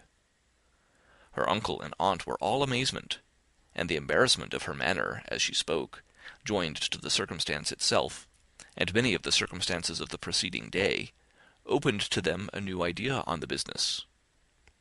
Nothing had ever suggested it before, but they felt that there was no other way of accounting for such attentions from such a quarter than by supposing a partiality for their niece. While these newly born notions were passing in their heads, the perturbation of Elizabeth's feelings was at every moment increasing. She was quite amazed at her own discomposure, but amongst other causes of disquiet, she dreaded lest the partiality of the brother should have said too much in her favour, and, more than commonly anxious to please, she naturally suspected that every power of pleasing would fail her. She retreated from the window, fearful of being seen, and as she walked up and down the room, endeavouring to compose herself, saw such looks of inquiring surprise in her uncle and aunt as made everything worse. Miss Darcy and her brother appeared, and this formidable introduction took place. With astonishment did Elizabeth see that her new acquaintance was at least as much embarrassed as herself. Since her being at Lambton, she had heard that Miss Darcy was exceedingly proud, but the observation of a very few minutes convinced her that she was only exceedingly shy. She found it difficult to obtain even a word from her beyond a monosyllable. Miss Darcy was tall, and on a larger scale than Elizabeth, and, though little more than 16, her figure was formed, and her appearance womanly and graceful. She was less handsome than her brother, but there was sense and good humour in her face, and her manners were perfectly unassuming and gentle. Elizabeth, who had expected to find in her as acute and unembarrassed an observer as ever Mr. Darcy had been, was much relieved by discerning such different feelings. They had not long been together before Mr. Darcy told her that Bingley was also coming to wait on her, and she had barely time to express her satisfaction and prepare for such a visitor, when Bingley's quick step was heard on the stairs, and in a moment he entered the room. All Elizabeth's anger against him had been long done away, but had she still felt any, it could hardly have stood its ground against the unaffected cordiality with which he expressed himself on seeing her again. He inquired in a friendly, though general way, after her family, and looked and spoke with the same good-humoured ease that he had ever done. To Mr. and Mrs. Gardiner he was scarcely a less interesting personage than to herself. They had long wished to see him. The whole party before them, indeed, excited a lively attention. The suspicions which had just arisen of Mr. Darcy and their niece directed their observation towards each with an earnest, though guarded, inquiry, and they soon drew from those inquiries the full conviction that one of them, at least, knew what it was to love. Of the lady's sensations they remained a little in doubt, but that the gentleman was overflowing with admiration was evident enough. Elizabeth, on her side, had much to do. She wanted to ascertain the feelings of each of her visitors. She wanted to compose her own, and to make herself agreeable to all, and in the latter object, where she feared most to fail, she was most sure of success, for those to whom she endeavoured to give pleasure were prepossessed in her favour.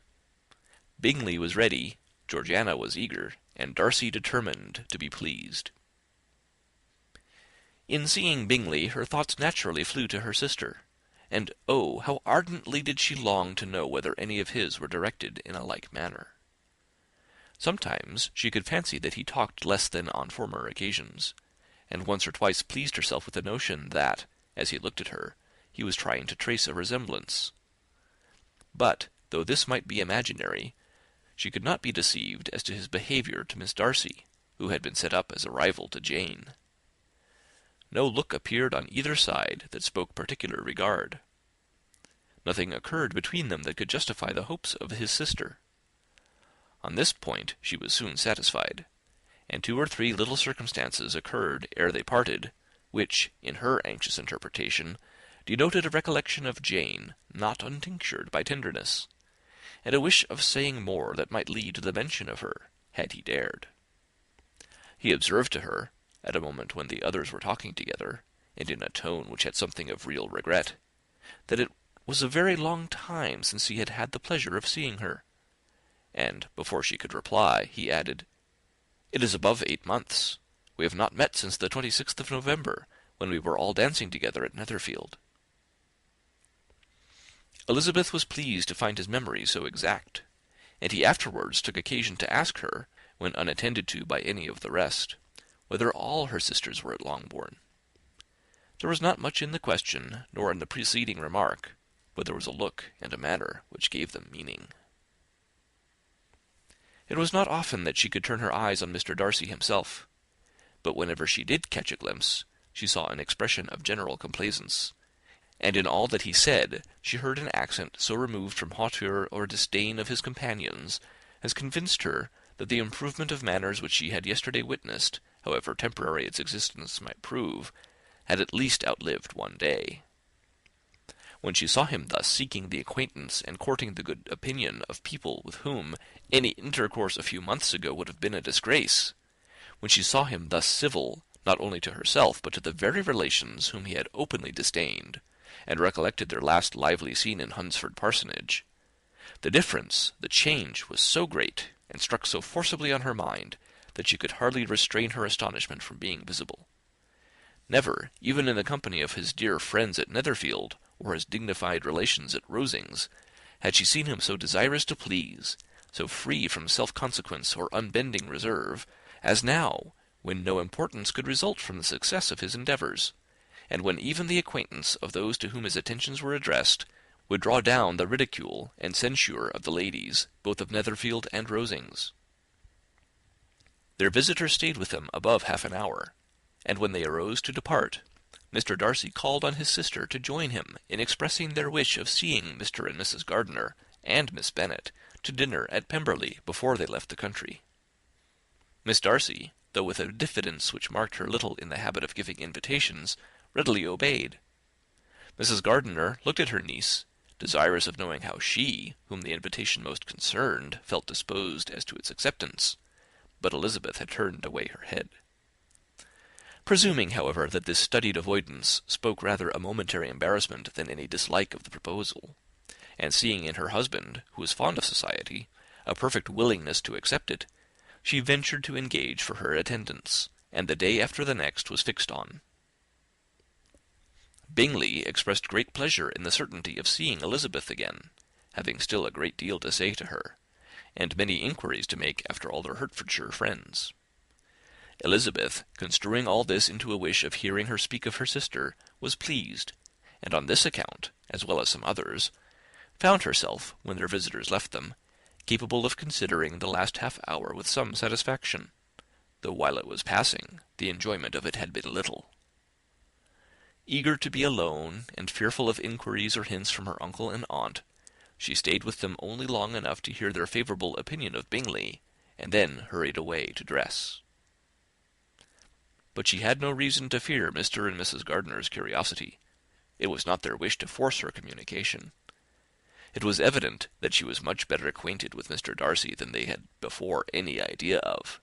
It was evident that he was very much in love with her. They saw much to interest, but nothing to justify inquiry.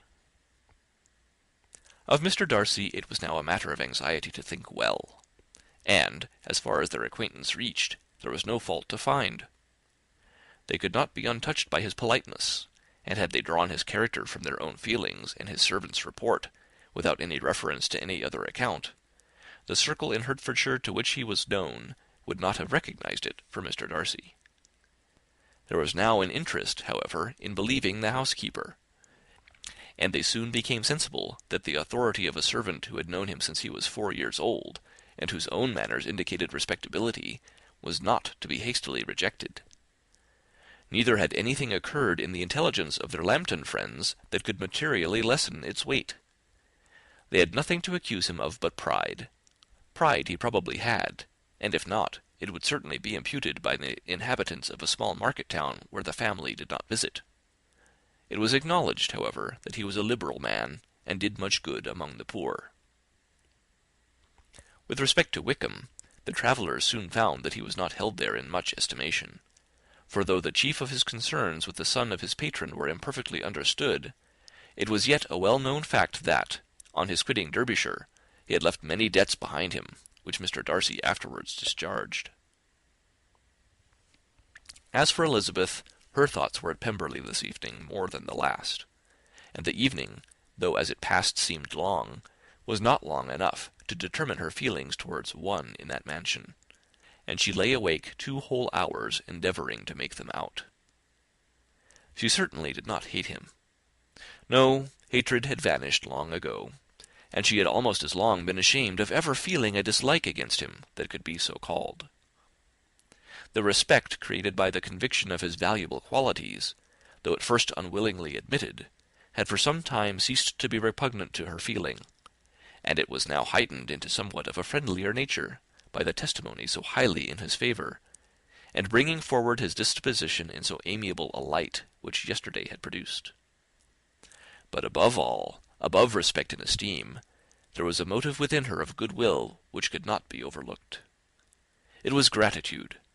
Gratitude, not merely for having once loved her, but for loving her still well enough to forgive all the petulance and acrimony of her manner in rejecting him, and all the unjust accusations accompanying her rejection.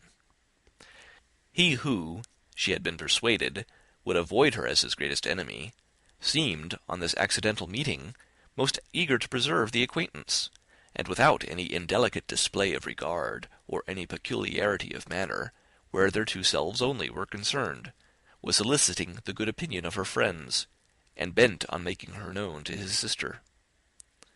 Such a change in a man of so much pride, exciting not only astonishment but gratitude, for to love, ardent love, it must be attributed, and as such its impression on her was of a sort to be encouraged, as by no means unpleasing, though it could not be exactly defined.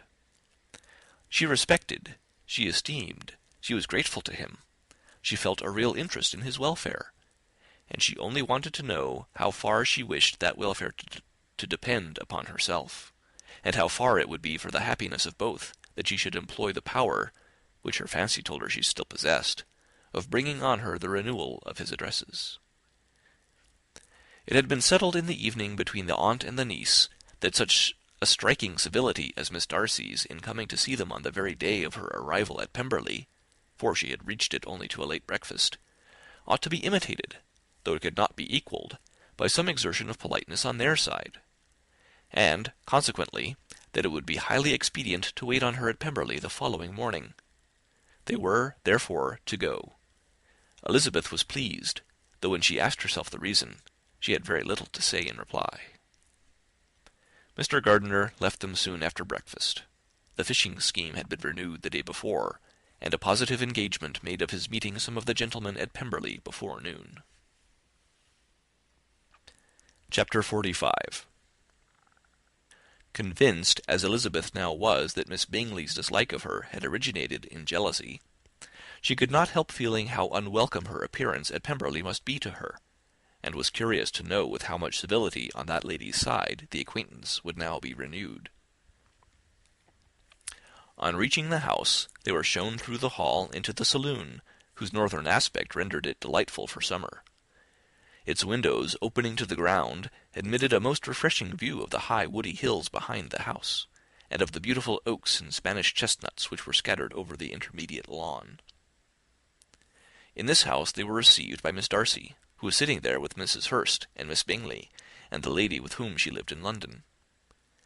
Georgiana's reception of them was very civil, but attended with all the embarrassment which, though proceeding from shyness and the fear of doing wrong, would easily give to those who felt themselves inferior the belief of her being proud and reserved.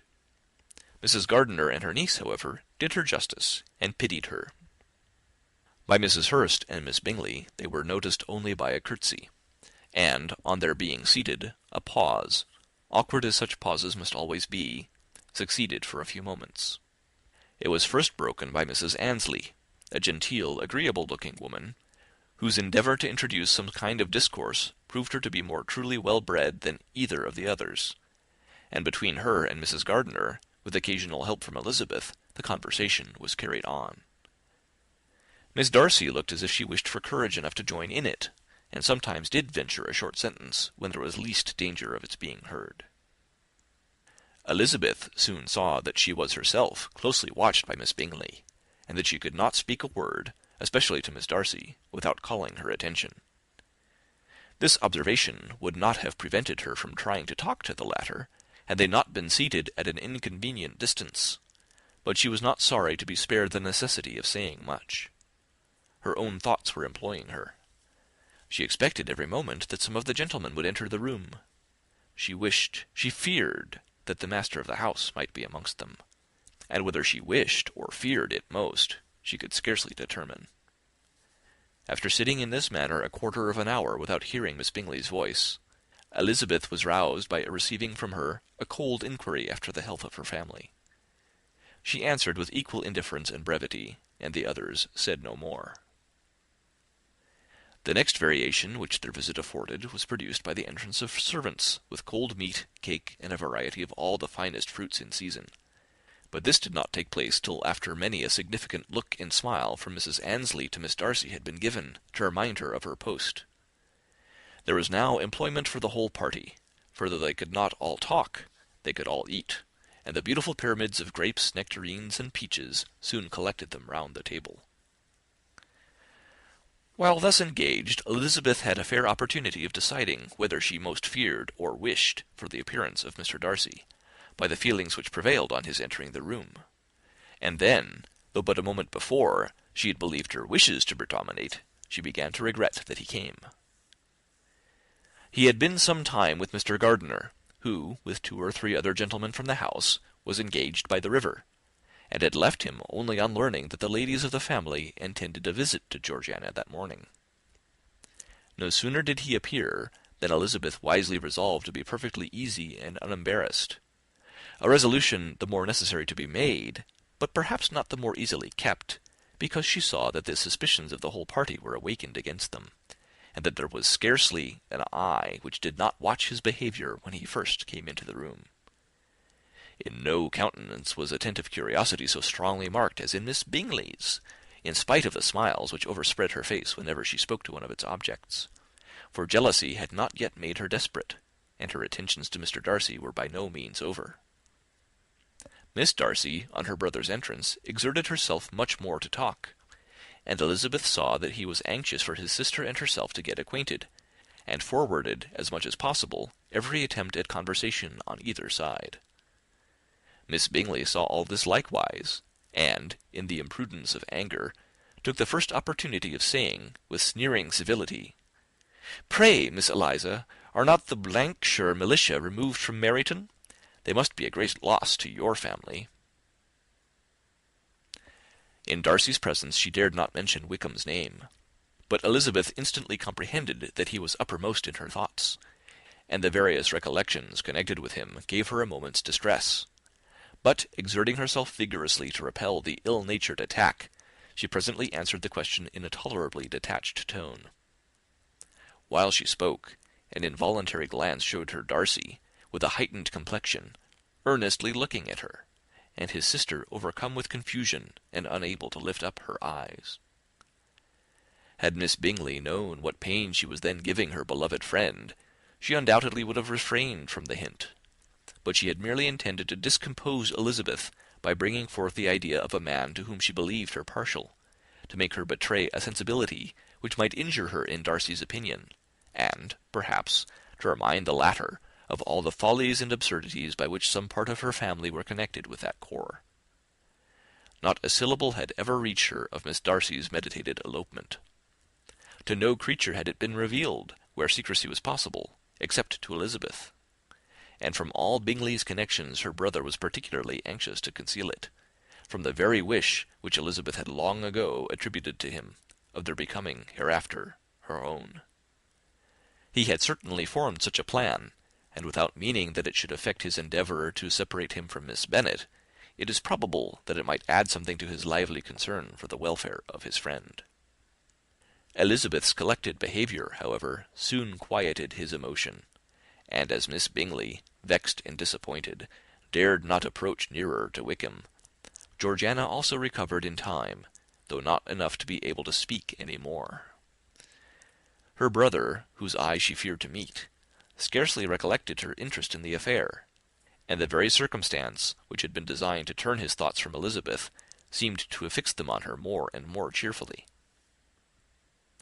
Their visit did not continue long after the question and answer above mentioned, and while Mr. Darcy was attending them to their carriage, Miss Bingley was venting her feelings in criticisms on Elizabeth's person, behaviour, and dress.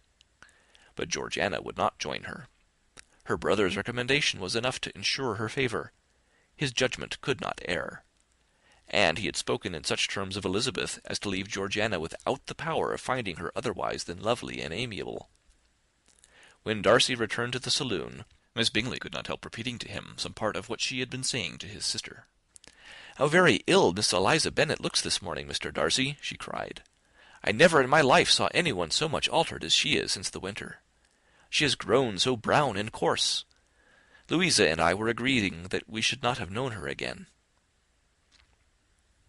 However little Mr. Darcy might have liked such an address, he contented himself with coolly replying that he perceived no other alteration than her being rather tanned, no miraculous consequence of travelling in the summer. "For my own part," she rejoined, "I must confess that I never could see any beauty in her. Her face is too thin, her complexion has no brilliancy, and her features are not at all handsome. Her nose wants character, there is nothing marked in its lines. Her teeth are tolerable, but not out of the common way, and as for her eyes, which have sometimes been called so fine, I could never see anything extraordinary in them. They have a sharp, shrewish look, which I do not like at all, and in her air altogether there is a self-sufficiency without fashion which is intolerable." Persuaded as Miss Bingley was that Darcy admired Elizabeth, this was not the best method of recommending herself. But angry people are not always wise, and in seeing him at last look somewhat nettled, she had all the success she expected.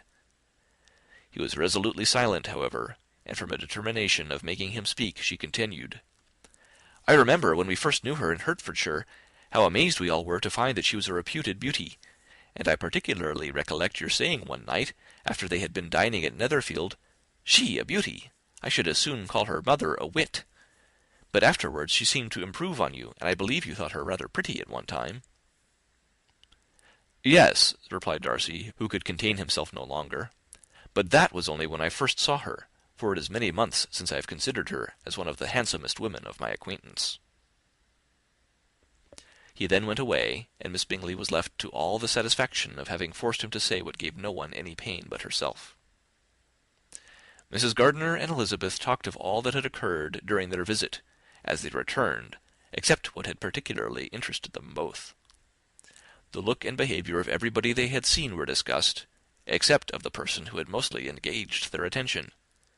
They talked of his sister, his friends, his house, his fruit, of everything but himself. Yet Elizabeth was longing to know what Mrs. Gardiner thought of him, and Mrs. Gardiner would have been highly gratified by her niece's beginning the subject. Chapter 46.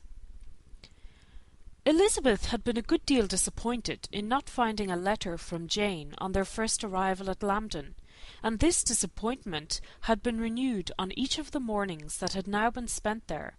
But on the third her repining was over, and her sister justified, by the receipt of 2 letters from her at once, on one of which was marked that it had been missent elsewhere.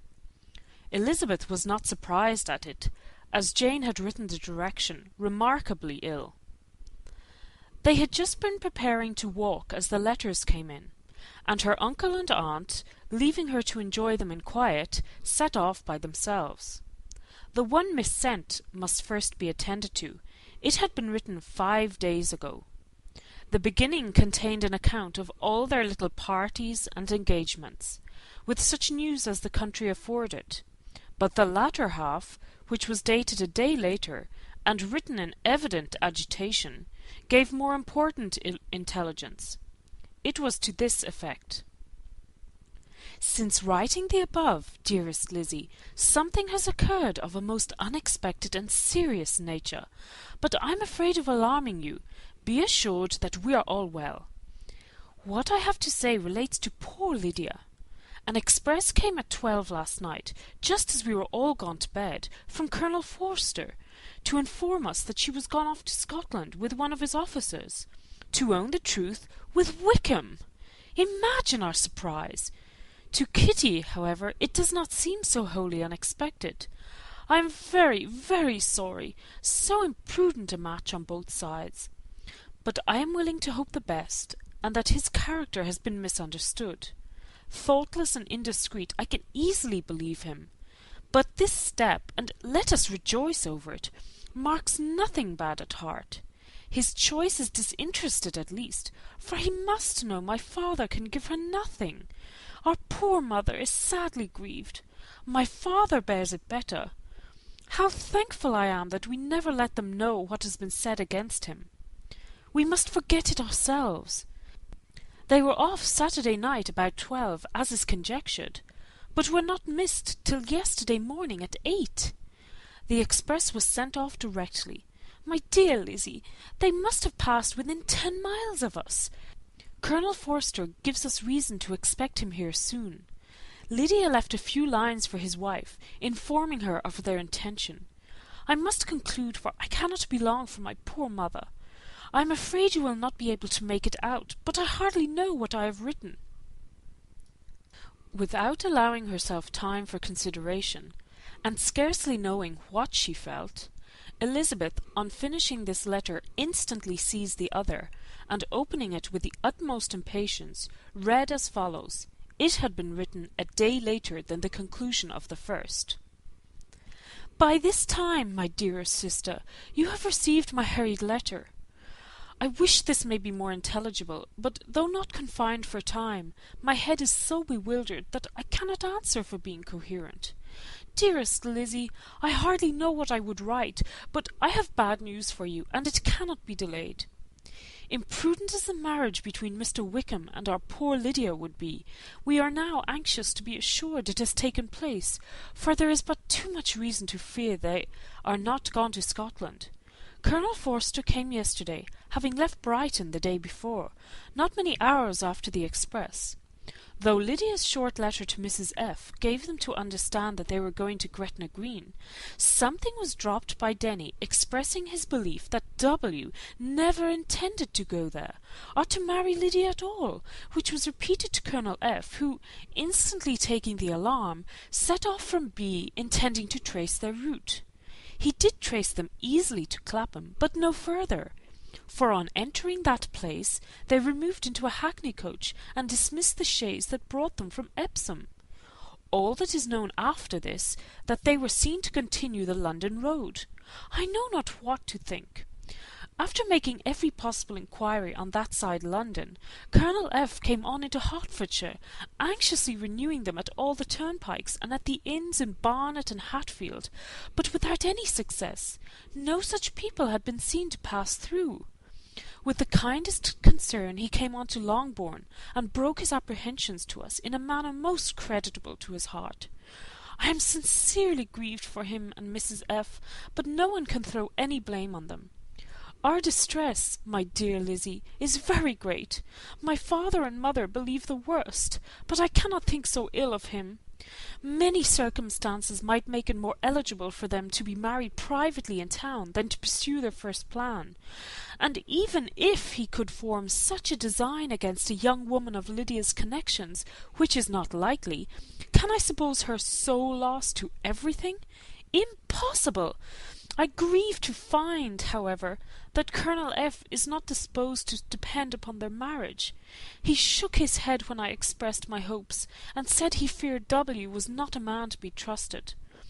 My poor mother is really ill, and keeps her room. Could she exert herself, it would be better, but this is not to be expected. And as to my father, I never in my life saw him so affected. Poor Kitty has anger for having concealed their attachment, but as it was a matter of confidence, one cannot wonder. I am truly glad, dearest Lizzie, that you have been spared something of these distressing scenes. But now, as the first shock is over, I shall own that I long for your return. I am so selfish, however, as to press for it, if inconvenient. Adieu. I take up my pen again to do what I've just told you I would not, but circumstances are such that I cannot help earnestly begging you all to come here as soon as possible. I know my dear uncle and aunt so well that I am not afraid of requesting it, though I have still something more to ask of the former. My father is going to London with Colonel Forster instantly to try to discover her. What he means to do I am sure I know not, but his excessive distress will not allow him to pursue any measure in the best and safest way, and Colonel Forster is obliged to be at Brighton again to-morrow evening. In such an exigence, my uncle's advice and assistance would be everything in the world. He will immediately comprehend what I must feel, and I rely upon his goodness. "Oh, where is my uncle?" cried Elizabeth, darting from her seat as she finished the letter, in eagerness to follow him without losing a moment of the time so precious. But as she reached the door, it was opened by a servant, and Mr. Darcy appeared. Her pale face and impetuous manner made him start, and before he could recover himself to speak, she, in whose mind every idea was superseded by Lydia's situation, hastily exclaimed, "I beg your pardon, but I must leave you. I must find Mr. Gardiner this moment, on business that cannot be delayed. I have not an instant to lose." "Good God, what is the matter?" cried he, with more feeling than politeness. Then, recollecting himself, "I will not detain you a minute, but let me, or let the servant, go after Mr. and Mrs. Gardiner. You are not well enough. You cannot go yourself." Elizabeth hesitated, but her knees trembled under her, and she felt how little would be gained by her attempting to pursue them. Calling back the servant, therefore, she commissioned him, though in so breathless an accent as made her almost unintelligible, to fetch his master and mistress home instantly. On his quitting the room, she sat down, unable to support herself, and looking so miserably ill that it was impossible for Darcy to leave her, or to refrain from saying, in a tone of gentleness and commiseration, "Let me call your maid. Is there nothing you could take to give you present relief? A glass of wine? Shall I get you one? You are very ill." "No, I thank you," she replied, endeavouring to recover herself. "There is nothing the matter with me. I am quite well. I am only distressed by some dreadful news which I have just received from Longbourn." She burst into tears as she alluded to it, and for a few minutes could not speak another word. Darcy, in wretched suspense, could only say something indistinctly of his concern, and observe her in compassionate silence. At length she spoke again. "I have just had a letter from Jane, with such dreadful news. It cannot be concealed from anyone. My youngest sister has left all her friends, has eloped, has thrown herself into the power of Mr. Wickham. They are gone off together from Brighton. You know him too well to doubt the rest. She has no money, no connections, nothing that can tempt him to. She is lost forever." Darcy was fixed in astonishment. "When I consider," she added in a yet more agitated voice, "that I might have prevented it, I, who knew what he was. Had I but explained some part of it only, some part of what I learnt, to my own family, had his character been known, this could not have happened. But it is all too late now." "I am grieved indeed," cried Darcy, "grieved, shocked. But is it certain, absolutely certain?" "Oh, yes. They left Brighton together on Sunday night, and were traced almost to London, but not beyond. They are certainly not gone to Scotland." "And what has been done, what has been attempted to recover her?" "My father has gone to London, and Jane has written to beg my uncle's immediate assistance, and we shall be off, I hope, in half an hour. But nothing can be done. I know very well that nothing can be done. How is such a man to be worked on? How are they even to be discovered? I have not the smallest hope. It is every way horrible." Darcy shook his head in silent acquiescence. "When my eyes were opened to his real character, oh, had I known what I ought, what I dared to do! But I knew not. I was afraid of doing too much. Wretched, wretched mistake!" Darcy made no answer. He seemed scarcely to hear her, and was walking up and down the room in earnest meditation, his brow contracted, his air gloomy. Elizabeth soon observed and instantly understood it. Her power was sinking. Everything must sink under such a proof of family weakness, such an assurance of the deepest disgrace.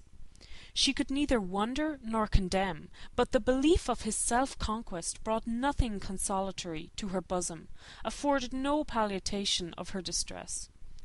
It was, on the contrary, exactly calculated to make her understand her own wishes, and never had she so honestly felt that she could have loved him, as now, when all love must be vain.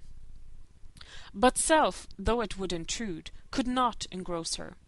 Lydia, the humiliation, the misery she was bringing on them all, soon swallowed up every private care. And covering her face with her handkerchief, Elizabeth was soon lost to everything else, and, after a pause of several minutes, was only recalled to a sense of her situation by the voice of her companion, who, in a manner which, though it spoke compassion, spoke likewise restraint, said, "I am afraid you have been long desiring my absence, nor have I anything to plead in excuse of my stay, but a real, though unavailing concern. Would to heaven that anything could be either said or done, on my part, that might offer consolation to such distress. But I will torment you not with the vain wishes, which may seem purposely to ask for your thanks. This unfortunate affair will, I fear, prevent my sisters having the pleasure of seeing you at Pemberley to-day. Oh, yes, be so kind as to apologize for us to Miss Darcy. Say that urgent business calls us home immediately. Conceal the unhappy truth as long as it is possible. I know it cannot be long." He readily assured her of his secrecy, again expressed his sorrow for her distress, wished it a happier conclusion than there was at present reason to hope, and, leaving his compliments for her relations, with only one serious, parting look, went away. As he quitted the room, Elizabeth felt how improbable it was that they should ever see each other again on such terms of cordiality as had marked their several meetings in Derbyshire. And as she threw a retrospective glance over the whole of their acquaintance, so full of contradictions and varieties, sighed at the persevereness of those feelings which would now have promoted its continuance, and would formerly have rejoiced in its termination. If gratitude and esteem are good foundations of affection, Elizabeth's change of sentiment will be neither improbable nor faulty. But if otherwise, if regard springing from such sources is unreasonable or unnatural, in comparison of what is so often described as arising on a first interview with its object, and even before 2 words have been exchanged, nothing can be said in her defence, except that she had given somewhat of a trial to the latter method in her partiality for Wickham, and that its ill success might, perhaps, authorize her to seek the other less interesting mode of attachment. Be that as it may, she saw him go with regret, and in this early example of what Lydia's infamy must produce, found additional anguish as she reflected on that wretched business. Never, since reading Jane's second letter, had she entertained a hope of Wickham's meaning to marry her. No one but Jane, she thought, could flatter herself with such an expectation. Surprise was the least of her feelings on this development.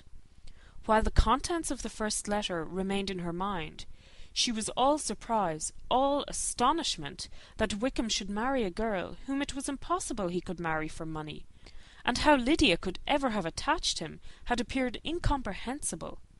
But now it was all too natural. For such an attachment as this, she might have sufficient charms, and though she did not suppose Lydia to be deliberately engaging in an elopement without the intention of marriage, she had no difficulty in believing that neither her virtue nor her understanding would preserve her from falling an easy prey. She had never perceived, while the regiment was in Hertfordshire, that Lydia had any partiality for him, but she was convinced that Lydia wanted only encouragement to attach herself to anybody. Sometimes one officer, sometimes another, had been her favourite, as their attentions raised them in her opinion. Her affections had continually been fluctuating, but never without an object. The mischief of neglect and mistaken indulgence towards such a girl, oh, how acutely did she now feel it!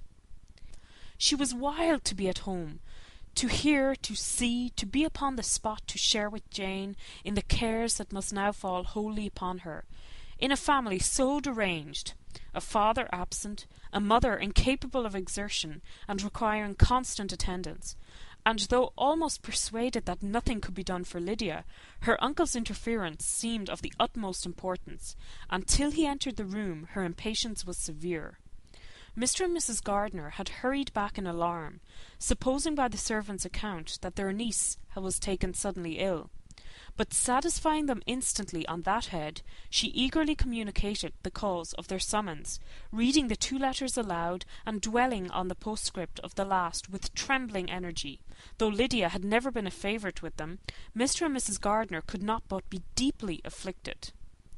Not Lydia only, but all were concerned in it, and after the first exclamations of surprise and horror, Mr. Gardiner promised every assistance in his power. Elizabeth, though expecting no less, thanked him with tears of gratitude, and all 3 being actuated by one spirit, everything relating to their journey was speedily settled. They were to be off as soon as possible. "But what is to be done about Pemberley?" cried Mrs. Gardiner. "John told us Mr. Darcy was here when you sent for us. Was it so?" "Yes, and I told him we should not be able to keep our engagement. That is all settled." "What is all settled?" repeated the other, as she ran into the room to prepare. "And are they upon such terms as for her to disclose the real truth? Oh, that I knew how it was!" But wishes were vain, or at least could only serve to amuse her in the hurry and confusion of the following hour. Had Elizabeth been at leisure to be idle, she would have remained certain that all employment was impossible to one so wretched as herself. But she had her share of business as well as her aunt, and amongst the rest there were notes to be written to all their friends at Lambton, with false excuses for their sudden departure. An hour, however, saw the whole completed, and Mr. Gardiner, meanwhile having settled his account at the inn, nothing remained to be done but to go, and Elizabeth, after all the misery of the morning, found herself, in a shorter space of time than she could have supposed, seated in the carriage and on the road to Longbourn. Chapter 47. "I have been thinking it over again, Elizabeth," said her uncle, as they drove from the town, "and really, upon serious consideration, I am much more inclined than I was to judge as your eldest sister does on the matter. It appears to me so very unlikely that any young man should form such a design against a girl who is by no means unprotected or friendless, and who is actually staying in his colonel's family, that I am strongly inclined to hope the best. Could he expect that her friends would not step forward? Could he expect to be noticed again by the regiment after such an affront to Colonel Forster? His temptation is not adequate to the risk." "Do you really think so?" cried Elizabeth, brightening up for a moment. "Upon my word," said Mrs. Gardiner, "I begin to be of your uncle's opinion. It is really too great a violation of decency, honour, and interest for him to be guilty of. I cannot think so very ill of Wickham. Can you yourself, Lizzie, so wholly give him up as to believe him capable of it?" Not perhaps of neglecting his own interest, but of every other neglect I can believe him capable. If, indeed, it should be so. But I dare not hope it. Why should they not go on to Scotland, if that had been the case? In the first place, replied Mr. Gardiner, there is no absolute proof that they are not gone to Scotland. Oh, but their removing from the chaise into a hackney coach is such a presumption. And besides, no traces of them were to be found on the Barnet road. Well then, supposing them to be in London, they may be there, though for the purpose of concealment, for no more exceptional purpose. It is not likely that money should be very abundant on either side, and it might strike them that they could be more economically, though less expeditiously, married in London than in Scotland. But why all this secrecy? Why any fear of detection? Why must their marriage be private? Oh, no, no, this is not likely. His most particular friend, you see, by Jane's account, was persuaded of his never intending to marry her. Wickham will never marry a woman without some money. He cannot afford it. And what claims has Lydia? What attraction has she beyond youth, health, and good humour that could make him, for her sake, forego every chance of benefiting himself by marrying well? As to what restraint the apprehensions of disgrace in the corps might throw on a dishonourable elopement with her, I am not able to judge, for I know nothing of the effects that such a step might produce. But as to your other objection, I am afraid it will hardly hold good. Lydia has no brothers to step forward, and he might imagine, from my father's behaviour, from his indolence and the little attention he has ever seemed to give to what was going forward in his family, that he would do as little, and think as little about it, as any father could do in such a matter. But can you think that Lydia is so lost to everything but love of him as to consent to live with him on any terms other than marriage? It does seem, and it is most shocking indeed, replied Elizabeth, with tears in her eyes, that a sister's sense of decency and virtue in such a point should admit of doubt. But really I know not what to say. Perhaps I am not doing her justice, but she is very young. She has never been taught to think on serious subjects, and for the last half-year, nay, for a 12-month, she has been given up to nothing but amusement and vanity. She has been allowed to dispose of her time in the most idle and frivolous manner, and to adopt any opinions that came in her way. Since the Shire were first quartered in Meryton, nothing but love, flirtation, and officers have been in her head. She has been doing everything in her power by thinking and talking on the subject to give greater, what shall I call it, susceptibility to her feelings, which are naturally lively enough. And we all know that Wickham has every charm of person and address that can captivate a woman. But you see that Jane, said her aunt, does not think so very ill of Wickham as to believe him capable of the attempt. Of whom does Jane ever think ill? And who is there, whatever might be their former conduct, that she would think capable of such an attempt till it were proved against them? But Jane knows, as well as I do, what Wickham really is. We both know that he has been profligate in every sense of the word, that he has neither integrity nor honour, that he is as false and deceitful as he is insinuating. And do you really know all this? Cried Mrs. Gardiner, whose curiosity as to the mode of her intelligence was all alive. I do indeed, replied Elizabeth, colouring. I told you the other day of his infamous behaviour to Mr. Darcy, and you yourself, when last at Longbourn, heard in what manner he spoke of the man who had behaved with such forbearance and liberality towards him. And there are other circumstances which I am not at liberty, which it is not worth while to relate. But his lies about the whole Pemberley family are endless. From what he said of Miss Darcy, I was thoroughly prepared to see a proud, reserved, disagreeable girl. Yet he knew to the contrary himself. He must know that she was as amiable and unpretending as we have found her. But does Lydia know nothing of this? Can she be ignorant of what you and Jane seem so well to understand? Oh, yes, that is the worst of all. Till I was in Kent, and saw so much both of Mr. Darcy and his relation Colonel Fitzwilliam, I was ignorant of the truth myself, and when I returned home, the sheer was to leave Meryton in a week or fortnight time. As that was the case, neither Jane, to whom I related the whole, nor I thought it necessary to make our knowledge public, for of what use could it apparently be to anyone, that the good opinion which all the neighbourhood had of him should then be overthrown? And even when it was settled that Lydia should go with Mrs. Forster, the necessity of opening her eyes to his character never occurred to me. That she could be in any danger from the deception never entered my head. That such a consequence as this could ensue, you may easily believe, was far enough from my thoughts. When they are all removed to Brighton, therefore, you had no reason, I suppose, to believe them fond of each other? Not the slightest. I can remember no symptom of affection on either side, and had anything of the kind been perceptible, you must be aware that ours is not a family on which it could be thrown away. When he first entered the corps, she was ready enough to admire him, but so we all were. Every girl in or near Meryton was out of her senses about him for the first 2 months, but he never distinguished her by any particular attention, and consequently, after a moderate period of extravagant and wild admiration, her fancy for him gave way, and others of the regiment, who treated her with more distinction, again became her favourites. It may be easily believed that however little of novelty could be added to their fears, hopes, and conjectures on this interesting subject by its repeated discussion, no other could detain them from it long during the whole of the journey. From Elizabeth's thoughts it was never absent.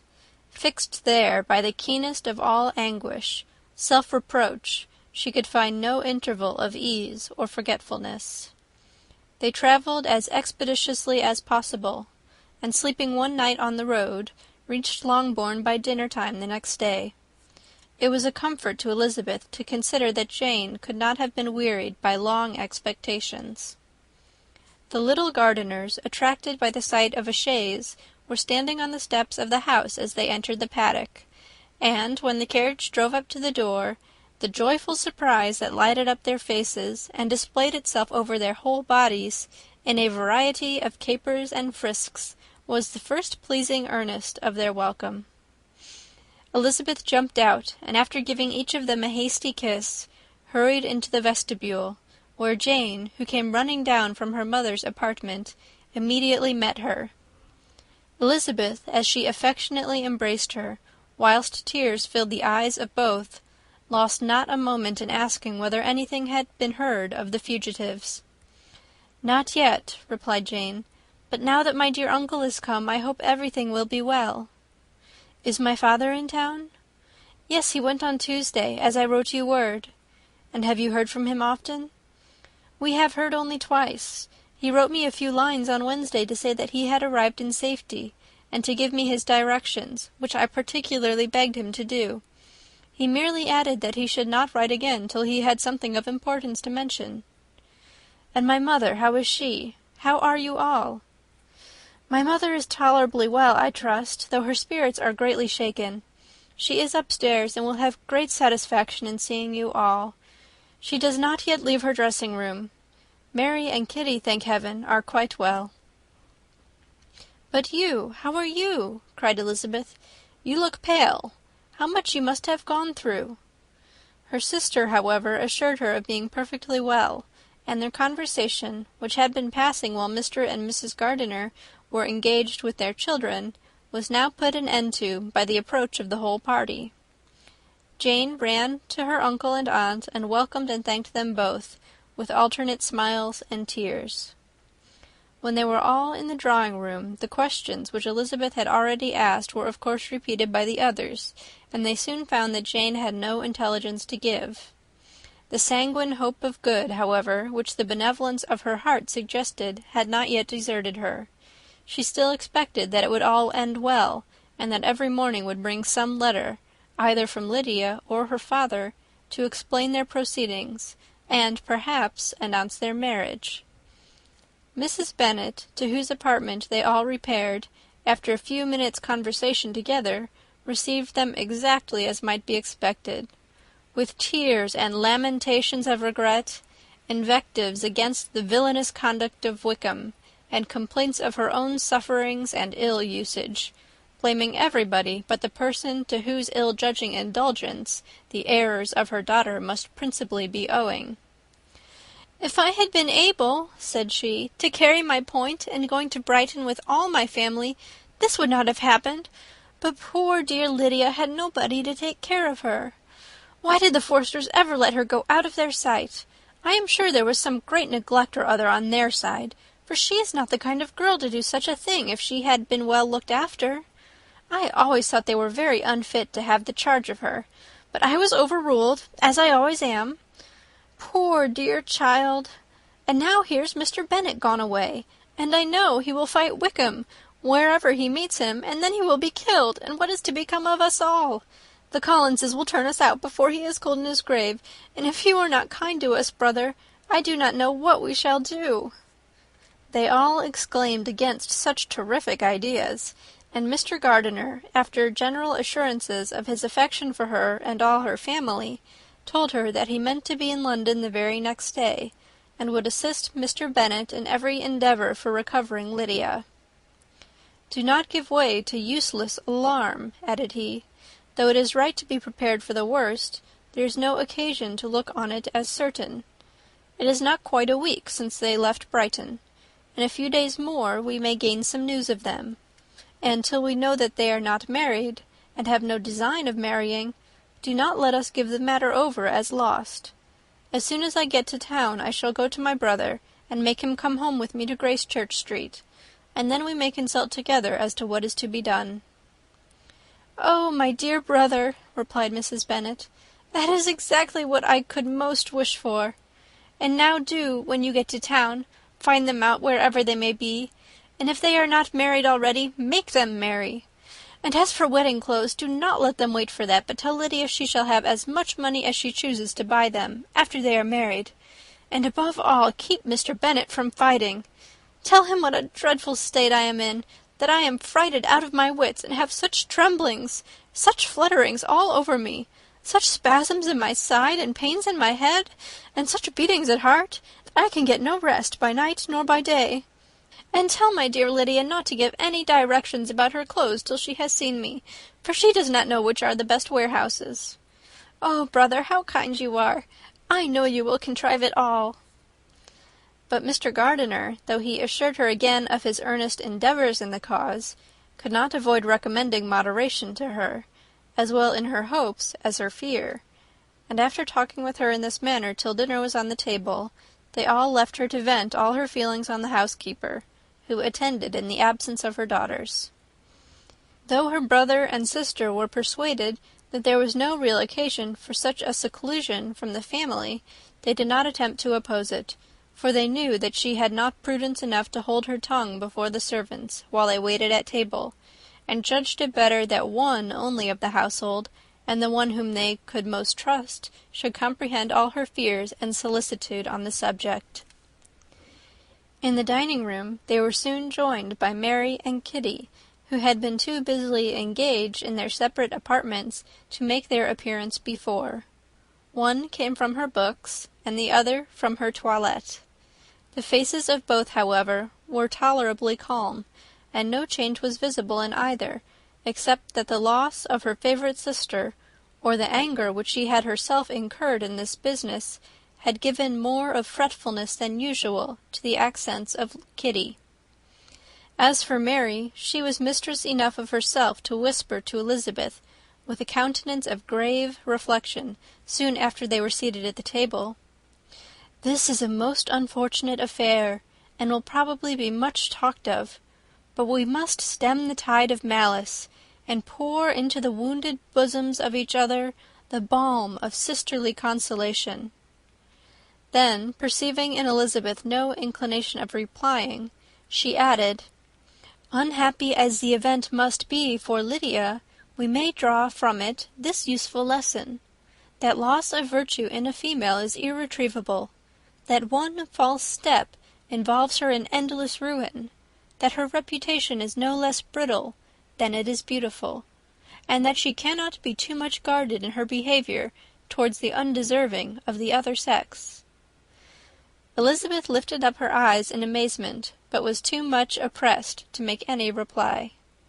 Mary, however, continued to console herself with such kind of moral extractions from the evil before them. In the afternoon the two elder Miss Bennets were able to be for half an hour by themselves, and Elizabeth instantly availed herself of the opportunity of making any inquiries, which Jane was equally eager to satisfy.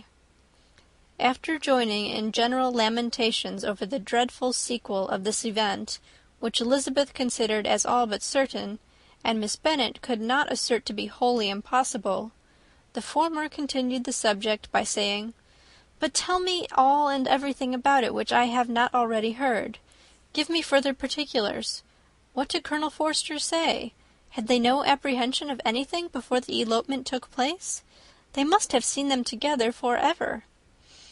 Colonel Forster did own that he had often suspected some partiality, especially on Lydia's side, but nothing to give him any alarm. I am so grieved for him. His behaviour was attentive and kind to the utmost. He was coming to us in order to assure us of his concern before he had any idea of their not being gone to Scotland. When that apprehension first got abroad, it hastened his journey. And was Denny convinced that Wickham would not marry? Did he know of their intending to go off? Had Colonel Forster seen Denny himself? Yes, but when questioned by him, Denny denied knowing anything of their plans, and would not give his real opinion about it. He did not repeat his persuasion of their not marrying, and from that I am inclined to hope he might have been misunderstood before. And till Colonel Forster came himself, not one of you entertained a doubt, I suppose, of their being really married. How was it possible that such an idea could enter our brains? I felt a little uneasy, a little fearful of my sister's happiness with him in marriage, because I knew that his conduct had not been always quite right. My father and mother knew nothing of that. They only felt how imprudent a match it must be. Kitty then owned, with a very natural triumph, on knowing more than the rest of us, that in Lydia's last letter she had prepared her for such a step. She had known, it seems, of their being in love with each other many weeks. But not before they went to Brighton? No, I believe not. And did Colonel Forster appear to think well of Wickham himself? Does he know his real character? I must confess that he did not speak so well of Wickham as he formerly did. He believed him to be imprudent and extravagant, and since this sad affair has taken place, it is said that he left Meryton greatly in debt, but I hope this may be false. Oh, Jane, had we been less secret, had we told what we knew of him, this could not have happened. Perhaps it would have been better, replied her sister. But to expose the former faults of any person, without knowing what their present feelings were, seemed unjustifiable. We acted with the best intentions. Could Colonel Forster repeat the particulars of Lydia's note to his wife? He brought it with him for us to see. Jane then took it from her pocket-book and gave it to Elizabeth. These were the contents. My dear Harriet, you will laugh when you know where I am gone, and I cannot help laughing myself at your surprise tomorrow morning, as soon as I am missed. I am going to Gretna Green, and if you cannot guess with who, I shall think you a simpleton, for there is but one man in the world I love, and he is an angel. I should never be happy without him, so think it no harm to be off. You need not send them word at Longbourn of my going, if you do not like it, for it will make the surprise the greater when I write to them and sign my name Lydia Wickham. What a good joke it will be! I can hardly write for laughing. Pray make my excuses to Pratt for not keeping my engagement and dancing with him tonight. Tell him I hope he will excuse me when he knows all, and tell him I will dance with him at the next ball we meet, with great pleasure. I shall send for my clothes when I get to Longbourn, but I wish you would tell Sally to mend a great slit in my worked muslin gown before they are packed up. Good-bye. Give my love to Colonel Forster. I hope you will drink to our good journey. Your affectionate friend, Lydia Bennet. Oh, thoughtless, thoughtless Lydia! Cried Elizabeth, when she had finished it. What a letter is this, to be written at such a moment! But at least it shows that she was serious on the subject of their journey. Whatever he might afterwards persuade her to, it was not on her side a scheme of infamy. My poor father! How he must have felt it! I never saw anyone so shocked. He could not speak a word for full 10 minutes. My mother was taken ill immediately, and the whole house in such confusion. Oh, Jane, cried Elizabeth, was there a servant belonging to it who did not know the whole story before the end of the day? I do not know. I hope there was, but to be guarded at such a time is very difficult. My mother was in hysterics, and though I endeavoured to give her every assistance in my power, I am afraid I did not do so much as I might have done. But the horror of what might possibly happen almost took me from my faculties. Your attendance upon her has been too much for you. You do not look well. Oh, that I had been with you! You have had every care and anxiety upon yourself alone. Mary and Kitty have been very kind, and would have shared in every fatigue, I am sure, but I did not think it right for either of them. Kitty is slight and delicate, and Mary studies so much that her hours of repose should not be broken in on. My Aunt Phillips came to Longbourn on Tuesday after my father went away, and was so good as to stay till Thursday with me. She was of great use and comfort to us all, and Lady Lucas has been very kind. She walked here on Wednesday morning to condole with us, and offered her services, or any of her daughters, if they should be of use to us. She had better have stayed at home, cried Elizabeth. Perhaps she meant well, but under such a misfortune as this, one cannot see too little of one's neighbours. Assistance is impossible, condolence insufferable. Let them triumph over us at a distance, and be satisfied. She then proceeded to inquire into the measures which her father had intended to pursue, while in town, for the recovery of his daughter. He meant, I believe, replied Jane, to go to Epsom, the place where they last changed horses, see the postilions, and try if anything could be made out from them. His principal object must be to discover the number of the hackney coach which took them from Clapham. It had come with a fare from London, and as he thought that the circumstance of a gentleman and a lady's removing from one carriage into another might be remarked, he meant to make inquiries at Clapham. If he could anyhow discover at what house the coachman had before set down his fare, he determined to make inquiries there, and hoped it might not be impossible to find out the stand and number of the coach. I do not know of any other designs that he had formed, but he was in such a hurry to be gone, and his spirits so greatly discomposed, that I had difficulty in finding out even so much as this. End of chapter 47. Chapter 48. The whole party were in hopes of a letter from Mr. Bennet the next morning, but the post came in without bringing a single line from him. His family knew him to be, on all common occasions, a most negligent and dilatory correspondent, but at such a time they had hoped for exertion. They were forced to conclude that he had no pleasing intelligence to send, but even of that they would have been glad to be certain.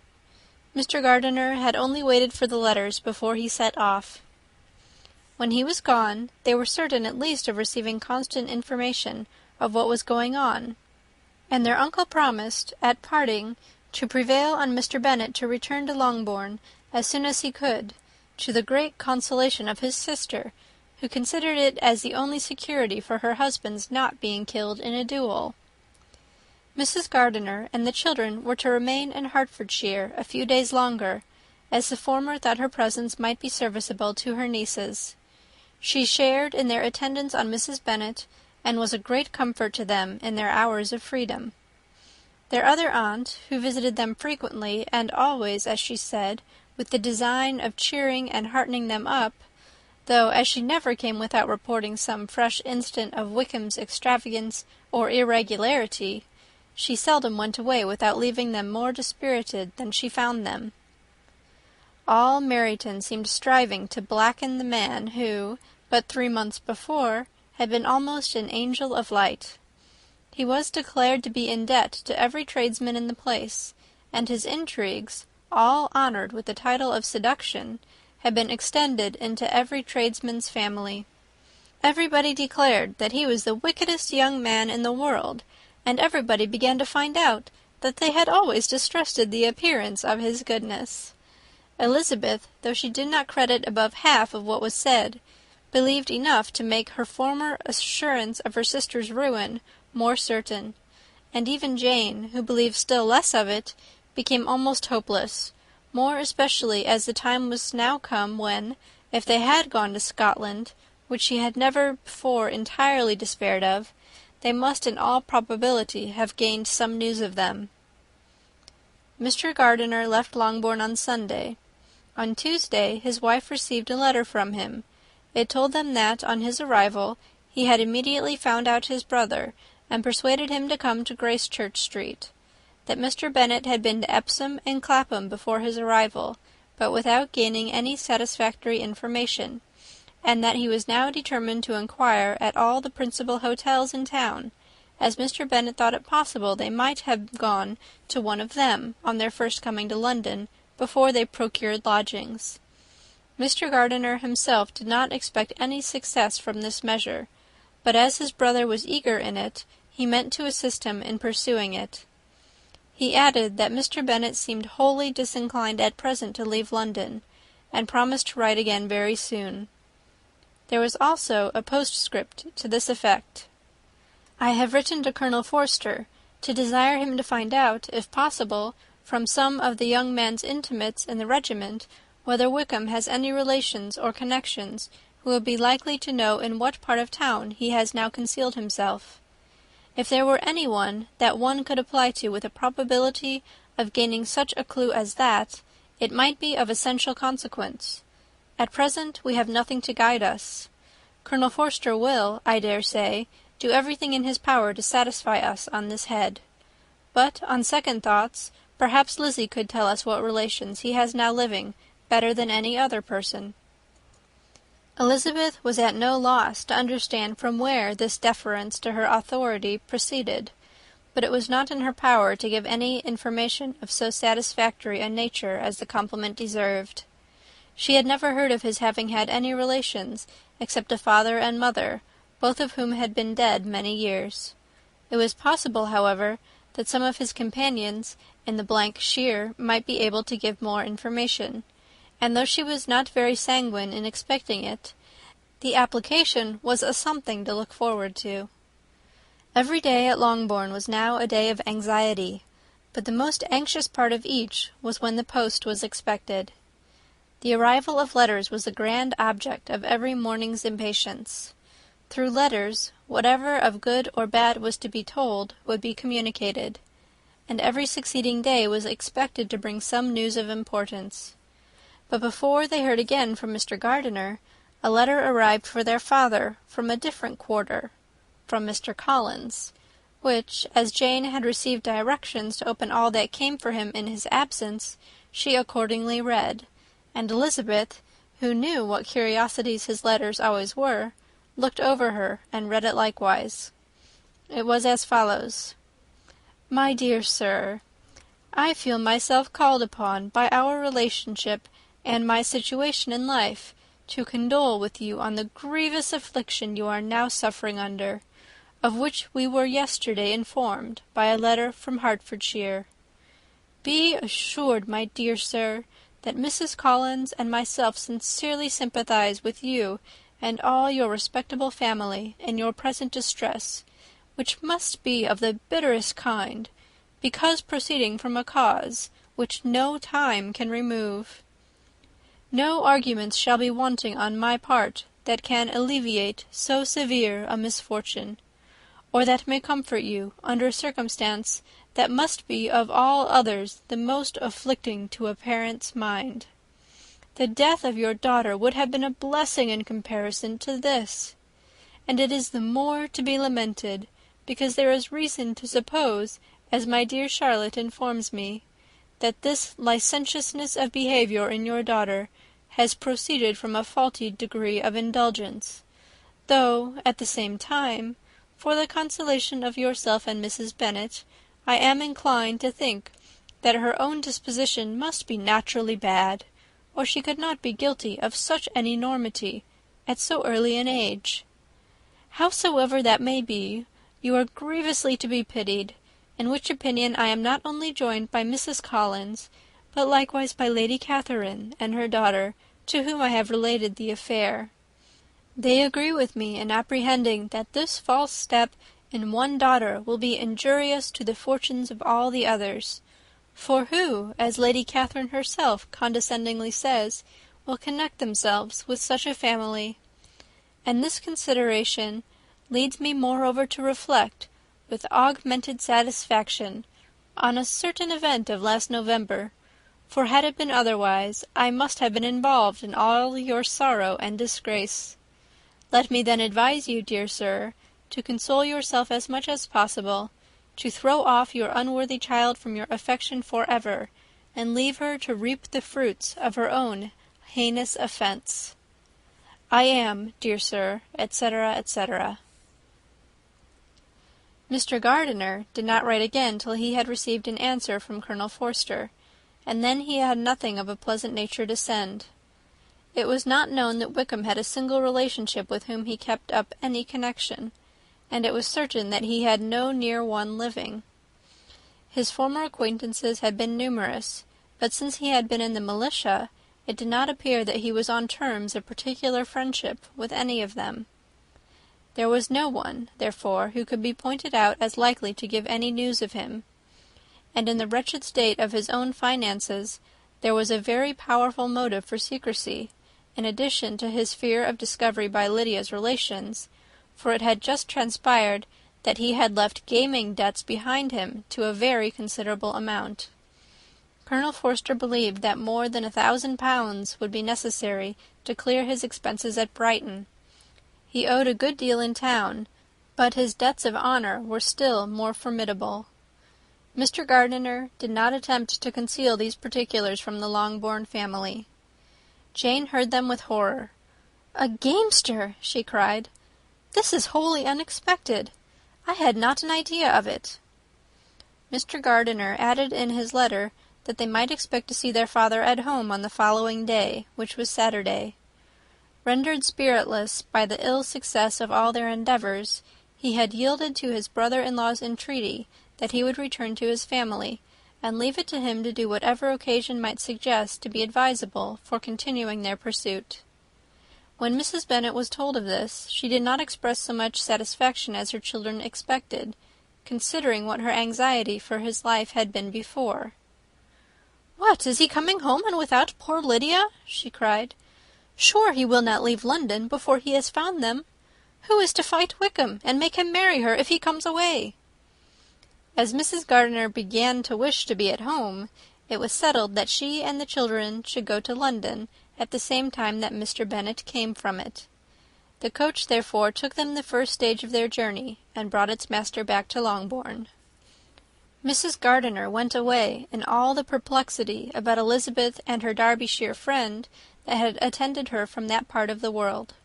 His name had never been voluntarily mentioned before them by her niece, and the kind of half-expectation which Mrs. Gardiner had formed, of their being followed by a letter from him, had ended in nothing.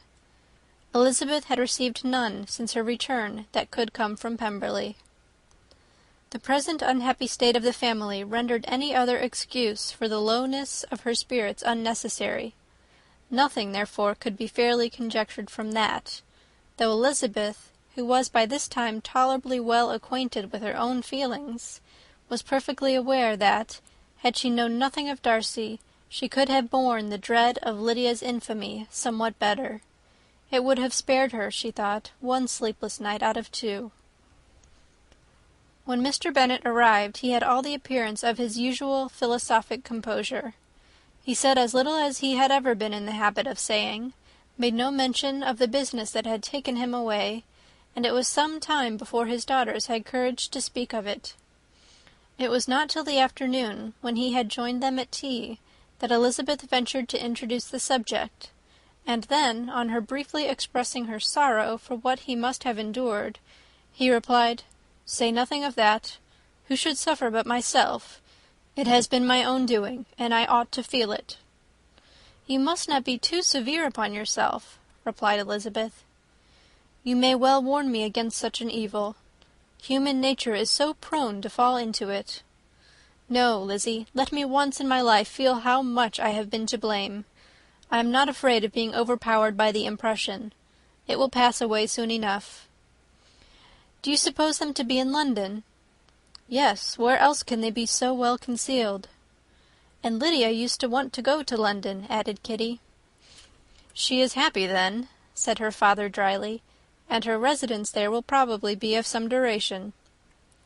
Then, after a short silence, he continued, Lizzie, I bear you no ill will for being justified in your advice to me last May, which, considering the event, shows some greatness of mind. They were interrupted by Miss Bennet, who came to fetch her mother's tea. This is a parade, he cried, which does one good. It gives such an elegance to misfortune. Another day I will do the same. I will sit in my library in my nightcap and powdering-gown and give as much trouble as I can. Or perhaps I may defer it till Kitty runs away. I am not going to run away, papa, said Kitty fretfully. If I should ever go to Brighton, I would behave better than Lydia.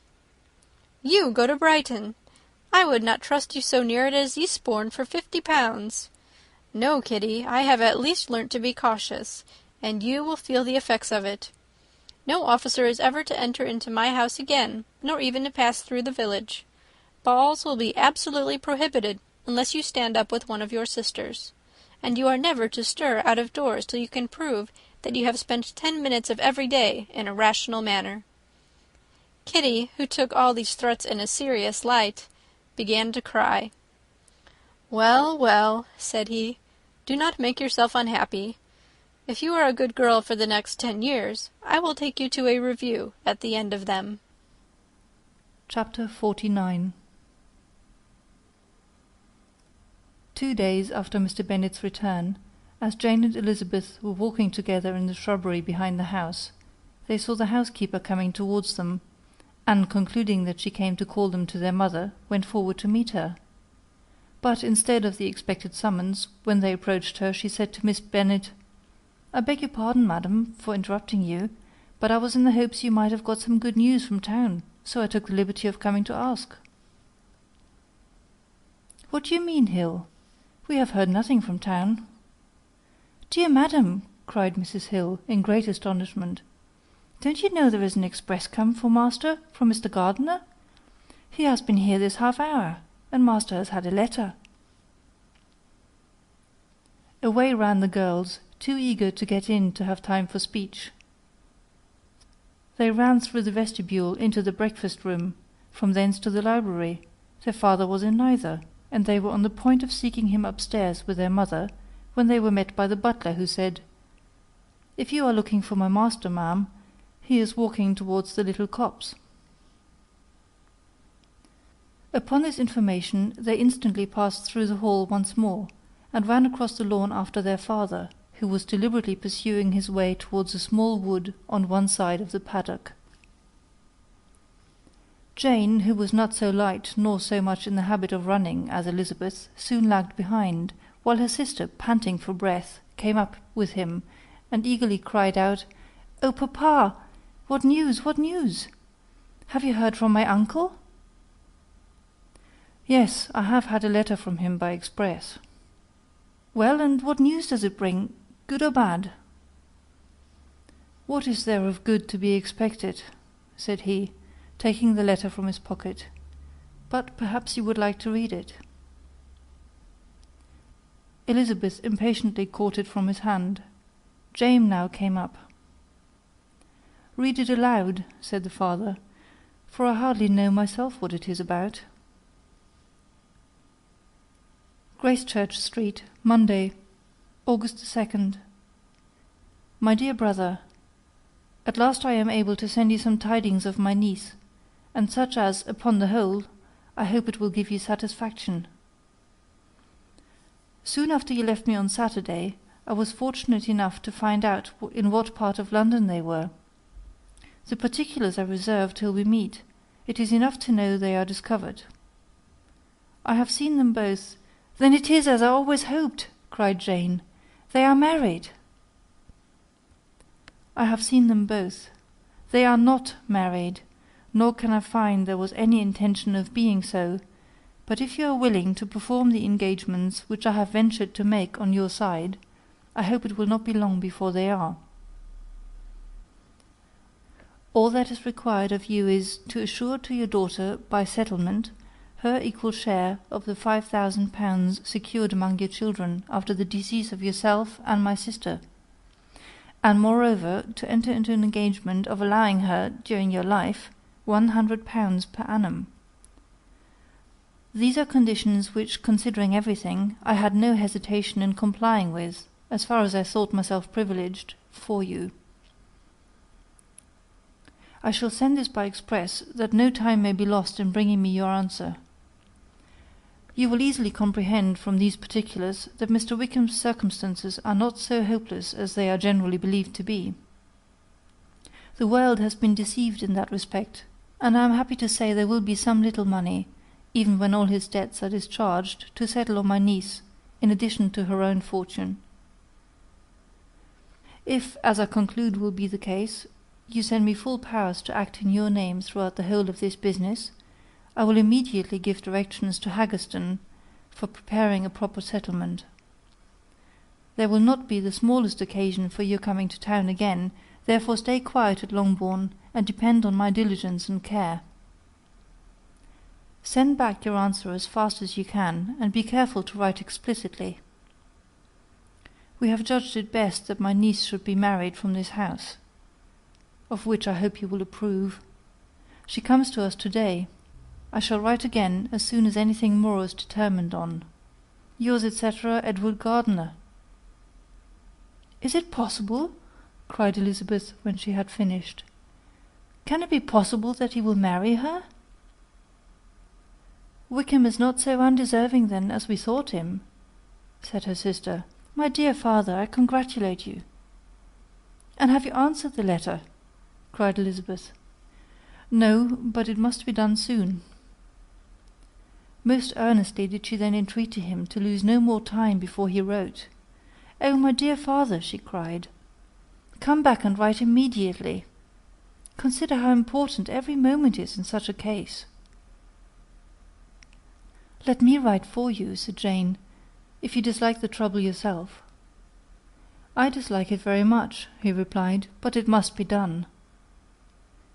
And so saying, he turned back with them, and walked towards the house.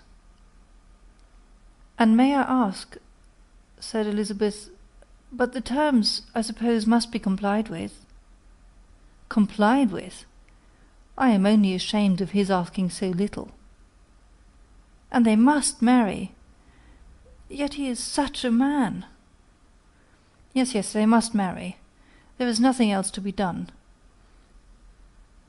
But there are two things that I want very much to know. One is, how much money your uncle has laid down to bring it about, and the other, how am I ever to pay him?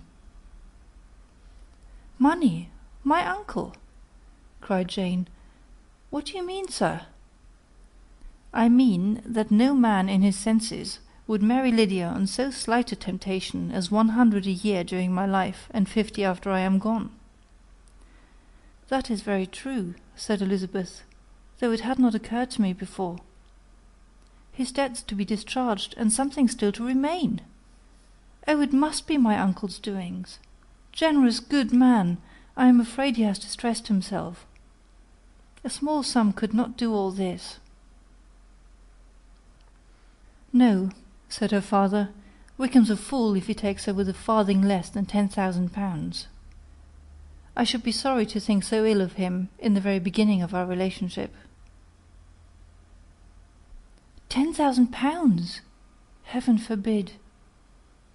How is half such a sum to be repaid? Mr. Bennet made no answer, and each of them, deep in thought, continued silent till they reached the house. Their father then went on to the library to write, and the girls walked into the breakfast-room.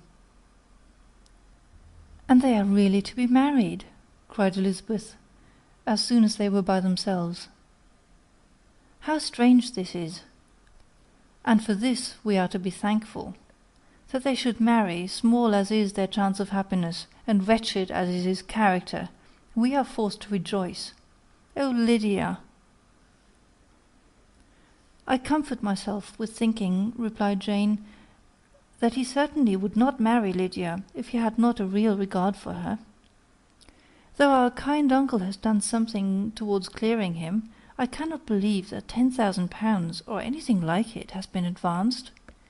He has children of his own, and may have more. How could he spare half £10,000? "If we were ever able to learn what Wickham's debts have been," said Elizabeth, "and how much is settled on his side on our sister, we shall exactly know what Mr. Gardiner has done for them, because Wickham has not sixpence of his own. The kindness of my uncle and aunt can never be requited. Their taking her home and affording her their personal protection and countenance is such a sacrifice to her advantage as years of gratitude cannot enough acknowledge. By this time she is actually with them. If such goodness does not make her miserable now, she will never deserve to be happy. What a meeting for her when she first sees my aunt! We must endeavour to forget all that has passed on either side," said Jane. "I hope and trust they will yet be happy. His consenting to marry her is a proof, I will believe, that he has come to a right way of thinking. Their mutual affection will steady them, and I flatter myself they will settle so quietly and live in so rational a manner as may in time make their past imprudence forgotten." "Their conduct has been such," replied Elizabeth, "as neither you nor I nor anybody can ever forget. It is useless to talk of it." It now occurred to the girls that their mother was in all likelihood perfectly ignorant of what had happened. They went to the library, therefore, and asked their father whether he would not wish them to make it known to her. He was writing, and, without raising his head, coolly replied, "Just as you please." "May we take my uncle's letter to read to her?" "Take whatever you like, and get away." Elizabeth took the letter from his writing-table, and they went upstairs together. Mary and Kitty were both with Mrs. Bennet. One communication would, therefore, do for all. After a slight preparation for good news, the letter was read aloud. Mrs. Bennet could hardly contain herself. As soon as Jane had read Mr. Gardiner's hope of Lydia's being soon married, her joy burst forth, and every following sentence added to its exuberance. She was now in an irritation as violent from delight as she had ever been fidgety from alarm and vexation. To know that her daughter would be married was enough. She was disturbed by no fear for her felicity, nor humbled by any remembrance of her misconduct. "My dear, dear Lydia," she cried, "this is delightful indeed. She will be married. I shall see her again. She will be married at 16. My good, kind brother, I knew how it would be. I knew he would manage everything. How I long to see her, and to see dear Wickham too. But the clothes, the wedding clothes! I will write to my sister Gardiner about them directly. Lizzie, my dear, run down to your father and ask him how much he will give her. Stay, stay, I will go myself. Ring the bell, Kitty, for Hill. I will put on my things in a moment. My dear, dear Lydia, how merry we shall be together when we meet." Her eldest daughter endeavoured to give some relief to the violence of these transports, by leading her thoughts to the obligations which Mr. Gardiner's behaviour laid them all under. "For we must attribute this happy conclusion," she added, "in a great measure to his kindness. We are persuaded that he has pledged himself to assist Mr. Wickham with money." "Well," cried her mother, "it is all very right. Who should do it but her own uncle? If he had not had a family of his own, I and my children must have had all his money, you know, and it is the first time we have ever had anything from him, except a few presents. Well, I am so happy. In a short time I shall have a daughter married. Mrs. Wickham, how well it sounds! And she was only 16 last June. My dear Jane, I am in such a flutter that I am sure I can't write. So I will dictate, and you will write for me. We will settle with your father about the money afterwards, but the things should be ordered immediately." She was then proceeding to all the particulars of calico, muslin, and cambric, and would shortly have dictated some very plentiful orders, had not Jane, though with some difficulty, persuaded her to wait till her father was at leisure to be consulted. One day's delay, she observed, would be of small importance, and her mother was too happy to be quite so obstinate as usual. Other schemes, too, came into her head. "I will go to Meryton," said she, "as soon as I am dressed, and tell the good news to my sister Phillips. And as I come back, I can call on Lady Lucas and Mrs. Long. Kitty, run down and order the carriage. An airing would do me a great deal of good, I am sure. Girls, can I do anything for you in Meryton? Oh, here comes Hill. My dear Hill, have you heard the good news? Miss Lydia is going to be married, and you shall all have a bowl of punch to make merry at her wedding." Mrs. Hill began instantly to express her joy. Elizabeth received her congratulations amongst the rest, and then, sick of this folly, took refuge in her own room, that she might think with freedom. Poor Lydia's situation must at best be bad enough, but that it was no worse she had need to be thankful. She felt it so, and though, in looking forward, neither rational happiness nor worldly prosperity could be justly expected for her sister, in looking back to what they had feared only 2 hours ago, she felt all the advantages of what they had gained. Chapters 50 and 51. Mr. Bennet had very often wished before this period of his life that, instead of spending his whole income, he had laid by an annual sum for the better provision of his children and of his wife if she survived him. He now wished it more than ever. Had he done his duty in that respect, Lydia need not have been indebted to her uncle for whatever of honour or credit could now be purchased for her. The satisfaction of prevailing on one of the most worthless young men in Great Britain to be her husband might then have rested in its proper place. He was seriously concerned that a cause of so little advantage to anyone should be forwarded at the sole expense of his brother-in-law, and he was determined, if possible, to find out the extent of his assistance, and to discharge the obligation as soon as he could. When first Mr. Bennet had married, economy was held to be perfectly useless, for, of course, they were to have a son. The son was to join in cutting off the entail, as soon as he should be of age, and the widow and younger children would by that means be provided for. 5 daughters successively entered the world, and yet the son was to come, and Mrs. Bennet, for many years after Lydia's birth, had been certain that he would. This event had at last been despaired of, but it was then too late to be saving. Mrs. Bennet had no turn for economy, and her husband's love of independence had alone prevented their exceeding their income. £5,000 was settled by marriage articles on Mrs. Bennet and the children, but in what proportions it should be divided amongst the latter depended on the will of the parents. This was one point, with regard to Lydia at least, which was now to be settled, and Mr. Bennet could have no hesitation in acceding to the proposal before him. In terms of grateful acknowledgment for the kindness of his brother, though expressed most concisely, he then delivered on paper his perfect approbation of all that was done, and his willingness to fulfill the engagements that had been made for him. He had never before supposed that, could Wickham be prevailed on to marry his daughter, it would be done with so little inconvenience to himself as by the present arrangement. He would scarcely be £10 a year the loser by the 100 that was to be paid for them.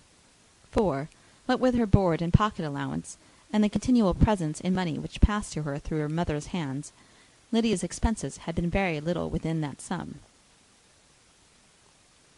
That it would be done with such trifling exertion on his side, too, was another very welcome surprise, for his wish at present was to have as little trouble in the business as possible. When the first transports of rage which had produced his activity in seeking her were over, he naturally returned to all his former indolence. His letter was soon dispatched, for, though dilatory in undertaking business, he was quick in its execution. He begged to know further particulars of what he was indebted to his brother, but was too angry with Lydia to send any message to her. The good news spread quickly through the house, and with proportionate speed through the neighbourhood. It was borne in the latter with decent philosophy. To be sure, it would have been far more for the advantage of conversation had Miss Lydia Bennet come upon the town, or, as the happiest alternative, been secluded from the world in some distant farmhouse. But there was much to be talked of in marrying her, and the good-natured wishes for her well-doing, which had proceeded before from all the spiteful old ladies in Meryton, lost but a little of their spirit in this change of circumstances, because with such a husband her misery was considered certain. It was a fortnight since Mrs. Bennet had been downstairs, but on this happy day she again took her seat at the head of her table, and in spirits oppressively high. No sentiment of shame gave a damp to her triumph. The marriage of a daughter, which had been the first object of her wishes since Jane was 16, was now on the point of accomplishment, and her thoughts and her words ran wholly on those attendants of elegant nuptials, fine muslins, new carriages, and servants. She was busily searching through the neighbourhood for a proper situation for her daughter, and, without knowing or considering what their income might be, rejected many as deficient in size and importance. "Hay Park might do," said she, "if the Goldings could quit it, or the great house at Stoke, if the drawing-room were larger, but Ashworth is too far off. I could not bear to have her 10 miles from me, and as for Pulvis Lodge, the attics are dreadful." Her husband allowed her to talk on without interruption while the servants remained, but when they had withdrawn, he said to her, "Mrs. Bennet, before you take any or all of these houses for your son and daughter, let us come to a right understanding. Into one house in this neighbourhood they shall never have admittance. I will not encourage the impudence of either by receiving them at Longbourn."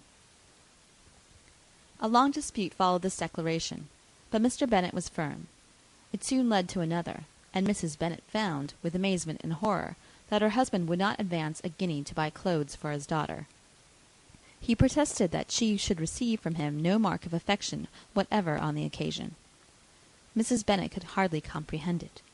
That his anger could be carried to such a point of inconceivable resentment as to refuse his daughter a privilege without which her marriage would scarcely seem valid, exceeded all she could believe possible. She was more alive to the disgrace which her want of new clothes must reflect on her daughter's nuptials than to any sense of shame at her eloping and living with Wickham a fortnight before they took place. Elizabeth was now heartily sorry that she had, from the distress of the moment, been led to make Mr. Darcy acquainted with their fears for her sister, for since her marriage would so shortly give the proper termination to the elopement, they might hope to conceal its unfavourable beginning from all those who were not immediately on the spot. She had no fear of its spreading farther through his means. There were few people on whose secrecy she would have more confidently depended. But at the same time, there was no one whose knowledge of a sister's frailty would have mortified her so much. Not, however, from any fear of disadvantage from it individually to herself, for, at any rate, there seemed a gulf impassable between them. Had Lydia's marriage been concluded on the most honourable terms, it was not to be supposed that Mr. Darcy would connect himself with a family where, to every other objection, would now be added an alliance and a relationship of the nearest kind with the man whom he so justly scorned. From such a connection she could not wonder that he would shrink. The wish of procuring her regard, which she had assured herself of his feeling in Derbyshire, could not in rational expectation survive such a blow as this. She was humbled, she was grieved, she repented, though she hardly knew of what. She became jealous of his esteem, when she could no longer hope to be benefited by it. She wanted to hear of him, when there seemed the least chance of gaining intelligence. She was convinced that she could have been happy with him, when it was no longer likely they should meet. What a triumph for him, as she often thought, could he know that the proposals which she had proudly spurned only 4 months ago would now have been most gladly and gratefully received. He was as generous, she doubted not, as the most generous of his sex, but while he was mortal, there must be a triumph. She began now to comprehend that he was exactly the man who, in disposition and talents, would most suit her. His understanding and temper, though unlike her own, would have answered all her wishes. It was a union that must have been to the advantage of both. By her ease and liveliness his mind might have been softened, his manners improved, and from his judgment, information, and knowledge of the world she must have received benefit of greater importance. But no such happy marriage could now teach the admiring multitude what connubial felicity really was. A union of a different tendency and precluding the possibility of the other was soon to be formed in their family. How Wickham and Lydia were to be supported in tolerable independence she could not imagine, but how little of permanent happiness could belong to a couple who were only brought together because their passions were stronger than their virtue she could easily conjecture. Mr. Gardiner soon wrote again to his brother. To Mr. Bennet's acknowledgments he briefly replied, with assurance of his eagerness to promote the welfare of any of his family, and concluded with entreaties that the subject might never be mentioned to him again. The principal purport of his letter was to inform them that Mr. Wickham had resolved on quitting the militia. It was greatly my wish that he should do so, he added, as soon as his marriage was fixed on, and I think you will agree with me in considering the removal of that corps as highly advisable, both on his account and my niece's. It is Mr. Wickham's intention to go into the regulars, and among his former friends there are still some who are able and willing to assist him in the army. He has a promise of an ensigncy in General Regiment, now quartered in the north. It is an advantage to have it so far from this part of the kingdom. He promises fairly, and I hope among different people, where they may each have a character to preserve, they will both be more prudent.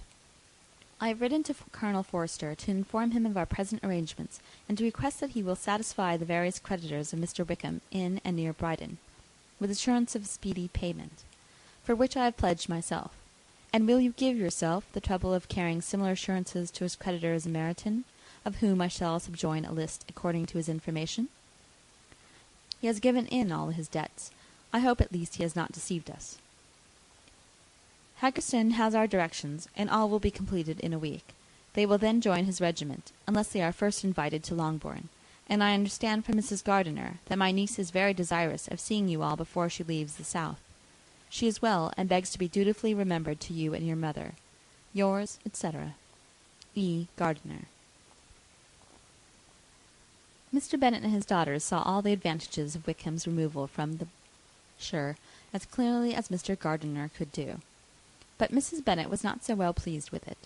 Lydia's being settled in the north, just when she had expected most pleasure and pride in her company, for she had by no means given up her plan for their residing in Hertfordshire, was a severe disappointment. And besides, it was such a pity that Lydia should be taken from a regiment where she was acquainted with everyone, and had so many favourites. "She is so fond of Mrs. Forster," said she. "It will be quite shocking to send her away, and there are several of the young men, too, that she likes very much. The officers may not be so pleasant in General Regiment." His daughter's request, for such it might be considered, of being admitted into her family again before she set off for the north, received at first an absolute negative. But Jane and Elizabeth, who agreed in wishing, for the sake of their sister's feelings and consequence, that she should be noticed on her marriage by her parents, urged him so earnestly, yet so rationally and so mildly, to receive her and her husband at Longbourn, as soon as they were married, that he was prevailed on to think as they thought, and act as they wished. And their mother had the satisfaction of knowing that she would be able to show her married daughter in the neighbourhood before she was banished to the north. When Mr. Bennet wrote again to his brother, therefore, he sent his permission for them to come, and it was settled, that as soon as the ceremony was over, they should proceed to Longbourn. Elizabeth was surprised, however, that Wickham should consent to such a scheme, and had she consulted only her own inclination, any meeting with him would have been the last object of her wishes. Chapter 51. The sisters' wedding day arrived, and Jane and Elizabeth felt for her probably more than she felt for herself. The carriage was sent to meet them and they were to return in it by dinner time. Their arrival was dreaded by the elder Miss Bennets, and Jane more especially, who gave Lydia the feelings which would have attended herself had she been the culprit, and was wretched in the thought of what her sister must endure.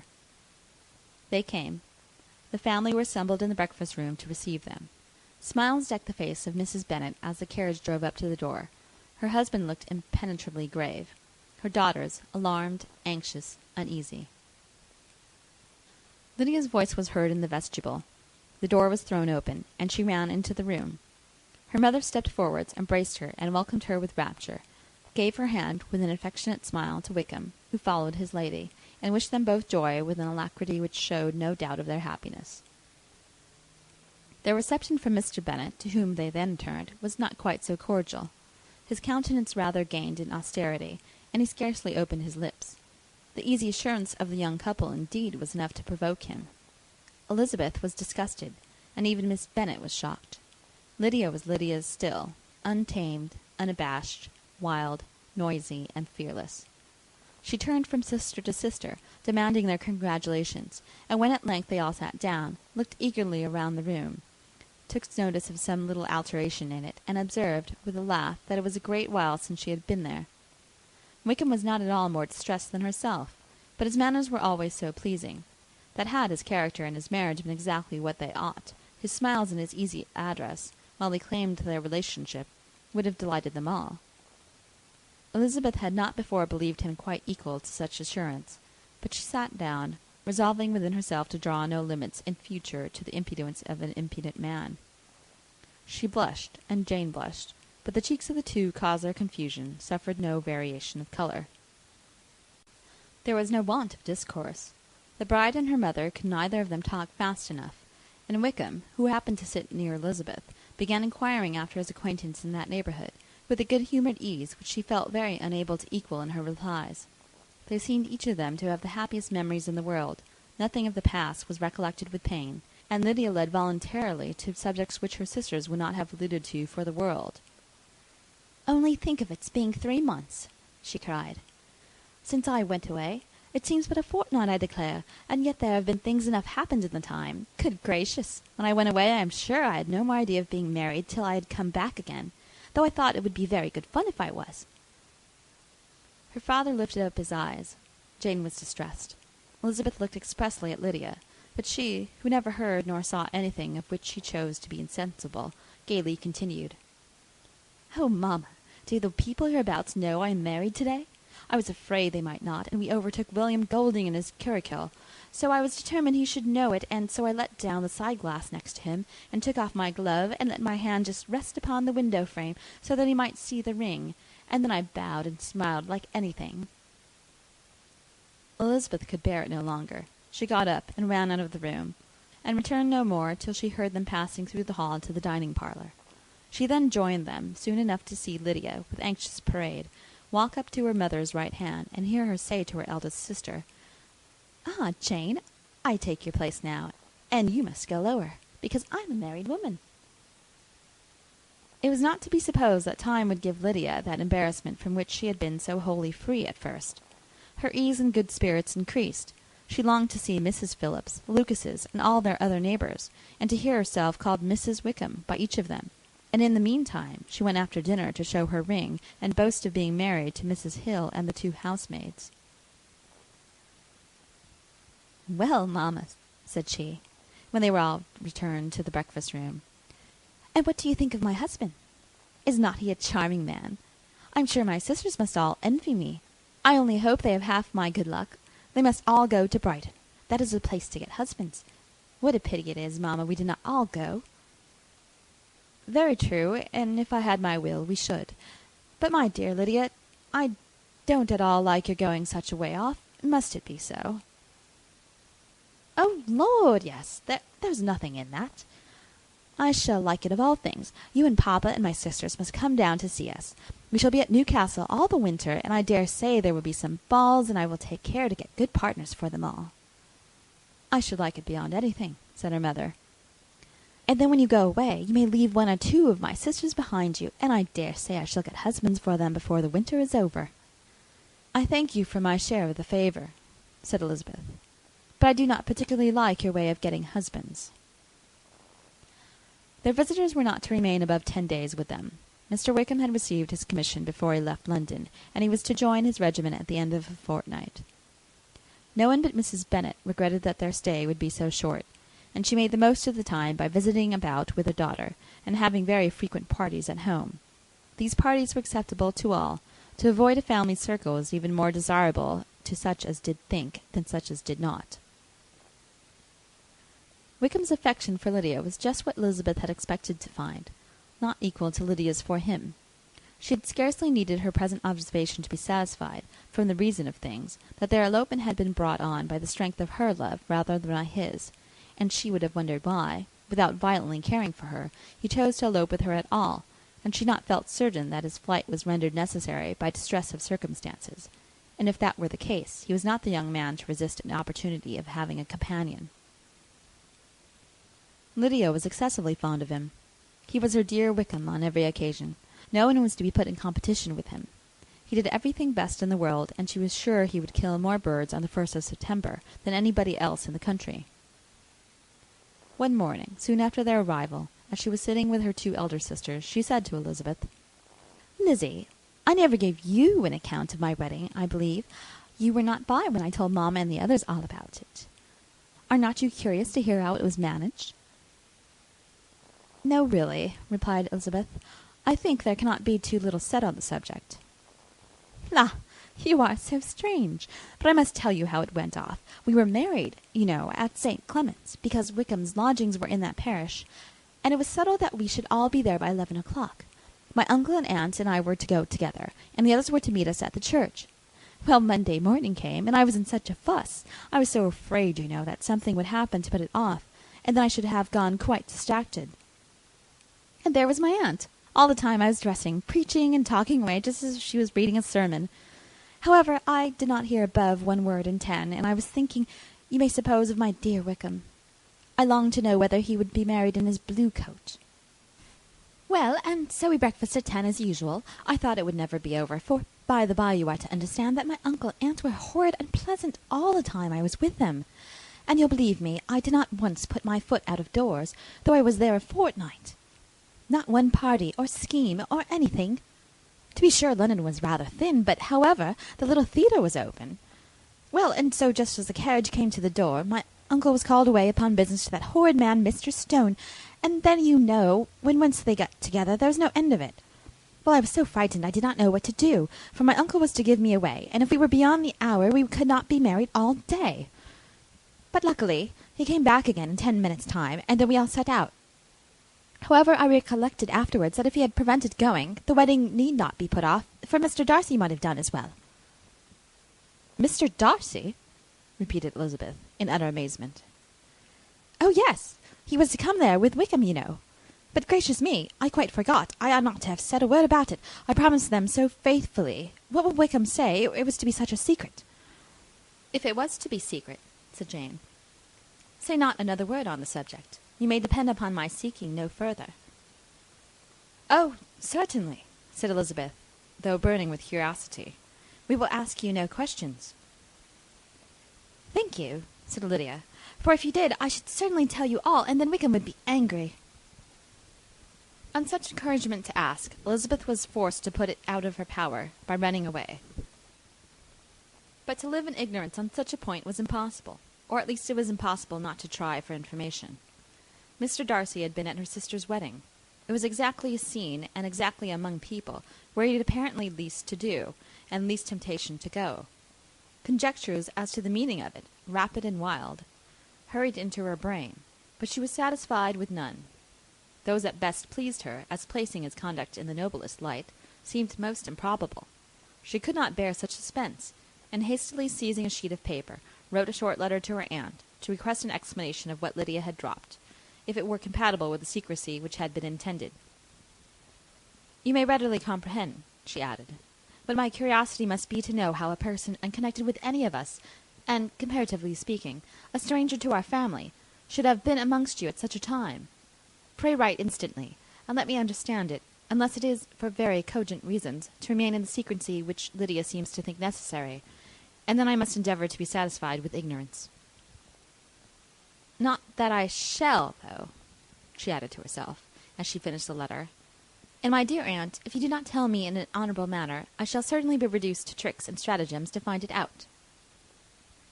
Jane's delicate sense of honour would not allow her to speak to Elizabeth privately of what Lydia had let fall. Elizabeth was glad of it.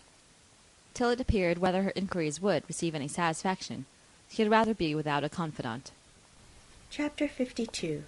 Elizabeth had the satisfaction of receiving an answer to her letter as soon as she possibly could.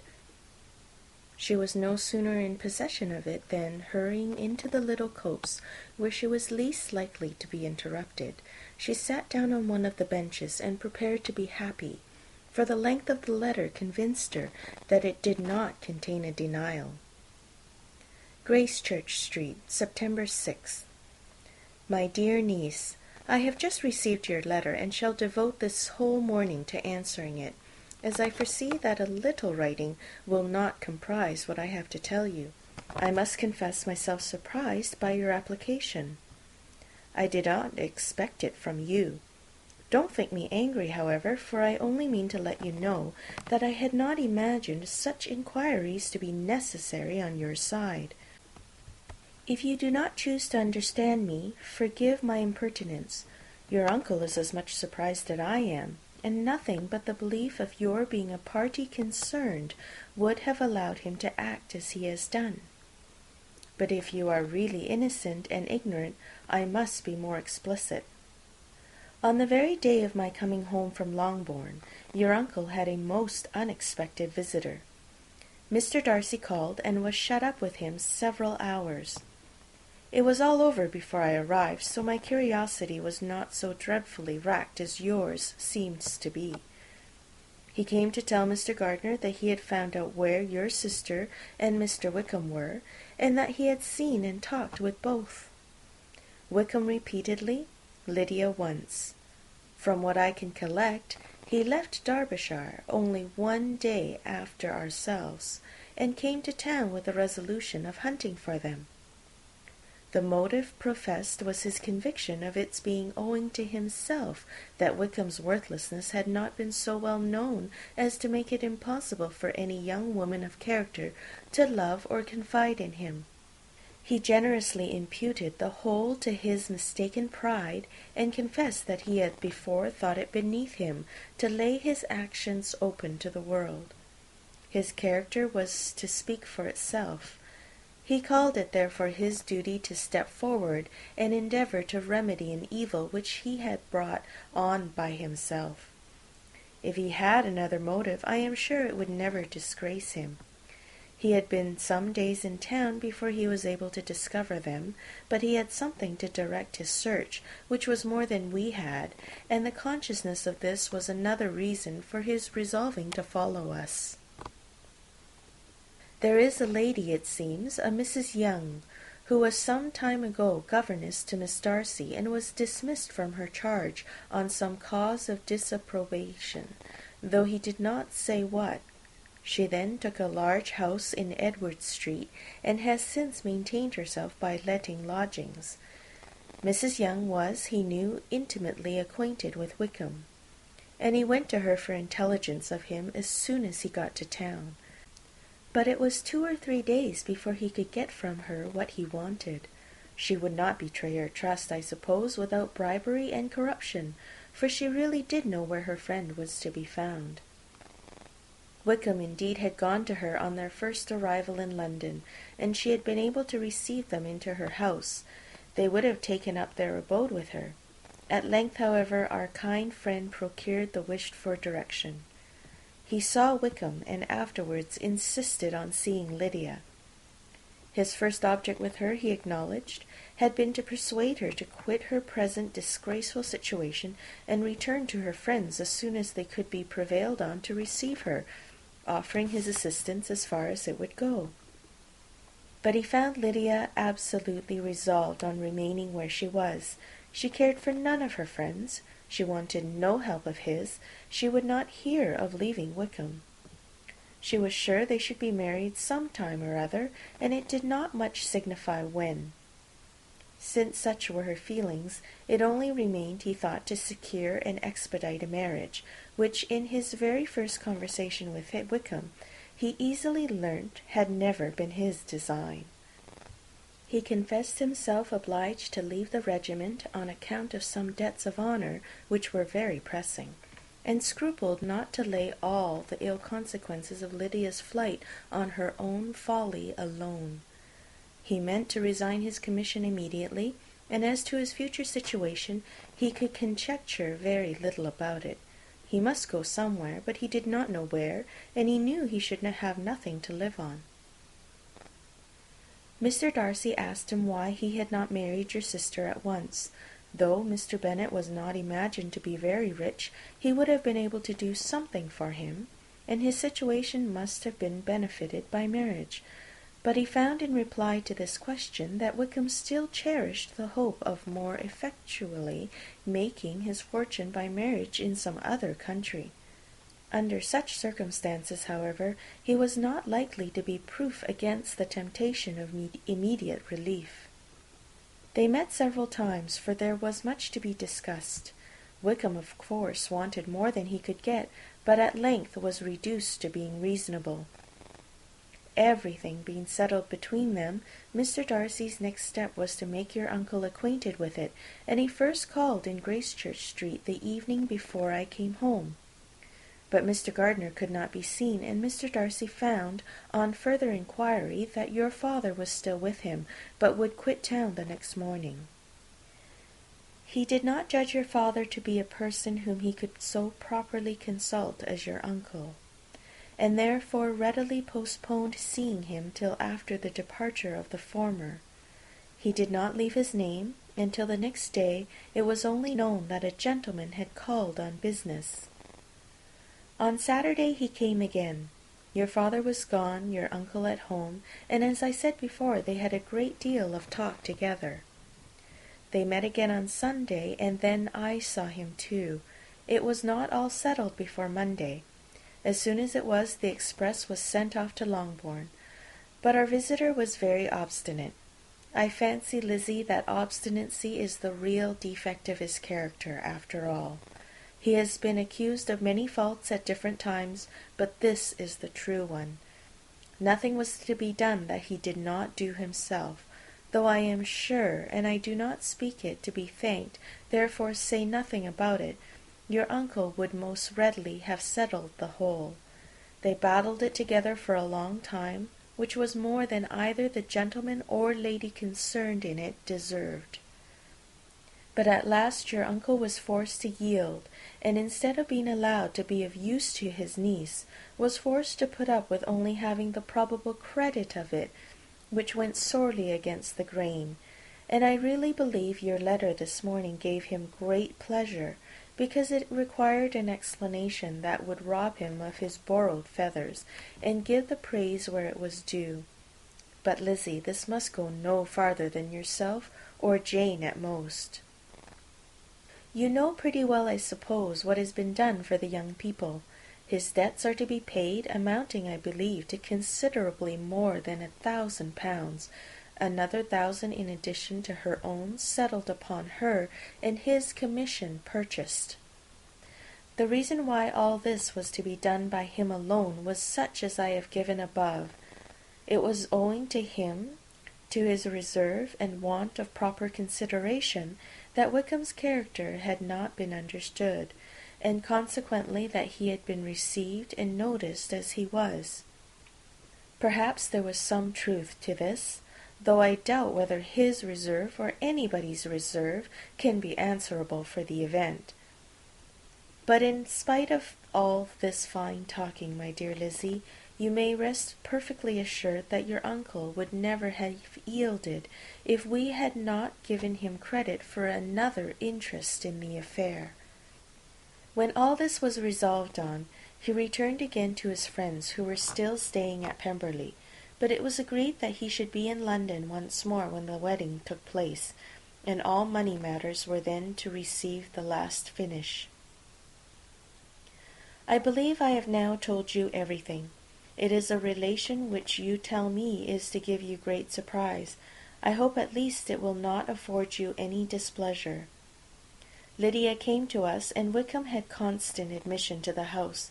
He was exactly what he had been when I knew him in Hertfordshire, but I would not tell you how little I was satisfied with her behaviour when she stayed with us, if I had not perceived by Jane's letter last Wednesday that her conduct on coming home was exactly of a piece with it, and therefore what I now tell you can give you no fresh pain. I talked to her repeatedly in the most serious manner, representing to her all the wickedness of what she had done, and all the unhappiness she had brought on her family. If she had heard me, it was by good luck, for I am sure she did not listen. I was sometimes quite provoked, but then I recollected my dear Elizabeth and Jane, and for their sakes had patience with her. Mr. Darcy was punctual in his return, and as Lydia informed you, attended the wedding. He dined with us the next day, and was to leave town again on Wednesday or Thursday. Will you be very angry with me, my dear Lizzie, if I take this opportunity of saying, what I was never bold enough to say before, how much I like him? His behaviour to us has, in every respect, been as pleasing as when we were in Derbyshire. His understanding and opinions all please me. He wants nothing but a little more liveliness, and that, if he marry prudently, his wife may teach him. I thought him very sly. He hardly ever mentions your name, but slyness seems the fashion. Pray forgive me if I have been very presuming, or at least do not punish me so far as to exclude me from Pemberley. I shall never be quite happy till I have been all around the park. A low phaeton with a nice little pair of ponies would be the very thing. But I must write no more. The children have been wanting me this half hour. Yours very sincerely, M. Gardiner. The contents of this letter threw Elizabeth into a flutter of spirits, in which it was difficult to determine whether pleasure or pain bore the greatest share. The vague and unsettled suspicions which uncertainty had produced of what Mr. Darcy might have been doing to forward her sister's match, which she had feared to encourage as an exertion of goodness too great to be probable, and at the same time dreaded to be just from the pain of obligation, were proved beyond their greatest extent to be true. He had followed them purposely to town. He had taken on himself all the trouble and mortification attendant on such a research, in which supplication had been necessary to a woman whom he must abominate and despise, and where he was reduced to frequently meet, reason with, persuade, and finally bribe the man who he always most wished to avoid, and whose very name it was punishment to him to pronounce. He had done all this for a girl whom he could neither regard nor esteem. Her heart did whisper that he had done it for her, but it was a hope shortly checked by other considerations, and she soon felt that even her vanity was insufficient when required to depend on his affection for her. For a woman who had already refused him, as able to overcome a sentiment so natural as abhorrence against relationship with Wickham, brother-in-law of Wickham, every kind of pride must revolt from that connection. He had, to be sure, done much. She was ashamed to think how much. But he had given a reason for his interference, which asked no extraordinary stretch of belief. It was reasonable that he should feel he had been wrong. He had liberality, and he had the means of exercising it, and though she would not place herself as his principal inducement, she could perhaps believe that remaining partiality for her might assist his endeavours in a cause where her peace of mind must be materially concerned. It was painful, exceedingly painful, to know that they were under obligations to a person who could never receive a return. They owed the restoration of Lydia, her character, everything to him. Oh, how heartily did she grieve over every ungracious sensation she had ever encouraged, every saucy speech she had ever directed towards him.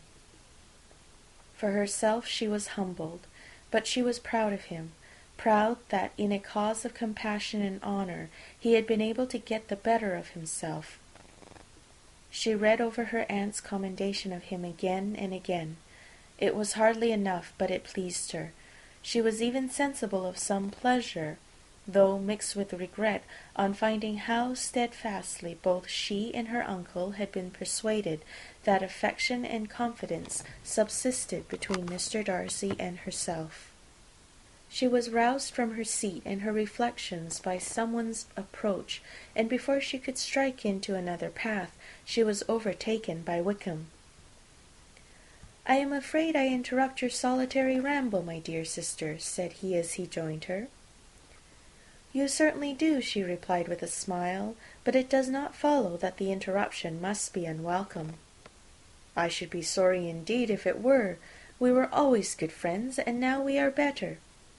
"True. Are the others coming out?" "I do not know. Mrs. Bennet and Lydia are going in the carriage to Meryton. And so, my dear sister, I find from our uncle and aunt that you have actually seen Pemberley." She replied in the affirmative. "I almost envy you the pleasure, and yet I believe it would be too much for me, or else I could take it in my way to Newcastle. And you saw the old housekeeper, I suppose? Poor Reynolds! She was always very fond of me. But of course she did not mention my name to you." "Yes, she did." "And what did she say?" "That you had gone into the army, and she was afraid had not turned out well. At such a distance as that, you know, things are strangely misrepresented." "Certainly," he replied, biting his lips. Elizabeth hoped she had silenced him, but he soon afterwards said, "I was surprised to see Darcy in town last month. We passed each other several times. I wonder what he can be doing there." "Perhaps preparing for his marriage with Miss de Bourgh," said Elizabeth. "It must be something particular to take him there at this time of the year." "Undoubtedly. Did you see him while you were at Lambton? I thought I understood from the gardeners that you had." "Yes, he introduced us to his sister."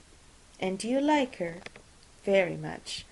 I have heard, indeed, that she is uncommonly improved within this year or two. When I last saw her she was not very promising. I am very glad you liked her. I hope she will turn out well." "I dare say she will.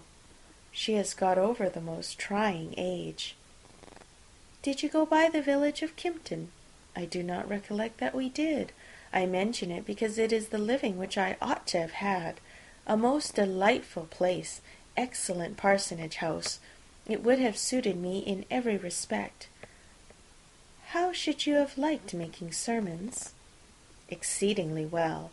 I should have considered it as part of my duty, and the exertion would soon have been nothing.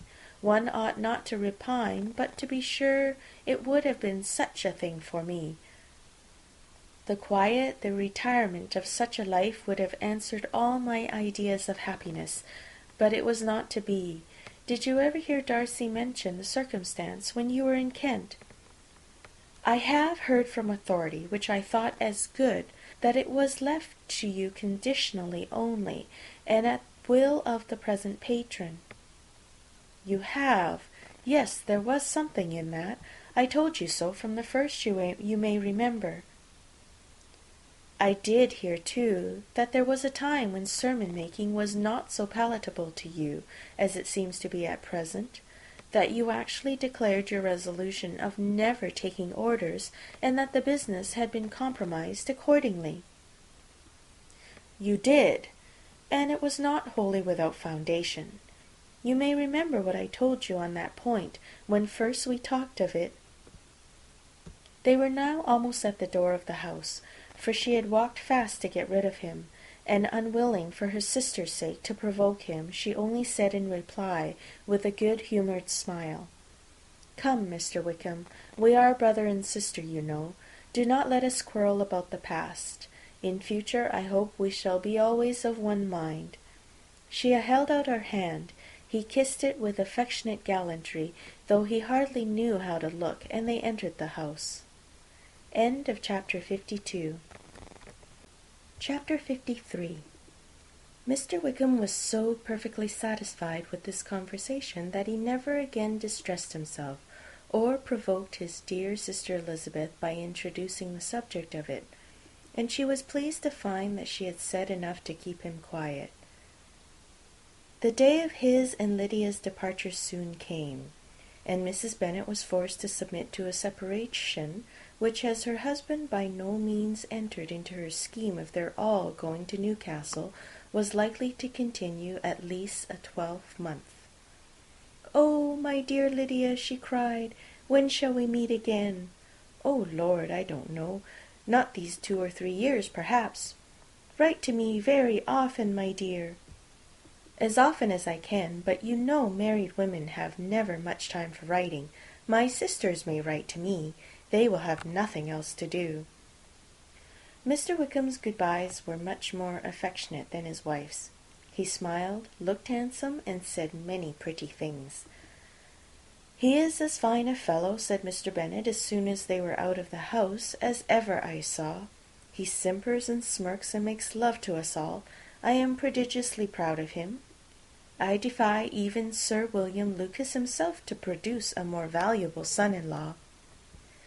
The loss of her daughter made Mrs. Bennet very dull for several days. "I often think," said she, "that there is nothing so bad as parting with one's friends. One seems so forlorn without them." "This is the consequence, you see, madam, of marrying a daughter," said Elizabeth. "It must make you better satisfied that your other daughters are single." "It is no such thing. Lydia does not leave me because she is married, but only because her husband's regiment happens to be so far off. If that had been nearer, she would not have gone so soon." But the spiritless condition which this event threw her into was shortly relieved, and her mind opened again to the agitation of hope by an article of news which then began to be in circulation. The housekeeper at Netherfield had received orders to prepare for the return of her master, who was coming down in a day or two to shoot there for several weeks. Mrs. Bennet was quite in the fidgets. She looked at Jane and smiled, and shook her head by turns. "Well, well, and so Mr. Bingley is coming down, sister," for Mrs. Phillips first brought her the news. "Well, so much the better. Not that I care about it, though. He is nothing to us, you know, and I am sure I never want to see him again. But, however, he is very welcome to come to Netherfield if he likes it. And who knows what may happen? But that is nothing to us. You know, sister, we agreed long ago never to mention a word about it. And so is it quite certain he is coming?" "You may depend on it," replied the other, "for Mrs. Nichols was in Meryton last night. I saw her passing by, and went out myself on purpose to know the truth of it, and she told me that it was certain true. He comes down on Thursday at the latest, very likely on Wednesday. She was going to the butcher's, she told me, on purpose to order in some meat on Wednesday, and she has got 3 couple of ducks just fit to be killed." Miss Bennet had not been able to hear of his coming without changing colour. It was many months since she had mentioned his name to Elizabeth, but now, as soon as they were alone together, she said, "I saw you look at me to-day, Lizzie, when my aunt told us of the present report, and I know I appeared distressed. But don't imagine it was from any silly cause. I was only confused for the moment, because I felt that I should be looked at. I do assure you that the news does not affect me either with pleasure or pain. I am glad of one thing, that he comes alone, because we shall see less of him. Not that I am afraid of myself, but I dread other people's remarks." Elizabeth did not know what to make of it. Had she not seen him in Derbyshire, she might have supposed him capable of coming there with no other view than what was acknowledged. But she still thought him partial to Jane, and she wavered as to the greater probability of his coming there with his friend's permission, or being bold enough to come without it. Yet it is hard, she sometimes thought, that this poor man cannot come to a house which he has legally hired without raising all this speculation. I will leave him to himself. In spite of what her sister declared, and really believed to be her feelings in the expectation of his arrival, Elizabeth could easily perceive that her spirits were affected by it. They were more disturbed, more unequal than she had often seen them. The subject which had been so warmly canvassed between their parents before about a 12-month ago was now brought forward again. "As soon as ever Mr. Bingley comes, my dear," said Mrs. Bennet, "you will have to wait on him, of course." "No, no, you forced me into visiting him last year, and promised if I went to see him he should marry one of my daughters. but it ended in nothing, and I will not be sent on a fool's errand again." His wife represented to him how absolutely necessary such an attention would be from all the neighbouring gentlemen on his return to Netherfield.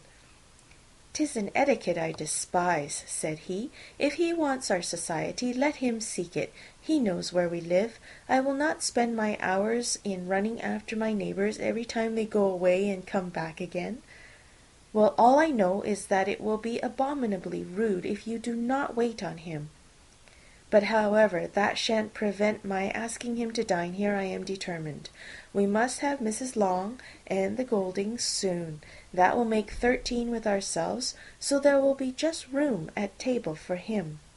Consoled by this resolution, she was the better able to bear her husband's incivility, though it was very mortifying to know that her neighbours might all see Mr. Bingley in consequence of it before they did. As the day of his arrival drew near, "I begin to be sorry that he comes at all," said Jane to her sister. "It would be nothing. I could see him with perfect indifference, but I can hardly bear to hear it thus perpetually talked of. My mother means well, but she does not know. No one can know how much I suffer from what she says. Happy shall I be when his stay at Netherfield is over." "I wish I could say anything to comfort you," replied Elizabeth, "but it is wholly out of my power. You must feel it, and the usual satisfaction of preaching patience to a sufferer is denied me, because you have always so much." Mr. Bingley arrived. Mrs. Bennet, through the assistance of servants, contrived to have the earliest tidings of it, that the period of anxiety and fretfulness on her side might be as long as it could. She counted the days that must intervene before their invitation could be sent, hopeless of seeing him before. But on the 3rd morning after his arrival in Hertfordshire, she saw him, from her dressing-room window, enter the paddock and ride towards the house. Her daughters were eagerly called to partake of her joy. Jane resolutely kept her place at the table, but Elizabeth, to satisfy her mother, went to the window. She looked, she saw Mr. Darcy with him, and sat down again by her sister. "There is a gentleman with him, mamma," said Kitty. "Who can it be?"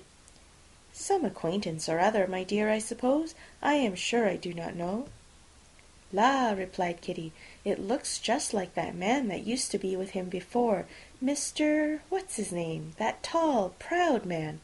Good gracious, Mr. Darcy, and so it does, I vow. Well, any friend of Mr. Bingley's will always be welcome here, to be sure, but else I must say that I hate the very sight of him." Jane looked at Elizabeth with surprise and concern. She knew but little of their meeting in Derbyshire, and therefore felt for the awkwardness which must attend her sister in seeing him almost for the first time after receiving his explanatory letter. Both sisters were uncomfortable enough. Each felt for the other, and of course for themselves, and their mother talked on of her dislike for Mr. Darcy, and her resolution to be civil to him only as Mr. Bingley's friend, without being heard by either of them. But Elizabeth had sources of uneasiness which could not be suspected by Jane, to whom she had never yet had courage to show Mrs. Gardiner's letter, or to relate her own change of sentiment towards him. To Jane he could be only a man whose proposals she had refused, and whose merit she had undervalued. But to her own more extensive information, he was the person to whom the whole family were indebted for the first of benefits, and whom she regarded herself with an interest, if not quite so tender, at least as reasonable and just as what Jane felt for Bingley. Her astonishment at his coming to Netherfield, to Longbourn, and voluntarily seeking her again, was almost equal to what she had known on first witnessing his altered behaviour in Derbyshire. The colour which had been driven from her face returned for half a minute with an additional glow, and a smile of delight added lustre to her eyes, as she thought for that space of time that his affection and wishes must still be unshaken. But she would not be secure. "Let me first see how he behaves," said she. "It will then be early enough for expectation." She sat intently at work, striving to be composed, and without daring to lift up her eyes, till anxious curiosity carried them to the face of her sister as the servant was approaching the door. Jane looked a little paler than usual, but more sedate than Elizabeth had expected. On the gentleman's appearing, her colour increased, yet she received them with tolerable ease, and with a propriety of behaviour equally free from any symptom of resentment or any unnecessary complaisance. Elizabeth said as little to either as civility would allow, and sat down again to her work with an eagerness which it did not often command. She had ventured only one glance at Darcy. He looked serious as usual, and she thought more as he had been used to look in Hertfordshire than she had seen him at Pemberley. But perhaps he could not, in her mother's presence, be what he was before her uncle and aunt. It was a painful but not an improbable conjecture. Bingley she had likewise seen for an instant, and in that short period saw him looking both pleased and embarrassed. He was received by Mrs. Bennet with a civility which made her two daughters ashamed, especially when contrasted with the cold and ceremonious politeness of her curtsy and address to his friend. Elizabeth particularly, who knew that her mother owed to the latter the preservation of her favourite daughter from irremediable infamy, was hurt and distressed to a most painful degree by a distinction so ill applied. Darcy, after inquiring of her how Mr. and Mrs. Gardiner did, a question which she could not answer without confusion, said scarcely anything. He was not seated by her. Perhaps that was the reason of his silence, but it had not been so in Derbyshire. There he had talked to her friends, when he could not to herself, but now several minutes elapsed without bringing the sound of his voice, and when occasionally, unable to resist the impulse of curiosity, she raised her eyes to his face, she as often found him looking at Jane as at herself, and frequently on no object but the ground. More thoughtfulness and less anxiety to please than when they had last met were plainly expressed. She was disappointed and angry with herself for being so. "Could I expect it to be otherwise?" said she. "Yet why did he come?" She was in no humour for conversation with anyone but himself, and to him she had hardly courage to speak. She inquired after his sister, but could do no more. "It is a long time, Mr. Bingley, since you went away," said Mrs. Bennet. He readily agreed to it. "I began to be afraid you would never come back. People did say you meant to quit the place entirely at Michaelmas, but, however, I hope it is not true. A great many changes have happened in the neighbourhood since you went away. Miss Lucas is married and settled, and one of my own daughters. I suppose you have heard of it. Indeed, you must have seen it in the papers. It was in the Times and the Courier, I know, though it was not put in as it ought to be. It was only said, 'Lately George Wickham to Miss Lydia Bennet,' without there being a syllable said of her father, or the place where she lived, or anything. It was my brother Gardiner's drawing up too, and I wonder how he came to make such an awkward business of it. Did you see it?" Bingley replied that he did, and made his congratulations. Elizabeth dare not lift up her eyes. How Mr. Darcy looked, therefore, she could not tell. "It is a delightful thing, to be sure, to have a daughter well married," continued her mother, "but at the same time, Mr. Bingley, it is very hard to have her taken such away from me. They are gone down to Newcastle, a place quite northward, it seems, and they are to stay I do not know how long. His regiment is there, for I suppose you have heard of his leaving the militia, and of his being gone into the regulars. Thank heavens, he has some friends, though perhaps not so many as he deserves." Elizabeth, who knew this to be levelled at Mr. Darcy, was in such misery of shame that she could hardly keep her seat. It drew from her, however, the exertion of speaking, which nothing else had so effectually done before, and she asked Bingley whether he meant to make any stay in the country at present. A few weeks, he believed. "When you have killed all your own birds, Mr. Bingley," said her mother, "I beg you will come here and shoot as many as you please on Mr. Bennet's manor. I am sure he will be vastly happy to oblige you, and will save all the best of the coveys for you." Elizabeth's misery increased at such unnecessary, such officious attention. Were the same fair prospect to arise at present as had flattered them a year ago, everything, she was persuaded, would be hastening to the same vexatious conclusion.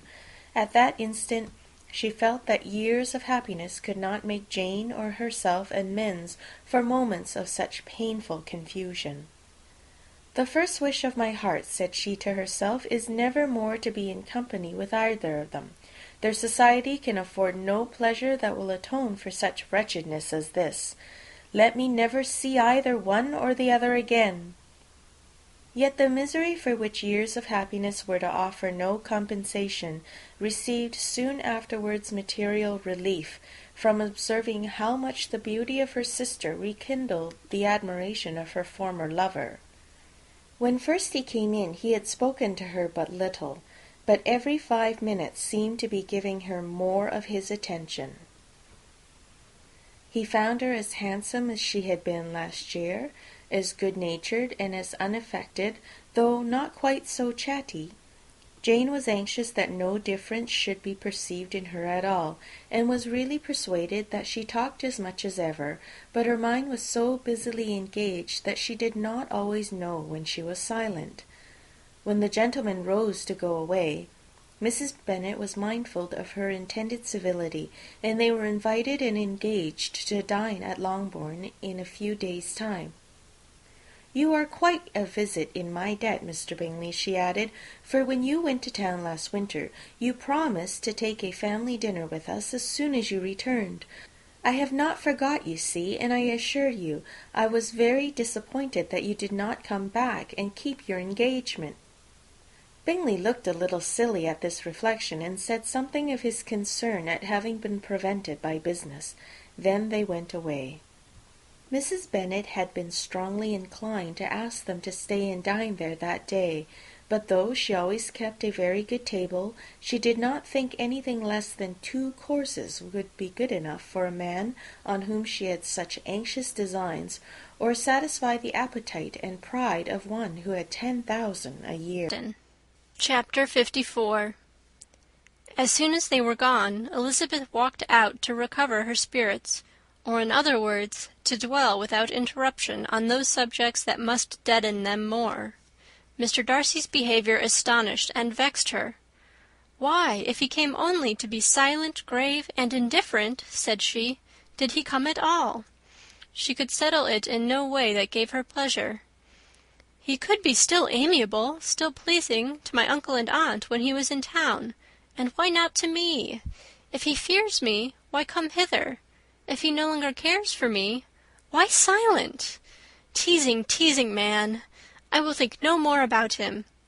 Her resolution was for a short time involuntarily kept by the approach of her sister, who joined her with a cheerful look, which showed her better satisfied with their visitors than Elizabeth.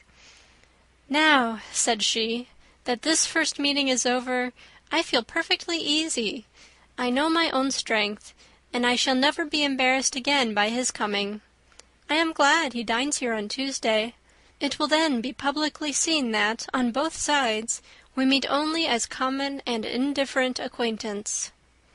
"Yes, very indifferent indeed," said Elizabeth laughingly.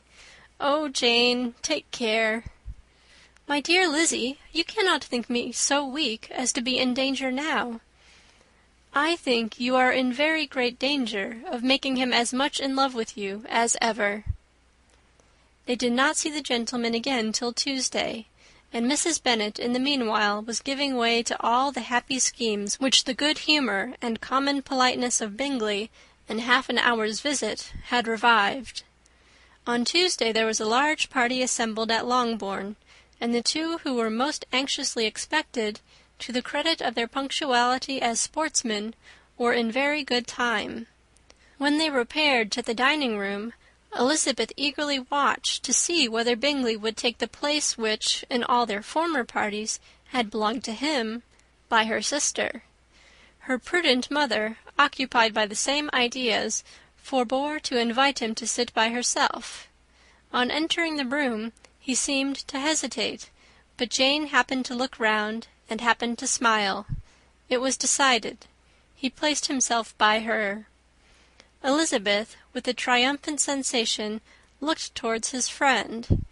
He bore it with noble indifference, and she would have imagined that Bingley had received his sanction to be happy, had she not seen his eyes likewise turned towards Mr. Darcy, with an expression of half-laughing alarm. His behaviour to her sister was such, during dinner-time, as showed an admiration of her, which, though more guarded than formerly, persuaded Elizabeth that if left wholly to himself, Jane's happiness and his own would be speedily secured. Though she dared not depend upon the consequence, she yet received pleasure from observing his behaviour. It gave her all the animation that her spirits could boast, for she was in no cheerful humour. Mr. Darcy was almost as far from her as the table could divide them. He was on one side of her mother. She knew how little such a situation would give pleasure to either, or make either appear to advantage. She was not near enough to hear any of their discourse, but she could see how seldom they spoke to each other, and how formal and cold was their manner whenever they did. Her mother's ungraciousness made the sense of what they owed him more painful to Elizabeth's mind, and she would at times have given anything to be privileged to tell him that his kindness was neither unknown nor unfelt by the whole of the family. She was in hopes that the evening would afford some opportunity of bringing them together, that the whole of the visit would not pass away without enabling them to enter into something more of conversation than the mere ceremonious salutation attending his entrance.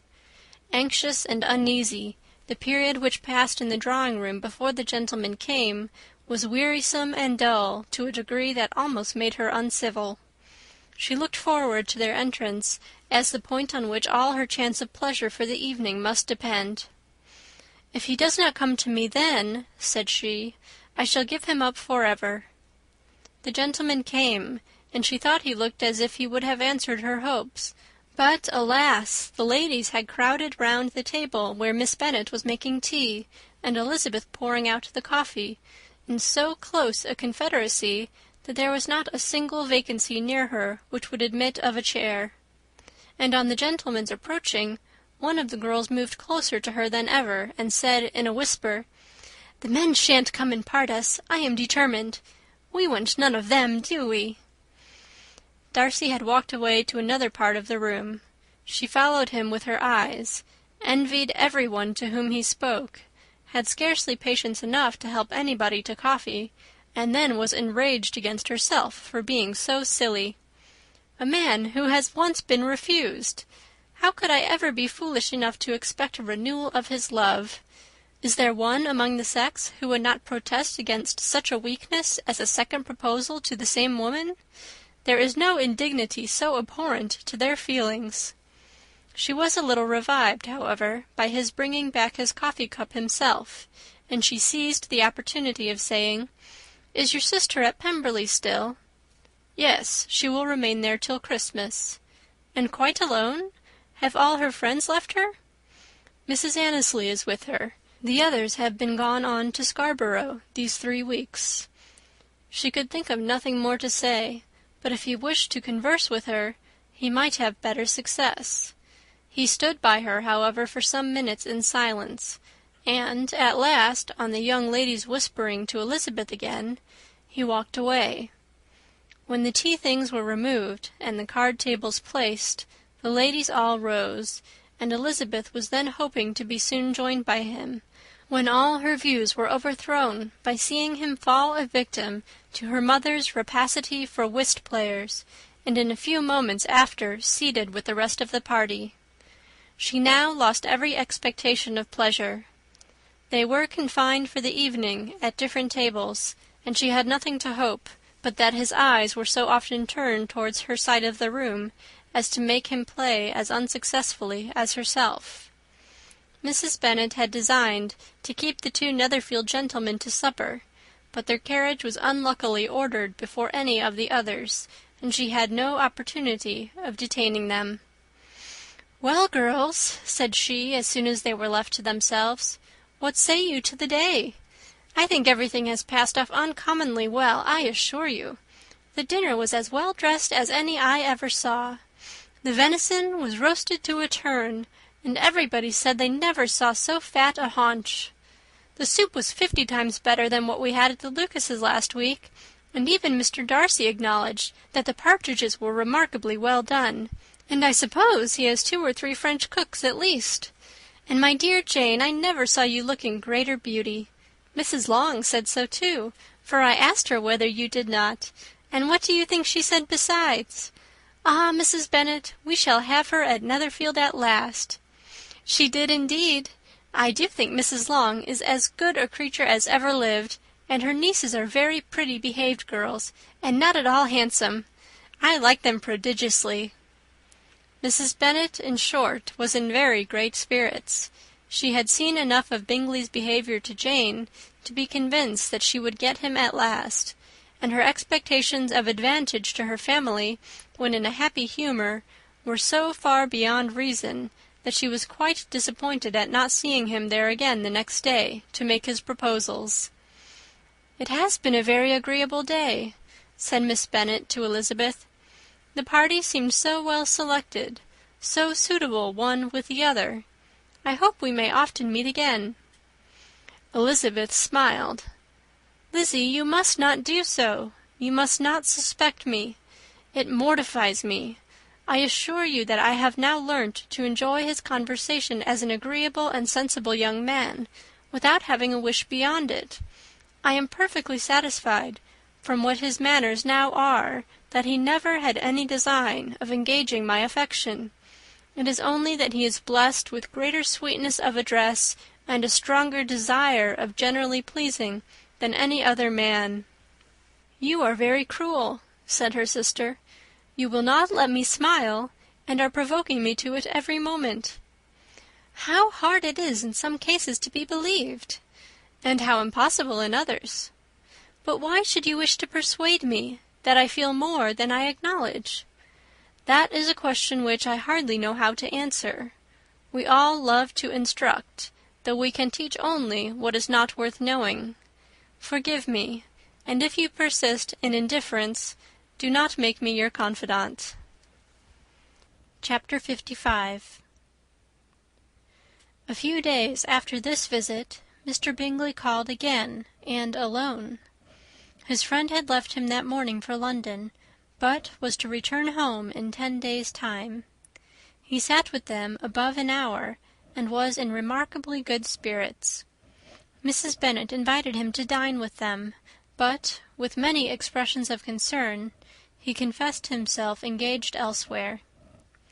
"Next time you call," said she, "I hope we shall be more lucky." He should be particularly happy at any time, etc., etc., and if she would give him leave, would take an early opportunity of waiting on them. "Can you come tomorrow?" Yes, he had no engagement at all for tomorrow, and her invitation was accepted with alacrity. He came, and in such very good time that the ladies were none of them dressed.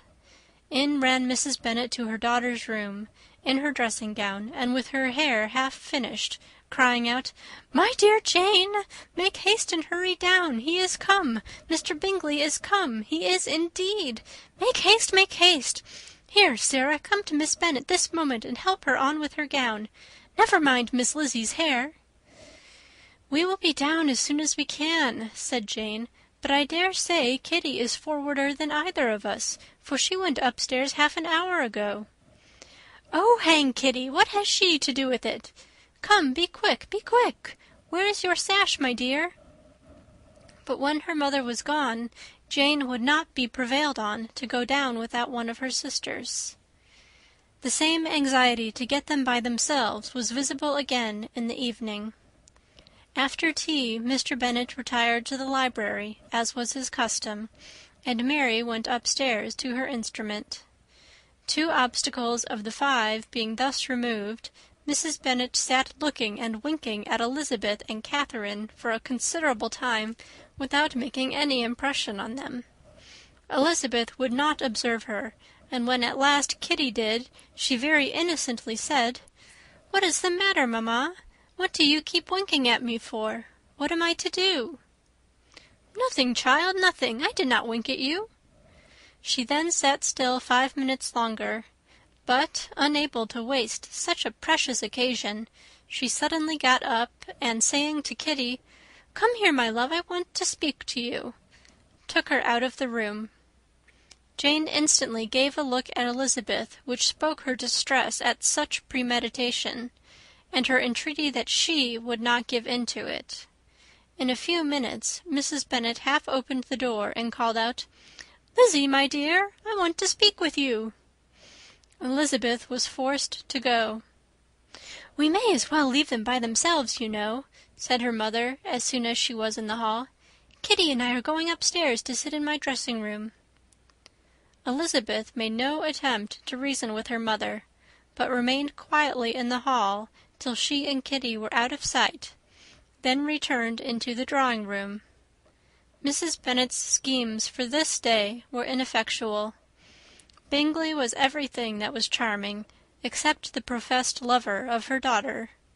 His ease and cheerfulness rendered him a most agreeable addition to their evening party, and he bore, with the ill-judged officiousness of the mother, and heard all her silly remarks with a forbearance and command of countenance particularly grateful to the daughter. He scarcely needed an invitation to stay supper, and before he went away an engagement was formed, chiefly through his own and Mrs. Bennet's means, for his coming next morning to shoot with her husband. After this day Jane said no more of her indifference. Not a word passed between the sisters concerning Bingley, but Elizabeth went to bed in the happy belief that all must speedily be concluded, unless Mr. Darcy returned within the stated time. Seriously, however, she felt tolerably persuaded that all this must have taken place with that gentleman's concurrence. Bingley was punctual to his appointment, and he and Mr. Bennet spent the morning together, as had been agreed on. The latter was much more agreeable than his companion expected. There was nothing of presumption or folly in Bingley that could provoke his ridicule, or disgust him into silence, and he was more communicative and less eccentric than the other had ever seen him. Bingley, of course, returned with him to dinner, and in the evening Mrs. Bennet's invention was again at work to get everybody away from him and her daughter. Elizabeth, who had a letter to write, went into the breakfast-room for that purpose soon after tea, for as the others were all going to sit down to cards, she could not be wanted to counteract her mother's schemes. But, on returning to the drawing-room, when her letter was finished, she saw, to her infinite surprise, there was reason to fear that her mother had been too ingenious for her.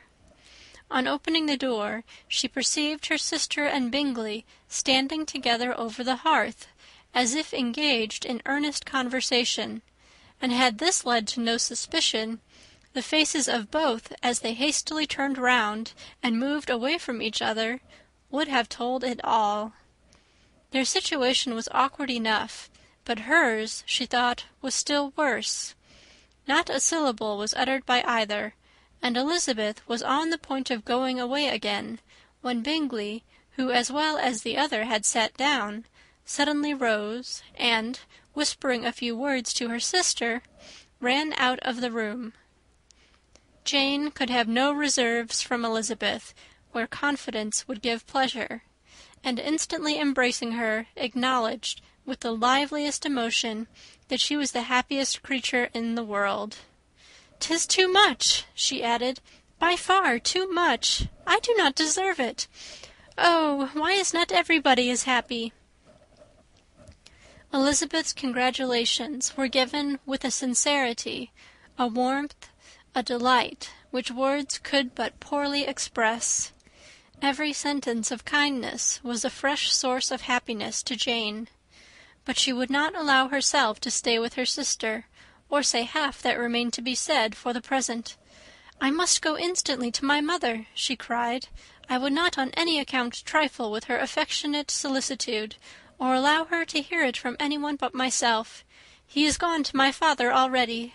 Oh, Lizzie, to know what I have to relate will give such pleasure to all my dear family. How shall I bear so much happiness?"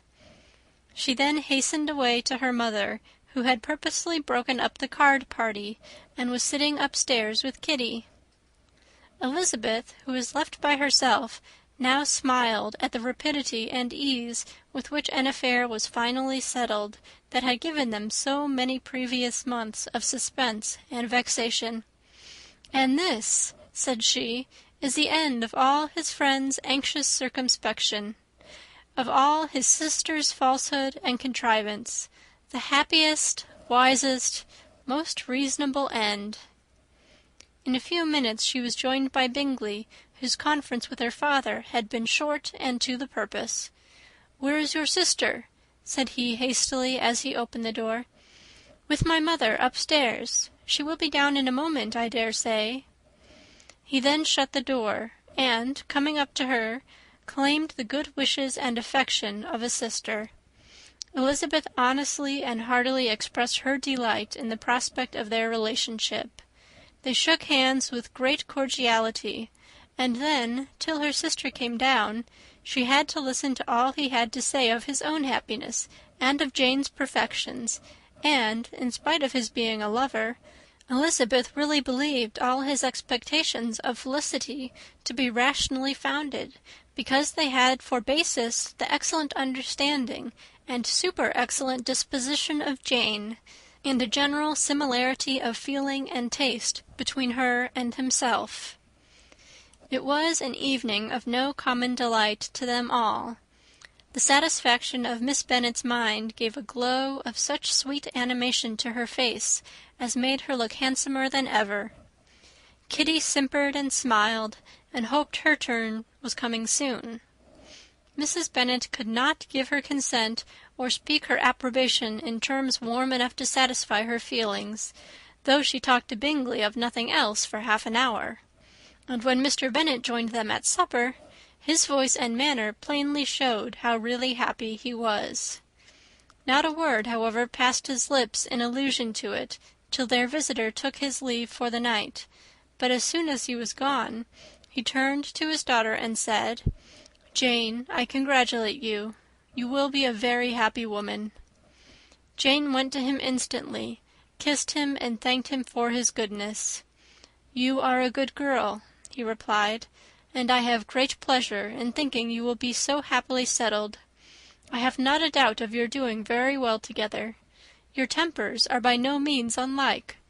You are each of you so complying that nothing will ever be resolved on, so easy that every servant will cheat you, and so generous that you will always exceed your income." "I hope not so. Imprudence or thoughtlessness in money matters would be unpardonable in me." "Exceed their income, my dear Mr. Bennet!" cried his wife. "What are you talking of? Why, he has 4,000 or 5,000 a year, and very likely more." Then addressing her daughter, "Oh, my dear, dear Jane, I am so happy. I am sure I shan't get a wink of sleep all night. I knew how it would be. I always said it must be so at last.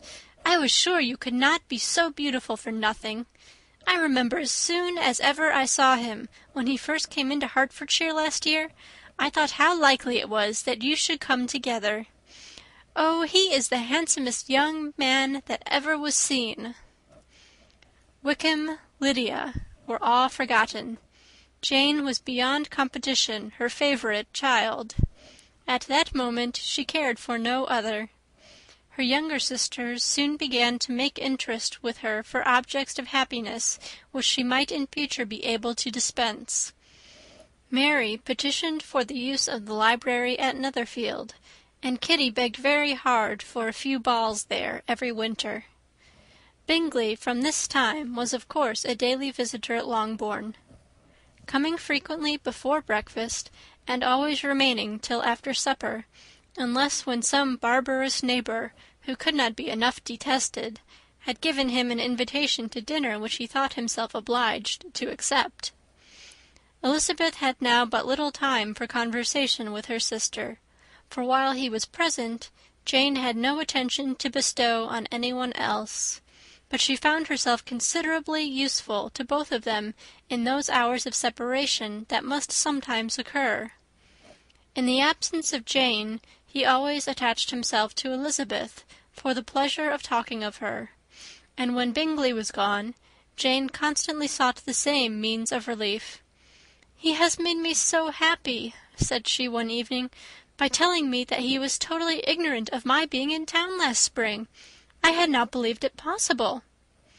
"I suspected as much," replied Elizabeth. "But how did he account for it?"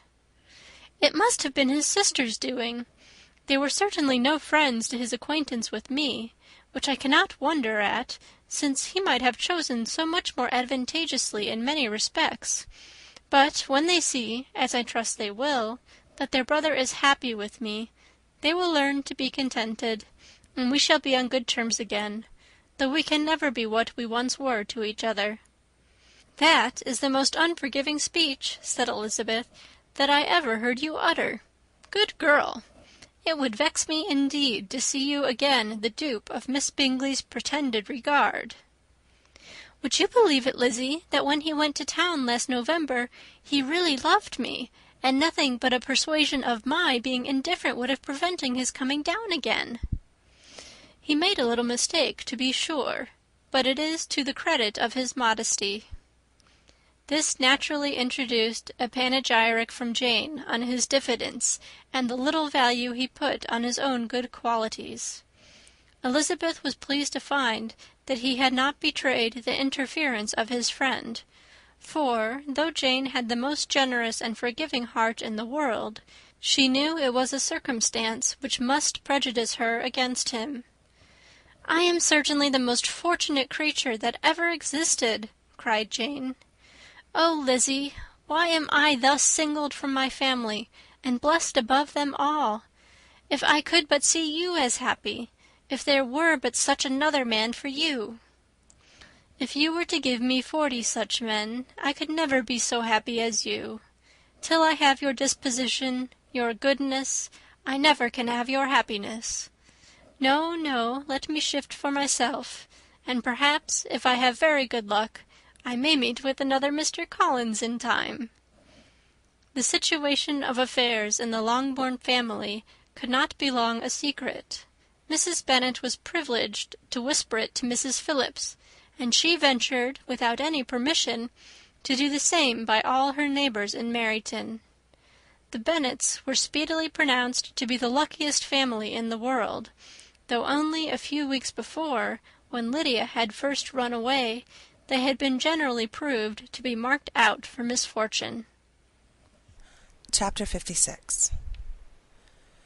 One morning, about a week after Bingley's engagement with Jane had been formed, as he and the females of the family were sitting together in the dining-room, their attention was suddenly drawn to the window by the sound of a carriage, and they perceived a chaise and four driving up the lawn. It was too early in the morning for visitors, and besides, the equipage did not answer to that of any of their neighbours. The horses were post, and neither the carriage nor the livery of the servant who preceded it were familiar to them. As it was certain, however, that somebody was coming, Bingley instantly prevailed on Miss Bennet to avoid the confinement of such an intrusion, and walk away with him into the shrubbery. They both set off, and the conjectures of the remaining three continued, though with little satisfaction, till the door was thrown open and their visitor entered. It was Lady Catherine de Bourgh. They were, of course, all intending to be surprised, but their astonishment was beyond their expectation, and on the part of Miss Bennet and Kitty, though she was perfectly unknown to them, even inferior to what Elizabeth felt. She entered the room with an air more than usually ungracious, made no other reply to Elizabeth's salutation than a slight inclination of the head, and sat down without saying a word. Elizabeth had mentioned her name to her mother on her ladyship's entrance, though no request of introduction had been made. Miss Bennet, all amazement, though flattered by having a guest of such high importance, received her with the utmost politeness. After sitting for a moment in silence, she said very stiffly to Elizabeth, "I hope you are well, Miss Bennet. That lady, I suppose, is your mother?" Elizabeth replied very concisely that she was. "And that, I suppose, is one of your sisters?" "Yes, madam," said Mrs. Bennet, delighted to speak to a Lady Catherine. "She is my youngest girl but one. My youngest of all is lately married, and my eldest is somewhere about the grounds, walking with a young man who, I believe, will soon become a part of the family." "You have a very small park here," returned Lady Catherine after a short silence. "It is nothing in comparison of Rosings, my lady, I dare say, but I assure you it is much larger than St. William Lucas's." "This must be the most inconvenient sitting-room for the evening in summer. The windows are full west." Mrs. Bennet assured her that they never sat there after dinner, and then added, "May I take the liberty of asking your ladyship whether you left Mr. and Mrs. Collins well?" "Yes, very well. I saw them the night before last." Elizabeth now expected that she would produce a letter for her from Charlotte, as it seemed the only probable motive for her calling. But no letter appeared, and she was completely puzzled. Mrs. Bennet, with great civility, begged her ladyship to take some refreshment, but Lady Catherine very resolutely, and not very politely, declined eating anything, and then, rising up, said to Elizabeth, "Miss Bennet, there seemed to be a prettyish kind of a little wilderness on one side of your lawn. I should be glad to take a turn in it, if you will favour me with your company." "Go, my dear," cried her mother, "and show her ladyship about the different walks. I think she will be pleased with the hermitage." Elizabeth obeyed, and running into her own room for her parasol, attended her noble guest downstairs. As they passed through the hall, Lady Catherine opened the doors into the dining parlour and drawing-room, and pronouncing them, after a short survey, to be decent-looking rooms, walked on. Her carriage remained at the door, and Elizabeth saw that her waiting-woman was in it. They proceeded in silence along the gravel walk that led to the copse. Elizabeth was determined to make no effort for conversation with a woman who was now more than usually insolent and disagreeable. "How could I ever think her like her nephew?" said she, as she looked into her face. As soon as they entered the copse, Lady Catherine began in the following manner. "You can be at no loss, Miss Bennet, to understand the reason of my journey hither. Your own heart, your own conscience, must tell you why I come." Elizabeth looked with unaffected astonishment. "Indeed, you are mistaken, madame. I have not been able at all to account for the honour of seeing you here." "Miss Bennet," replied her ladyship in an angry tone, "you ought to know that I am not to be trifled with. But however insincere you may choose to be, you shall not find me so. My character has been ever celebrated for its sincerity and frankness, and in a cause of such moments as this, I shall certainly not depart from it. A report of a most alarming nature reached me 2 days ago. I was told that not only your sister was on the point of being most advantageously married, but that Miss Elizabeth Bennet, would, in all likelihood, be soon afterwards united to my nephew, my own nephew, Mr. Darcy.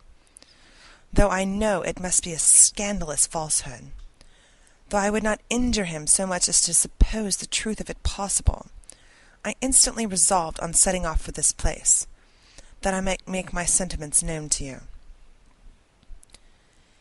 "If you believed it impossible to be true," said Elizabeth, colouring with astonishment and disdain, "I wonder you took the trouble of coming so far. What could your ladyship propose by it?"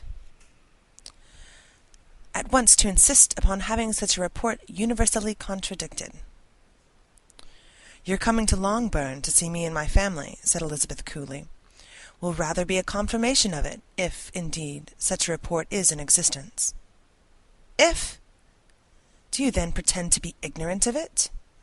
Has it not been industriously circulated by yourselves? Do you not know that such a report is spread abroad?" "I never heard that it was." "And can you likewise declare that there is no foundation for it?" I do not pretend to possess equal frankness with your ladyship. You may ask questions which I shall not choose to answer. This is not to be borne. Miss Bennet, I insist on being satisfied. Has my nephew made you an offer of marriage? Your ladyship has declared it to be impossible. It ought to be so. It must be so, while he retains the use of his reason. But your arts and allurements may, in a moment of infatuation, have made him forget what he owes to himself and to all his family. You may have drawn him into it. If I have, I shall be the last person to confess it. Miss Bennet, do you know who I am? I have not been accustomed to such language as this. I am almost the nearest relation he has in the world, and am entitled to know all his dearest concerns. But you are not entitled to know mine, nor will such behaviour as this ever induce me to be explicit. Let me be rightly understood. This match, to which you have the presumption to aspire, can never take place. No, never. Mr. Darcy is engaged to my daughter. Now what have you to say? Only this, that if he is so, you can have no reason to suppose he will make an offer to me. Lady Catherine hesitated for a moment, and then replied, The engagement between them is of a peculiar kind. From their infancy, they have been intended for each other. It was the favourite wish of his mother's, as well as of hers. While in their cradles we planned the union, and now, at the moment when the wishes of both sisters would be accomplished in their marriage, to be prevented by a young woman of inferior birth, of no importance to the world, and wholly unallied to the family? Do you pay no regard to the wishes of his friends? To his tacit engagement with Mr. Burr? Have you lost to every feeling of propriety and delicacy? Have you not heard me say that from his earliest hours he was destined for his cousin? Yes, and I have heard it before. But what is that to me? If there is no other objection to my marrying your nephew, I shall certainly not be kept from it by knowing that his mother and aunt wished him to marry Mr. Burr. You both did as much as you could in planning the marriage. Its completion depended on others. If Mr. Darcy is neither by honour nor inclination confined to his cousin, why is he not to make another choice? And if I am that choice, why may I not accept it? Because honour, decorum, prudence, nay, interest forbid it. Yes, Miss Bennet, interest. For do not expect to be noticed by his family or friends if you wilfully act against the inclinations of all. You will be censured, slighted, and despised by everyone connected with him. Your alliance will be a disgrace. Your name will never even be mentioned by any of us.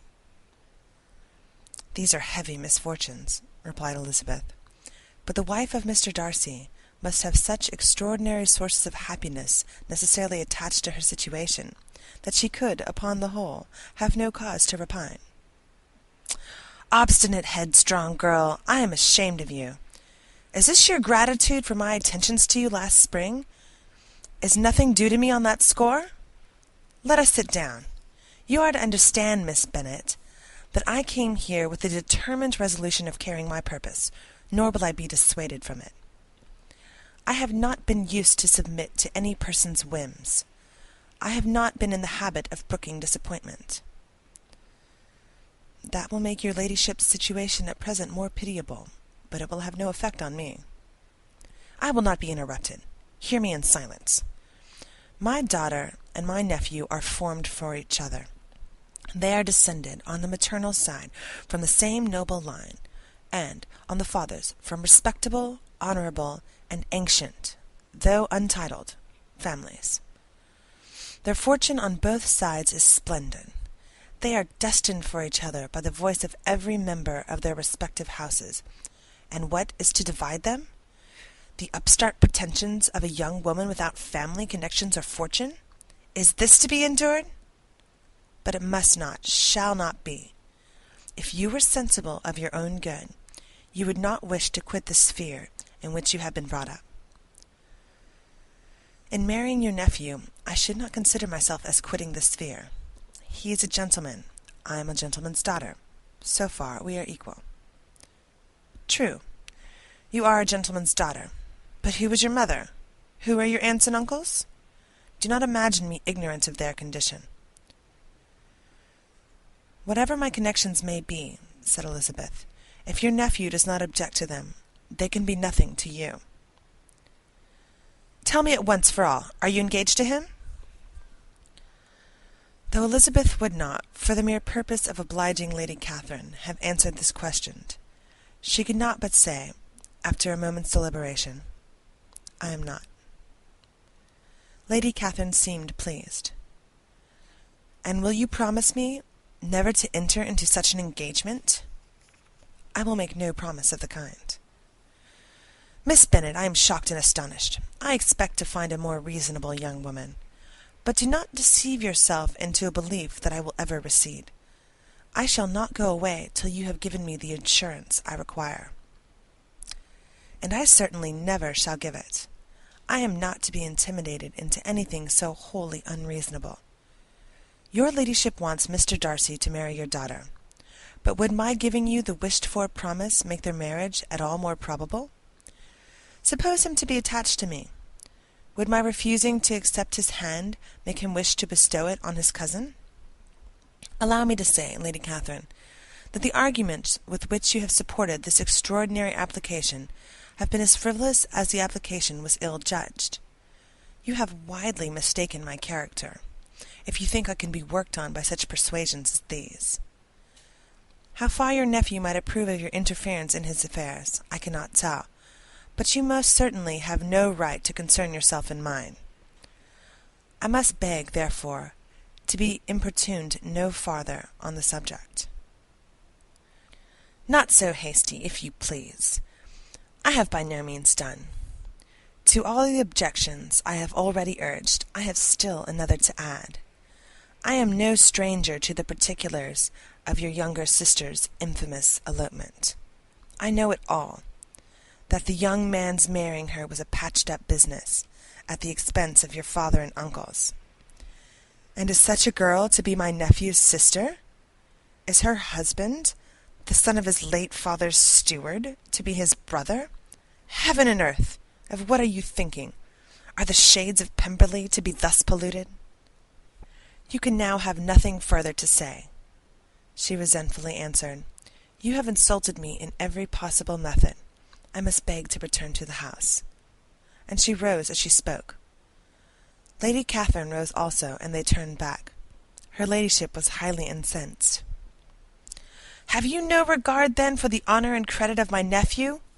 Unfeeling, selfish girl! Do you not consider that a connection with you must disgrace him in the eyes of everybody? Lady Catherine, I have nothing further to say. You know my sentiments. You are then resolved to have him? I have said no such thing. I am only resolved to act in that manner which will, in my own opinion, constitute my happiness, without reference to you, or to any person so wholly unconnected with me. It is well. You refuse, then, to oblige me. You refuse to obey the claims of duty, honour, and gratitude. You are determined to ruin him in the opinion of all his friends, and make him the contempt of the world. Neither duty, nor honour, nor gratitude, replied Elizabeth, have any possible claim on me in the present instance. No principle of either would be violated by my marriage with Mr. Darcy. And with regard to the resentment of his family, or the indignation of the world, if the former were excited by his marrying me, it would not give me one moment's concern, and the world in general would have too much sense to join in the scorn. And this is your real opinion? This is your final resolve? Very well. I shall now know how to act. Do not imagine, Miss Bennet, that your ambition will ever be gratified. I came to try you. I hoped to find you reasonable, but, depend on it, I will carry my point. In this manner Lady Catherine talked on, till they were at the door of the carriage, when, turning hastily round, she added, I shall take no leave of you, Miss Bennet. I send no compliments to your mother. You deserve no such attention. I am most seriously displeased. Elizabeth made no answer, and without attempting to persuade her ladyship to return into the house, walked quietly into it herself. She heard the carriage drive away, as she proceeded upstairs. Her mother impatiently met her at the door of the dressing-room to ask why Lady Catherine would not come in again and rest herself. "She did not choose it," said her daughter. "She would go." "She is a very fine-looking woman, and her calling here was prodigiously civil. For she only came, I suppose, to tell us the Collinses were well. She is on her road somewhere, I dare say, and so, passing through Meryton, thought she might as well call on you. I suppose she had nothing particular to say to you, Lizzie?" Elizabeth was forced to give into a little falsehood here, for to acknowledge the substance of their conversation was impossible. End of chapter 56. Chapter 57. The discomposure of spirits which this extraordinary visit threw Elizabeth into could not be easily overcome, nor could she, for many hours, learn to think of it less than incessantly. Lady Catherine, it appeared, had actually taken the trouble of this journey from Rosings for the sole purpose of breaking off her supposed engagement with Mr. Darcy. It was a rational scheme, to be sure, but from what the reports of their engagement could originate, Elizabeth was at a loss to imagine, till she recollected that, his being the intimate friend of Bingley, and her being the sister of Jane, was enough, at a time when the expectation of one wedding made everybody eager for another, to supply the idea. She had not herself forgotten to feel that the marriage of her sister must bring them more frequently together. And her neighbours at Lucas Lodge, therefore, for through their communication with the Collinses the report, she concluded, had reached Catherine, had only set that down as almost certain and immediate, which she had looked forward to as possible at some future time. In revolving Lady Catherine's expressions, however, she could not help feeling some uneasiness as to the possible consequence of her persisting in this interference. From what she had said of her resolution to prevent their marriage, it occurred to Elizabeth that she must mediate an application to her nephew, and how he might take a similar representation of the evils attached to a connection with her, she dared not pronounce. She knew not the exact degree of his affection for his aunt, or his dependence on her judgment, but it was natural to suppose that he had thought much higher of her ladyship than she could do, and it was certain that, in enumerating the miseries of a marriage with one whose immediate connections were so unequal with his own, his aunt would address him on his weakest side. With his notions of dignity, he would probably feel that the arguments, which to Elizabeth had appeared weak and ridiculous, contained much good sense and solid reasoning. If he had been wavering before as to what he should do, which had often seemed likely, the advice and entreaty of so near a relation might settle every doubt, and determine him at once to be as happy as dignity unblemished could make him. In that case he would return no more. Lady Catherine might see him in her way through town, and his engagement to Bingley of coming against to Netherfield must give way. If, therefore, an excuse for not keeping his promise should come to his friend within a few days, she added, I shall know how to understand it. I shall then give over every expectation, every wish of his constancy. If he is satisfied with only regretting me, when he might have